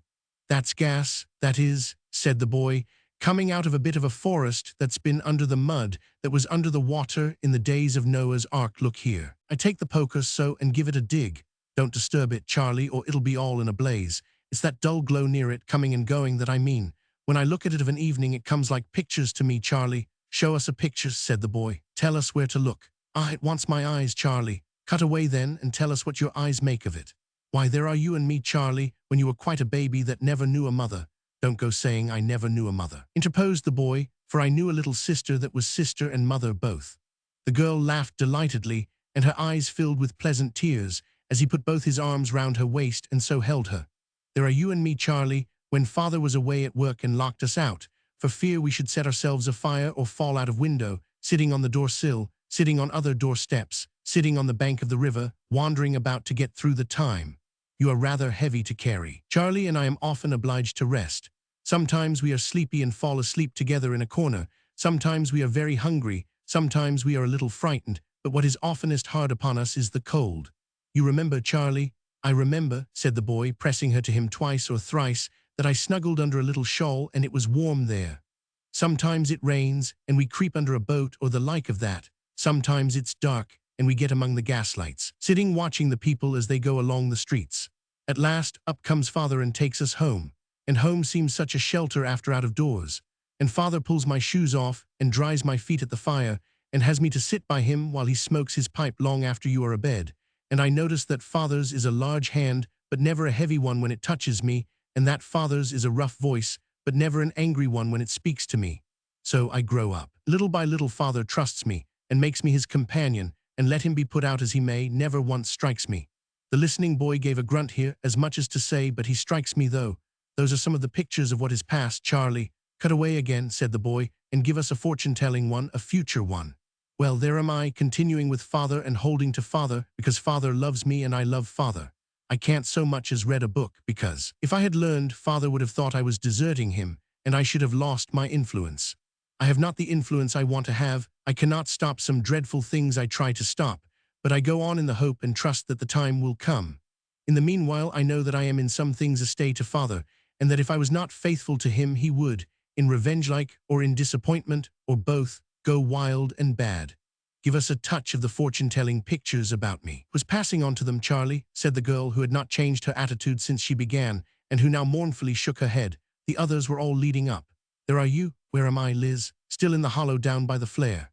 "There seems to be the Dusandal in the hollow down by the flare," said the boy, glancing from her eyes to the brazier, which had a grisly skeleton look on its long, thin legs.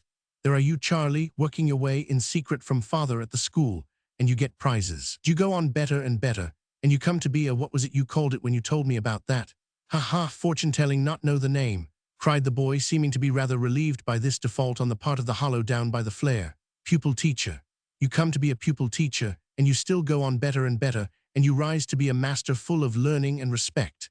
But the secret has come to father's knowledge long before, and it has divided you from father and from me." "No, it has. Yes, it has, Charlie. I see as plain can be that your way is not ours, and that even if father could be got to forgive your taking it, which he never could be, that way of yours would be darkened by our way. But I see too, Charlie, still as plain can be, Liz," asked the boy playfully. "Ah, still, that it is a great work to have cut you away from father's life, and to have made a new and good beginning. So there am I, Charlie, left alone with father, keeping him as straight as I can, watching for more influence than I have, and hoping that through some fortunate chance, or when he is ill, or when I don't know what, I may turn him to wish to do better things. You said you couldn't read a book, Lizzie. Your library of books is the hollow down by the flare, I think. I should be very glad to be able to read real books. I feel my want of learning very much, Charlie, but I should feel it much more if I didn't know it to be a tie between me and father." Hark, father's tread. It being now past midnight, the bird of prey went straight to roost. At midday following, he reappeared at the 6 Jolly Fellowship Porters in the character, not new to him, of a witness before a coroner's jury. Mr. Mortimer Lightwood, besides sustaining the character of one of the witnesses, doubled the part with that of the eminent solicitor who watched the proceedings on behalf of the representatives of the deceased, as was duly recorded in the newspapers. Mr. Inspector watched the proceedings too, and kept his watching closely to himself. Mr. Julius Hanford having given his right address, and being reported in solvent circumstances as to his bill, though nothing more was known of him at his hotel, except that his way of life was very retired, had no summons to appear, and was merely present in the shades of Mr. Inspector's mind. The case was made interesting to the public by Mr. Mortimer Lightwood's evidence touching the circumstances under which the deceased, Mr. John Harmon, had returned to England. Exclusive private proprietorship in which circumstances was set up at dinner tables for several days by Veneering, Twemlow, Podsnap, and all the Buffers, who all related them irreconcilably with one another and contradicted themselves.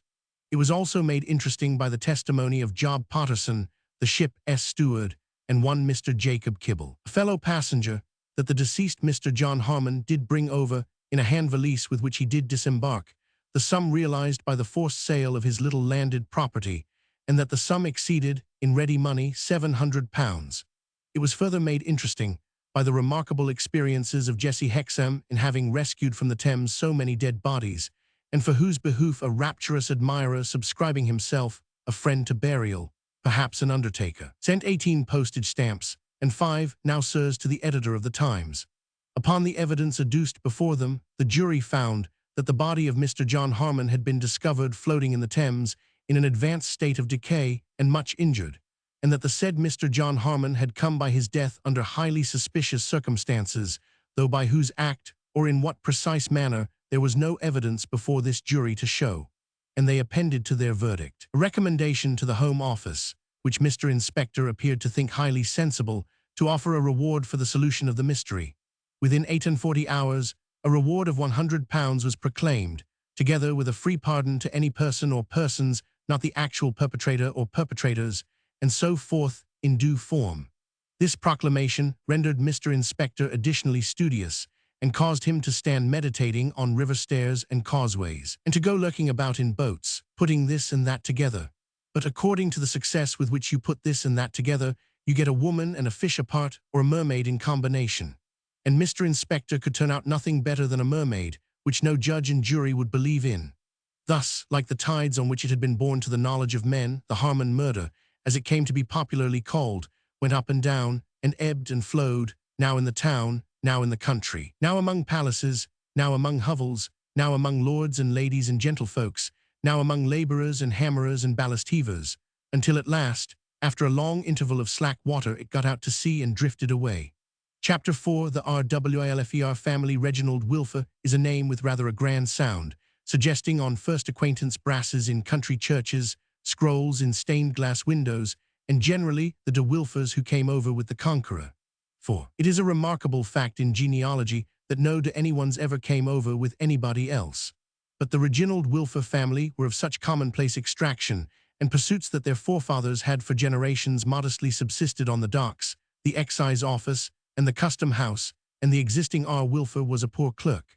So poor a clerk, through having a limited salary and an unlimited family, that he had never yet attained the modest object of his ambition, which was to wear a complete new suit of clothes, hat and boots included, at one time.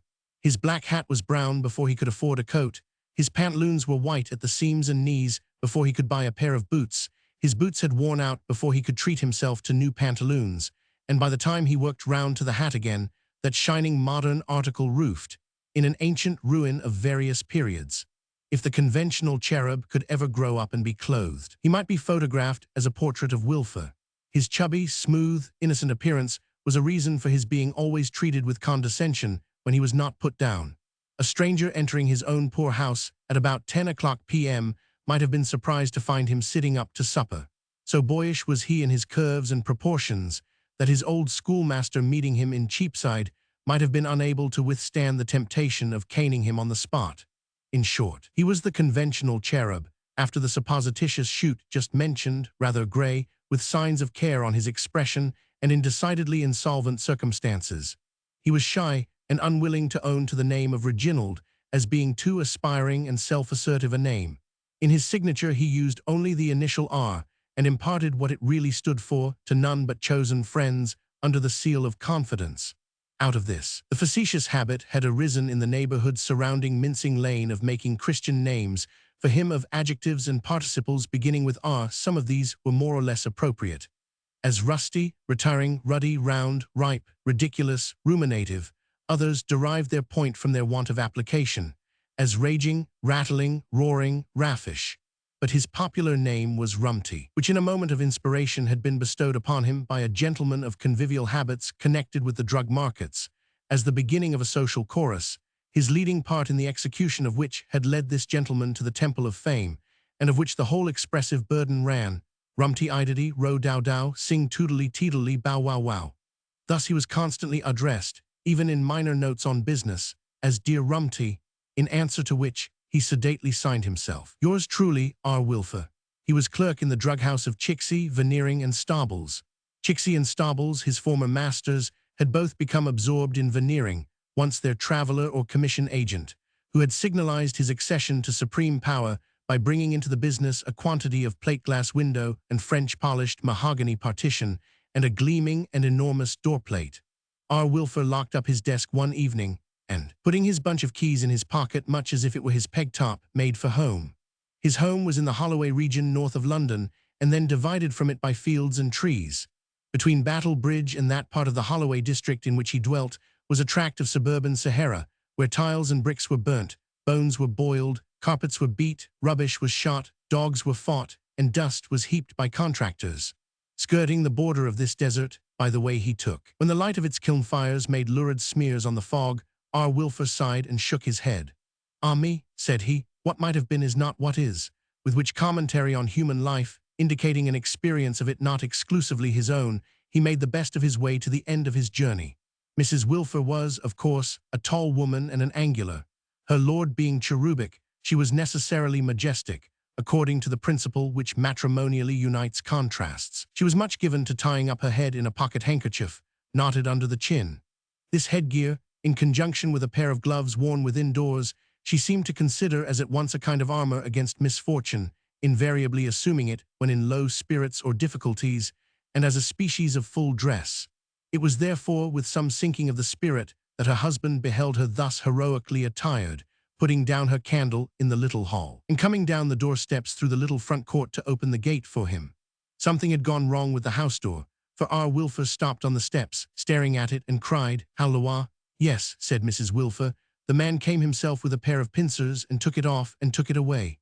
He said that as he had no expectation of ever being paid for it, and as he had an order for another lady's school door plate, it was better burnished up for the interests of all parties. Perhaps it was, my dear, what do you think? You are master here, R.W., returned his wife. It is as you think, not as I do. Perhaps it might have been better if the man had taken the door too. My dear, we couldn't have done without the door. Couldn't we? Why, my dear, could we? it is as you think, R.W., not as I do." With those submissive words, the dutiful wife preceded him down a few stairs to a little basement front room, half kitchen, half parlor. A girl of about 19, with an exceedingly pretty figure and face, but with an impatient and petulant expression both in her face and in her shoulders, which in her sex and at her age are very expressive of discontent, sat playing draughts with a younger girl, who was the youngest of the house of Wilfer. Not to encumber this page by telling off the Wilfers in detail and casting them up in the gross, it is enough for the present that the rest were what is called out in the world, in various ways, and that they were many, so many that when one of his dutiful children called in to see him, R. Wilfer generally seemed to say to himself, after a little mental arithmetic, "Oh, here is another of 'em," before adding aloud, "How to do, John, or Susan, as the case might be." "Well, Piggywiggers," said R.W., "how to do tonight? What I was thinking of, my dear," to Mrs. Wilfer, already seated in a corner with folded gloves, "was that as we have let our first floor so well, and as we have now no place in which you could teach pupils, even if pupils, the milkman said he knew of 2 young ladies of the highest respectability who were in search of a suitable establishment, and he took a card," interposed Mrs. Wilfer, with severe monotony, as if she were reading an Act of Parliament aloud. "Tell your father whether it was last Monday, Bella." "But we never heard any more of it, Ma," said Bella, the elder girl.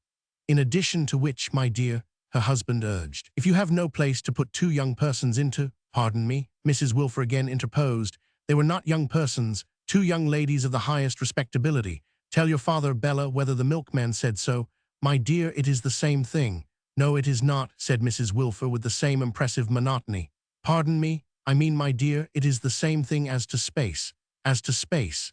If you have no space in which to put 2 youthful fellow creatures, however eminently respectable, which I do not doubt, where are those youthful fellow creatures to be accommodated? I carry it no further than that. And solely looking at it," said her husband, making the stipulation at once in a conciliatory, complimentary, and argumentative tone, "as I am sure you will agree, my love, from a fellow creature point of view, my dear." "I have nothing more to say," returned Mrs. Wilfer, with a meek renunciatory action of her gloves. "It is as you think, R.W., not as I do." Here the huffing of Miss Bella and the loss of 3 of her men at a swoop, aggravated by the coronation of an opponent, led to that young lady's jerking the draught-board and pieces off the table, which her sister went down on her knees to pick up. "Poor Bella," said Mrs. Wilfer. "And poor Lavinia, perhaps, my dear," suggested R.W. "Pardon me," said Mrs. Wilfer, "no." It was one of the worthy woman's specialities that she had an amazing power of gratifying her splenetic or worldly-minded humors by extolling her own family, which she thus proceeded, in the present case, to do. "No, R.W. Lavinia has not known the trial that Bella has known. The trial that your daughter Bella has undergone is perhaps without a parallel, and has been borne, I will say, nobly. When you see your daughter Bella in her black dress, which she alone of all the family wears, and when you remember the circumstances which have led to her wearing it, and when you know how those circumstances have been sustained, then, R.W., lay your head upon your pillow and say, 'Poor Lavinia.'" Here Miss Lavinia, from her kneeling situation under the table, put in that she didn't want to be poured by Pa or anybody else. "I am sure you do not, my dear," returned her mother, "for you have a fine brave spirit, and your sister Cecilia has a fine brave spirit of another kind, a spirit of pure devotion, a beautiful spirit. The self-sacrifice of Cecilia reveals a pure and womanly character, very seldom equaled, never surpassed. I have now in my pocket a letter from your sister Cecilia, received this morning, received 3 months after her marriage, poor child, in which she tells me that her husband must unexpectedly shelter under their roof his reduced aunt. 'But I will be true to him, mamma,' she touchingly writes. 'I will not leave him. I must not forget that he is my husband. Let his aunt come. If this is not pathetic, if this is not woman's devotion.'" The good lady waved her gloves in a sense of the impossibility of saying more, and tied the pocket handkerchief over her head in a tighter knot under her chin. Bella, who was now seated on the rug to warm herself, with her brown eyes on the fire and a handful of her brown curls in her mouth, laughed at this, and then pouted and half cried. "I am sure," said she, "though you have no feeling for me, Pa, I am one of the most unfortunate girls that ever lived. You know how poor we are. It is probable he did, having some reason to know it. And what a glimpse of wealth I had, and how it melted away, and how I am here in this ridiculous mourning, which I hate, a kind of a widow who never was married, and yet you don't feel for me. Yes, you do. Yes, you do." This abrupt change was occasioned by her father's face. She stopped to pull him down from his chair in an attitude highly favorable to strangulation, and to give him a kiss and a pat or 2 on the cheek. "But you ought to feel for me, you know, Pa." "My dear, I do." "Yes, and I say you ought to. If they had only left me alone and told me nothing about it, it would have mattered much less. But that nasty Mr. Lightwood feels it his duty, as he says, to write and tell me what is in reserve for me. And then I am obliged to get rid of George Sampson. Here Lavinia, rising to the surface with the last draughtman rescued, interposed, "You never cared for George Sampson, Bella." "And did I say I did, miss?" Then, pouting again with the curls in her mouth, "George Sampson was very fond of me and admired me very much and put up with everything I did to him." "You were rude enough to him," Lavinia again interposed. "And did I say I wasn't, miss? I'm not setting up to be sentimental about George Sampson. I only say George Sampson was better than nothing." "You didn't show him that you thought even that," Lavinia again interposed. "You are a chit and a little idiot," returned Bella, "or you wouldn't make such a dolly speech. What did you expect me to do? Wait till you are a woman, and don't talk about what you don't understand. You only show your ignorance." Then, whimpering again, and at intervals biting the curls, and stopping to look how much was bitten off, "It's a shame. There never was such a hard case. I shouldn't care so much if it wasn't so ridiculous. It was ridiculous enough to have a stranger coming over to marry me, whether he liked it or not. It was ridiculous enough to know what an embarrassing meeting it would be, and how we never could pretend to have an inclination of our own, either of us. It was ridiculous enough to know I shouldn't like him. How could I like him, left to him in a will? Like a dozen of spoons, with everything cut and dried beforehand like orange chips. Talk of orange flowers indeed. I declare again it's a shame. Those ridiculous points would have been smoothed away by the money, for I love money and want it dreadfully. I hate to be poor, and we are degradingly poor, offensively poor, miserably poor, beastly poor.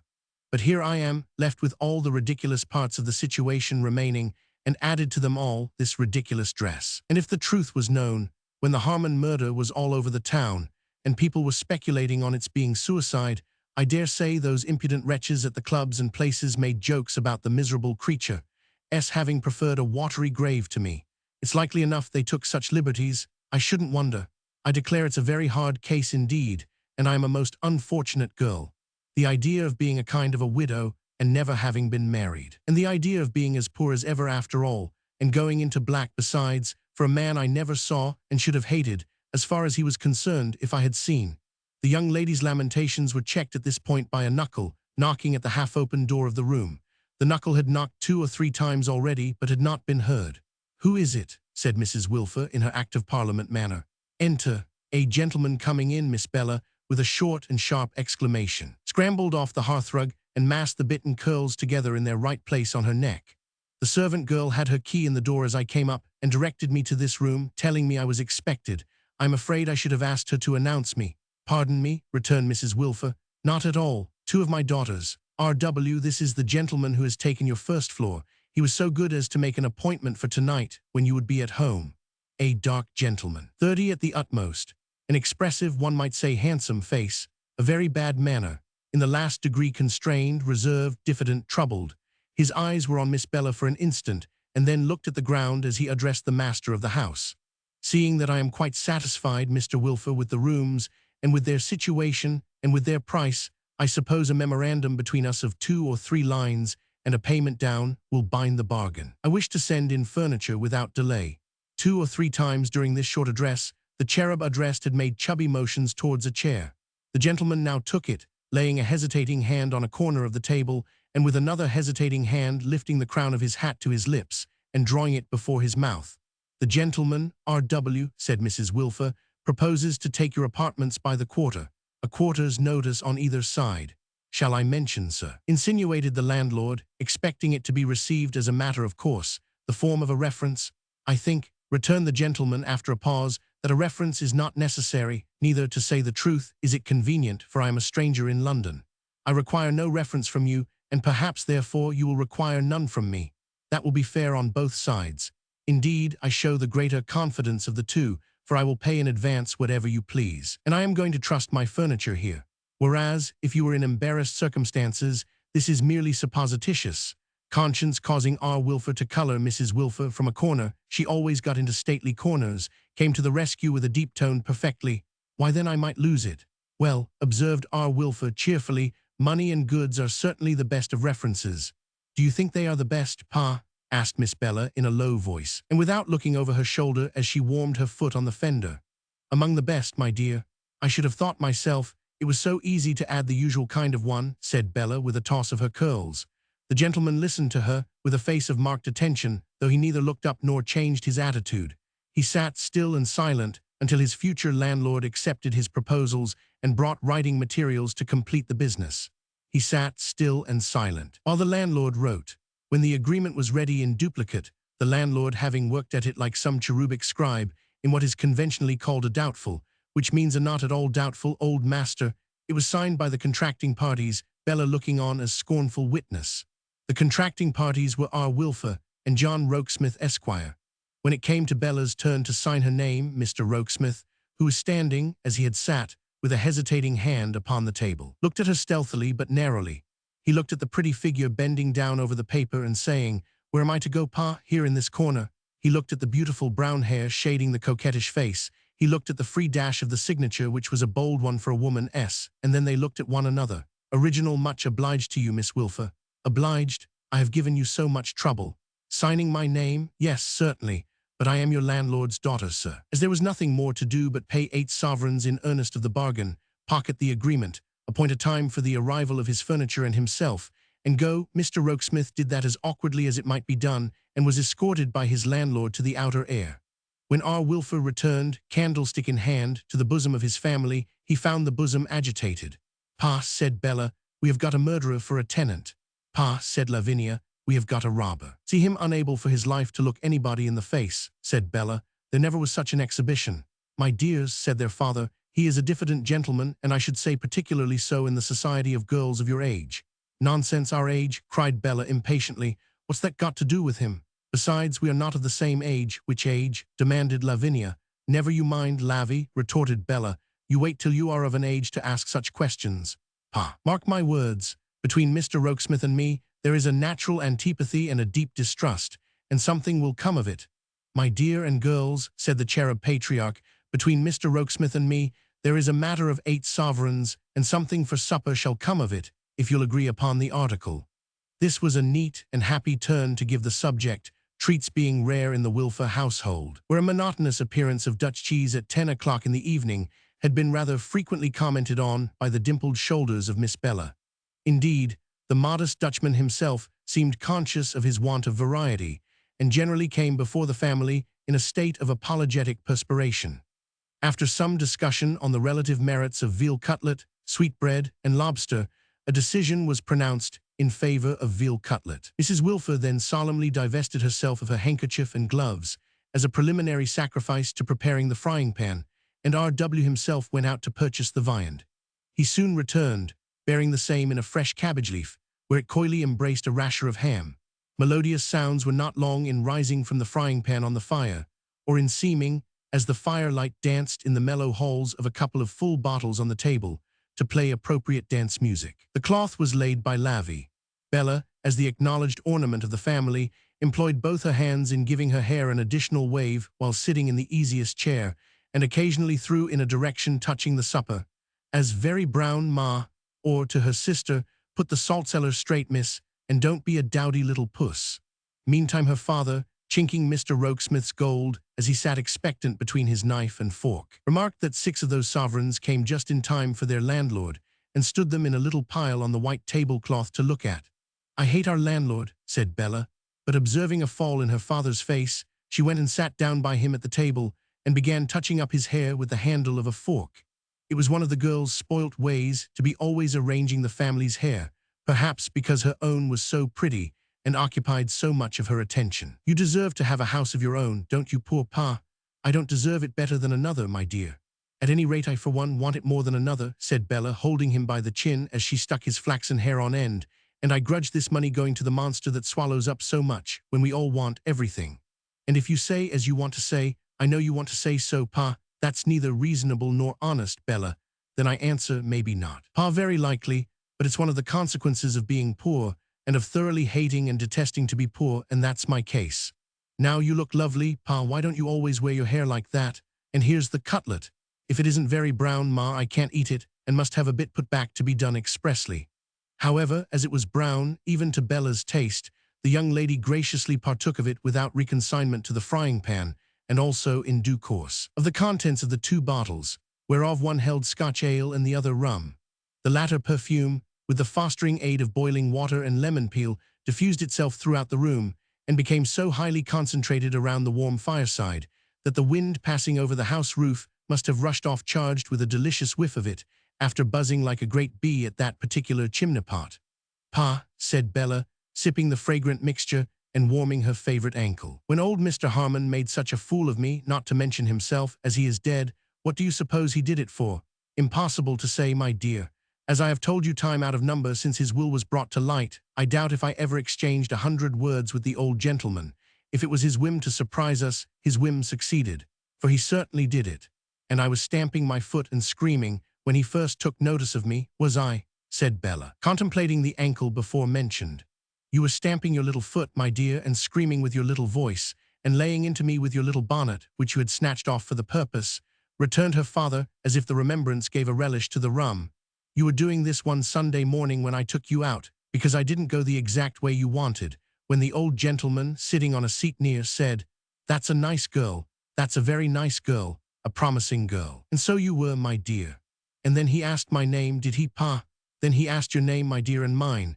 And on other Sunday mornings, when we walked his way, we saw him again, and then really that's all. As that was all the rum and water too, or in other words, as R.W. delicately signified that his glass was empty, by throwing back his head and standing the glass upside down on his nose and upper lip, it might have been charitable in Mrs. Wilfer to suggest replenishment. But that heroine briefly suggesting bedtime instead, the bottles were put away and the family retired. She cherubically escorted, like some severe saint in a painting, or merely human matron allegorically treated. "And by this time tomorrow," said Lavinia when the two girls were alone in their room, "we shall have Mr. Rokesmith here, and shall be expecting to have our throats cut." "You needn't stand between me and the candle for all that," retorted Bella. "This is another of the consequences of being poor. The idea of a girl with a really fine head of hair having to do it by one flat candle and a few inches of looking-glass. You caught George Sampson with it, Bella, bad as your means of dressing it are. You low little thing, caught George Sampson with it. Don't talk about catching people, miss, till your own time for catching, as you call it, comes." "Perhaps it has come," muttered Lavy with a toss of her head. "What did you say?" asked Bella very sharply. "What did you say, miss?" Lavy declining equally to repeat or to explain, Bella gradually lapsed over her hairdressing into a soliloquy on the miseries of being poor, as exemplified in having nothing to put on, nothing to go out in, nothing to dress by. Only a nasty box to dress at instead of a commodious dressing table, and being obliged to take in suspicious lodgers. On the last grievance as her climax she laid great stress, and might have laid greater, had she known that if Mr. Julius Hanford had a twin brother upon earth, Mr. John Rokesmith was the man. Chapter 5. Boffin's Bower. Over against a London house, a corner house not far from Cavendish Square, a man with a wooden leg had sat for some years, with his remaining foot in a basket in cold weather, picking up a living on this wise.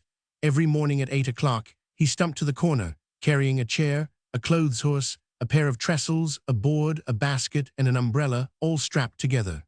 Separating these, the board and trestles became a counter. The basket supplied the few small lots of fruit and sweets that he offered for sale upon it, and became a foot warmer. The unfolded clothes horse displayed a choice collection of halfpenny ballads and became a screen, and the stool planted within it became his post for the rest of the day. All weathers saw the man at the post. This is to be accepted in a double sense, for he contrived a back to his wooden stool by placing it against the lamp-post. When the weather was wet, he put up his umbrella over his stock in trade, not over himself. When the weather was dry, he furled that faded article, tied it round with a piece of yarn, and laid it crosswise under the trestles, where it looked like an unwholesomely forced lettuce that had lost in color and crispness what it had gained in size. He had established his right to the corner by imperceptible prescription. He had never varied his ground an inch, but had in the beginning diffidently taken the corner upon which the side of the house gave. A howling corner in the winter time, a dusty corner in the summer time, an undesirable corner at the best of times. Shelterless fragments of straw and paper got up revolving storms there when the main street was at peace, and the water-cart, as if it were drunk or short-sighted, came blundering and jolting round it, making it muddy when all else was clean. On the front of his sailboard hung a little placard, like a kettle holder, bearing the inscription in his own small text, "Errands gone on with fidelity by ladies and gentlemen, I remain your humble served." Silas Wegg.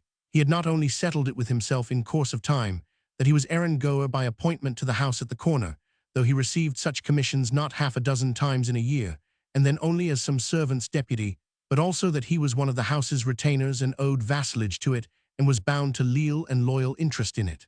For this reason, he always spoke of it as our house, and though his knowledge of its affairs was mostly speculative and all wrong, claimed to be in its confidence. On similar grounds, he never beheld an inmate at any one of its windows but he touched his hat. Yet he knew so little about the inmates that he gave them names of his own invention, as Miss Elizabeth, Master George, Aunt Jane, Uncle Parker, having no authority whatever for any such designations, but particularly the last, to which, as a natural consequence, he stuck with great obstinacy. Over the house itself, he exercised the same imaginary power as over its inhabitants and their affairs. He had never been in it, the length of a piece of fat black waterpipe which trailed itself over the area-door into a damp stone passage, and had rather the air of a leech on the house that had taken wonderfully, but this was no impediment to his arranging it according to a plan of his own. It was a great dingy house with a quantity of dim side window and blank back premises, and it cost his mind a world of trouble so to lay it out as to account for everything in its external appearance. But this once done was quite satisfactory, and he rested persuaded that he knew his way about the house blindfold, from the barred garrets in the high roof to the 2 iron extinguishers before the main door, which seemed to request all lively visitors to have the kindness to put themselves out before entering. Assuredly, this stall of Silas Wegg's was the hardest little stall of all the sterile little stalls in London. It gave you the face-ache to look at his apples, the stomach-ache to look at his oranges, the toothache to look at his nuts. Of the latter commodity he had always a grim little heap, on which lay a little wooden measure which had no discernible inside, and was considered to represent the pennorth appointed by Magna Charta. Whether from too much east wind or no, it was an easterly corner. The stall, the stock, and the keeper were all as dry as the desert. Wegg was a knotty man, and a close-grained, with a face carved out of very hard material that had just as much play of expression as a watchman's rattle. When he laughed, certain jerks occurred in it, and the rattle sprung. Sooth to say, he was so wooden a man that he seemed to have taken his wooden leg naturally, and rather suggested to the fanciful observer that he might be expected, if his development received no untimely check, to be completely set up with a pair of wooden legs in about 6 months. Mr. Wegg was an observant person, or, as he himself said, took a powerful sight of notice. He saluted all his regular passers-by every day as he sat on his stool backed up by the lamp-post, and on the adaptable character of these salutes he greatly plumed himself. Thus, to the rector, he addressed a bow, compounded of lay deference, and a slight touch of the shady preliminary meditation at church. To the doctor, a confidential bow, as to a gentleman whose acquaintance with his inside he begged respectfully to acknowledge, before the quality he delighted to abase himself, and for Uncle Parker, who was in the army, at least, so he had settled it. He put his open hand to the side of his hat, in a military manner which that angry-eyed, buttoned-up, inflammatory-faced old gentleman appeared but imperfectly to appreciate. The only article in which Silas dealt that was not hard was gingerbread. On a certain day, some wretched infant having purchased the damp gingerbread horse, fearfully out of condition, and the adhesive bird cage which had been exposed for the day's sale, he had taken a tin box from under his stool to produce a relay of those dreadful specimens, and was going to look in at the lid, when he said to himself, pausing, "Oh, here you are again." The words referred to a broad, round-shouldered, one-sided old fellow in mourning, coming comically ambling towards the corner, dressed in a pea overcoat and carrying a large stick. He wore thick shoes and thick leather gaiters and thick gloves like a hedger S. Both as to his dress and to himself, he was of an overlapping rhinoceros build, with folds in his cheeks and his forehead and his eyelids and his lips and his ears, but with bright, eager, childishly inquiring grey eyes under his ragged eyebrows and broad-brimmed hat. A very odd-looking old fellow altogether. "Here you are again," repeated Mr. Wegg, musing. "And what are you now? Are you in the funds, or where are you? Have you lately come to settle in this neighborhood, or do you own to another neighborhood? Are you in independent circumstances, or is it wasting the motions of a bow on you? Come, I'll speculate. I'll invest a bow in you." Which Mr. Wegg, having replaced his tin box, accordingly did, as he rose to bait his gingerbread trap for some other devoted infant. The salute was acknowledged with, "Morning, sir, morning, morning. Calls me sir," said Mr. Wegg to himself. "He won't answer, a bow gone. Morning, morning, morning. Appears to be rather a 'arty old cock too," said Mr. Wegg as before. "Good morning to you, sir. Do you remember me then? asked his new acquaintance, stopping in his amble, one-sided, before the stall and speaking in a pounding way. With great good humor. I have noticed you go past our house, sir, several times in the course of the last week or so. Our house, repeated the other, meaning, yes, said Mr. Wegg, nodding, as the other pointed the clumsy forefinger of his right glove at the corner house. Oh, now what? Pursued the old fellow in an inquisitive manner, carrying his knotted stick in his left arm as if it were a baby. What do they allow you now? It's job work that I do for our house, returned Silas, dryly and with reticence. It's not yet brought to an exact allowance. Oh, it's not yet brought to an exact allowance. No, it's not yet brought to an exact allowance. Oh, morning. Appears to be rather a cracked old cock, thought Silas, qualifying his former good opinion as the other ambled off. But in a moment he was back again with the question, how did you get your wooden leg? Mr. Wegg replied, tartly to this personal inquiry, in an accident. Do you like it? Well, I haven't got to keep it warm, Mr. Wegg made answer, in a sort of desperation occasioned by the singularity of the question. He hasn't, repeated the other to his knotted stick as he gave it a hug. He hasn't got to keep it warm. Did you ever hear of the name of Boffin? No, said Mr. Wegg, who was growing restive under this examination. I never did hear of the name of Boffin. Do you like it? Why, no, retorted Mr. Wegg, again approaching desperation. I can't say I do. Why don't you like it? I don't know why I don't, retorted Mr. Wegg, approaching frenzy, but I don't at all. Now I'll tell you something that'll make you sorry for that, said the stranger, smiling. My name's Boffin. I can't help it, returned Mr. Wegg, implying in his manner the offensive addition, and if I could, I wouldn't. But there's another chance for you, said Mr. Boffin, smiling still. Do you like the name of Nicodemus? Think it over, Nick or Noddy. It is not, sir, Mr. Wegg rejoined, as he sat down on his stool with an air of gentle resignation combined with melancholy candor. It is not a name as I could wish anyone that I had a respect for to call me by, but there may be persons that would not view it with the same objections. I don't know why, Mr. Wegg added, anticipating another question. Noddy Boffin, said that gentleman. Noddy, that's my name. Noddy or Nick Boffin, what's your name? Silas Wegg. I don't, said Mr. Wegg, bestirring himself to take the same precaution as before. I don't know why Silas and I don't know why Wegg. Now, Wegg, said Mr. Boffin, hugging his stick closer, I want to make a sort of offer to you.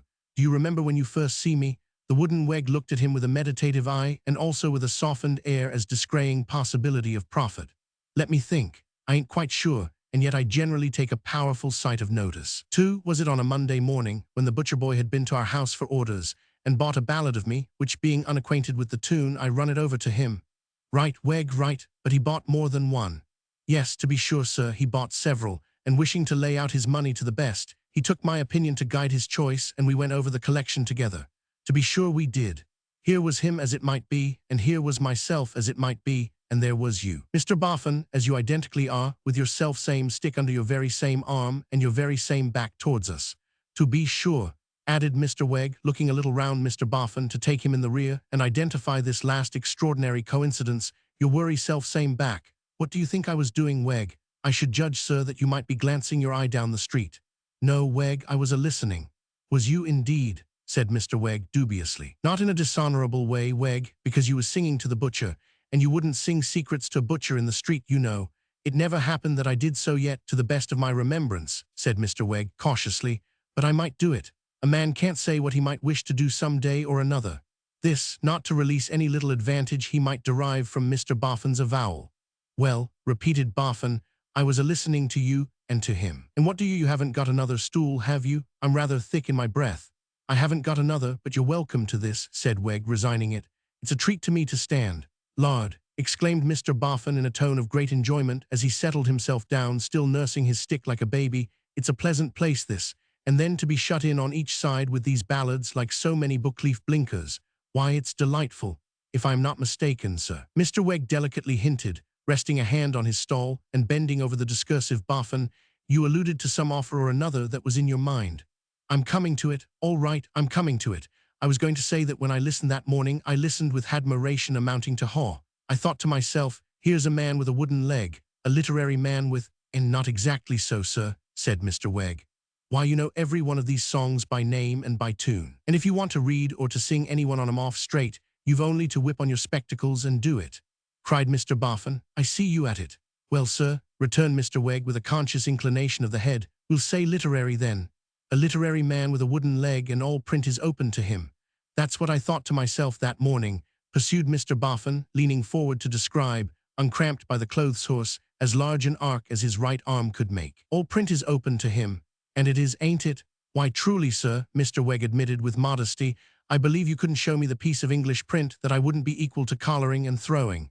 On the spot, said Mr. Boffin, on the spot. I knowed it. Then consider this. Here am I, a man without a wooden leg, and yet all print is shut to me. Indeed, sir, Mr. Wegg returned with increasing self-complacency. Education neglected, repeated Boffin with emphasis. That ain't no word for it. I don't mean to say, but what if you showed me a bee, I could so far give you change for it, as to answer Boffin. Come, sir, said Mr. Wegg, throwing in a little encouragement. That's something, too. It's something, answered Mr. Boffin, but I'll take my oath it ain't much. Perhaps it's not as much as could be wished by an inquiring mind, sir, Mr. Wegg admitted. Now, look here. I'm retired from business. Me and Mrs. Boffin, Henrietta Boffin, which her father's name was Henry, and her mother's name was Hetty, and so you get it, we live on a compittance under the will of a diseased governor. Gentleman dead, sir. Man alive, don't I tell you? A diseased governor. Now, it's too late for me to begin shoveling and sifting at alphabets and grammar books. I'm getting to be an old bird, and I want to take it easy. But I want some reading, some fine, bold reading. Some splendid book in a gorging Lord Mayor's show of wolums, probably meaning gorgeous, but misled by association of ideas, as'll reach right down your pint of view and take time to go by you. How can I get that reading, Wegg? By tapping him on the breast with the head of his thick stick, paying a man truly qualified to do it, so much an hour, say tuppence, to come and do it. Flattered, sir, I am sure, said Wegg, beginning to regard himself in quite a new light. Hugh, this is the offer you mentioned, sir. Yes, do you like it? I am considering of it, Mr. Boffin. I don't, said Boffin in a free-handed manner, want to tie a literary man with a wooden leg down too tight. A halfpenny an hour shan't part us. The hours are your own to choose after you've done for the day with your house here. I live over Maiden Lane way out Holloway direction, and you've only got to go eastern by north when you've finished here, and you're there. Tuppence halfpenny an hour, said Boffin, taking a piece of chalk from his pocket and getting off the stool to work the sum on the top of it in his own way. 2 long uns and a short un, tuppence halfpenny. 2 short uns is a long un, and 2 long uns is 4 long uns, making 5 long uns. 6 nights a week at 5 long uns a night, scoring them all down separately, and you mount up to 30 long uns. A round un, half a crown. Pointing to this result as a large and satisfactory one, Mr. Boffin smeared it out with his moistened glove, and sat down on the remains. Half a crown, said Wegg, meditating. Yes, it ain't much, sir. Half a crown, per week, you know, per week. Yes, as to the amount of strain upon the intellect now, was you thinking at all of poetry? Mr. Wegg inquired, musing. Would it come dearer? Mr. Boffin asked. It would come dearer, Mr. Wegg returned. For when a person comes to grind off poetry night after night, 'tis but right he should expect to be paid for its weakening effect on his mind. To tell you the truth, Wegg, said Boffin, I wasn't thinking of poetry, except in so far as this. If you was to happen now and then to feel yourself in the mind to tip me and Mrs. Boffin one of your ballads, why then we should drop into poetry. I follow you, sir, said Wegg, but not being a regular musical professional, I should be loath to engage myself for that, and therefore when I dropped into poetry, I should ask to be considered so far in the light of a friend. At this, Mr. Boffin's eyes sparkled, and he shook Silas earnestly by the hand, protesting that it was more than he could have asked, and that he took it very kindly indeed. What do you think of the terms, Wegg? Mr. Boffin then demanded, with unconcealed anxiety. Silas, who had stimulated this anxiety by his hard reserve of manner, and who had begun to understand his man very well, replied with an air, as if he were saying something extraordinarily generous and great. Mr. Boffin, I never bargain. So I should have thought of you, said Mr. Boffin admiringly. No, sir, I never did aggle and I never will aggle. Consequently, I meet you at once free and fair with done for double the money. Mr. Boffin seemed a little unprepared for this conclusion, but assented with the remark, You know better what it ought to be than I do, Wegg, and again shook hands with him upon it. Could you begin tonight, Wegg? He then demanded. Yes, sir, said Mr. Wegg, careful to leave all the eagerness to him. I see no difficulty if you wish it. You are provided with the needful implement, a book, sir. Bought him at a sale, said Mr. Boffin. 8 wolums, red and gold, purple ribbon in every wolum to keep the place where you leave off. Do you know him? The book's name, sir? Inquired Silas. I thought you might have knowed him without it, said Mr. Boffin, slightly disappointed. His name is Decline and Fall Off the Russian Empire. Mr. Boffin went over these stones slowly and with much caution. I indeed, said Mr. Wegg, nodding his head with an air of friendly recognition. You know him, Wegg? I haven't been not to say right slap through him very lately, Mr. Wegg made answer, having been otherways employed, Mr. Boffin, but know him? old familiar declining and falling off the Russian. Rather, sir, ever since I was not so high as your stick. Ever since my eldest brother left our cottage to enlist into the army. On which occasion, as the ballad that was made about it describes, beside that cottage door, Mr. Boffin, a girl was on her knees. She held aloft a snowy scarf, sir, which my eldest brother noticed fluttered in the breeze. She breathed a prayer for him, Mr. Boffin, a prayer he could not hear. And my eldest brother leaned upon his sword, Mr. Boffin, and wiped away a tear. Much impressed by this family circumstance, and also by the friendly disposition of Mr. Wegg, as exemplified in his so soon dropping into poetry, Mr. Boffin again shook hands with that ligneous sharper, and besought him to name his hour. Mr. Wegg named 8. Where I live, said Mr. Boffin, is called the Bower. Boffin's Bower is the name Mrs. Boffin christened it when we come into it as a property. If you should meet with anybody that don't know it by that name, which hardly anybody does, when you've got nigh upon about a odd mile, or say, and a quarter if you like, up Maiden Lane, Battle Bridge, ask for Harmony Jail, and you'll be put right. I shall expect you, Wegg, said Mr. Boffin, clapping him on the shoulder with the greatest enthusiasm, most joyfully. I shall have no peace or patience till you come. Print is now opening ahead of me. This night, a literary man with a wooden leg, he bestowed an admiring look upon that decoration, as if it greatly enhanced the relish of Mr. Wegg's attainments, will begin to lead me a new life.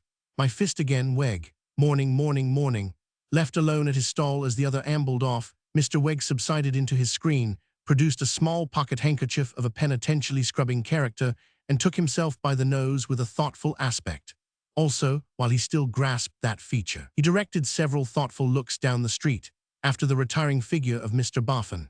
But profound gravity sat enthroned on Wegg's countenance, for while he considered within himself that this was an old fellow of rare simplicity, that this was an opportunity to be improved, and that here might be money to be got beyond present calculation, still he compromised himself by no admission that his new engagement was at all out of his way, or involved the least element of the ridiculous. Mr. Wegg would even have picked a handsome quarrel with anyone who should have challenged his deep acquaintance with those aforesaid 8 volumes of Decline and Fall. His gravity was unusual, portentous, and immeasurable, not because he admitted any doubt of himself, but because he perceived it necessary to forestall any doubt of himself in others.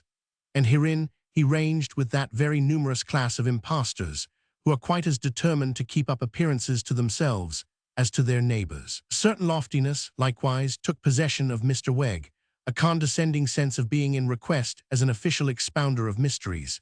It did not move him to commercial greatness, but rather to littleness, insomuch that if it had been within the possibilities of things for the wooden measure to hold fewer nuts than usual, it would have done so that day. But when night came, and with her veiled eyes beheld him stumping towards Boffin's Bower, he was elated too. The Bower was as difficult to find as fair Rosamond S. without the clue. Mr. Wegg, having reached the quarter indicated, inquired for the Bower half a dozen times without the least success, until he remembered to ask for Harmony Jail. This occasioned a quick change in the spirits of a horse gentleman and a donkey, whom he had much perplexed. "Why, your mean old Harmons, do yer," said the horse gentleman, who was driving his donkey in a truck, with a carrot for a whip. "Why didn't your neighbours say so? Eddard and me is a-goin' by him. Jump in." Mr. Wegg complied, and the horse gentleman invited his attention to the third person in company thus. "Now you look at Eddard's ears. What was it as you named agin? Whisper." Mr. Wegg whispered, "Boffin's Bower." "Eddard, keep your eye on his ears. Cut away to Boffin's Bower." Edward, with his ears lying back, remained immovable. "Eddard, keep your eye on his ears. Cut away to old Harmon S." Edward instantly pricked up his ears to their utmost, and rattled off at such a pace that Mr. Wegg's conversation was jolted out of him in a most dislocated state. "Was it ever a jail?" asked Mr. Wegg, holding on. "Not a proper jail, what you and me would get committed to," returned his escort. "They give it the name on accounts of old Harmon living solitary there." "And why did they call it Tharmani?" asked Wegg. "On accounts of his never agreeing with nobody, like a speeches of chaff. Harmon's jail, Harmony Jail, working it round like."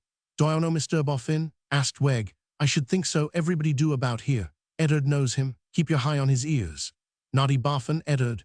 The effect of the name was so very alarming, in respect of causing a temporary disappearance of Edward's head, casting his hind hoofs in the air, greatly accelerating the pace and increasing the jolting, that Mr. Wegg was fain to devote his attention exclusively to holding on, and to relinquish his desire of ascertaining whether this homage to Boffin was to be considered complimentary or the reverse. Presently Edward stopped at a gateway, and Wegg discreetly lost no time in slipping out at the back of the truck.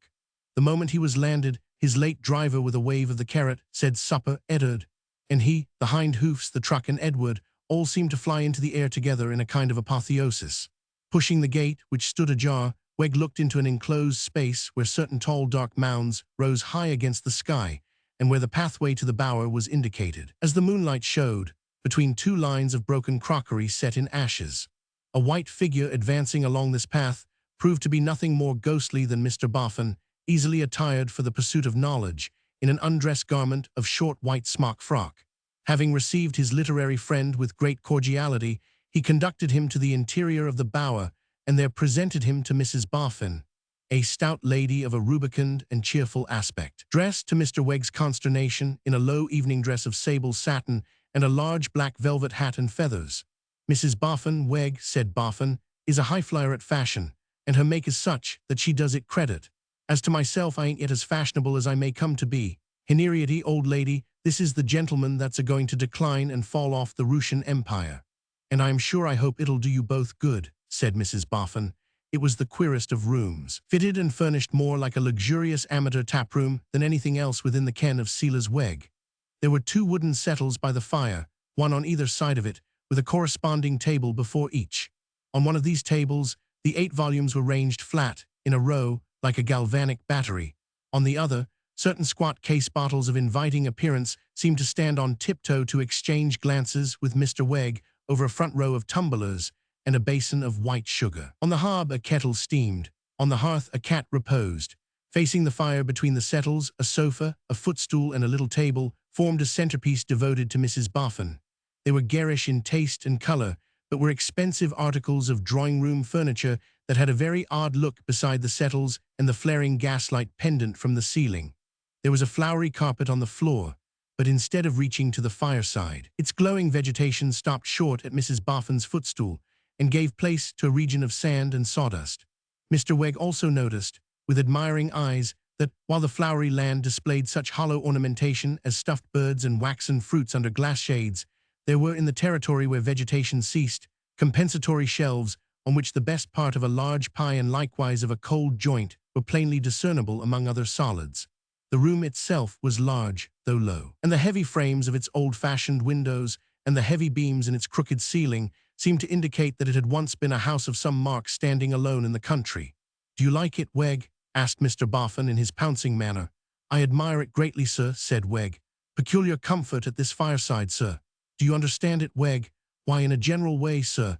Mr. Wegg was beginning slowly and knowingly with his head stuck on one side, as evasive people do begin when the other cut him short. "You don't understand it, Wegg, and I'll explain it. These arrangements is made by mutual consent between Mrs. Boffin and me. Mrs. Boffin, as I've mentioned, is a high-flyer at fashion. At present I'm not. I don't go higher than comfort, and comfort of the sort that I'm equal to the enjoyment of. Well then, where would be the good of Mrs. Boffin and me quarreling over it? We never did quarrel. Before we come into Boffin's bower as a property, why quarrel when we have come into Boffin's bower as a property? So Mrs. Boffin, she keeps up her part of the room in her way, I keep up my part of the room in mine. In consequence of which we have at once sociability. I should go melancholy mad without Mrs. Boffin, fashion, and comfort. If I get by degrees to be a higher flyer at fashion, then Mrs. Boffin will by degrees come forarder. If Mrs. Boffin should ever be less of a dab at fashion than she is at the present time, then Mrs. Boffin's carpet would go backarder. If we should both continue as we are, why then here we are, and give us a kiss, old lady." Mrs. Boffin, who, perpetually smiling, had approached and drawn her plump arm through her lord's, most willingly complied. Fashion, in the form of her black velvet hat and feathers, tried to prevent it, but got deservedly crushed in the endeavor. "So now, Wegg," said Mr. Boffin, wiping his mouth with an air of much refreshment, "you begin to know us as we are. This is a charming spot, is the bower, but you must get to appreciate it by degrees. It's a spot to find out the merits of, little by little, and a new one every day. There's a serpentining walk up each of the mounds that gives you the yard and neighborhood changing every moment. When you get to the top, there's a view of the neighboring premises, not to be surpassed. Premises of Mrs. Boffin's late father, canine provision trade, you look down into as if they was your own. And the top of the high mound is crowned with a latticework arbor in which, if you don't read out loud many a book in the summer, I, and as a friend, drop many a time into poetry too, it shan't be my fault. Now what'll you read on?" Thank you, sir, returned Wegg, as if there were nothing new in his reading at all. I generally do it on gin and water. Keeps the organ moist, does it, Wegg? Asked Mr. Boffin with innocent eagerness. No, sir, replied Wegg coolly. I should hardly describe it so, sir. I should say mellers it. Mellers it is the word I should employ, Mr. Boffin. His wooden conceit and craft kept exact pace with the delighted expectation of his victim. The visions rising before his mercenary mind of the many ways in which this connection was to be turned to account never obscured the foremost idea natural to a dull, overreaching man, that he must not make himself too cheap. Mrs. Boffin's fashion, as a less inexorable deity than the idol usually worshipped under that name, did not forbid her mixing for her literary guest, or asking if he found the result to his liking. On his returning a gracious answer and taking his place at the literary settle, Mr. Boffin began to compose himself as a listener at the opposite settle with exultant eyes. Sorry to deprive you of a pipe, Wegg, he said, filling his own. But you can't do both together. Oh, and another thing I forgot to name. When you come in here of an evening and look round you and notice anything on a shelf that happens to catch your fancy, mention it. Wegg, who had been going to put on his spectacles, immediately laid them down with the sprightly observation, You read my thoughts, sir. Do my eyes deceive me, or is that object up there a pie? It can't be a pie. Yes, it's a pie, Wegg, replied Mr. Boffin, with a glance of some little discomfiture at the decline and fall. Have I lost my smell for fruits, or is it apple pie, sir? Asked Wegg. It's a veal and ham pie, said Mr. Boffin. Is it indeed, sir? And it would be hard, sir, to name the pie that is a better pie than a wheel and hammer, said Mr. Wegg, nodding his head emotionally. Have some, Wegg. Thank you, Mr. Boffin. I think I will, at your invitation. I wouldn't at any other party at the present juncture. But at yours, sir. And meaty jelly, too, especially when a little salt, which is the case where there's ham, is mellering to the organ, is very mellering to the organ. Mr. Wegg did not say what organ, but spoke with a cheerful generality. So the pie was brought down, and the worthy Mr. Boffin exercised his patience until Wegg, in the exercise of his knife and fork, had finished the dish, only profiting by the opportunity to inform Wegg that although it was not strictly fashionable to keep the contents of a larder thus exposed to view, he, Mr. Boffin, considered it hospitable, for the reason that instead of saying in a comparatively unmeaning manner to a visitor, There are such and such edibles downstairs, will you have anything up? You took the bold, practical course of saying, Cast your eye along the shelves, and if you see anything you like there, have it down. And now Mr. Wegg at length pushed away his plate and put on his spectacles, and Mr. Boffin lighted his pipe and looked with beaming eyes into the opening world before him, and Mrs. Boffin reclined in a fashionable manner on her sofa, as one who would be part of the audience if she found she could, and would go to sleep if she found she couldn't. Hem, began Wegg, this, Mr. Boffin and lady, is the first chapter of the first volume of the Decline and Fall Off. Here he looked hard at the book, and stopped. What's the matter, Wegg? Why, it comes into my mind, do you know, sir, said Wegg with an air of insinuating frankness, having first again looked hard at the book, that you made a little mistake this morning, which I had meant to set you right in, only something put it out of my head. I think you said Russian Empire, sir. It is Russian, ain't it, Wegg? No, sir, Roman. What's the difference, Wegg?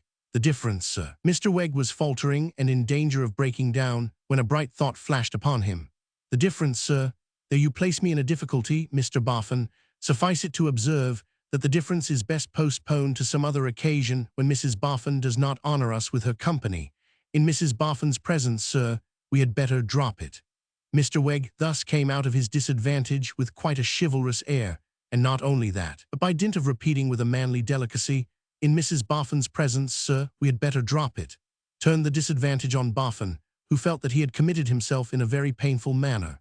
Then Mr. Wegg, in a dry, unflinching way, entered on his task, going straight across country at everything that came before him, taking all the hard words, biographical and geographical, getting rather shaken by Hadrian, Trajan, and the Antonines, stumbling at Polybius, pronounced Polybius, and supposed by Mr. Boffin to be a Roman virgin, and by Mrs. Boffin to be responsible for that necessity of dropping it, heavily unseated by Titus Antoninus Pius, up again, and galloping smoothly with Augustus, finally getting over the ground well with Commodus, who, under the appellation of Commodius, was held by Mr. Boffin to have been quite unworthy of his English origin, and not to have acted up to his name in his government of the Roman people.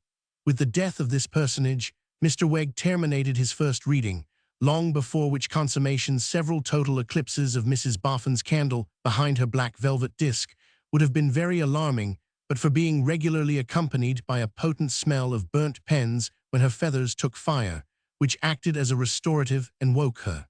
Mr. Wegg, having read on by rote and attached as few ideas as possible to the text, came out of the encounter fresh. But Mr. Boffin, who had soon laid down his unfinished pipe, and had ever since sat intently staring with his eyes and mind at the confounding enormities of the Romans, was so severely punished that he could hardly wish his literary friend good night and articulate tomorrow. "Commodious," gasped Mr. Boffin, staring at the moon. After letting Wegg out at the gate and fastening it, "Commodious fights in that wild beast show 735 times in one character only. As if that wasn't stunning enough, 100 lions is turned into the same wild beast show all at once. As if that wasn't stunning enough, Commodious in another character kills 'em all off in 100 goes. As if that wasn't stunning enough, Vitalis, and well-named too, eats 6 millions worth English money in 7 months. Wegg takes it easy. But upon my soul, to a old bird like myself, these are scarers, and even now that Commodious is strangled, I don't see a way to our bettering ourselves."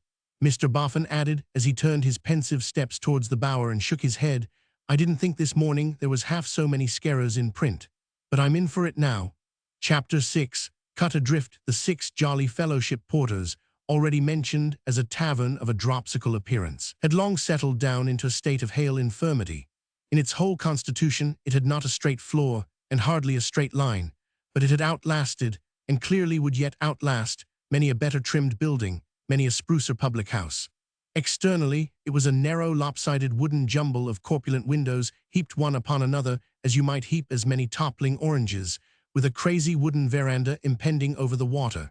Indeed, the whole house, inclusive of the complaining flagstaff on the roof, impended over the water, but seemed to have got into the condition of a faint-hearted diver who has paused so long on the brink that he will never go in at all.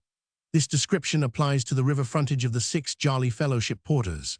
The back of the establishment, though the chief entrance was there, so contracted that it merely represented in its connection with the front the handle of a flat iron set upright on its broadest end. This handle stood at the bottom of a wilderness of court and alley, which wilderness pressed so hard and close upon the 6 Jolly Fellowship Porters as to leave the hostelry not an inch of ground beyond its door.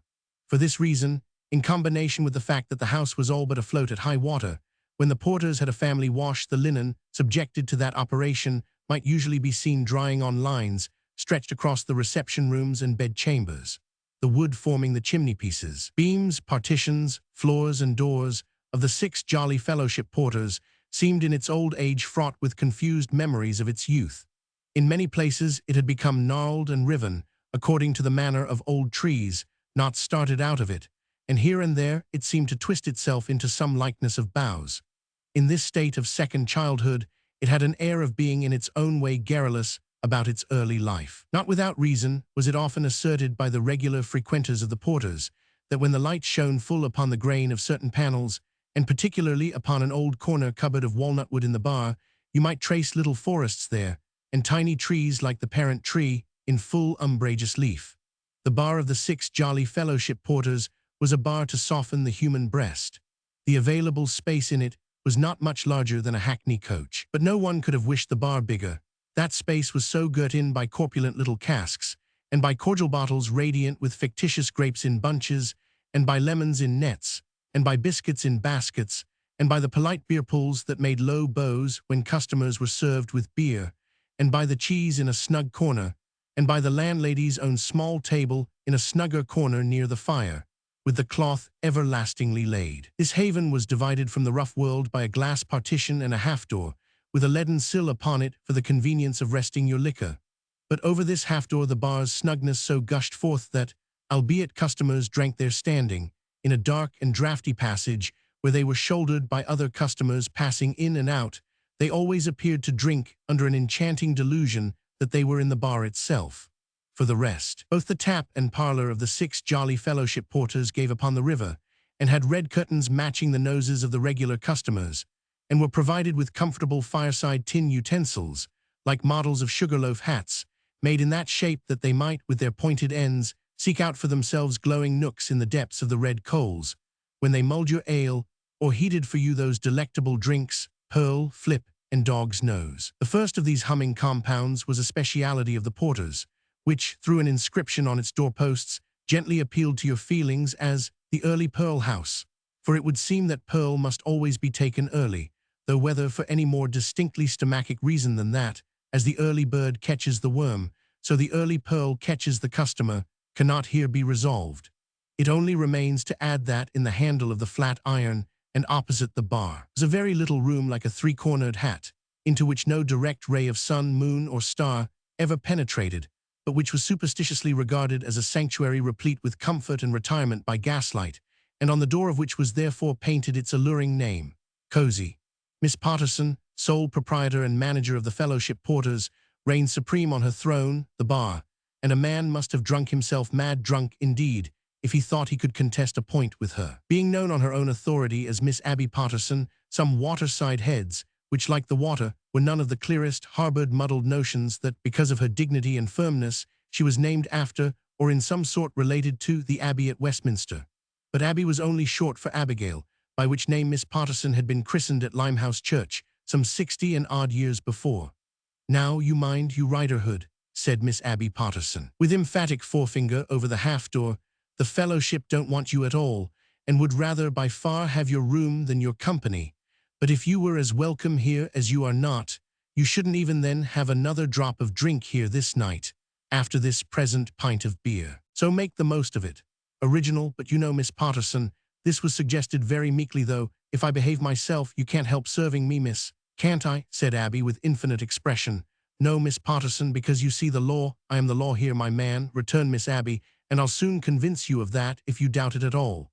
"I never said I did doubt it at all, Miss Abby. So much the better for you." Abby the Supreme threw the customer's halfpence into the till, and seating herself in her fireside chair, resumed the newspaper she had been reading. She was a tall, upright, well-favored woman, though severe of countenance, and had more of the air of a schoolmistress than mistress of the 6 jolly Fellowship Porters. The man on the other side of the half-door was a waterside man with a squinting leer, and he eyed her as if he were one of her pupils in disgrace. "You're cruel hard upon me, Miss Patterson." Miss Patterson read her newspaper with contracted brows, and took no notice until he whispered, "Miss Patterson, ma'am, might I have half a word with you?" Deigning then to turn her eyes sideways towards the suppliant, Miss Patterson beheld him knuckling his low forehead and ducking at her with his head, as if he were asking leave to fling himself head foremost over the half-door and alight on his feet in the bar. "Well," said Miss Patterson, with a manner as short as she herself was long, "say your half-word. Bring it out." "Miss Patterson, ma'am, would you excuse me taking the liberty of asking, is it my character that you take objections to?" "Certainly," said Miss Patterson. "Is it that you're afraid of—" "I am not afraid of you," interposed Miss Patterson, "if you mean that. But I humbly don't mean that, Miss Abby." "Then what do you mean? You really are so cruel hard upon me. What I was going to make inquiries was no more than, might you have any apprehensions, leastways beliefs or suppositions, that the company's property mightn't be altogether to be considered safe, if I used the house too regular?" "What do you want to know for?" "Well, Miss Abby, respectfully meaning no offense to you, it would be some satisfaction to a man's mind to understand why the Fellowship Porters is not to be free to such as me, and is to be free to such as Gaffer." The face of the hostess darkened with some shadow of perplexity, as she replied, "Gaffer has never been where you have been." Signifying in quod, miss, "Perhaps not, but he may have merited it. He may be suspected of far worse than ever I was." "Who suspects him?" "Many, perhaps, one beyond all doubts, I do." "You are not much," said Miss Abby Patterson, knitting her brows again with disdain. "But I was his pardner, mind you, Miss Abby, I was his pardner. As such I know more of the ins and outs of him than any person living does. Notice this. I am the man that was his pardner, and I am the man that suspects him." "Then," suggested Miss Abby, though with a deeper shade of perplexity than before, "you criminate yourself." "No, I don't, Miss Abby, for how does it stand? It stands this way. When I was his pardner, I couldn't never give him satisfaction. Why couldn't I never give him satisfaction? Because my luck was bad, because I couldn't find many enough of 'em. How was his luck? Always good. Notice this, always good. Ah, there's a many games, Miss Abby, in which there's chance, but there's a many others in which there's skill too, mixed along with it." "That Gaffer has a skill in finding what he finds who doubts man?" asked Miss Abby. "A skill in parroting what he finds, perhaps," said Riderhood, shaking his evil head. Miss Abby knitted her brow at him as he darkly leered at her. "If you're out upon the river pretty nigh every tide, and if you want to find a man or woman in the river, you'll greatly help your luck, Miss Abby, by knocking a man or woman on the head aforehand and pitching 'em in." "Gracious Lud," was the involuntary exclamation of Miss Patterson. "Mind you, returned the other, stretching forward over the half-door to throw his words into the bar, for his voice was as if the head of his boat's mop were down his throat. I say so, Miss Abby, and mind you, I'll follow him up, Miss Abby, and mind you, I'll bring him to hook at last. If it's 20 year hence, I will. Who's he? To be favoured along of his daughter? Ain't I got a daughter of my own? With that flourish, and seeming to have talked himself rather more drunk and much more ferocious than he had begun by being, Mr. Riderhood took up his pint-pot and swaggered off to the tap-room. Gaffer was not there, but a pretty strong muster of Miss Abby's pupils were, who exhibited, when occasion required, the greatest docility. On the clock's striking 10, and Miss Abby's appearing at the door, and addressing a certain person in a faded scarlet jacket, with George Jones, your time's up. I told your wife you should be punctual. Jones submissively rose, gave the company good night, and retired. At 10:30, on Miss Abby's looking in again, and saying, William Williams, Bob Glamour, and Jonathan, you are all due. Williams, Bob, and Jonathan, with similar meekness, took their leave and evaporated. Greater wonder than these, when a bottle-nosed person in a glazed hat had, after some considerable hesitation, ordered another glass of gin and water of the attendant potby, and when Miss Abby, instead of sending it, appeared in person, saying, Captain Joey, you have had as much as will do you good. Not only did the captain feebly rub his knees and contemplate the fire without offering a word of protest, but the rest of the company murmured, Aye, aye, Captain, Miss Abby's right. You be guided by Miss Abby, Captain. Nor was Miss Abby's vigilance in any wise abated by this submission, but rather sharpened, for looking round on the deferential faces of her school, and descrying two other young persons in need of admonition, she thus bestowed it. Tom Tootle, it's time for a young fellow who's going to be married next month to be at home and asleep. And you needn't nudge him, Mr. Jack Mullins, for I know your work begins early tomorrow, and I say the same to you. So come, good night like good lads. Upon which the blushing Tootle looked to Mullins, and the blushing Mullins looked to Tootle, on the question who should rise first, and finally both rose together and went out on the broad grin, followed by Miss Abby, in whose presence the company did not take the liberty of grinning likewise. In such an establishment, the white-aproned potboy with his shirt-sleeves arranged in a tight roll on each bare shoulder was a mere hint of the possibility of physical force, thrown out as a matter of state and form. Exactly at the closing hour, all the guests who were left filed out in the best order, Miss Abby standing at the half-door of the bar to hold a ceremony of review and dismissal. All wished Miss Abby good night, and Miss Abby wished good night to all, except Riderhood. The sapient potboy, looking on officially, then had the conviction borne in upon his soul that the man was evermore outcast and excommunicate from the 6 jolly fellowship porters. You Bob Glittery, said Miss Abby to this potboy, run round to Hexam S. and tell his daughter Lizzie that I want to speak to her. With exemplary swiftness, Bob Glittery departed and returned. Lizzie, following him, arrived as one of the 2 female domestics of the fellowship porters arranged on the snug little table by the bar fire, Miss Potterson's supper of hot sausages and mashed potatoes. Come in and sit ye down, girl, said Miss Abby. Can you eat a bit? No, thank you, miss, I have had my supper. I have had mine too, I think, said Miss Abby, pushing away the untasted dish, and more than enough of it. I am put out, Lizzie. I am very sorry for it, miss. Then why in the name of goodness, quoth Miss Abby sharply, do you do it? I do it, miss.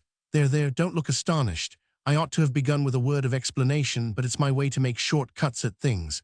I always was a pepperer. You Bob Glittery there, put the chain upon the door and get ye down to your supper. With an alacrity that seemed no less referable to the pepper fact than to the supper fact, Bob obeyed, and his boots were heard descending towards the bed of the river.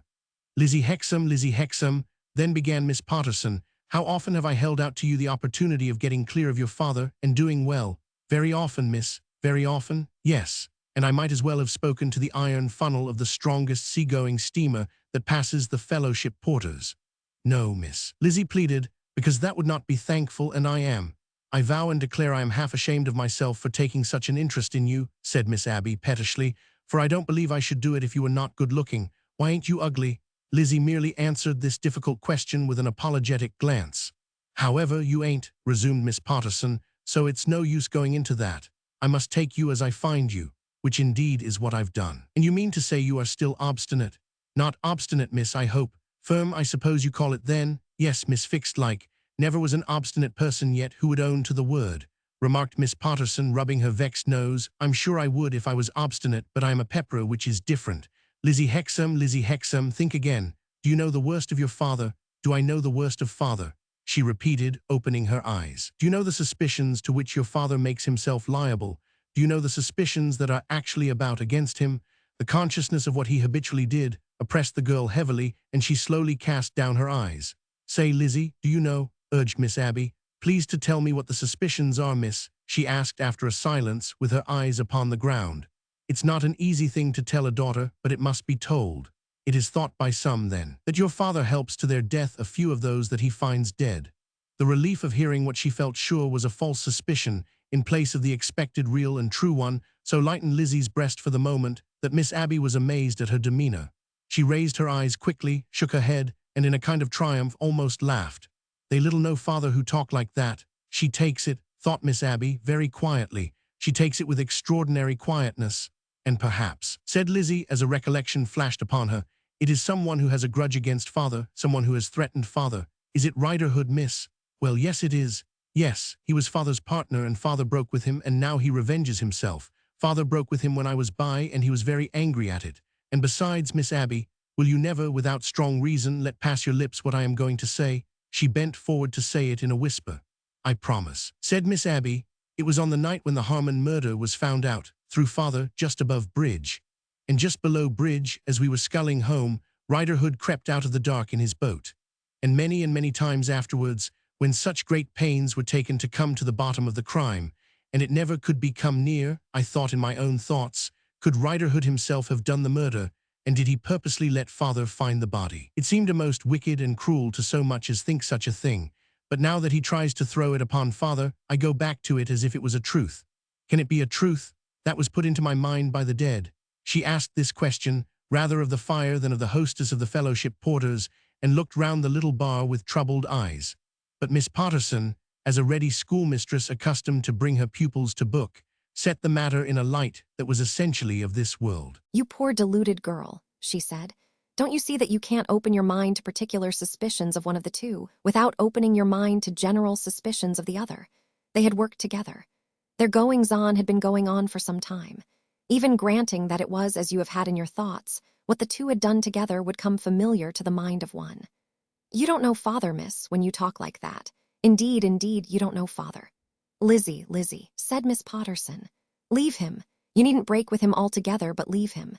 Do well away from him, not because of what I have told you tonight. We'll pass no judgment upon that, and we'll hope it may not be, but because of what I have urged on you before. No matter whether it's owing to your good looks or not, I like you and I want to serve you. Lizzie, come under my direction. Don't fling yourself away, my girl, but be persuaded into being respectable and happy. In the sound good feeling and good sense of her entreaty, Miss Abby had softened into a soothing tone and had even drawn her arm round the girl's waist. But she only replied, Thank you, I can't, I won't, I must not think of it. The harder father is borne upon, the more he needs me to lean on. And then Miss Abby, who, like all hard people when they do soften, felt that there was considerable compensation owing to her, underwent reaction and became frigid. I have done what I can, she said, and you must go your way. You make your bed and you must lie on it. But tell your father one thing, he must not come here any more. Oh, miss, will you forbid him the house where I know he's safe? The fellowships, returned Miss Abby, has itself to look to as well as others. It has been hard work to establish order here and make the fellowships what it is, and it is daily and nightly hard work to keep it so. The fellowships must not have a taint upon it that may give it a bad name. I forbid the house to Riderhood and I forbid the house to Gaffer. I forbid both equally. I find from Riderhood and you together that there are suspicions against both men, and I'm not going to take upon myself to decide betwixt them. They are both tarred with a dirty brush, and I can't have the fellowships tarred with the same brush. That's all I know. Good night, miss, said Lizzie Hexam sorrowfully. Ha, good night, returned Miss Abby with a shake of her head. Believe me, Miss Abby, I am truly grateful all the same. I can believe a good deal, returned the stately Abby, so I'll try to believe that too, Lizzie. No supper did Miss Potterson take that night, and only half her usual tumbler of hot port negus. And the female domestics, two robust sisters with staring black eyes, shining flat red faces, blunt noses, and strong black curls, like dolls, interchanged the sentiment that Mrs. had her hair combed the wrong way by somebody. And the potboy afterwards remarked that he hadn't been so rattled to bed since his late mother had systematically accelerated his retirement to rest with a poker. The chaining of the door behind her, as she went forth, disenchanted Lizzie Hexam of that first relief she had felt. The night was black and shrill, the riverside wilderness was melancholy, and there was a sound of casting out, in the rattling of the iron links, and the grating of the bolts and staples under Miss Abby's hand. As she came beneath the lowering sky, a sense of being involved in a murky shade of murder dropped upon her.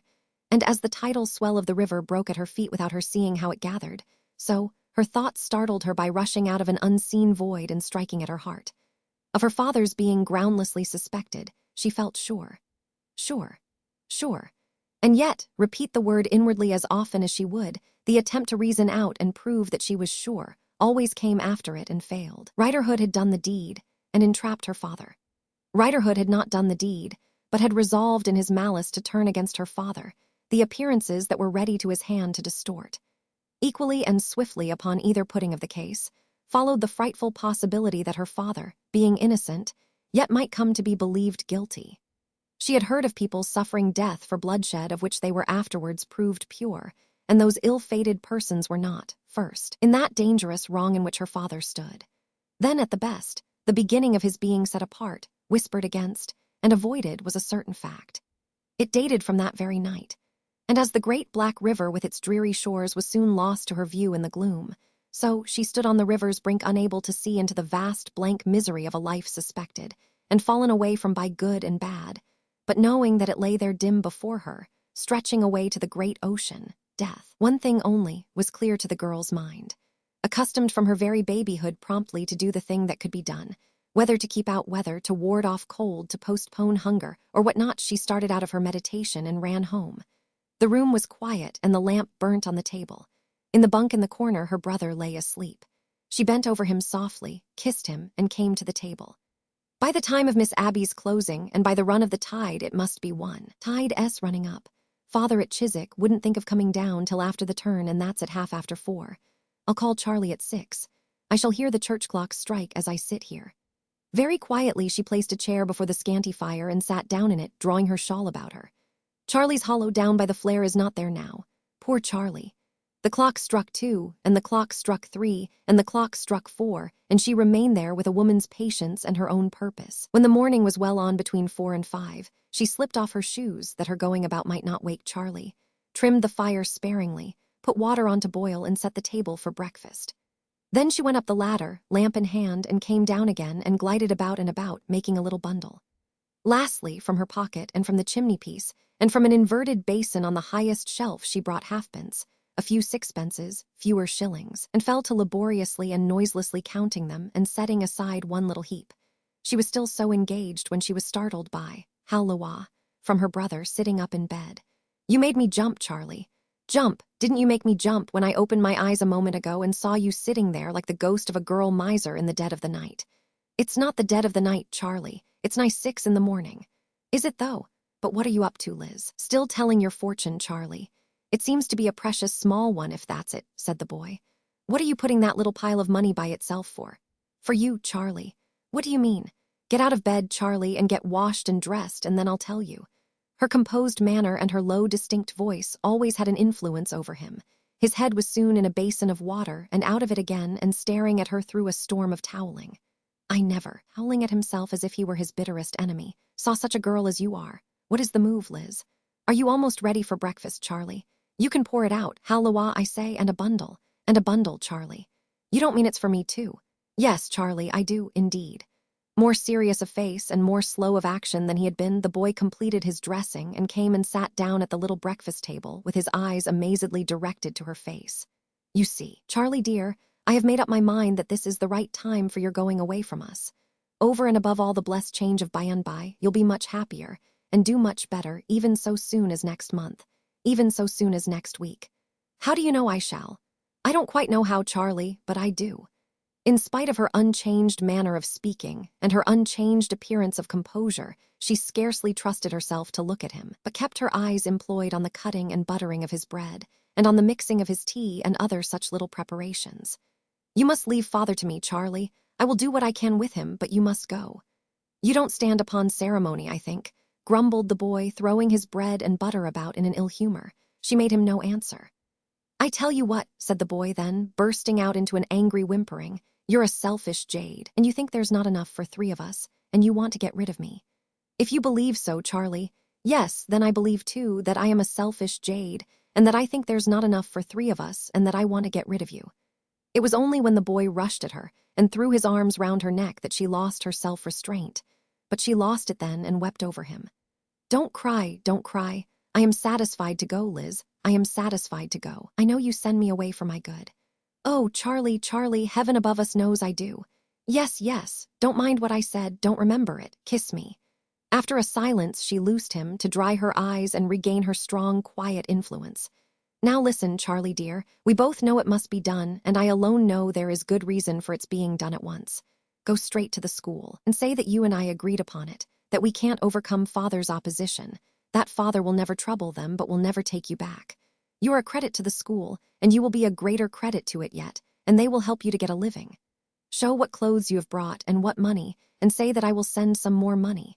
If I can get some in no other way, I will ask a little help of those 2 gentlemen who came here that night. I say, cried her brother quickly, don't you have it of that chap that took hold of me by the chin?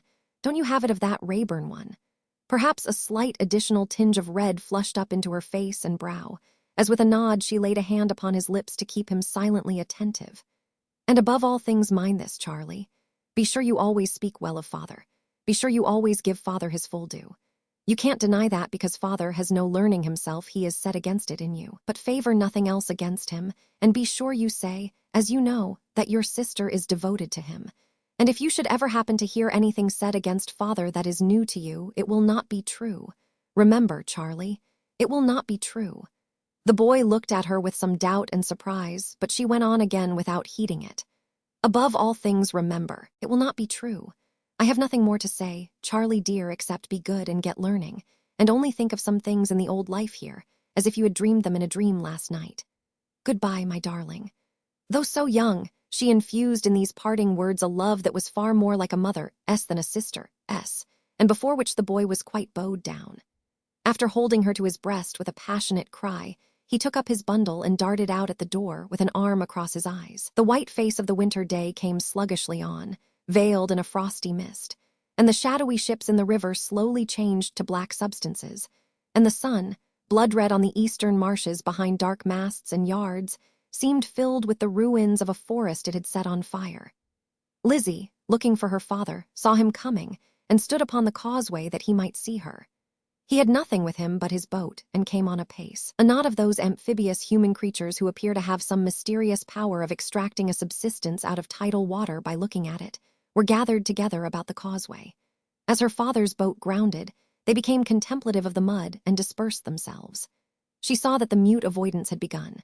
Gaffer saw it, too, in so far as that he was moved when he set foot on shore to stare around him. But he promptly set to work to haul up his boat and make her fast, and take the sculls and rudder and rope out of her. Carrying these with Lizzie's aid, he passed up to his dwelling. Sit close to the fire, father dear, while I cook your breakfast. It's all ready for cooking and only been waiting for you. You must be frozen. Well, Lizzie, I ain't of a glow, that's certain. And my hands seem nailed through to the sculls. See how dead they are.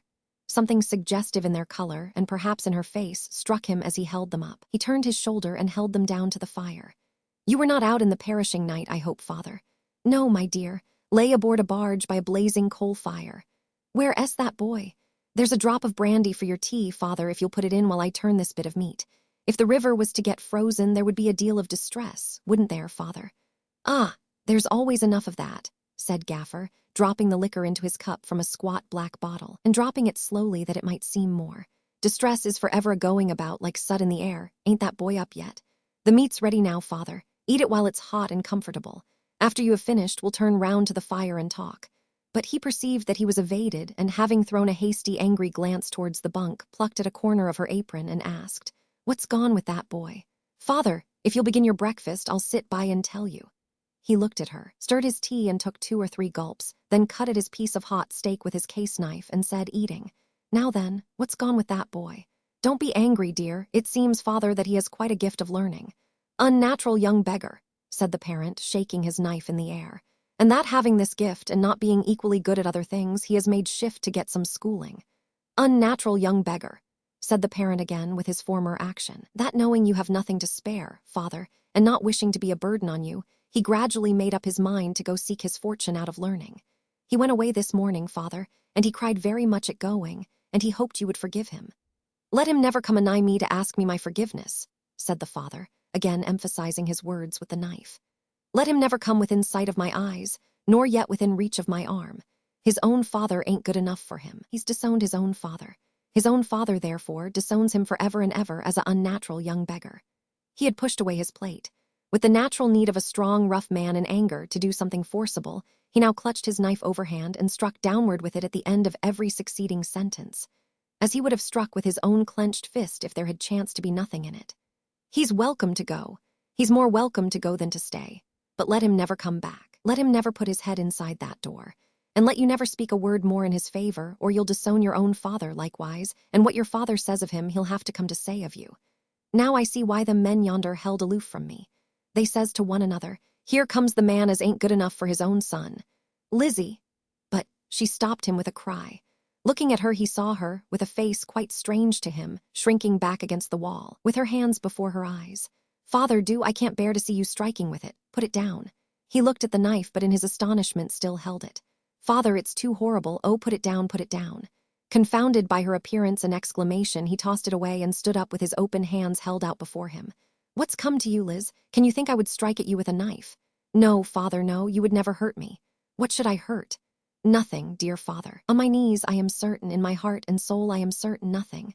But it was too dreadful to bear, for it looked, her hands covering her face again. Oh, it looked.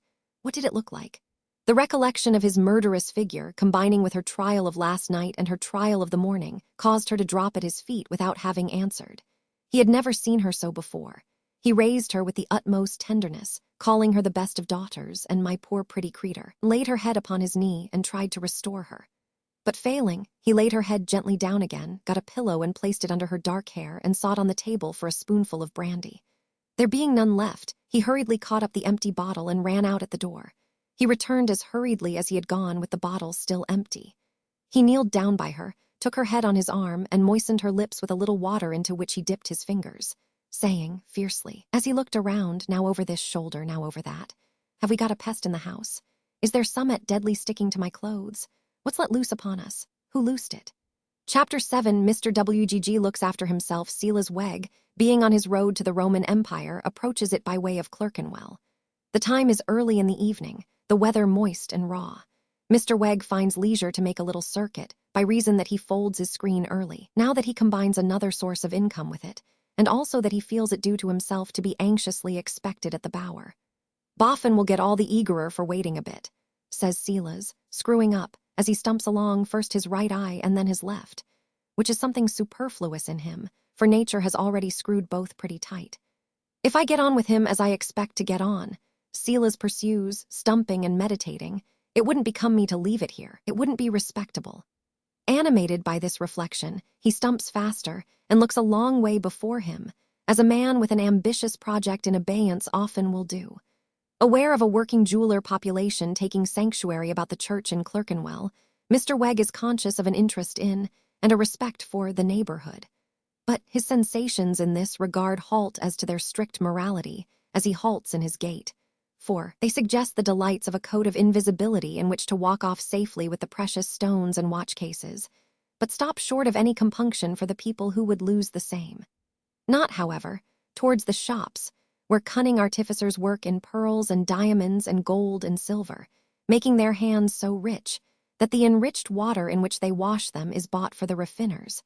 Not towards these does Mr. Wegg stump, but towards the poorer shops of small retail traders in commodities to eat and drink and keep folks warm, and of Italian frame makers, and of barbers, and of brokers, and of dealers in dogs and singing birds.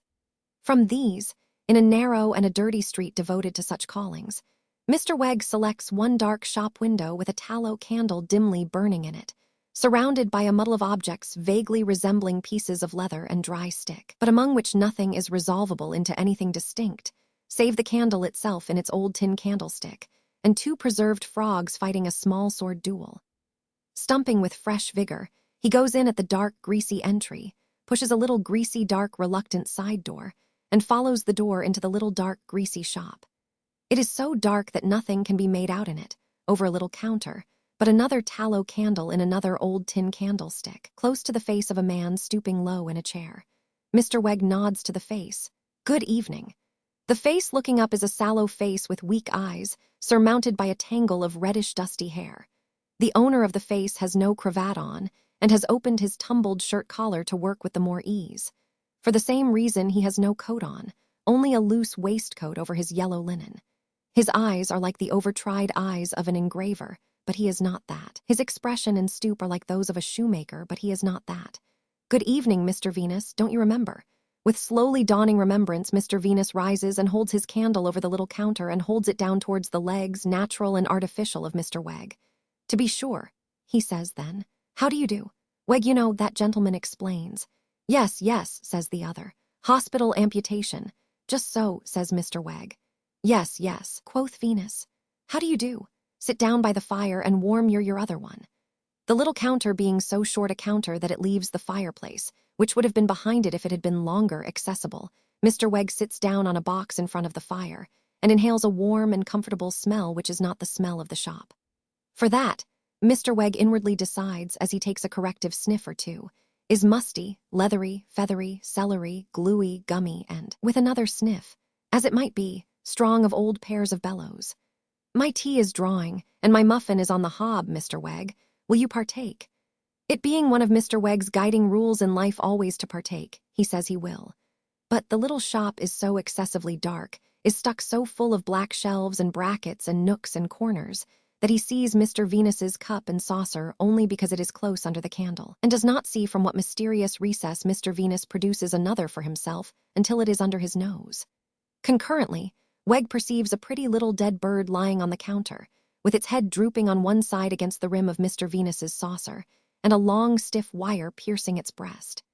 As if it were Cock Robin, the hero of the ballad, and Mr. Venus were the sparrow with his bow and arrow, and Mr. Wegg were the fly with his little eye. Mr. Venus dives and produces another muffin, yet untoasted. Taking the arrow out of the breast of Cock Robin, he proceeds to toast it on the end of that cruel instrument. When it is brown, he dives again and produces butter, with which he completes his work. Mr. Wegg, as an artful man who is sure of his supper by and by, presses muffin on his host to soothe him into a compliant state of mind, or, as one might say, to grease his works. As the muffins disappear little by little, the black shelves and nooks and corners begin to appear, and Mr. Wegg gradually acquires an imperfect notion that over against him on the chimney-piece is a Hindu baby in a bottle, curved up with his big head tucked under him, as he would instantly throw a somersault if the bottle were large enough. When he deems Mr. Venus's wheels sufficiently lubricated, Mr. Wegg approaches his object by asking, as he lightly taps his hands together, to express an undesigning frame of mind. And how have I been going on this long time, Mr. Venus? Very bad, says Mr. Venus uncompromisingly. What, am I still at home? Asks Wegg with an air of surprise. Always at home. This would seem to be secretly agreeable to Wegg, but he veils his feelings and observes, strange, to what do you attribute it? I don't know, replies Venus, who is a haggard, melancholy man, speaking in a weak voice of querulous complaint. To what to attribute it, Mr. Wegg? I can't work you into a miscellaneous one, no how. Do what I will, you can't be got to fit. Anybody with a passable knowledge would pick you out at a look and say, no go, don't match. Well, but hang it, Mr. Venus, Wegg expostulates with some little irritation. That can't be personal and peculiar in me. It must often happen with miscellaneous ones. With ribs, I grant you always, but not else. When I prepare a miscellaneous one, I know beforehand that I can't keep to nature and be miscellaneous with ribs, because every man has his own ribs and no other man's will go with them. But elseways I can be miscellaneous. I have just sent home a beauty, a perfect beauty, to a school of art. 1 leg Belgian, 1 leg English, and the pickings of 8 other people in it. Talk of not being qualified to be miscellaneous. By rights you ought to be, Mr. Wegg. Silas looks as hard at his 1 leg as he can in the dim light, and after a pause sulkily opines that it must be the fault of the other people. Or how do you mean to say it comes about? He demands impatiently. I don't know how it comes about. Stand up a minute. Hold the light. Mr. Venus takes from a corner by his chair the bones of a leg and foot, beautifully pure and put together with exquisite neatness. These he compares with Mr. Wegg's leg, that gentleman looking on as if he were being measured for a riding boot. No, I don't know how it is, but so it is. You have got a twist in that bone, to the best of my belief. I never saw the likes of you. Mr. Wegg, having looked distrustfully at his own limb and suspiciously at the pattern with which it has been compared, makes the point. I'll bet £1 that ain't an English one. An easy wager when we run so much into foreign. No, it belongs to that French gentleman. As he nods towards a point of darkness behind Mr. Wegg, the latter, with a slight start, looks round for that French gentleman, whom he at length descries to be represented, in a very workmanlike manner, by his ribs only, standing on a shelf in another corner, like a piece of armor or a pair of stays. "Oh," says Mr. Wegg, with a sort of sense of being introduced. "I dare say you were all right enough in your own country, but I hope no objections will be taken to my saying that the Frenchman was never yet born as I should wish to match." At this moment the greasy door is violently pushed inward, and a boy follows it, who says, after having let it slam, "Original come for the stuffed canary."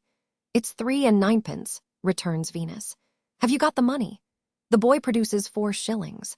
Mr. Venus, always in exceedingly low spirits and making whimpering sounds, peers about for the stuffed canary.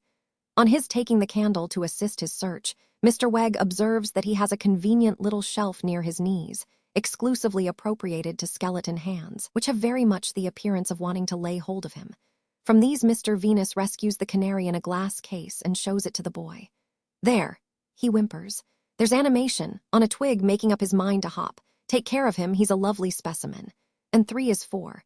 The boy gathers up his change and has pulled the door open by a leather strap nailed to it for the purpose when Venus cries out, "Stop him. Come back, you young villain. You've got a tooth among them halfpence." "How was I to know I'd got it? You jivet me. I don't want none of your teeth. I've got enough of my own." So the boy pipes as he selects it from his change and throws it on the counter. "Don't sauce me in the vicious pride of your youth," Mr. Venus retorts pathetically. "Don't hit me because you see I'm down. I'm low enough without that. It dropped into the till, I suppose. They drop into everything. There was 2 in the coffee pot at breakfast time. Molars." "Very well, then," argues the boy. "What do you call names for?" To which Mr. Venus only replies, shaking his shock of dusty hair and winking his weak eyes, "Don't sauce me in the vicious pride of your youth. Don't hit me because you see I'm down. You've no idea how small you'd come out if I had the articulating of you." This consideration seems to have its effect on the boy, for he goes out grumbling. "Oh, dear me," sighs Mr. Venus heavily, snuffing the candle. "The world that appeared so flowery has ceased to blow. You're casting your eye round the shop, Mr. Wegg. Let me show you a light. My working bench, my young man's bench, a Weiss, tools, bones various, skulls various, preserved Indian baby, African dit, bottled preparations various, everything within reach of your hand in good preservation, the moldy ones atop. What's in those hampers over them again? I don't quite remember. Say, human various, cats, articulated English baby, dogs, ducks, glass eyes various, mummied bird, dried cuticle various. Oh dear me, that's the general panoramic view." Having so held and waved the candle as that all these heterogeneous objects seemed to come forward obediently when they were named, and then retire again, Mr. Venus despondently repeats, "Oh dear me," resumes his seat, and with drooping despondency upon him falls to pouring himself out more tea. "Where am I?" asks Mr. Wegg. "You're somewhere in the back shop across the yard, sir, and speaking quite candidly, I wish I'd never bought you of the hospital porter. Now, look here, what did you give for me?" "Well," replies Venus, blowing his tea, his head and face peering out of the darkness over the smoke of it as if he were modernizing the old original rise in his family, "you were one of a warious lot, and I don't know. Silas puts his point in the improved form of what will you take for me?" "Well," replies Venus, still blowing his tea, "I'm not prepared at a moment's notice to tell you, Mr. Wegg. Come, according to your own account I'm not worth much," Wegg reasons persuasively. "Not for miscellaneous working in, I grant you, Mr. Wegg, but you might turn out valuable yet, as a—" Here Mr. Venus takes a gulp of tea, so hot that it makes him choke and sets his weak eyes watering. "As a monstrosity, if you'll excuse me." Repressing an indignant look, indicative of anything but a disposition to excuse him, Silas pursues his point. "I think you know me, Mr. Venus, and I think you know I never bargain." Mr. Venus takes gulps of hot tea, shutting his eyes at every gulp and opening them again in a spasmodic manner, but does not commit himself to assent. "I have a prospect of getting on in life and elevating myself by my own independent exertions," says Wegg feelingly. "And I shouldn't like, I tell you openly I should not like, under such circumstances, to be what I may call dispersed, a part of me here and a part of me there, but should wish to collect myself like a genteel person. It's a prospect at present, is it, Mr. Wegg? Then you haven't got the money for a deal about you. Then I'll tell you what I'll do with you. I'll hold you over. I'm a man of my word, and you needn't be afraid of my disposing of you. I'll hold you over. That's a promise." Oh dear me, dear me. Fain to accept his promise and wishing to propitiate him, Mr. Wegg looks on as he sighs and pours himself out more tea, and then says, trying to get a sympathetic tone into his voice, You seem very low, Mr. Venus. Is business bad? Never was so good. Is your hand out at all? Never was so well in. Mr. Wegg, I'm not only first in the trade, but I'm the trade. You may go and buy a skeleton at the West End if you like, and pay the West End price, but it'll be my putting together. I've as much to do as I can possibly do, with the assistance of my young man, and I take a pride and a pleasure in it. Mr. Venus thus delivers himself, his right hand extended, his smoking saucer in his left hand, protesting as though he were going to burst into a flood of tears. That ain't a state of things to make you low, Mr. Venus. Mr. Wegg, I know it ain't. Mr. Wegg, not to name myself as a workman without an equal, I've gone on improving myself in my knowledge of anatomy, till both by sight and by name I'm perfect. Mr. Wegg, if you was brought here loose in a bag to be articulated, I'd name your smallest bones blindfold equally with your largest, as fast as I could pick 'em out, and I'd sort 'em all and sort your vertebrae in a manner that would equally surprise and charm you. Well, remarked Silas, though not quite so readily as last time, that ain't a state of things to be low about. Not for you to be low about, leastways. Mr. Wegg, I know it ain't. Mr. Wegg, I know it ain't. But it's the heart that lowers me, it is the heart. Be so good as take and read that card out loud. Silas receives one from his hand, which Venus takes from a wonderful litter in a drawer, and putting on his spectacles, reads, Mr. Venus, yes, go on. Preserver of animals and birds, yes, go on. Articulator of human bones. That's it, with a groan.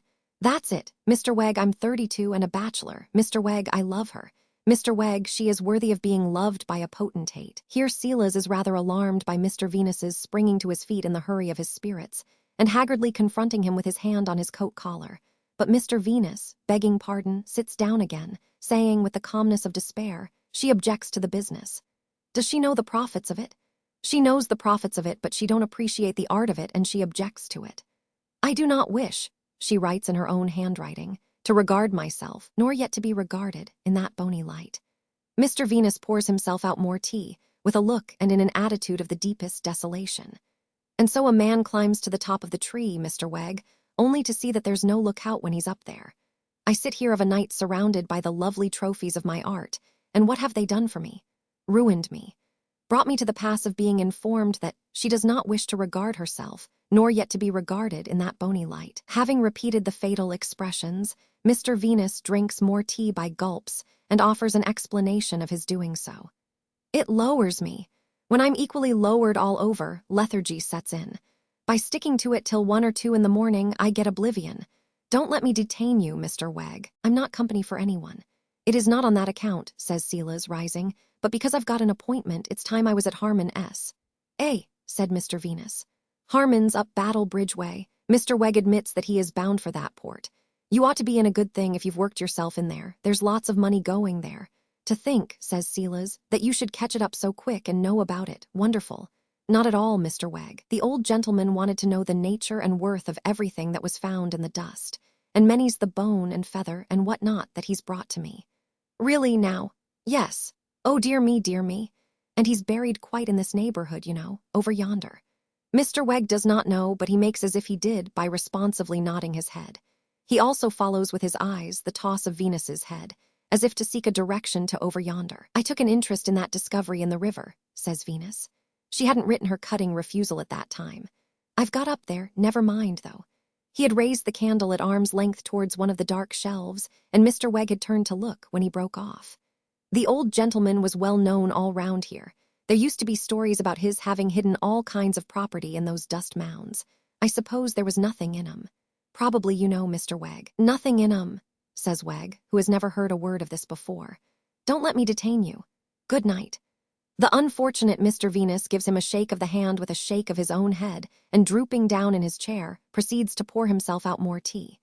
Mr. Wegg, looking back over his shoulder as he pulls the door open by the strap, notices that the movement so shakes the crazy shop, and so shakes a momentary flare out of the candle, as that the babies, Hindu, African, and British, the human warious, the French gentlemen, the green glass-eyed cats, the dogs, the ducks, and all the rest of the collection, show for an instant as if paralytically animated, while even poor little Cock Robin at Mr. Venus's elbow turns over on his innocent side. Next moment, Mr. Wegg is stumping under the gaslights and through the mud. Chapter 8. Mr. Boffin in consultation, whosoever had gone out of Fleet Street into the Temple at the date of this history, and had wandered disconsolate about the Temple until he stumbled on a dismal churchyard. and had looked up at the dismal windows commanding that churchyard, until at the most dismal window of them all he saw a dismal boy, would in him have beheld at one grand comprehensive swoop of the eye, the managing clerk, junior clerk, common law clerk, conveyancing clerk, chancery clerk, every refinement and department of clerk, of Mr. Mortimer Lightwood, erewhile called in the newspapers eminent solicitor. Mr. Boffin, having been several times in communication with this clerkly essence, both on its own ground and at the Bower, had no difficulty in identifying it when he saw it up in its dusty eyrie. To the second floor on which the window was situated, he ascended, much preoccupied in mind by the uncertainties besetting the Roman Empire, and much regretting the death of the amiable Pertinax, who only last night had left the imperial affairs in a state of great confusion by falling a victim to the fury of the Praetorian guards. "Morning, morning, morning," said Mr. Boffin, with a wave of his hand as the office door was opened by the dismal boy, whose appropriate name was Blight. "Governor in. Mr. Lightwood gave you an appointment, sir, I think." "I don't want him to give it, you know," returned Mr. Boffin. "I'll pay my way, my boy." "No doubt, sir. Would you walk in? Mr. Lightwood ain't in at the present moment, but I expect him back very shortly. Would you take a seat in Mr. Lightwood's room, sir, while I look over our appointment book?" Young Blight made a great show of fetching from his desk a long, thin manuscript volume with a brown paper cover, and running his finger down the day's appointments, murmuring, "Mr. Aggs, Mr. Baggs, Mr. Caggs, Mr. Daggs, Mr. Faggs, Mr. Gaggs, Mr. Boffin. Yes, sir, quite right. You are a little before your time, sir. Mr. Lightwood will be in directly." "I'm not in a hurry," said Mr. Boffin, "thank you, sir. I'll take the opportunity, if you please, of entering your name in our caller's book for the day." Young Blight made another great show of changing the volume, taking up a pen, sucking it, dipping it, and running over previous entries before he wrote. As Mr. Alley, Mr. Bally, Mr. Cally, Mr. Dally, Mr. Fally, Mr. Galley, Mr. Halley, Mr. Lally, Mr. Mally, and Mr. Boffin. "Strict system here, eh, my lad?" said Mr. Boffin as he was booked. "Yes, sir," returned the boy. "I couldn't get on without it." By which he probably meant that his mind would have been shattered to pieces without this fiction of an occupation.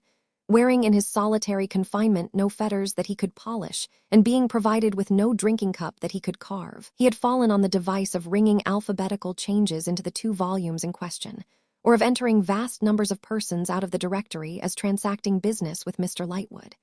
It was the more necessary for his spirits, because, being of a sensitive temperament, he was apt to consider it personally disgraceful to himself that his master had no clients. "How long have you been in the law now?" asked Mr. Boffin, with a pounce, in his usual inquisitive way. "I've been in the law now, sir, about 3 years. Must have been as good as born in it," said Mr. Boffin with admiration. "Do you like it?"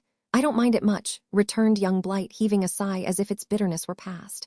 "What wages do you get?" "Half what I could wish," replied young Blight. "What's the whole that you could wish?" 15 shillings a week," said the boy. "About how long might it take you now at an average rate of going to be a judge?" asked Mr. Boffin, after surveying his small stature in silence. The boy answered that he had not yet quite worked out that little calculation. "I suppose there's nothing to prevent your going in for it," said Mr. Boffin. The boy virtually replied that as he had the honor to be a Briton who never, there was nothing to prevent his going in for it. Yet he seemed inclined to suspect that there might be something to prevent his coming out with it. "Would a couple of pound help you up at all?"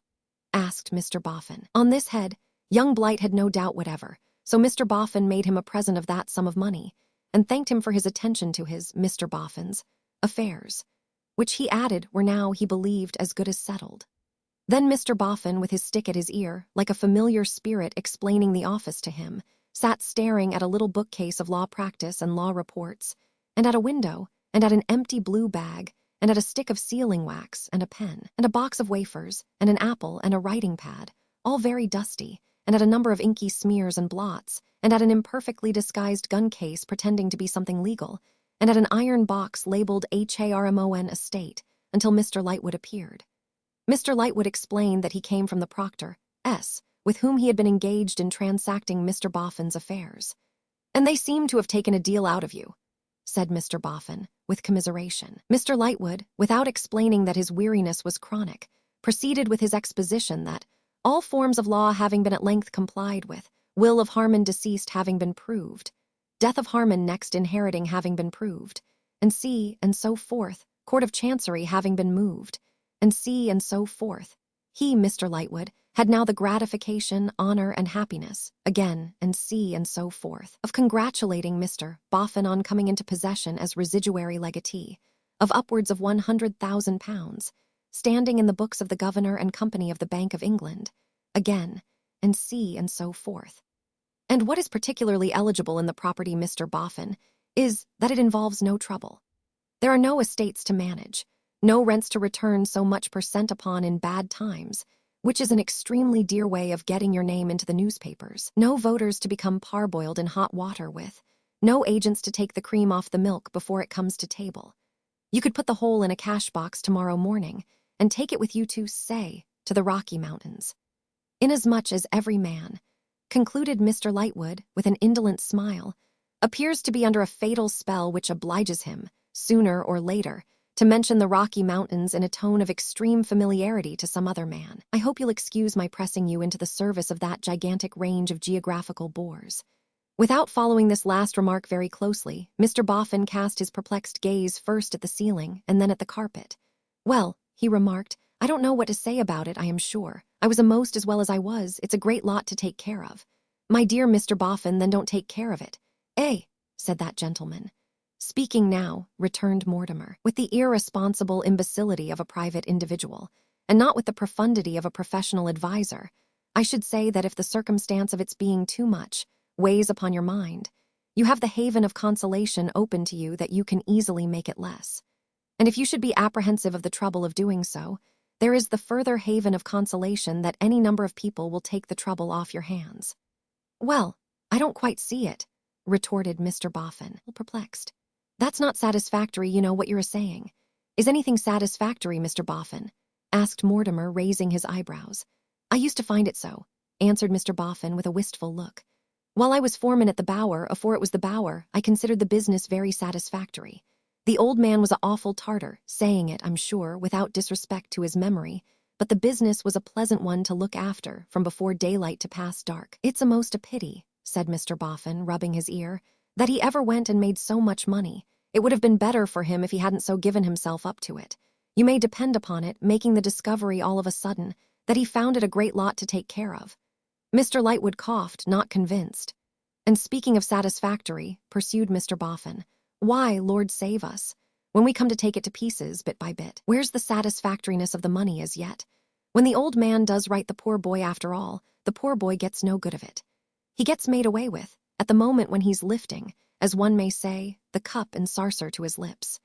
Mr. Lightwood, I will now name to you, that on behalf of the poor dear boy, me and Mrs. Boffin have stood out against the old man times out of number, till he has called us every name he could lay his tongue to.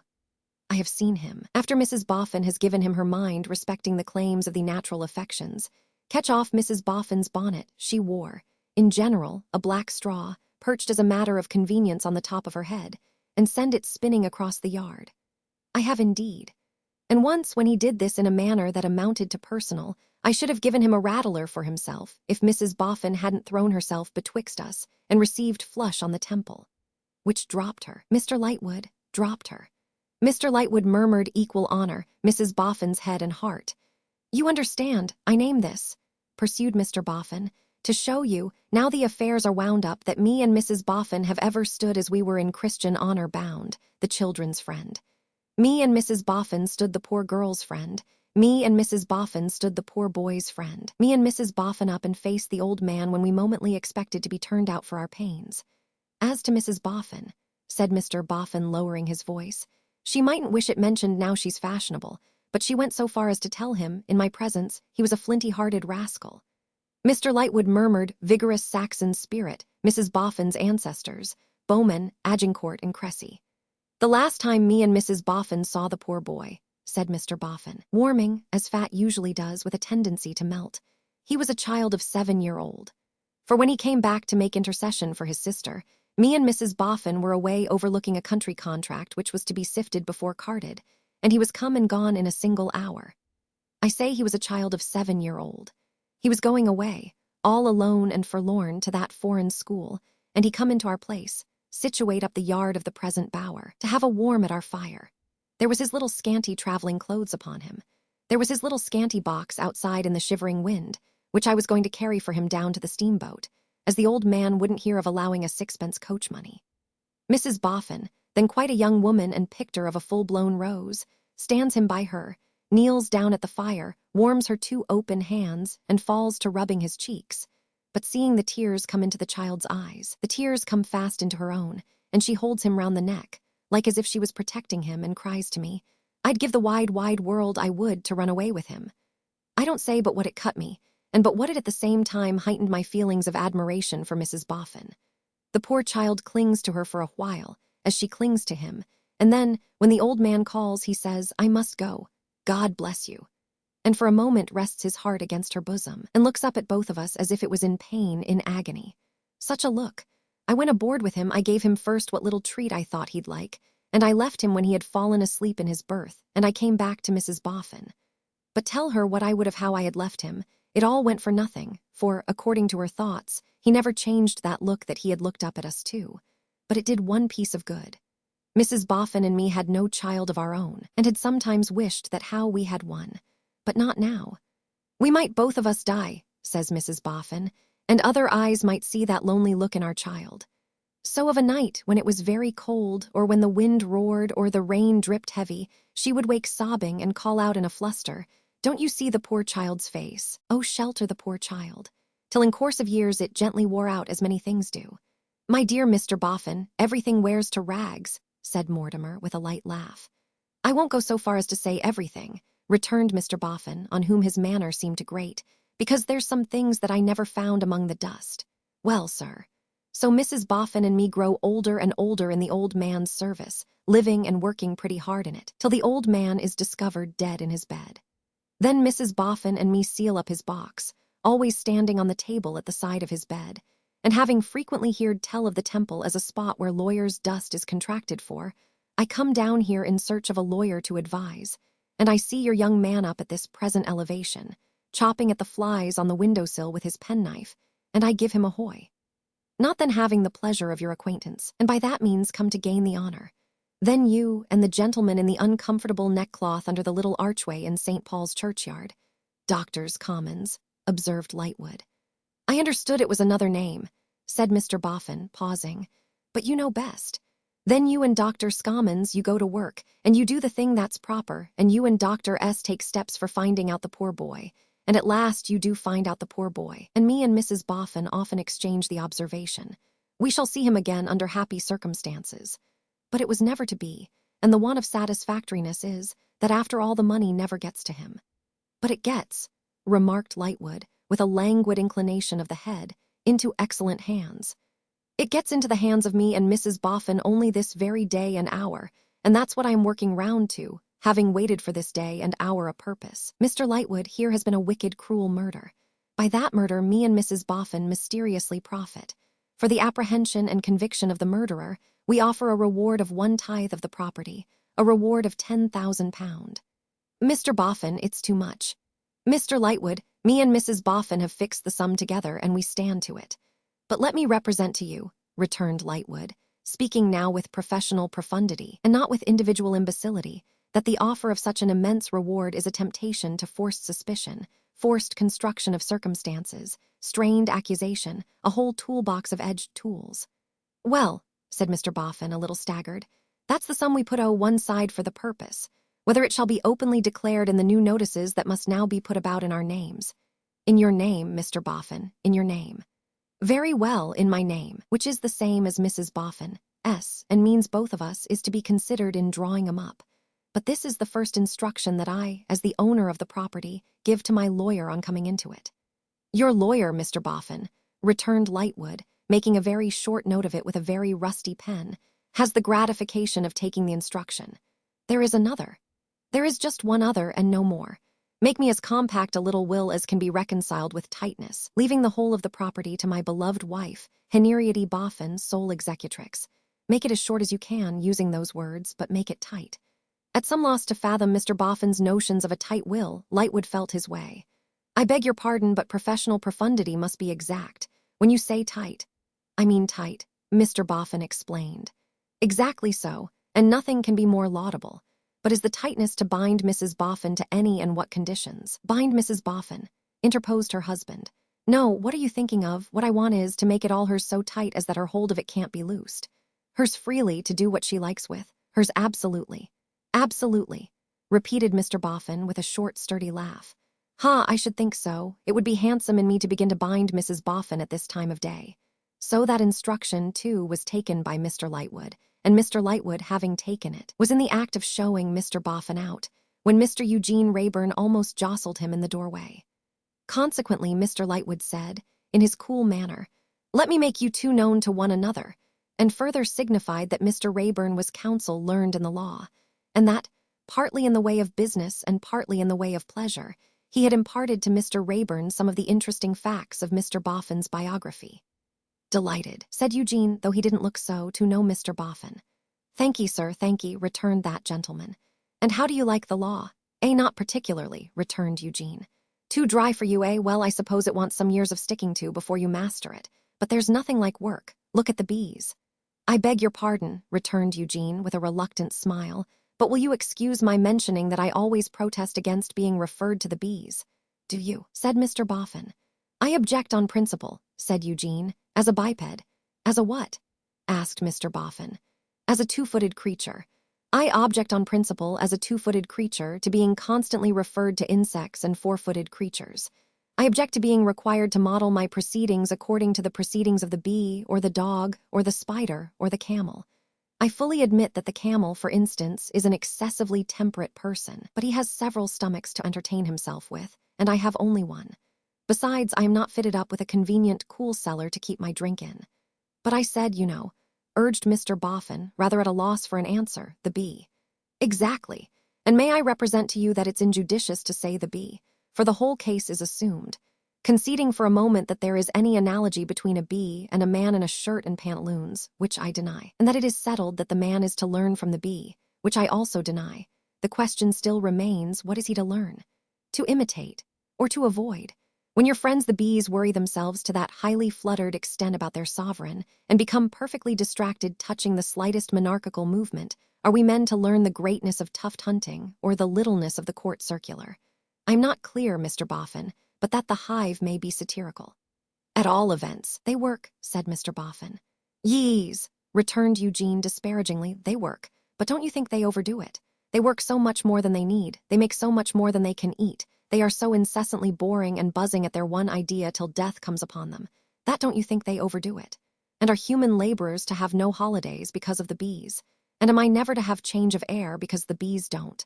Mr. Boffin, I think honey excellent at breakfast, but, regarded in the light of my conventional schoolmaster and moralist, I protest against the tyrannical humbug of your friend the bee, with the highest respect for you. Thank ye, said Mr. Boffin. Morning, morning. But the worthy Mr. Boffin jogged away with a comfortless impression he could have dispensed with, that there was a deal of unsatisfactoriness in the world, besides what he had recalled as appurtening to the Harmon property. And he was still jogging along Fleet Street in this condition of mind, when he became aware that he was closely tracked and observed by a man of genteel appearance. Now then, said Mr. Boffin, stopping short with his meditations brought to an abrupt check, what's the next article? I beg your pardon, Mr. Boffin. My name too, How did you come by it? I don't know you. No, sir, you don't know me. Mr. Boffin looked full at the man, and the man looked full at him.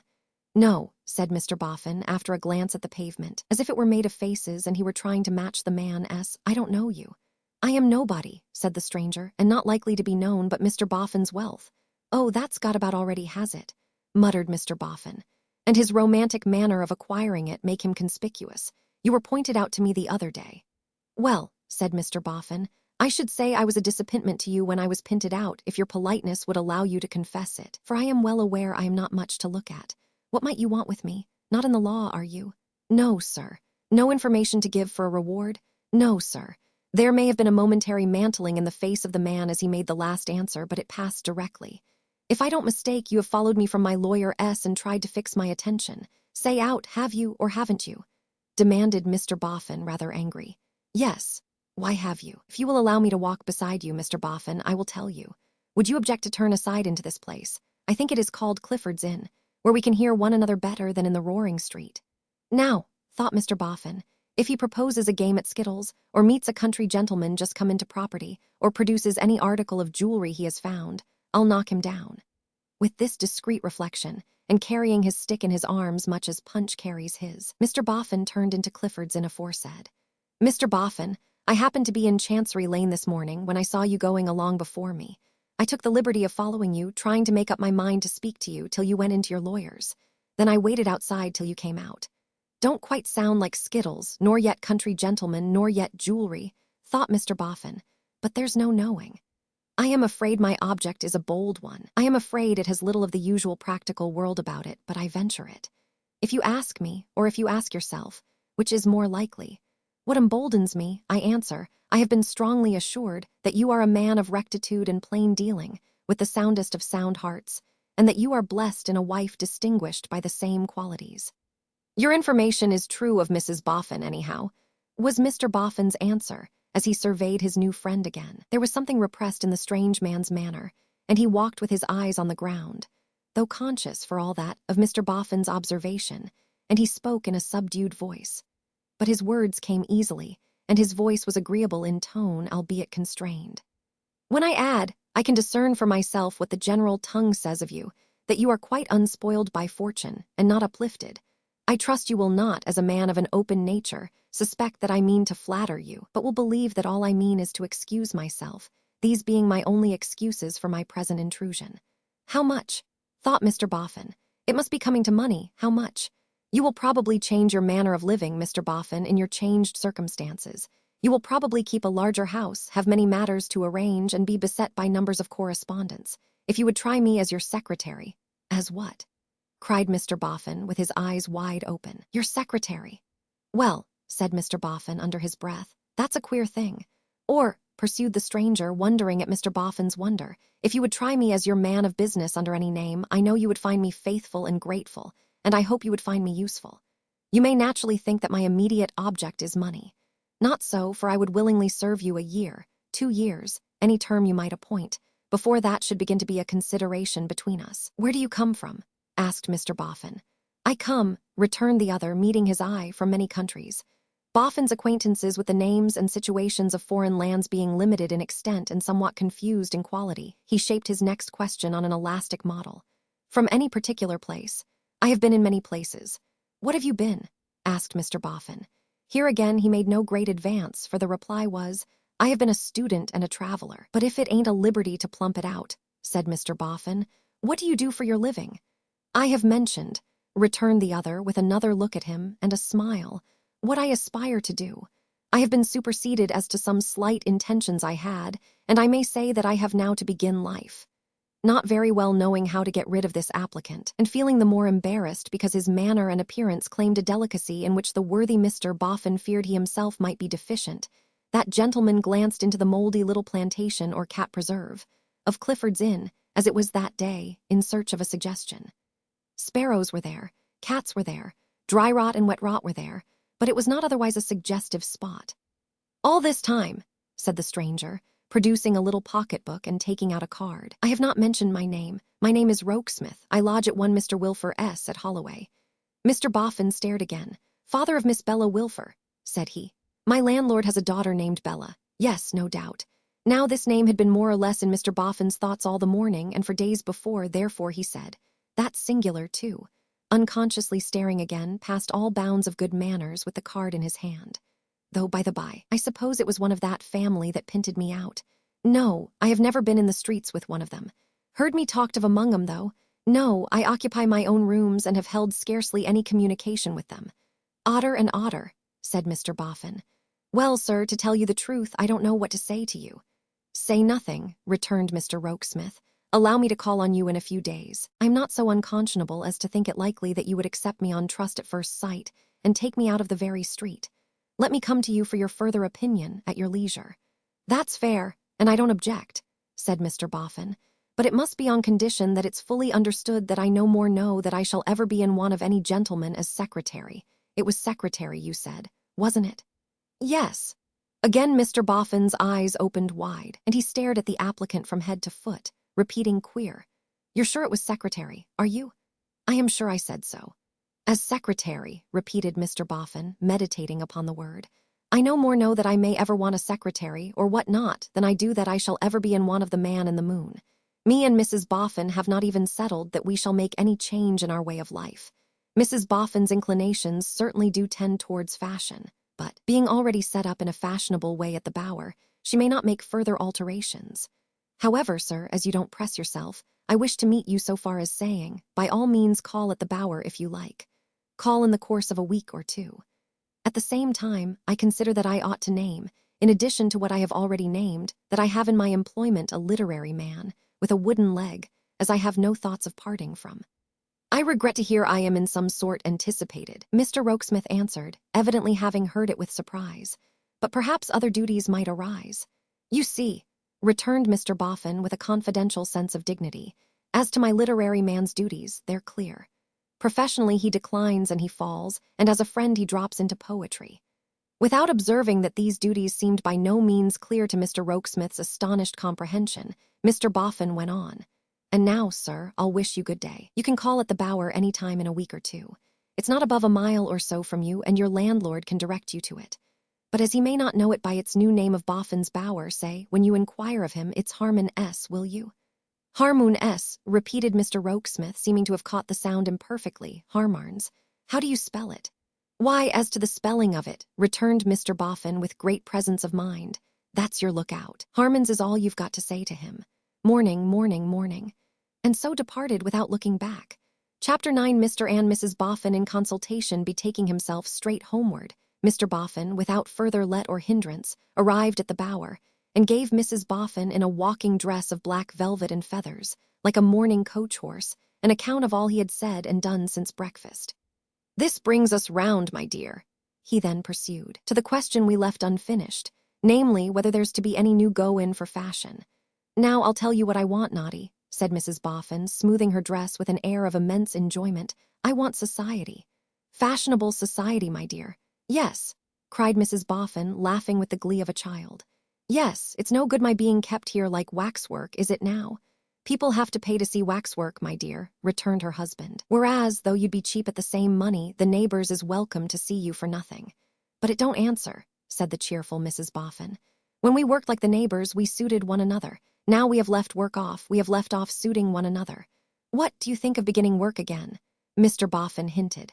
Out of the question, we have come into a great fortune, and we must do what's right by our fortune, we must act up to it. Mr. Boffin, who had a deep respect for his wife's intuitive wisdom, replied, though rather pensively, I suppose we must. It's never been acted up to yet, and consequently no good has come of it, said Mrs. Boffin. True, to the present time, Mr. Boffin assented with his former pensiveness as he took his seat upon his settle. I hope good may be coming of it in the future time. Towards which, what's your views, old lady? Mrs. Boffin, a smiling creature, broad of figure and simple of nature, with her hands folded in her lap, and with buxom creases in her throat, proceeded to expound her views. I say, a good house and a good neighborhood, good things about us, good living and good society. I say, live like our means without extravagance and be happy. Yes, I say be happy too, assented the still pensive Mr. Boffin.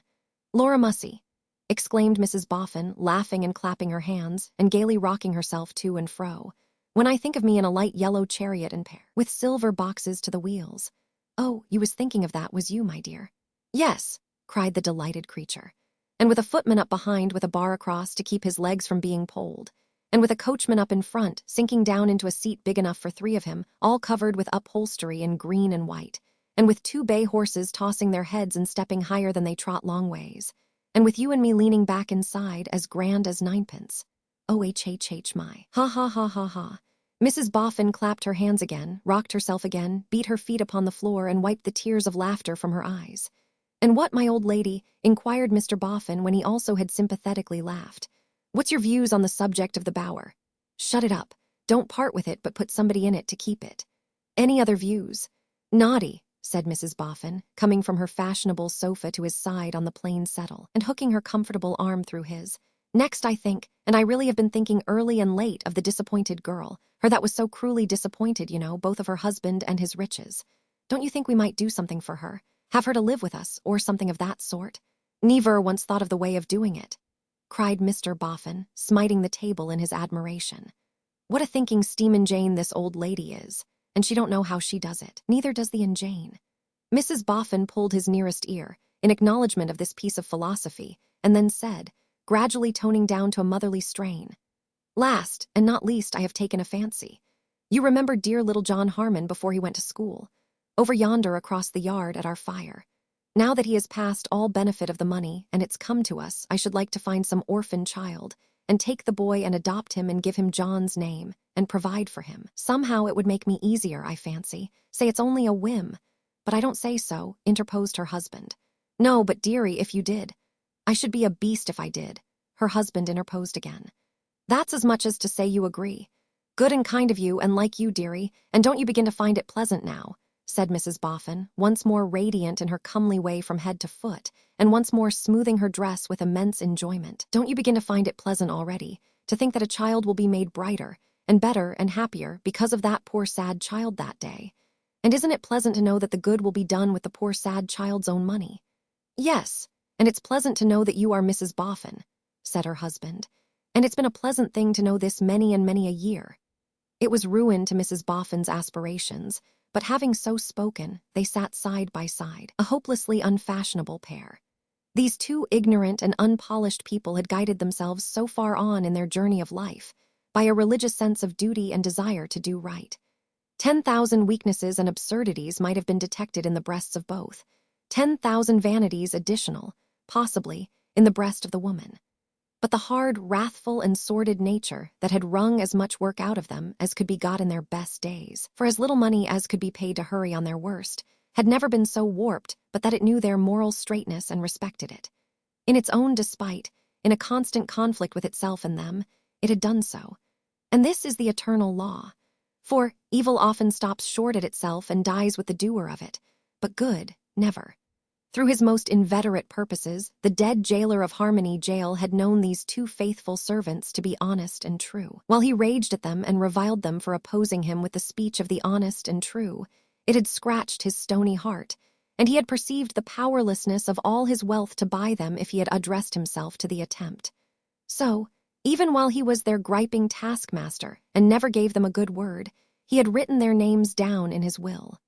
So, even while it was his daily declaration that he mistrusted all mankind, and sorely indeed, he did mistrust all who bore any resemblance to himself, he was as certain that these two people, surviving him, would be trustworthy in all things from the greatest to the least, as he was that he must surely die. Mr. and Mrs. Boffin, sitting side by side, with fashion withdrawn to an immeasurable distance, fell to discussing how they could best find their orphan. Mrs. Boffin suggested advertisement in the newspapers, requesting orphans answering annexed description to apply at the Bower on a certain day. But Mr. Boffin, wisely apprehending obstruction of the neighboring thoroughfares by orphan swarms, this course was negatived. Mrs. Boffin next suggested application to their clergyman for a likely orphan. Mr. Boffin, thinking better of this scheme, they resolved to call upon the reverend gentleman at once, and to take the same opportunity of making acquaintance with Miss Bella Wilfer. In order that these visits might be visits of state, Mrs. Boffin's equipage was ordered out.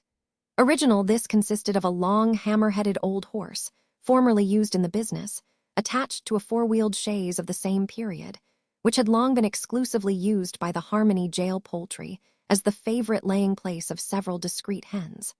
An unwanted application of corn to the horse, and of paint and varnish to the carriage, when both fell in as a part of the Boffin legacy, had made what Mr. Boffin considered a neat turnout of the whole, and a driver being added, in the person of a long, hammer-headed young man who was a very good match for the horse, left nothing to be desired.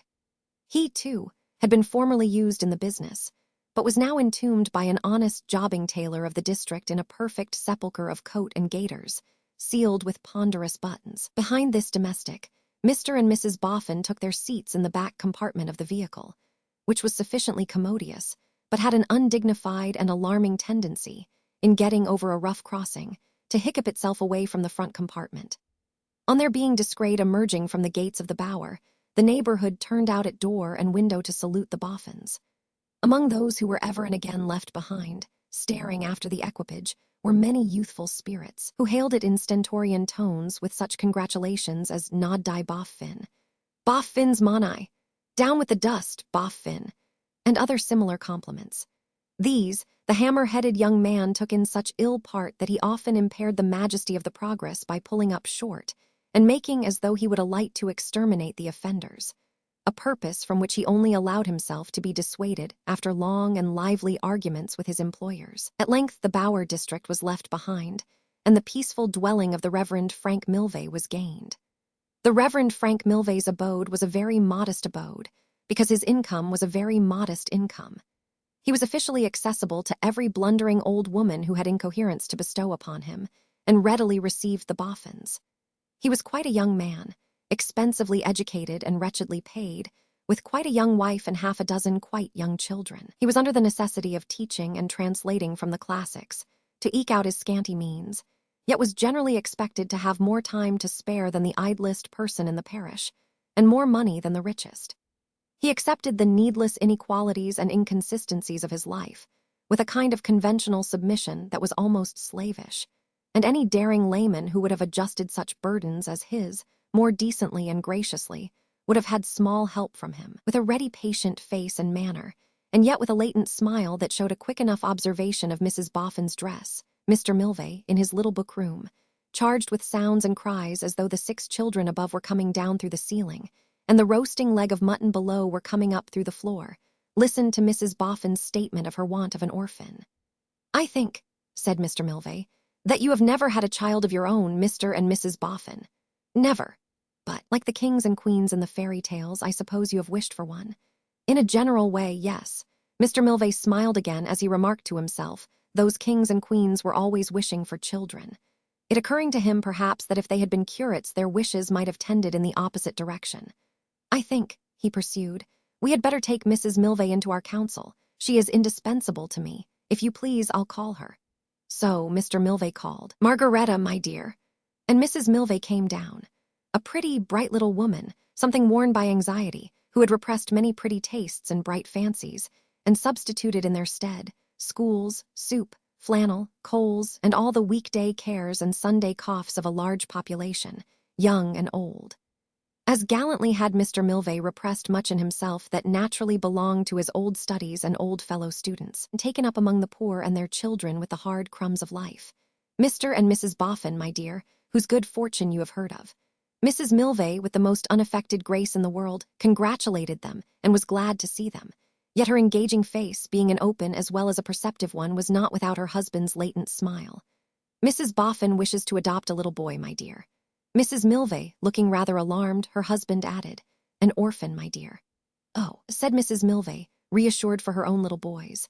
"And I was thinking, Margaretta, that perhaps old Mrs. Goody's grandchild might answer the purpose." "Oh, my dear Frank, I don't think that would do." "No. Oh, no." The smiling Mrs. Boffin, feeling it incumbent on her to take part in the conversation, and being charmed with the emphatic little wife and her ready interest, here offered her acknowledgments and inquired what there was against him. "I don't think," said Mrs. Milvey, glancing at the Reverend Frank, "and I believe my husband will agree with me when he considers it again, that you could possibly keep that orphan clean from snuff, because his grandmother takes so many ounces and drops it over him."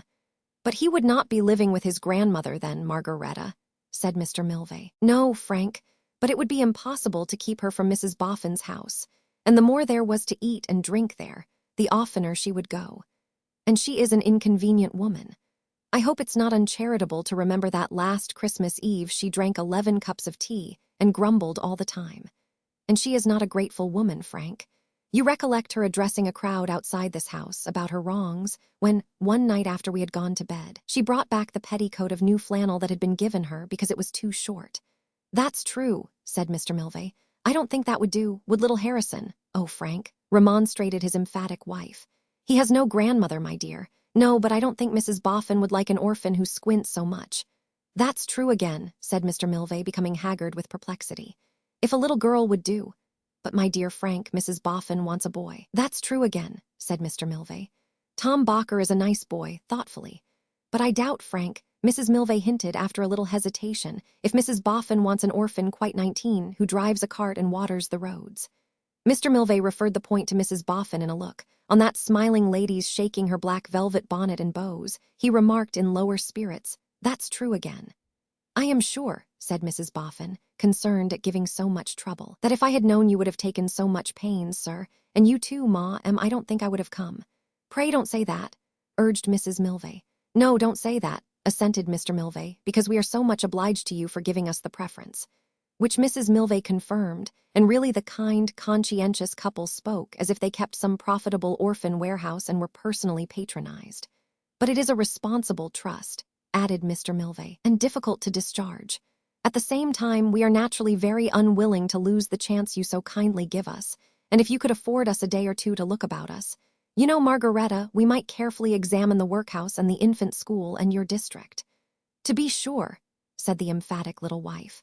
We have orphans, I know, pursued Mr. Milvey, quite with the air as if he might have added, in stock, and quite as anxiously as if there were great competition in the business, and he were afraid of losing an order, over at the clay pits. But they are employed by relations or friends, and I am afraid it would come at last to a transaction in the way of barter. And even if you exchanged blankets for the child, or books and firing, it would be impossible to prevent their being turned into liquor. Accordingly, it was resolved that Mr. and Mrs. Milvey should search for an orphan likely to suit, and as free as possible from the foregoing objections, and should communicate again with Mrs. Boffin. Then, Mr. Boffin took the liberty of mentioning to Mr. Milvey that if Mr. Milvey would do him the kindness to be perpetually his banker to the extent of a 20-pound note or so, to be expended without any reference to him, he would be heartily obliged. At this, both Mr. Milvey and Mrs. Milvey were quite as much pleased as if they had no wants of their own, but only knew what poverty was in the persons of other people, and so the interview terminated with satisfaction and good opinion on all sides. Now, old lady, said Mr. Boffin, as they resumed their seats behind the hammer-headed horse and man, having made a very agreeable visit there, we'll try Wilfer S. It appeared, on their drawing up at the family gate, that to try Wilfer S was a thing more easily projected than done, on account of the extreme difficulty of getting into that establishment, 3 pulls at the bell producing no external result, though each was attended by audible sounds of scampering and rushing within. At the 4th tug, vindictively administered by the hammer-headed young man, Miss Lavinia appeared, emerging from the house in an accidental manner, with a bonnet and parasol, as designing to take a contemplative walk.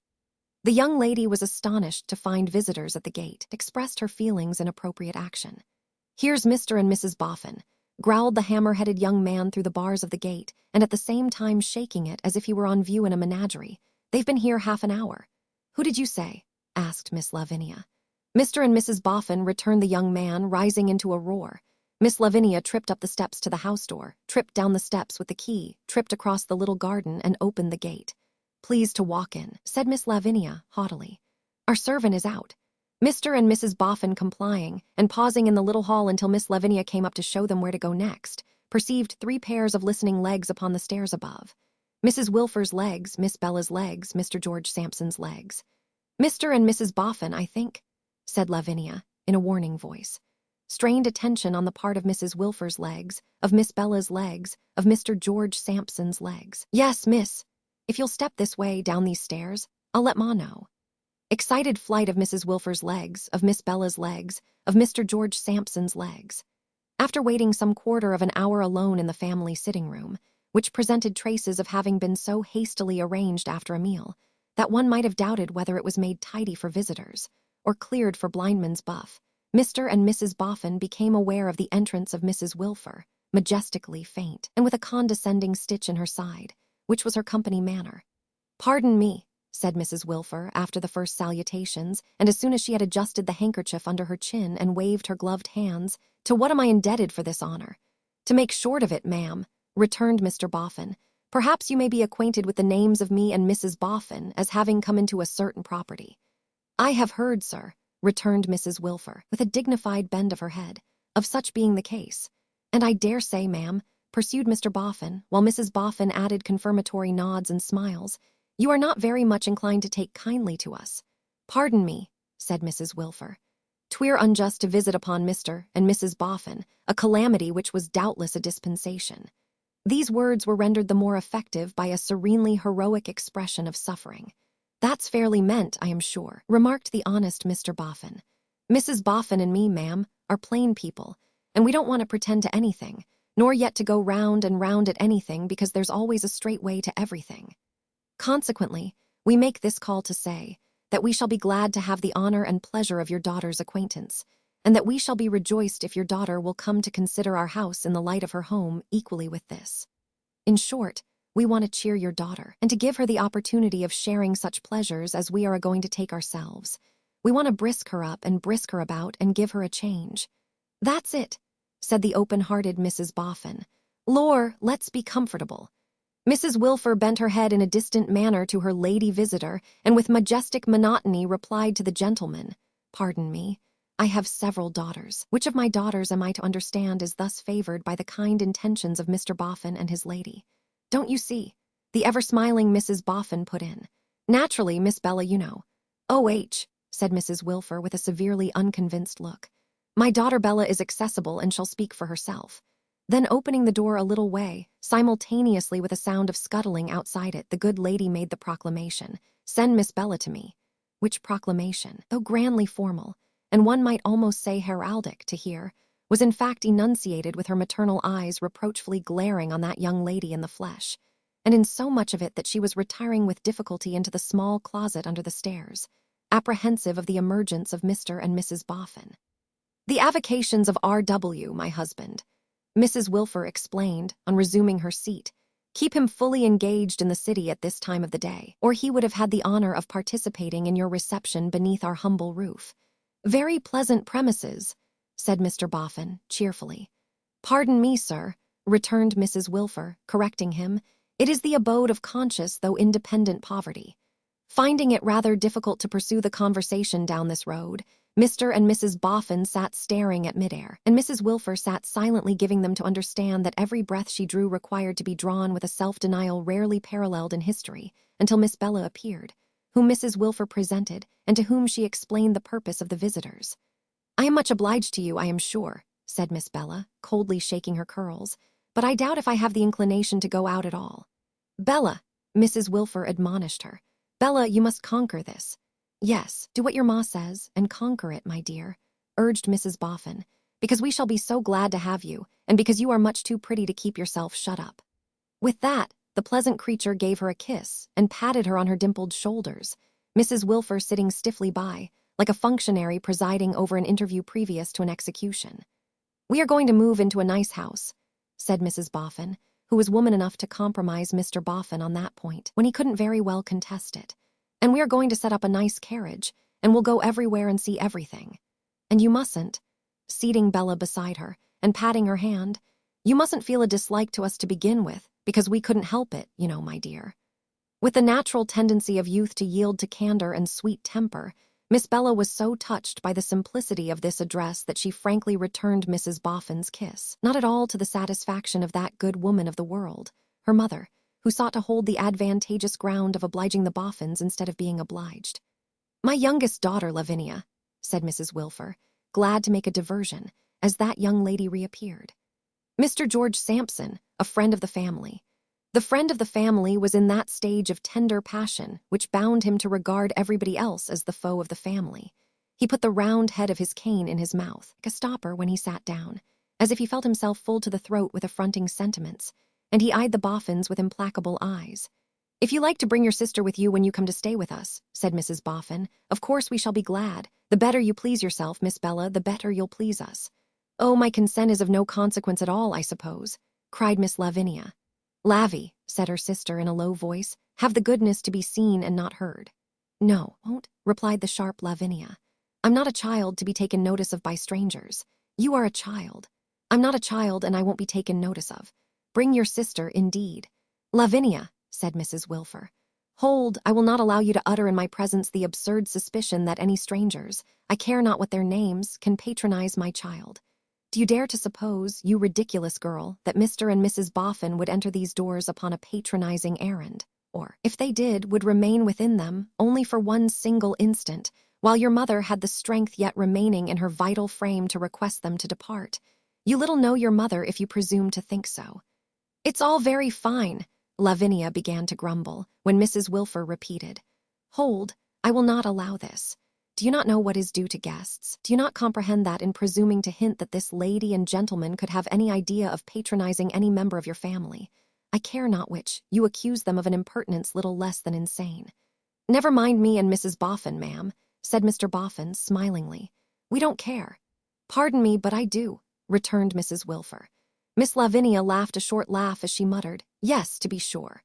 And I require my audacious child," proceeded Mrs. Wilfer, with a withering look at her youngest, on whom it had not the slightest effect, "to please to be just to her sister Bella, to remember that her sister Bella is much sought after, and that when her sister Bella accepts an attention, she considers herself to be conferring quite as much honor. This with an indignant shiver, as she receives. But," here Miss Bella repudiated and said quietly, "I can speak for myself. You know, Ma, you needn't bring me in, please. And it's all very well aiming at others through convenient me," said the irrepressible Lavinia, spitefully. "But I should like to ask George Sampson what he says to it." "Mr. Sampson," proclaimed Mrs. Wilfer, seeing that young gentleman take his stopper out, and so darkly fixing him with her eyes as that he put it in again. "Mr. Sampson, as a friend of this family and a frequenter of this house, is, I am persuaded, far too well-bred to interpose on such an invitation." This exaltation of the young gentleman moved the conscientious Mrs. Boffin to repentance for having done him an injustice in her mind, and consequently to saying that she and Mr. Boffin would at any time be glad to see him, an attention which he handsomely acknowledged by replying, with his stopper unremoved, "Much obliged to you, but I'm always engaged, day and night." However, Bella compensating for all drawbacks by responding to the advances of the Boffins in an engaging way, that easy pair were on the whole well satisfied, and proposed to the said Bella that as soon as they should be in a condition to receive her in a manner suitable to their desires, Mrs. Boffin should return with notice of the fact. This arrangement Mrs. Wilfer sanctioned with a stately inclination of her head and wave of her gloves, as who should say, "Your demerits shall be overlooked, and you shall be mercifully gratified, poor people." "By the by, ma'am," said Mr. Boffin, turning back as he was going, "you have a lodger." "A gentleman," Mrs. Wilfer answered, qualifying the low expression, "undoubtedly occupies our first floor." "I may call him our mutual friend," said Mr. Boffin. "What sort of a fellow is our mutual friend now? Do you like him?" "Mr. Rokesmith is very punctual, very quiet, a very eligible inmate."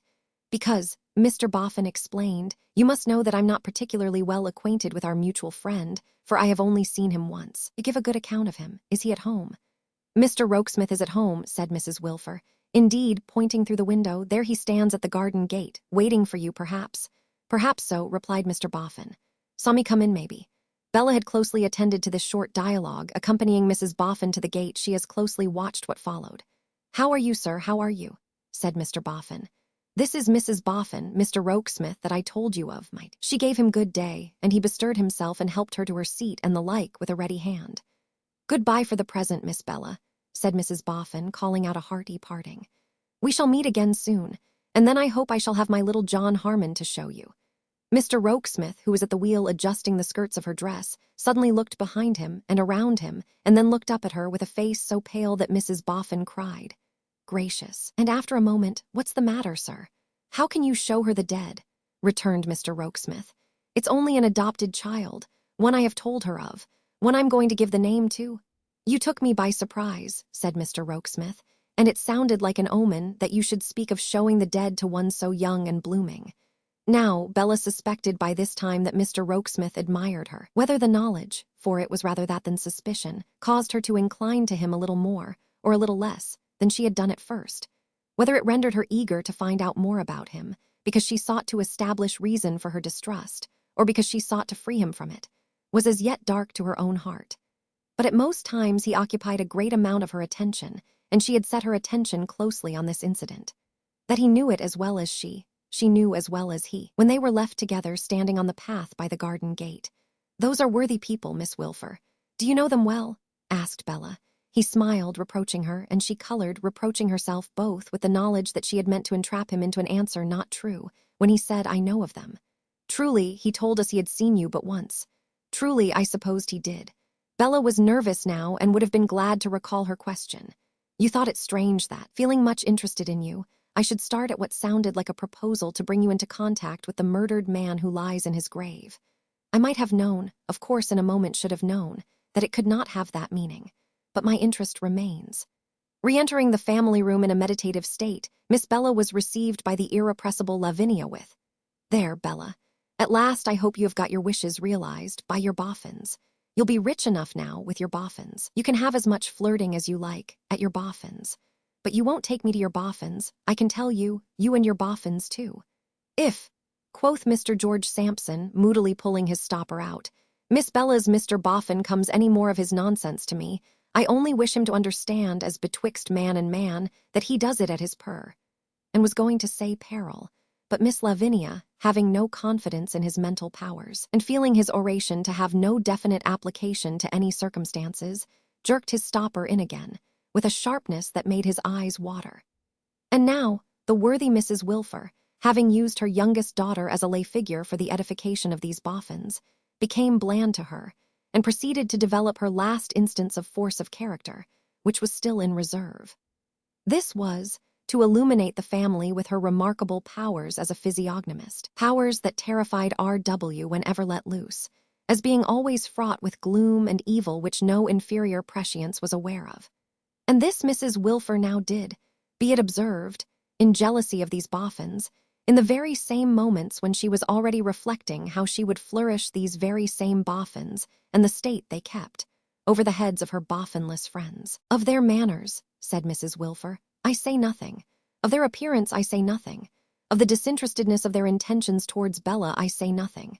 But the craft, the secrecy, the dark, deep, underhanded plotting, written in Mrs. Boffin's countenance, make me shudder. As an incontrovertible proof that those baleful attributes were all there, Mrs. Wilfer shuddered on the spot. Chapter 10. A marriage contract. There is excitement in the Veneering mansion. The mature young lady is going to be married, powder and all, to the mature young gentleman, and she is to be married from the Veneering house, and the Veneerings are to give the breakfast. The analytical, who objects as a matter of principle to everything that occurs on the premises, necessarily objects to the match. But his consent has been dispensed with, and a spring van is delivering its load of greenhouse plants at the door, in order that tomorrow's feast may be crowned with flowers. The mature young lady is a lady of property. The mature young gentleman is a gentleman of property. He invests his property. He goes, in a condescending amateurish way, into the city, attends meetings of directors, and has to do with traffic in shares. As is well known to the wise in their generation, traffic in shares is the one thing to have to do with in this world. Have no antecedents, no established character, no cultivation, no ideas, no manners. Have shares. Have shares enough to be on boards of direction in capital letters, oscillate on mysterious business between London and Paris, and be great. Where does he come from? Shares. Where is he going to? Shares. What are his tastes? Shares. Has he any principles? Shares. What squeezes him into Parliament? Shares. Perhaps he never of himself achieved success in anything, never originated anything, never produced anything. Sufficient answer to all. Shares. O mighty shares, to set those blaring images so high, and to cause us smaller vermin, as under the influence of henbane or opium, to cry out night and day, relieve us of our money, scatter it for us, buy us and sell us, ruin us, only we beseech ye take rank among the powers of the earth, and fatten on us. While the Loves and Graces have been preparing this torch for Hymen, which is to be kindled tomorrow, Mr. Twemlow has suffered much in his mind. It would seem that both the mature young lady and the mature young gentleman must indubitably be Veneering's oldest friends. Wards of his, perhaps, yet that can scarcely be, for they are older than himself. Veneering has been in their confidence throughout, and has done much to lure them to the altar. He has mentioned to Twemlow how he said to Mrs. Veneering, "Anastasia, this must be a match." He has mentioned to Twemlow how he regards Sophronia Akersham, the mature young lady, in the light of a sister, and Alfred Lamel, the mature young gentleman, in the light of a brother. Twemlow has asked him whether he went to school as a junior with Alfred. He has answered, not exactly. Whether Sophronia was adopted by his mother, he has answered, not precisely so. Twemlow's hand has gone to his forehead with a lost air. But 2 or 3 weeks ago, Twemlow, sitting over his newspaper and over his dry toast and weak tea and over the stable-yard in Duke Street, St. James's, received a highly perfumed cocked hat and monogram from Mrs. Veneering, entreating her dearest Mr. T, if not particularly engaged that day, to come like a charming soul and make a fourth at dinner with dear Mr. Podsnap, for the discussion of an interesting family topic, the last 3 words doubly underlined and pointed with a note of admiration. And Twemlow replying, "Not engaged, and more than delighted," goes, and this takes place. "My dear Twemlow," says Veneering, "your ready response to Anastasia's unceremonious invitation is truly kind, and like an old friend. You know our dear friend Podsnap. Twemlow ought to know the dear friend Podsnap who covered him with so much confusion, and he says he does know him, and Podsnap reciprocates. Apparently, Podsnap has been so wrought upon in a short time as to believe that he has been intimate in the house many years. In the friendliest manner, he is making himself quite at home with his back to the fire, executing a statuette of the Colossus at Rhodes. Twemlow has before noticed in his feeble way how soon the Veneering guests become infected with the Veneering fiction. Not, however, that he has the least notion of its being his own case. Our friends, Alfred and Sophronia, pursues Veneering the veiled prophet. Our friends Alfred and Sophronia, you will be glad to hear, my dear fellows, are going to be married. As my wife and I make it a family affair, the entire direction of which we take upon ourselves, of course our first step is to communicate the fact to our family friends. Oh, thinks Twemlow with his eyes on Podsnap, then there are only two of us and he's the other. I did hope, Veneering goes on, to have had Lady Tippins to meet you, but she is always in request and is unfortunately engaged. Oh, thinks Twemlow with his eyes wandering, then there are three of us and she's the other. Mortimer Lightwood, resumes Veneering, whom you both know is out of town, but he writes in his whimsical manner that as we ask him to be bridegroom's best man when the ceremony takes place, he will not refuse, though he doesn't see what he has to do with it. Oh, thinks Twemlow with his eyes rolling, then there are four of us and he's the other. Boots and Brewer, observes Veneering, whom you also know I have not asked today, but I reserve them for the occasion. Then, thinks Twemlow, with his eyes shut, there are C. But here collapses and does not completely recover until dinner is over and the analytical has been requested to withdraw. We now come, says Veneering, to the real point of our little family consultation. Sophronia, having lost both father and mother, has no one to give her away. Give her away yourself, says Podsnap.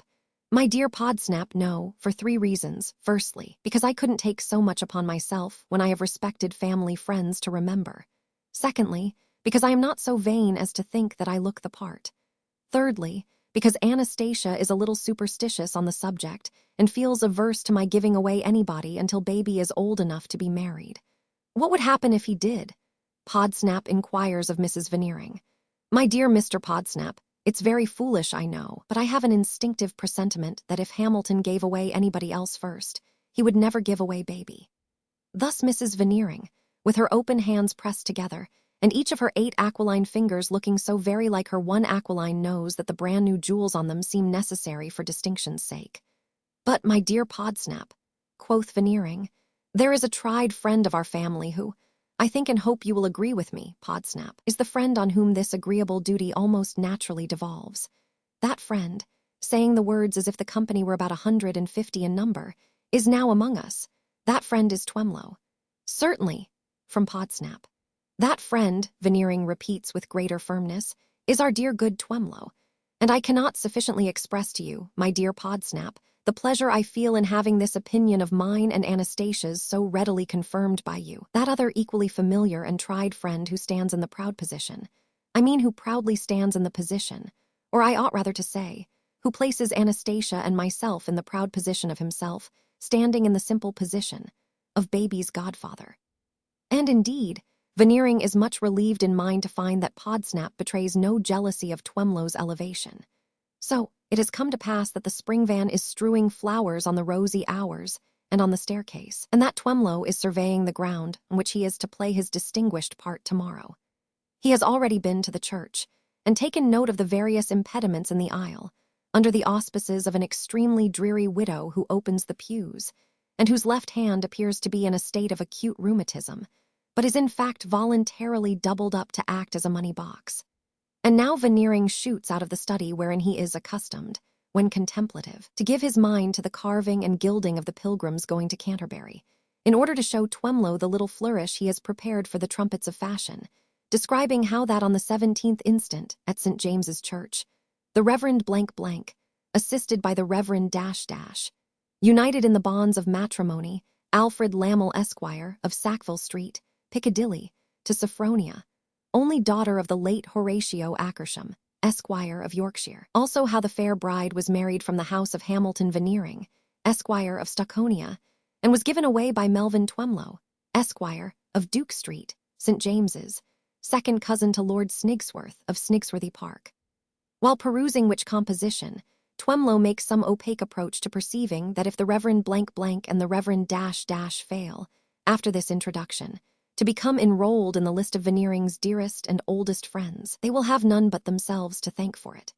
After which appears Sophronia, whom Twemlow has seen twice in his lifetime, to thank Twemlow for counterfeiting the late Horatio Akersham Esquire, Broadley of Yorkshire. And after her appears Alfred, whom Twemlow has seen once in his lifetime, to do the same and to make a pasty sort of glitter, as if he were constructed for candlelight only and had been let out into daylight by some grand mistake.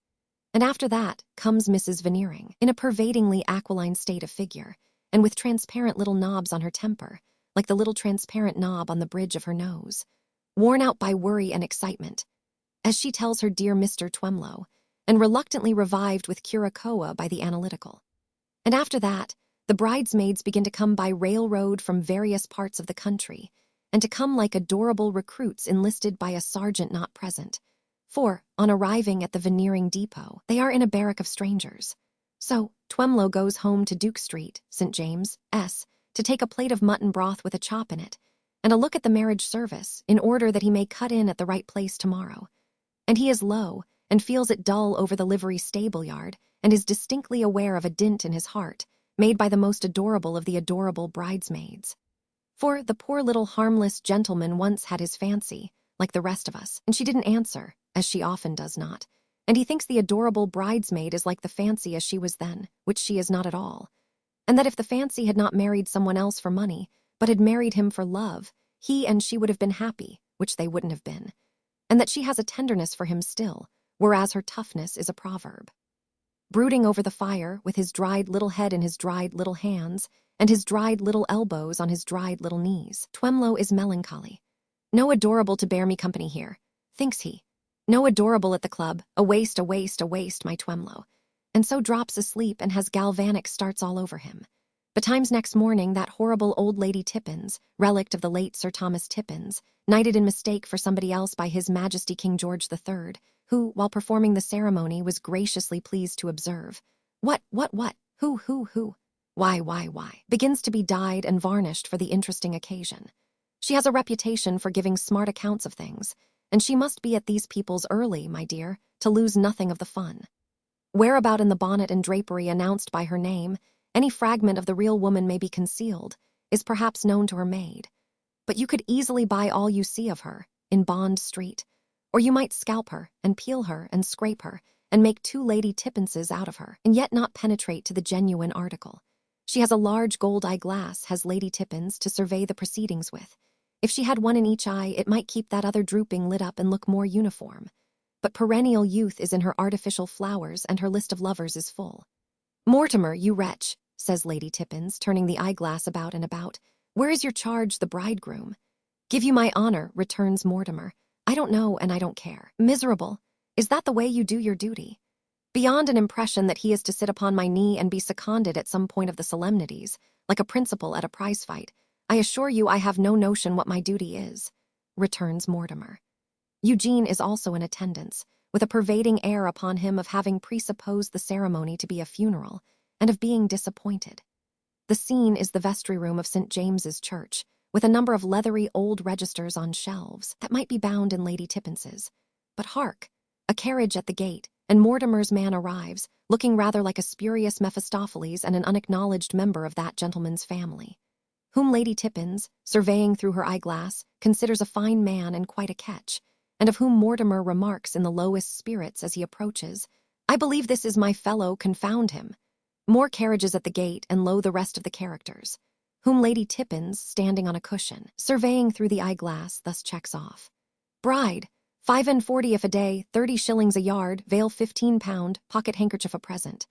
Bridesmaids, kept down for fear of outshining bride, consequently not girls, 12 and 6 a yard, Veneering's flowers, snub-nosed one rather pretty but too conscious of her stockings, bonnets £3.10. Twemlow, blessed release for the dear man if she really was his daughter, nervous even under the pretense that she is, well he may be. Mrs. Veneering, never saw such velvet, say £2,000 as she stands, absolute jeweller's window, father must have been a pawnbroker, or how could these people do it? Attendant unknowns, pokey. Ceremony performed, register signed, Lady Tippins escorted out of sacred edifice by Veneering, carriages rolling back to Stucconia, servants with favors and flowers, Veneering's house reached, drawing rooms most magnificent. Here the Podsnaps await the happy party. Mr. Podsnap, with his hairbrushes made the most of, that imperial rocking horse, Mrs. Podsnap, majestically skittish. Here, too, are Boots and Brewer and the two other buffers, each buffer with a flower in his buttonhole, his hair curled and his gloves buttoned on tight, apparently come prepared if anything had happened to the bridegroom to be married instantly. Here, too, the bride's aunt and next relation, a widowed female of a Medusa sort, in a stony cap glaring petrifaction at her fellow creatures. Here, too, the bride's trustee, an oil-cake-fed style of business gentleman with moony spectacles and an object of much interest. Veneering launching himself upon this trustee as his oldest friend, which makes 7, Twemlow thought, and confidentially retiring with him into the conservatory, it is understood that Veneering is his co-trustee, and that they are arranging about the fortune. Buffers are even overheard to whisper thirti thousand puendies, with a smack and a relish suggestive of the very finest oysters. Poky unknowns, amazed to find how intimately they know Veneering, pluck up spirit, fold their arms, and begin to contradict him before breakfast. What time Mrs. Veneering, carrying baby dressed as a bridesmaid, flits about among the company, emitting flashes of many-colored lightning from diamonds, emeralds, and rubies. The analytical, in course of time achieving what he feels to be due to himself in bringing to a dignified conclusion several quarrels he has on hand with the pastor cook's men, announces breakfast. Dining room no less magnificent than drawing room, tables superb, all the camels out and all laden. Splendid cake, covered with cupids, silver, and true lovers' knots. Splendid bracelet, produced by Veneering before going down and clasped upon the arm of bride. Yet nobody seems to think much more of the Veneerings than if they were a tolerable landlord and landlady doing the thing in the way of business at so much a head. The bride and bridegroom talk and laugh apart, as has always been their manner, and the buffers work their way through the dishes with systematic perseverance, as has always been their manner, and the poky unknowns are exceedingly benevolent to one another in invitations to take glasses of champagne. But Mrs. Podsnap, arching her mane and rocking her grandest, has a far more deferential audience than Mrs. Veneering, and Podsnap all but does the honors. Another dismal circumstance is that Veneering, having the captivating Tippins on one side of him and the bride's aunt on the other, finds it immensely difficult to keep the peace. For Medusa, besides unmistakingly glaring petrifaction at the fascinating Tippins, follows every lively remark made by that dear creature, with an audible snort, which may be referable to a chronic cold in the head, but may also be referable to indignation and contempt. And this snort being regular in its reproduction, at length comes to be expected by the company, who make embarrassing pauses when it is falling due, and by waiting for it, render it more emphatic when it comes. The stony aunt has likewise an injurious way of rejecting all dishes whereof Lady Tippins partakes, saying aloud when they are proffered to her, "No, no, no, not for me, take it away," as with a set purpose of implying a misgiving that if nourished upon similar meats, she might come to be like that charmer, which would be a fatal consummation. Aware of her enemy, Lady Tippins tries a youthful sally or two, and tries the eyeglass. But from the impenetrable cap and snorting armor of the stony aunt all weapons rebound powerless. Another objectionable circumstance is that the poky unknowns support each other in being unimpressible. They persist in not being frightened by the gold and silver camels, and they are banded together to defy the elaborately chased ice bales. They even seem to unite in some vague utterance of the sentiment that the landlord and landlady will make a pretty good profit out of this, and they almost carry themselves like customers. Nor is there compensating influence in the adorable bridesmaids, for, having very little interest in the bride, and none at all in one another, those lovely beings become, each one of her own account, depreciatingly contemplative of the millinery present, while the bridegroom's man, exhausted in the back of his chair, appears to be improving the occasion by penitentially contemplating all the wrong he has ever done. The difference between him and his friend Eugene being that the latter in the back of his chair appears to be contemplating all the wrong he would like to do, particularly to the present company. In which state of affairs, the usual ceremonies rather droop and flag, and the splendid cake when cut by the fair hand of the bride has but an indigestible appearance. However, all the things indispensable to be said are said, and all the things indispensable to be done are done, including Lady Tippins's yawning, falling asleep, and waking insensible, and there is hurried preparation for the nuptial journey to the Isle of Wight, and the outer air teems with brass bands and spectators, in full sight of whom the malignant star of the analytical has preordained that pain and ridicule shall befall him. For he, standing on the doorsteps to grace the departure, is suddenly caught a most prodigious thump on the side of his head with a heavy shoe, which a buffer in the hall, champagne-flushed and wild of aim, has borrowed on the spur of the moment from the pastor-cook's porter, to cast after the departing pair as an auspicious omen. So they all go up again into the gorgeous drawing rooms, all of them flushed with breakfast, as having taken scarlatina sociably, and there the combined unknowns do malignant things with their legs to ottomans, and take as much as possible out of the splendid furniture. And so, Lady Tippins, quite undetermined whether today is the day before yesterday, or the day after tomorrow, or the week after next, fades away, and Mortimer Lightwood and Eugene fade away, and Twemlow fades away, and the stony aunt goes away. She declines to fade, proving rock to the last, and even the unknowns are slowly strained off, and it is all over. All over, that is to say, for the time being. But there is another time to come, and it comes in about a fortnight, and it comes to Mr. and Mrs. Lamel on the sands at Shanklin, in the Isle of Wight. Mr. and Mrs. Lamel have walked for some time on the Shanklin sands, and one may see by their footprints that they have not walked arm in arm, and that they have not walked in a straight track, and that they have walked in a moody humor, for the lady has prodded little spurting holes in the damp sand before her with her parasol, and the gentleman has trailed his stick after him, as if he were of the Mephistopheles family indeed, and had walked with a drooping tail. "Do you mean to tell me, then, Sophronia?" Thus he begins after a long silence, when Sophronia flashes fiercely and turns upon him. "Don't put it upon me, sir. I ask you, do you mean to tell me?" Mr. Lamel falls silent again, and they walk as before. Mrs. Lamel opens her nostrils and bites her underlip. Mr. Lamel takes his gingerous whiskers in his left hand, and bringing them together, frowns furtively at his beloved, out of a thick gingerous bush. "Do I mean to say?" Mrs. Lamel after a time repeats with indignation. "Putting it on me, the unmanly disingenuousness." Mr. Lamel stops, releases his whiskers, and looks at her. "The what?" Mrs. Lamel haughtily replies without stopping and without looking back. "The meanness." He is at her side again in a pace or two, and he retorts, "That is not what you said. You said disingenuousness." "What if I did?" "There is no if in the case. You did." "I did then, and what of it? What of it?" says Mr. Lamel. "Have you the face to utter the word to me?" "The face, too," replied Mrs. Lamel, staring at him with cold scorn. "Pray, how dare you, sir, utter the word to me?" "I never did." As this happens to be true, Mrs. Lamel is thrown on the feminine resource of saying, "I don't care what you uttered or did not utter." After a little more walking and a little more silence, Mr. Lamel breaks the latter. "You shall proceed in your own way. You claim a right to ask me, do I mean to tell you? Do I mean to tell you what? That you are a man of property. No. Then you married me on false pretenses. So be it. Next comes what you mean to say. Do you mean to say you are a woman of property? No. Then you married me on false pretenses. If you were so dull a fortune hunter that you deceived yourself, or if you were so greedy and grasping that you were overwilling to be deceived by appearances, is it my fault, you adventurer? The lady demands with great asperity. Original, I asked Veneering, and he told me you were rich. Veneering, with great contempt. And what does Veneering know about me? Was he not your trustee? No, I have no trustee, but the one you saw on the day when you fraudulently married me. And his trust is not a very difficult one, for it is only an annuity of £115. I think there are some odd shillings or pence, if you are very particular.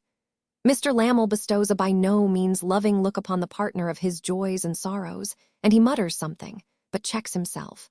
Question for question. It is my turn again, Mrs. Lamel. What made you suppose me a man of property? You made me suppose you so. Perhaps you will deny that you always presented yourself to me in that character. But you asked somebody too. Come, Mrs. Lamel, admission for admission. You asked somebody. I asked Veneering. And Veneering knew as much of me as he knew of you, or as anybody knows of him. After more silent walking, the bride stops short to say in a passionate manner, I never will forgive the Veneerings for this. Neither will I, returns the bridegroom. With that they walk again, she making those angry spurts in the sand, he dragging that dejected tail. The tide is low, and seems to have thrown them together high on the bare shore. A gull comes sweeping by their heads and flouts them. There was a golden surface on the brown cliffs but now, and behold they are only damp earth.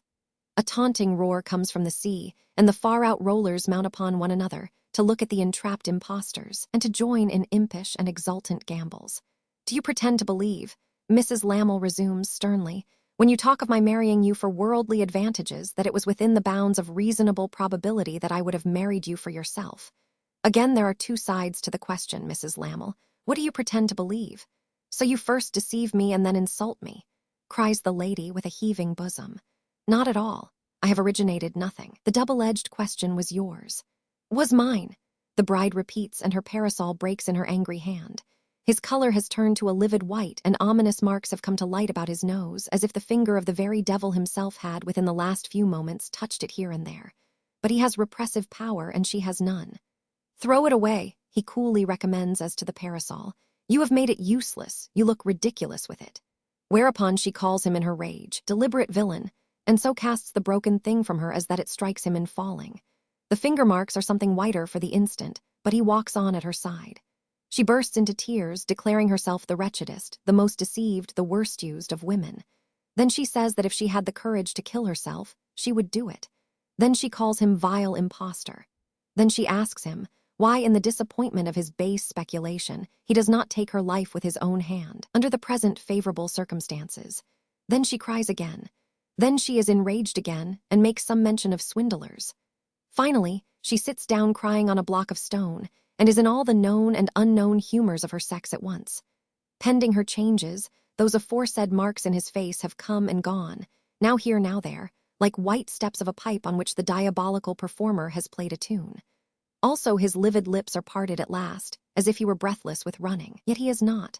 Now get up, Mrs. Lamel, and let us speak reasonably. She sits upon her stone and takes no heed of him. Get up, I tell you. Raising her head, she looks contemptuously in his face and repeats, you tell me forsooth. She affects not to know that his eyes are fastened on her as she droops her head again, but her whole figure reveals that she knows it uneasily. Enough of this. Come, do you hear? Get up. Yielding to his hand, she rises and they walk again, but this time with their faces turned towards their place of residence. Mrs. Lamel, we have both been deceiving and we have both been deceived. We have both been biting and we have both been bitten. In a nutshell, there's the state of the case. You sought me out. Tut, let us have done with that. We know very well how it was. Why should you and I talk about it when you and I can't disguise it? To proceed, I am disappointed and cut a poor figure. Am I no one? Someone, and I was coming to you. If you had waited a moment. You, too, are disappointed and cut a poor figure. An injured figure. You are now cool enough, Sophronia, to see that you can't be injured without my being equally injured, and that therefore the mere word is not to the purpose. When I look back, I wonder how I can have been such a fool as to take you to so great an extent upon trust. And when I look back, the bride cries, interrupting. And when you look back, you wonder how you can have been, you'll excuse the word. Most certainly, with so much reason.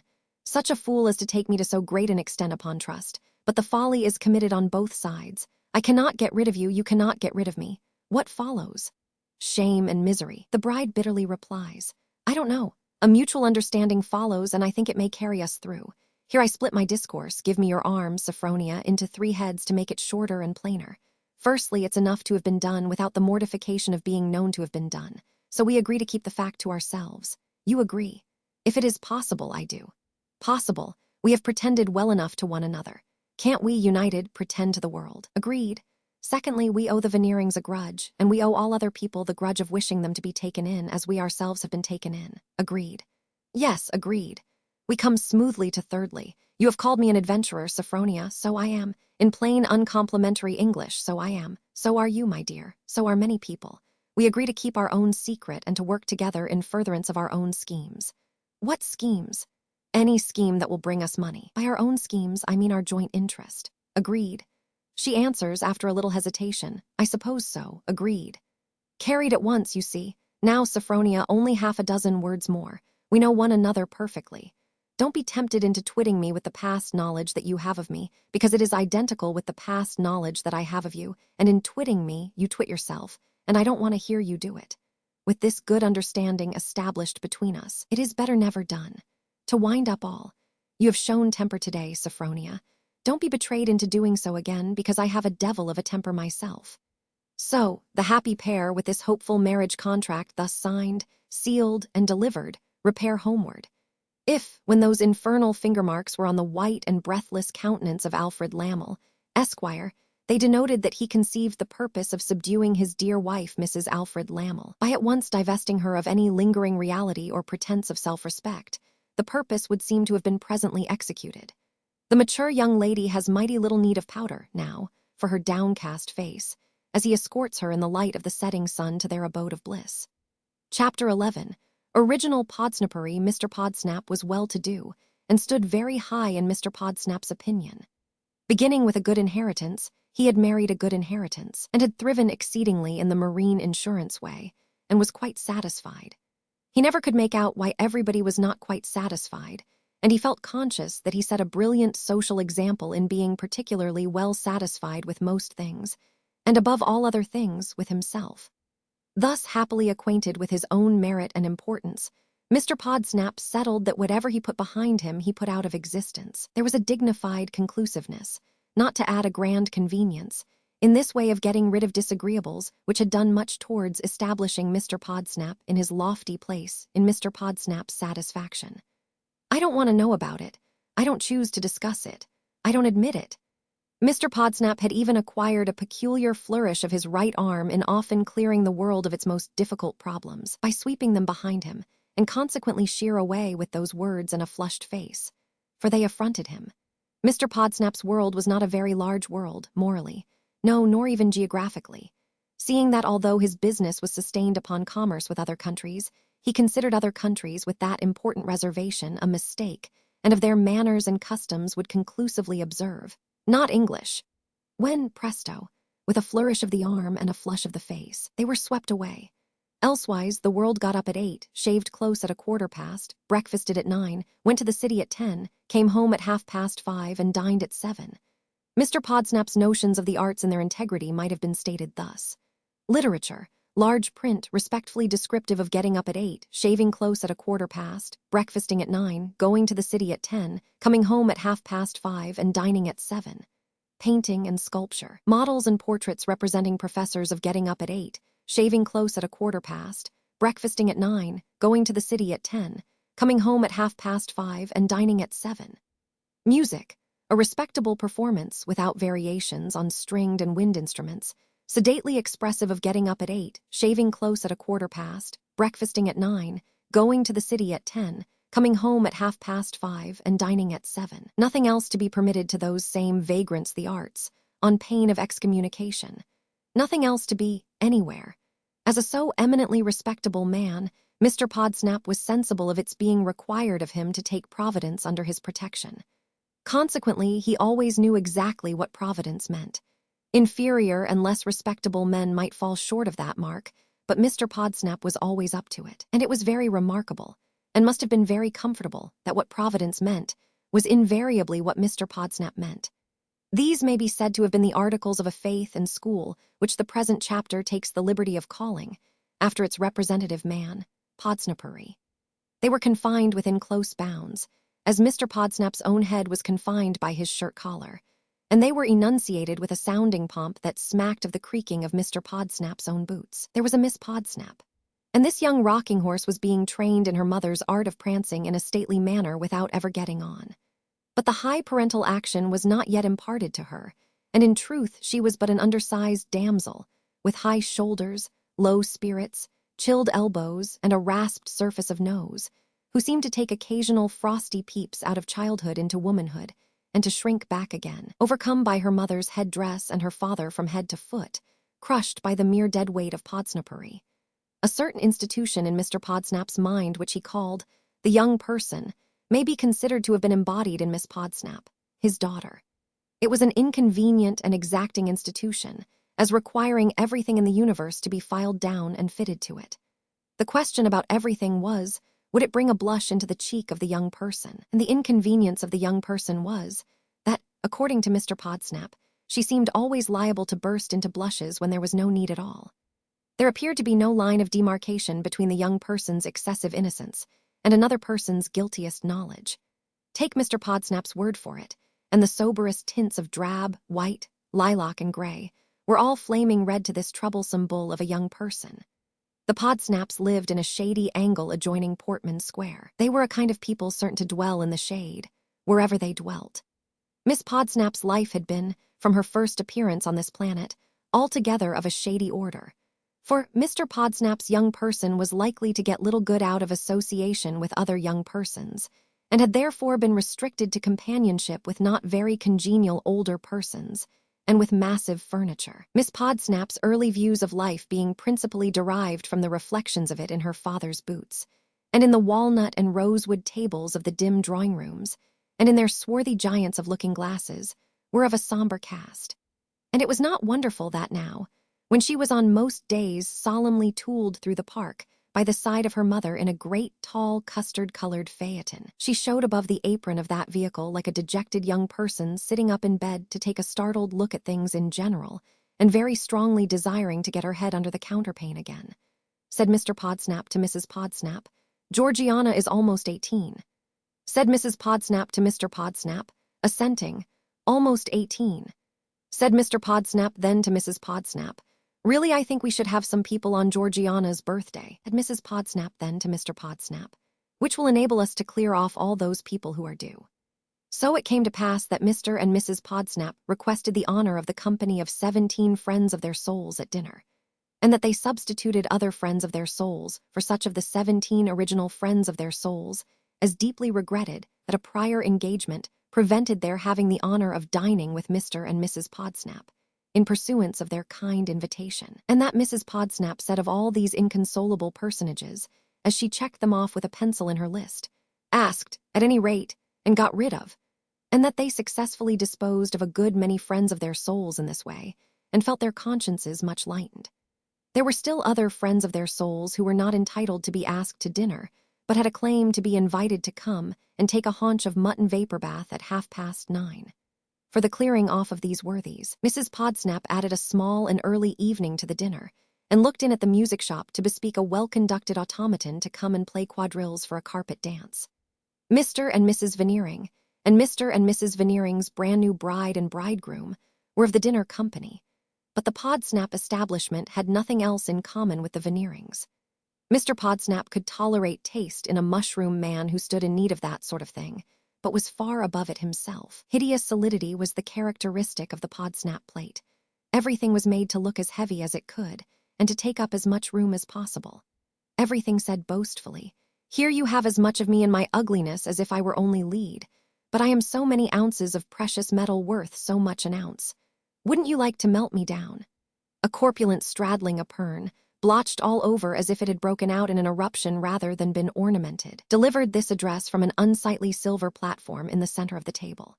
4 silver wine coolers, each furnished with 4 staring heads, each head obtrusively carrying a big silver ring in each of its ears, conveyed the sentiment up and down the table, and handed it on to the pot-bellied silver salt cellars.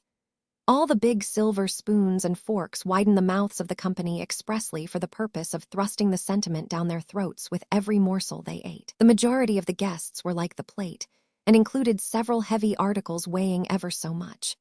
But there was a foreign gentleman among them, whom Mr. Podsnap had invited after much debate with himself, believing the whole European continent to be in mortal alliance against the young person.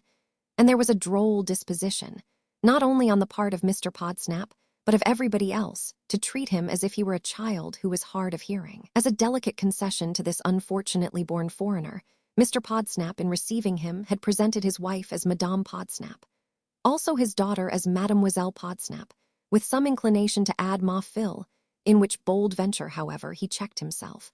The Veneerings being at that time the only other arrivals, he had added in a condescendingly explanatory manner, "Monsieur Veneering," and had then subsided into English. "How do you like London?" Mr. Podsnap now inquired from his station of host, as if he were administering something in the nature of a powder or potion to the deaf child. "London, Launders, London." The foreign gentleman admired it. "You find it very large," said Mr. Podsnap spaciously. The foreign gentleman found it very large. "And very rich." The foreign gentleman found it, without doubt, enormous rich. "Enormously rich, we say," returned Mr. Podsnap in a condescending manner. "Our English adverbs do not terminate in mong, and we pronounce the ch as if there were a t before it. We say rich." "Reach," remarked the foreign gentleman. "And do you find, sir," pursued Mr. Podsnap with dignity, "many evidences that strike you of our British Constitution in the streets of the world's metropolis, London, Launders, London?" The foreign gentleman begged to be pardoned, but did not altogether understand. "The Constitution Britannique," Mr. Podsnap explained, as if he were teaching in an infant school. "We say British, but you say Britannique, you know, forgivingly, as if that were not his fault. The Constitution, sir." The foreign gentleman said, "Mais yees, I know eem." A youngish, sallowish gentleman in spectacles with a lumpy forehead, seated in a supplementary chair at a corner of the table, here caused a profound sensation by saying in a raised voice, "Esker," and then stopping dead. "Mais oui," said the foreign gentleman, turning towards him. "ESDC quoi donc?" But the gentleman with the lumpy forehead, having for the time delivered himself of all that he found behind his lumps, spake for the time no more. "I was inquiring," said Mr. Podsnap, resuming the thread of his discourse, "whether you have observed in our streets, as we should say, upon our pavy, as you would say, any tokens." The foreign gentleman, with patient courtesy, entreated pardon. "But what was tokens?" "Marks," said Mr. Podsnap. "Signs, you know, appearances, traces." "Ah, of a 'orse?" inquired the foreign gentleman. "We call it horse," said Mr. Podsnap with forbearance.